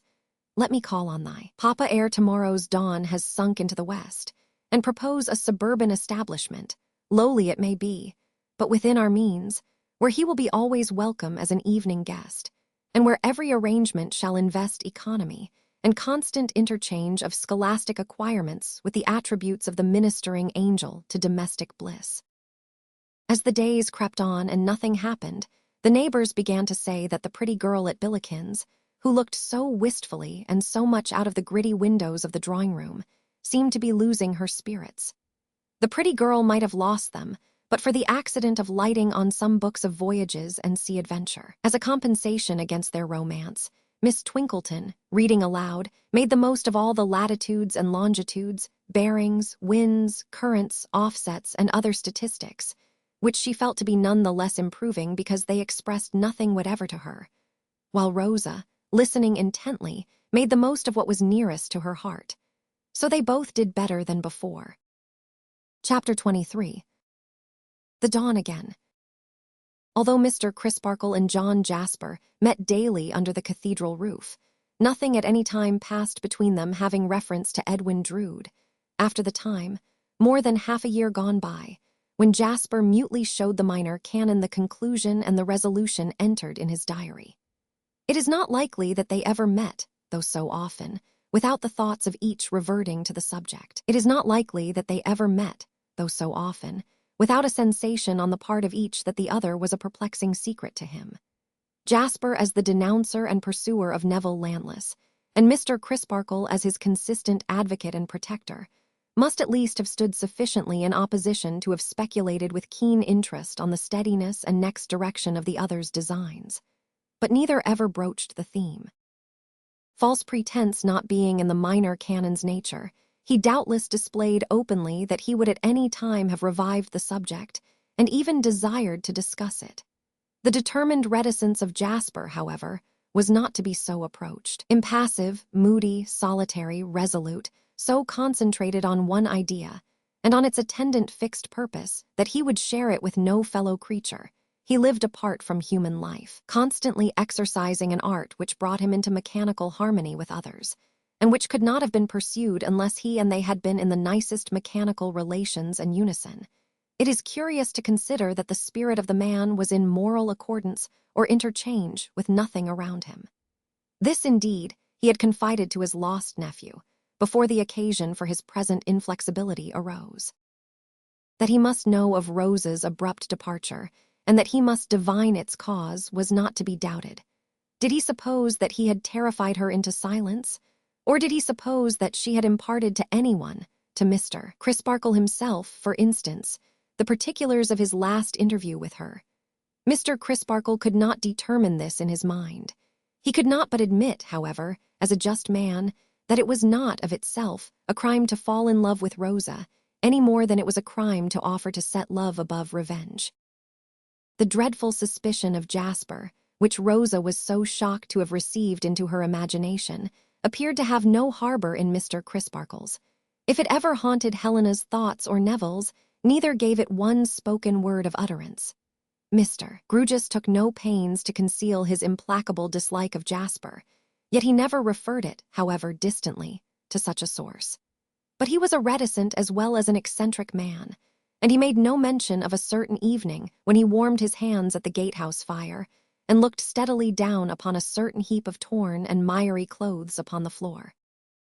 Drowsy Cloisterham, whenever it awoke to a passing reconsideration of a story above 6 months old and dismissed by the bench of magistrates, was pretty equally divided in opinion whether John Jasper's beloved nephew had been killed by his treacherously passionate rival, or in an open struggle, or had, for his own purposes, spirited himself away.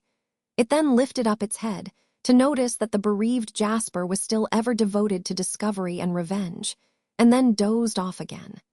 This was the condition of matters, all round, at the period to which the present history has now attained.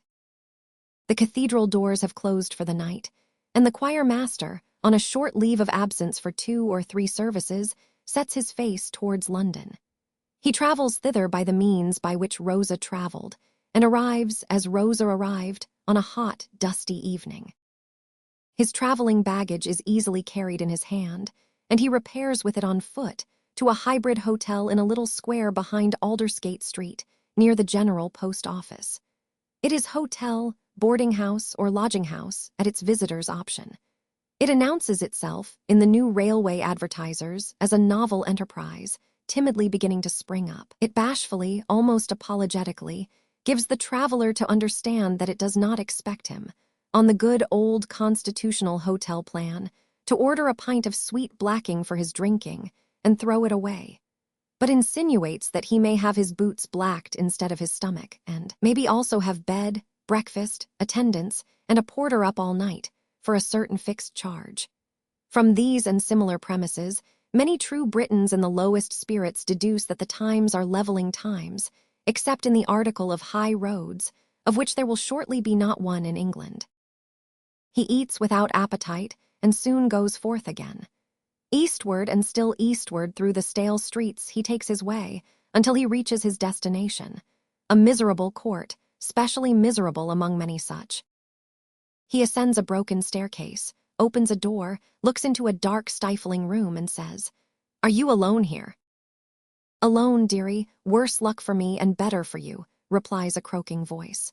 Come in, whoever you be. I can't see you till I light a match, yet I seem to know the sound of your speaking. I'm acquainted with you, ain't I?" "Light your match and try." "So I will, dearie, so I will, but my hand that shakes, as I can't lay it on a match all in a moment. And I cough so that, put my matches where I may, I never find 'em there. They jump and start as I cough and cough like live things. Are you off a voyage, dearie?" "No." "Not seafaring?" "No." "Well, there's land customers and there's water customers. I'm a mother to both. Different from Jack Chinaman t'other side the court. He ain't a father to neither. It ain't in him. And he ain't got the true secret of mixing, though he charges as much as me that has, and more if he can get it. Here's a match, and now where's the candle? If my cough takes me, I shall cough out 20 matches afore I gets a light." But she finds the candle, and lights it before the cough comes on. It seizes her in the moment of success, and she sits down rocking herself to and fro, and gasping at intervals. "Oh, my lungs is awful bad. My lungs is wore away to cabbage nets," until the fit is over. During its continuance she has had no power of sight or any other power not absorbed in the struggle, but as it leaves her she begins to strain her eyes, and as soon as she is able to articulate, she cries, staring, "Why, it's you. Are you so surprised to see me? I thought I never should have seen you again, dearie. I thought you was dead and gone to heaven. Why?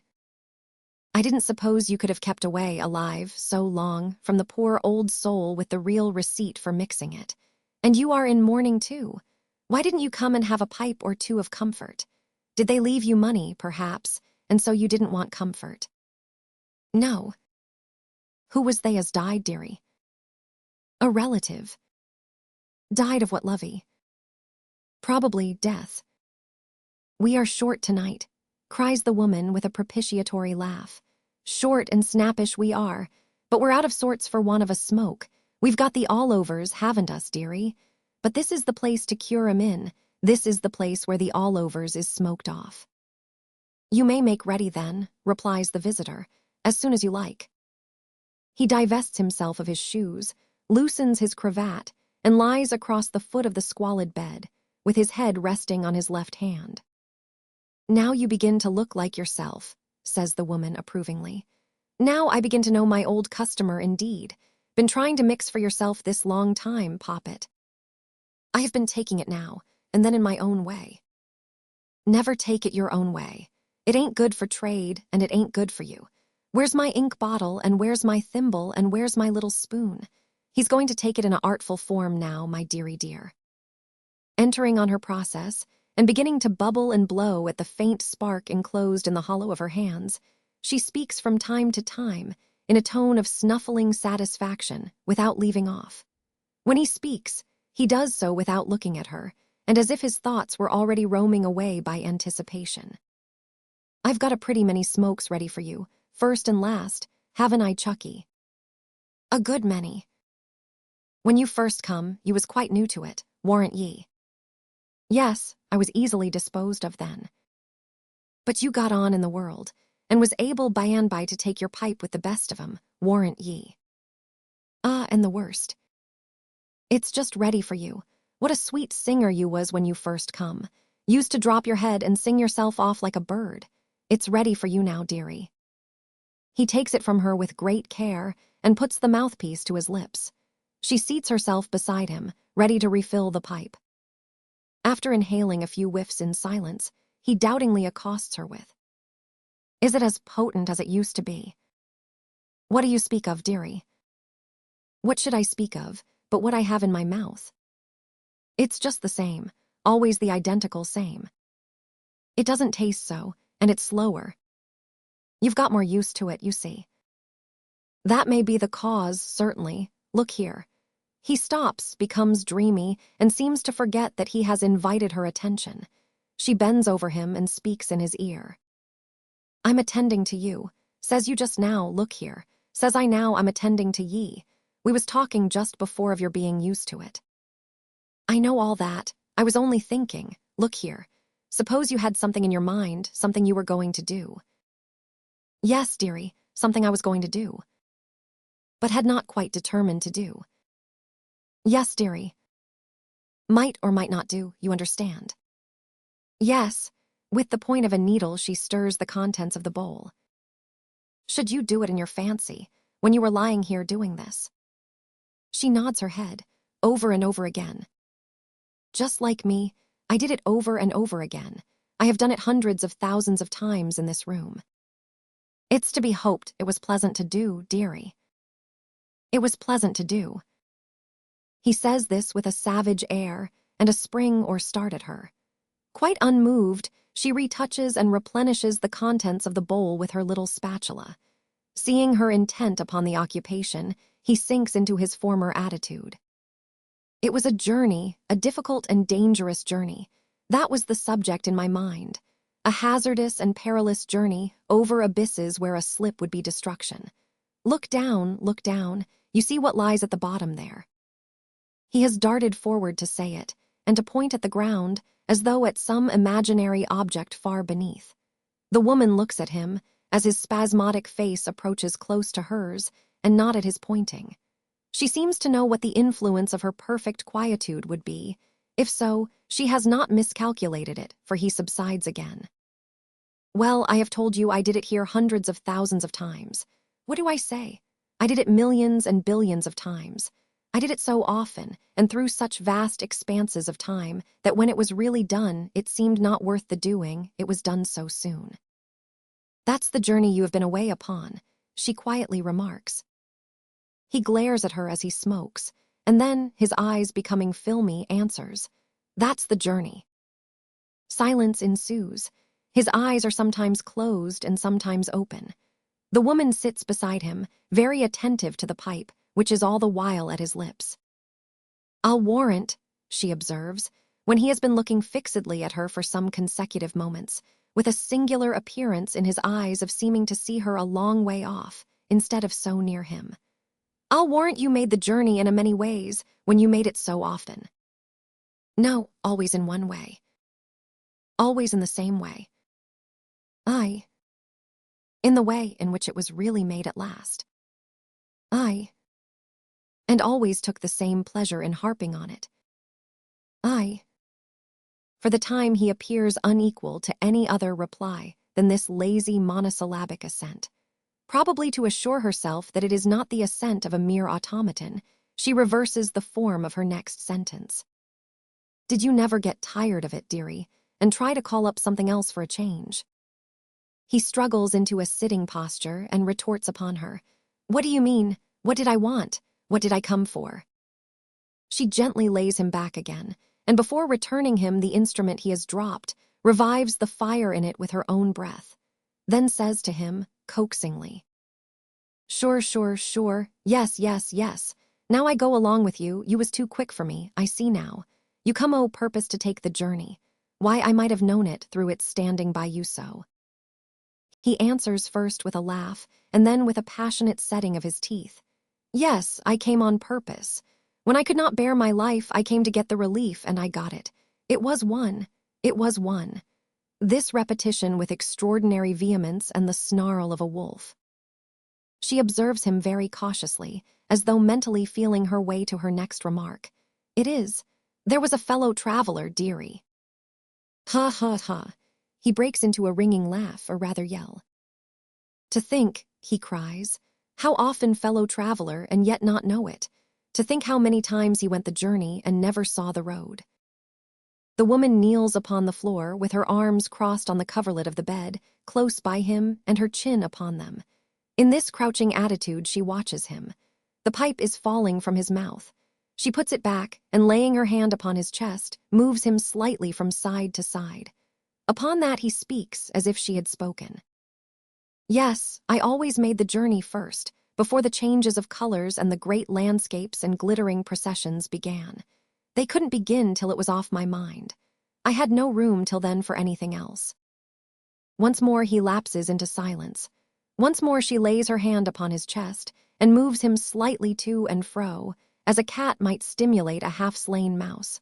Once more he speaks, as if she had spoken. Sleeping it off. What? I told you so. When it comes to be real at last, it is so short that it seems unreal for the first time. Hark. Yes, dearie, I'm listening. Time and place are both at hand. He is on his feet, speaking in a whisper, and as if in the dark. Time, place, and fellow traveler, she suggests, adopting his tone and holding him softly by the arm. How could the time be at hand unless the fellow traveler was? Hush, the journey's made, it's over. So soon. That's what I said to you, so soon, wait a little. This is a vision, I shall sleep it off. It has been too short and easy. I must have a better vision than this is the poorest of all. No struggle, no consciousness of peril, no entreaty, and yet I never saw that before. With a start. Saw what, dearie? Look at it, look what a poor, mean, miserable thing it is. That must be real, it's over.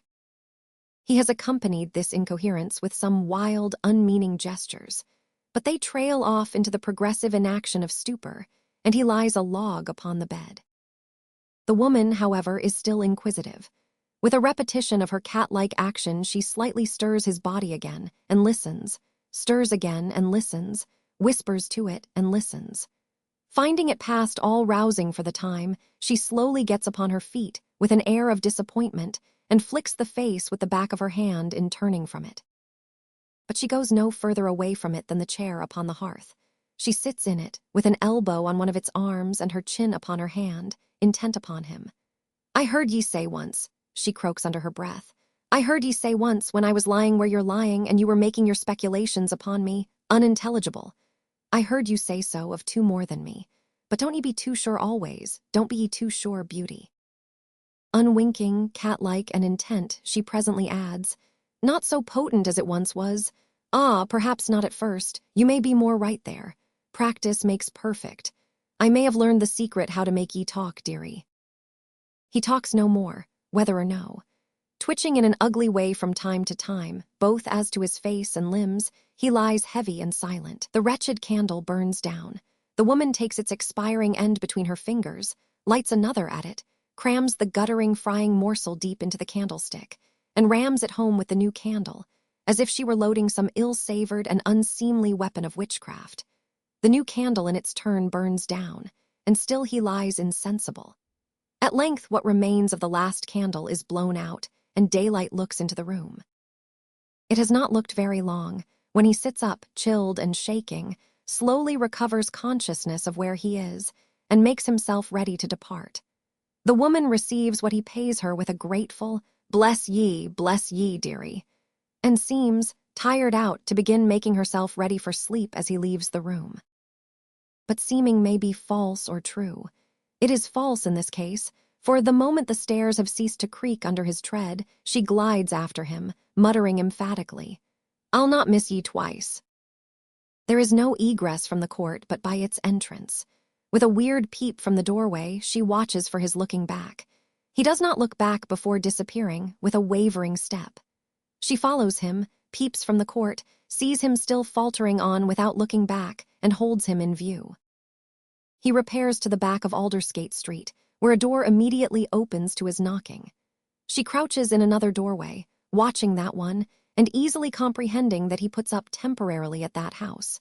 Her patience is unexhausted by hours. For sustenance she can, and does, buy bread within 100 yards, and milk as it is carried past her.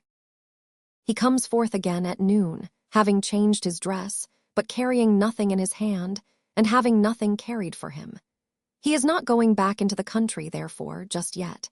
She follows him a little way, hesitates, instantaneously turns confidently, and goes straight into the house he has quitted. Is the gentleman from Cloisterham indoors? Just gone out. Unlucky. When does the gentleman return to Cloisterham? At 6 this evening. Bless ye and thank ye. May the Lord prosper a business where a civil question, even from a poor soul, is so civilly answered. I'll not miss ye twice, repeats the poor soul in the street, and not so civilly. I lost ye last, where that omnibus you got into nigh your journey's end plied betwixt the station and the place. I wasn't so much as certain that you even went right on to the place. Now I know ye did. My gentleman from Cloisterham, I'll be there before ye and bide your coming. I've swore my oath that I'll not miss ye twice. Accordingly, that same evening the poor soul stands in Cloisterham High Street, looking at the many quaint gables of the nuns' house, and getting through the time as she best can until 9 o'clock, at which hour she has reason to suppose that the arriving omnibus passengers may have some interest for her. The friendly darkness, at that hour, renders it easy for her to ascertain whether this be so or not, and it is so, for the passenger not to be missed twice arrives among the rest. Now let me see what becomes of you. Go on. An observation addressed to the heir, and yet it might be addressed to the passenger. So compliantly does he go on along the high street until he comes to an arched gateway, at which he unexpectedly vanishes. The poor soul quickens her pace, is swift, and close upon him entering under the gateway, but only sees a postern staircase on one side of it, and on the other side an ancient vaulted room, in which a large-headed, gray-haired gentleman is writing, under the odd circumstances of sitting open to the thoroughfare and eyeing all who pass, as if he were toll-taker of the gateway, though the way is free. "Halloa," he cries in a low voice, seeing her brought to a standstill. "Who are you looking for?" "There was a gentleman passed in here this minute, sir." "Of course there was. What do you want with him?" "Where do he live, dearie?" "Live, up that staircase." "Bless ye, whisper, what's his name, dearie?" "Surname Jasper, Christian name John, Mr. John Jasper." "Has he a calling, good gentleman?" "Calling, yes, sings in the choir." "In the spire." "Choir? What's that?" Mr. Datchery rises from his papers and comes to his doorstep. "Do you know what a cathedral is?" he asks jocosely. The woman nods. "What is it?" She looks puzzled, casting about in her mind to find a definition, when it occurs to her that it is easier to point out the substantial object itself, massive against the dark blue sky and the early stars. "That's the answer. Go in there at 7 tomorrow morning, and you may see Mr. John Jasper, and hear him too." Thank ye, thank ye." The burst of triumph in which she thanks him does not escape the notice of the single buffer of an easy temper living idly on his means. He glances at her, clasps his hands behind him, as the wont of such buffers is, and lounges along the echoing precincts at her side. Or, he suggests, with a backward hitch of his head, you can go up at once to Mr. Jasper's rooms there. The woman eyes him with a cunning smile and shakes her head. Oh, you don't want to speak to him. She repeats her dumb reply and forms with her lips a soundless no. You can admire him at a distance 3 times a day, whenever you like. It's a long way to come for that, though. The woman looks up quickly. If Mr. Datchery thinks she is to be so induced to declare where she comes from, he is of a much easier temper than she is. But she acquits him of such an artful thought, as he lounges along, like the chartered boor of the city, with his uncovered gray hair blowing about, and his purposeless hands rattling the loose money in the pockets of his trousers. The chink of the money has an attraction for her greedy ears. Wouldn't you help me to pay for my traveler's lodging, dear gentleman, and to pay my way along? I am a poor soul, I am indeed, and troubled with a grievous cough. You know the traveler's lodging, I perceive, and are making directly for it. Is Mr. Datchery's bland comment, still rattling his loose money? Been here often, my good woman. Once in all my life. Aye. They have arrived at the entrance to the monk's vineyard. An appropriate remembrance, presenting an exemplary model for imitation, is revived in the woman's mind by the sight of the place. She stops at the gate and says energetically, By this token, though you mayn't believe it, that a young gentleman gave me 3 and 6pence as I was coughing my breath away on this very grass. I asked him for 3 and 6pence, and he gave it me. Wasn't it a little cool to name your sum? Hints Mr. Datchery, still rattling. Isn't it customary to leave the amount open? Mightn't it have had the appearance to the young gentleman, only the appearance, that he was rather dictated to? Looky here, dearie, she replies in a confidential and persuasive tone. I wanted the money to lay it out on a medicine as does me good, and as I deal in. I told the young gentleman so, and he gave it me, and I laid it out honest to the last brass farden. I want to lay out the same sum in the same way now, and if you'll give it me, I'll lay it out honest to the last brass farden again, upon my soul. What's the medicine? I'll be honest with you beforehand, as well as after. It's opium. Mr. Datchery, with a sudden change of countenance, gives her a sudden look. It's opium, dearie, neither more nor less, and it's like a human creature so far that you always hear what can be said against it, but seldom what can be said in its praise. Mr. Datchery begins very slowly to count out the sum demanded of him. Greedily watching his hands, she continues to hold forth on the great example set him. It was last Christmas Eve, just arter dark, the once that I was here afore, when the young gentleman gave me the 3 and 6. Mr. Datchery stops in his counting, finds he has counted wrong, shakes his money together and begins again. And the young gentleman's name, she adds, was Edwin. Mr. Datchery drops some money, stoops to pick it up, and reddens with the exertion as he asks, How do you know the young gentleman's name? I asked him for it, and he told it me.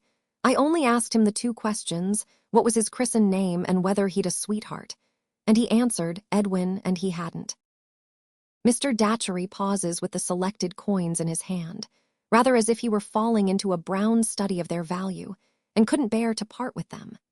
The woman looks at him distrustfully, and with her anger brewing for the event of his thinking better of the gift.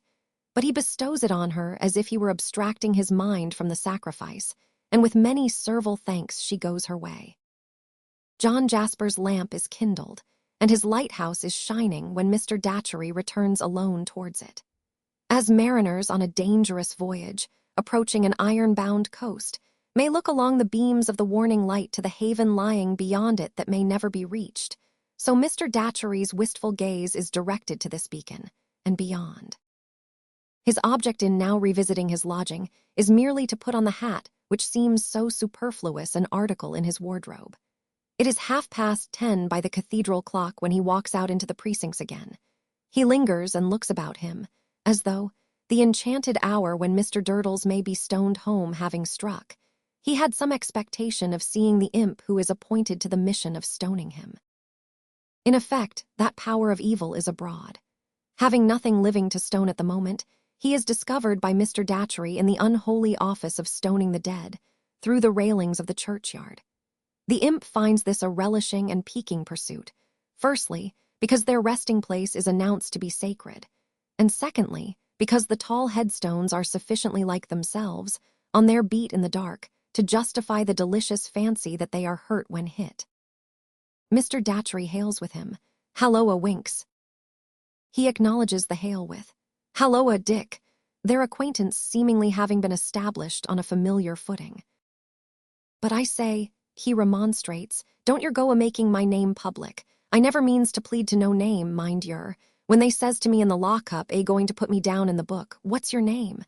I says to them, 'Find out.' Likewise when they says, 'What's your religion?' I says, 'Find out.' Which, it may be observed in passing, it would be immensely difficult for the state, however statistical, to do. Asides which, adds the boy, there ain't no family of Winkses." "I think there must be." "Yer lie, there ain't. The travelers give me the name on account of my getting no settled sleep and being knocked up all night, whereby I gets one eye roused open afore I've shut the other. That's what Winks means. Deputy's the nighest name to indict me by, but yer wouldn't catch me pleading to that, neither." "Deputy be it always, then. We two are good friends, Deputy?" "Jolly good. I forgave you the debt you owed me when we first became acquainted, and many of my sixpences have come your way since, Deputy. Ah, and what's more, yer ain't no friend o' Jasper S. What did he go a-histing me off my legs for?" "What indeed? But never mind him now. A shilling of mine is going your way tonight, Deputy. You have just taken in a lodger I have been speaking to, an infirm woman with a cough." "Puffer," assents Deputy, with a shrewd leer of recognition, and smoking an imaginary pipe, with his head very much on one side and his eyes very much out of their places. "Hopium Puffer." "What is her name?" Royal Highness the Princess Puffer." "She has some other name than that. Where does she live?" "Up in London, among the Jacks." "The sailors?" "I said so, Jacks and chainer men and hother knifers." "I should like to know, through you, exactly where she lives." "All right, give us old."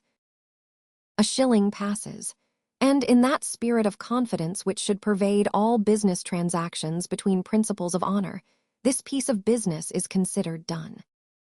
"But here's a lark," cries Deputy. "Where did yer think Royal Highness is a-goin' to tomorrow morning? Blessed if she ain't a-goin' to the Confrediarial."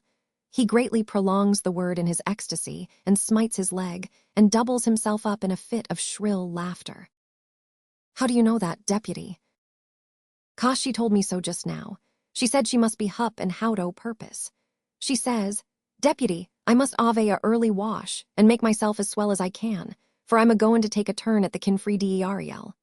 He separates the syllables with his former zest, and not finding his sense of the ludicrous sufficiently relieved by stamping about on the pavement, breaks into a slow and stately dance, perhaps supposed to be performed by the Dean.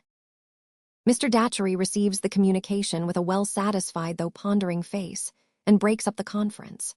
Returning to his quaint lodging, and sitting long over the supper of bread-in cheese and salad, an ale which Mrs. Tope has left prepared for him, he still sits when his supper is finished.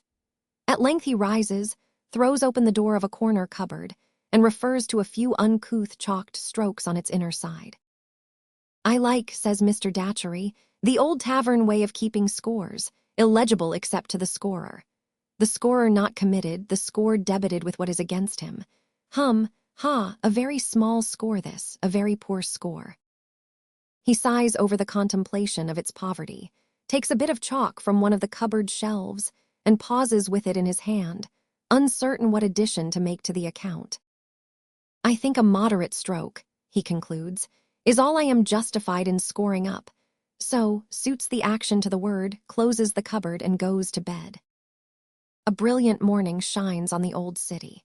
Its antiquities and ruins are surpassingly beautiful, with a lusty ivy gleaming in the sun, and the rich trees waving in the balmy air. Changes of glorious light from moving boughs, songs of birds, scents from gardens, woods, and fields, or rather from the one great garden of the whole cultivated island in its yielding time, penetrate into the cathedral, subdue its earthy odor, and preach the resurrection and the life. The cold stone tombs of centuries ago grow warm, and flecks of brightness dart into the sternest marble corners of the building, fluttering there like wings. Comes Mr. Tope with his large keys, and yawningly unlocks and sets open. Come Mrs. Tope and attendant sweeping sprites. Come, in due time, organist and bellows boy, peeping down from the red curtains in the loft, fearlessly flapping dust from books up at that remote elevation, and whisking it from stops and pedals. Come sundry rooks, from various quarters of the sky, back to the great tower, who may be presumed to enjoy vibration, and to know that bell and organ are going to give it them. Come a very small and straggling congregation indeed, chiefly from Minor Canon Corner and the precincts. Come Mr. Crisparkle, fresh and bright, and his ministering brethren, not quite so fresh and bright. Come the choir in a hurry, always in a hurry, and struggling into their nightgowns at the last moment, like children shirking bed, and comes John Jasper leading their line.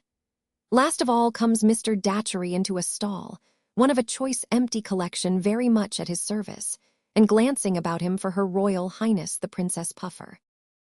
The service is pretty well advanced before Mr. Datchery can discern Her Royal Highness, but by that time he has made her out in the shade. She is behind a pillar, carefully withdrawn from the choir master's view, but regards him with the closest attention. All unconscious of her presence, he chants and sings. She grins when he is most musically fervid, and yes, Mr. Datchery sees her do it, shakes her fist at him behind the pillar's friendly shelter. Mr. Datchery looks again, to convince himself. Yes, again. As ugly and withered as one of the fantastic carvings on the under brackets of the stall seats, as malignant as the evil one, as hard as the big brass eagle holding the sacred books upon his wings, and according to the sculptor's representation of his ferocious attributes, not at all converted by them. She hugs herself in her lean arms, and then shakes both fists at the leader of the choir. And at that moment, outside the grated door of the choir, having eluded the vigilance of Mr. Tope by shifty resources in which he is an adept, Deputy Pepys, sharp-eyed, through the bars and stares astounded from the threatener to the threatened. The service comes to an end, and the servitors disperse to breakfast. Mr. Datchery accosts his last new acquaintance outside, when the choir, as much in a hurry to get their bedgowns off, as they were but now to get them on, have scuffled away. "Well, mistress, good morning. You have seen him." "I've seen him, dearie, I've seen him." "And you know him." "Know him. Better far than all the reverend parsons put together know him." Mrs. Tope's care has spread a very neat, clean breakfast ready for her lodger. Before sitting down to it, he opens his corner cupboard door, takes his bit of chalk from its shelf, adds one thick line to the score, extending from the top of the cupboard door to the bottom, and then falls to with an appetite. Appendix, fragment of The Mystery of Edwin Drood. When Forster was just finishing his biography of Dickens, he found among the leaves of one of the novelist's other manuscripts certain loose slips in his writing.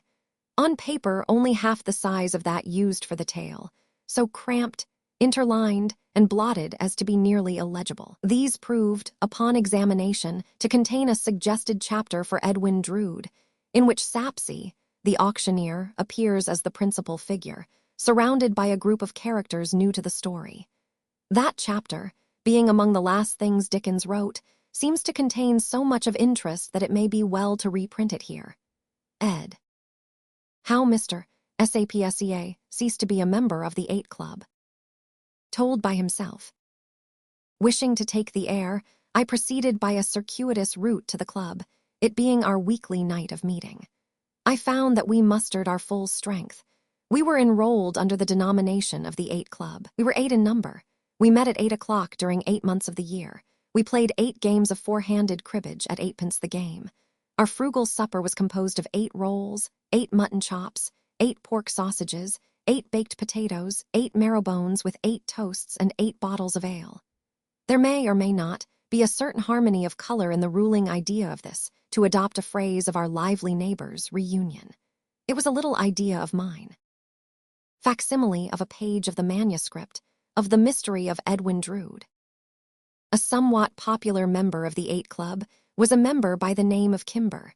By profession, a dancing master. A commonplace, hopeful sort of man, wholly destitute of dignity or knowledge of the world. As I entered the clubroom, Kimber was making the remark, and he still half believes him to be very high in the church.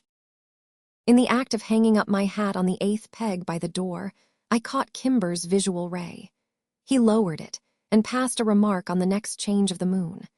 I did not take particular notice of this at the moment, because the world was often pleased to be a little shy of ecclesiastical topics in my presence, for I felt that I was picked out, though perhaps only through a coincidence, to a certain extent to represent what I call our glorious constitution in church and state. The phrase may be objected to by cautious minds, but I own to it as mine. I threw it off in argument some little time back. I said, "Our glorious constitution in church and state." Another member of the 8 Club was Peartree, also member of the Royal College of Surgeons. Mr. Peartree is not accountable to me for his opinions, and I say no more of them here than that he attends the poor gratis whenever they want him, and is not the parish doctor. Mr. Peartree may justify it to the grasp of his mind, thus to do his republican utmost to bring an appointed officer into contempt. Suffice it that Mr. Peartree can never justify it to the grasp of mine. Between Peartree and Kimber there was a sickly sort of feeble-minded alliance. It came under my particular notice when I sold off Kimber by auction. Goods taken in execution. He was a widower in a white under-waistcoat and slight shoes with bows, and had 2 daughters not ill-looking. Indeed, the reverse. Both daughters taught dancing in scholastic establishments for young ladies, had done so at Mrs. Sapsey's, nay, Twinkleton's, and both, in giving lessons, presented the unwomanly spectacle of having little fiddles tucked under their chins. In spite of which, the younger one might, if I am correctly informed, I will raise the veil so far as to say I know she might, have soared for life from this degrading taint, but for having the class of mind allotted to what I call the common herd, and being so incredibly devoid of veneration as to become painfully ludicrous. When I sold off Kimber without reserve, Peartree, as poor as he can hold together, had several prime household lots knocked down to him. I am not to be blinded, and of course it was as plain to me what he was going to do with them, as it was that he was a brown, hulking sort of revolutionary subject who had been in India with the soldiers, and ought, for the sake of society, to have his neck broke. I saw the lots shortly afterwards in Kimber's lodgings, through the window, and I easily made out that there had been a sneaking pretense of lending them till better times. A man with a smaller knowledge of the world than myself might have been led to suspect that Kimber had held back money from his creditors and fraudulently bought the goods. But, besides that I knew for certain he had no money, I knew that this would involve a species of forethought not to be made compatible with the frivolity of a caperer, inoculating other people with capering, for his bread. As it was the first time I had seen either of those two since the sale, I kept myself in what I call abeyance. When selling him up, I had delivered a few remarks, shall I say a little homily, concerning Kimber, which the world did regard as more than usually worth notice. I had come up into my pulpit, it was said, uncommonly like, and a murmur of recognition had repeated his, I will not name whose, title before I spoke. I had then gone on to say that all present would find, in the first page of the catalogue that was lying before them, in the last paragraph before the first lot, the following words: sold in pursuance of a writ of execution issued by a creditor. I had then proceeded to remind my friends that however frivolous, not to say contemptible, the business by which a man got his goods together, still his goods were as dear to him, and as cheap to society, if sold without reserve, as though his pursuits had been of a character that would bear serious contemplation. I had then divided my text, if I may be allowed so to call it, into 3 heads. Firstly, sold. Secondly, in pursuance of a writ of execution. Thirdly, issued by a creditor, with a few moral reflections on each, and winding up with, now to the first lot in a manner that was complimented when I afterwards mingled with my hearers. So, not being certain on what terms I and Kimber stood, I was grave, I was chilling. Kimber, however, moving to me, I moved to Kimber. I was the creditor who had issued the writ, not that it matters.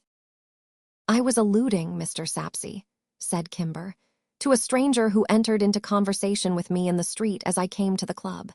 He had been speaking to you just before, it seemed, by the churchyard, and though you had told him who you were, I could hardly persuade him that you were not high in the church. Idiot, said Peartree. Ass, said Kimber. Idiot and ass, said the other 5 members. Idiot and ass, gentlemen, I remonstrated, looking around me, are strong expressions to apply to a young man of good appearance and address. My generosity was roused, I own it. You'll admit that he must be a fool, said Peartree. You can't deny that he must be a blockhead, said Kimber. Their tone of disgust amounted to being offensive. Why should the young man be so calumniated? What had he done? He had only made an innocent and natural mistake. I controlled my generous indignation and said so. Natural, repeated Kimber. He's a natural.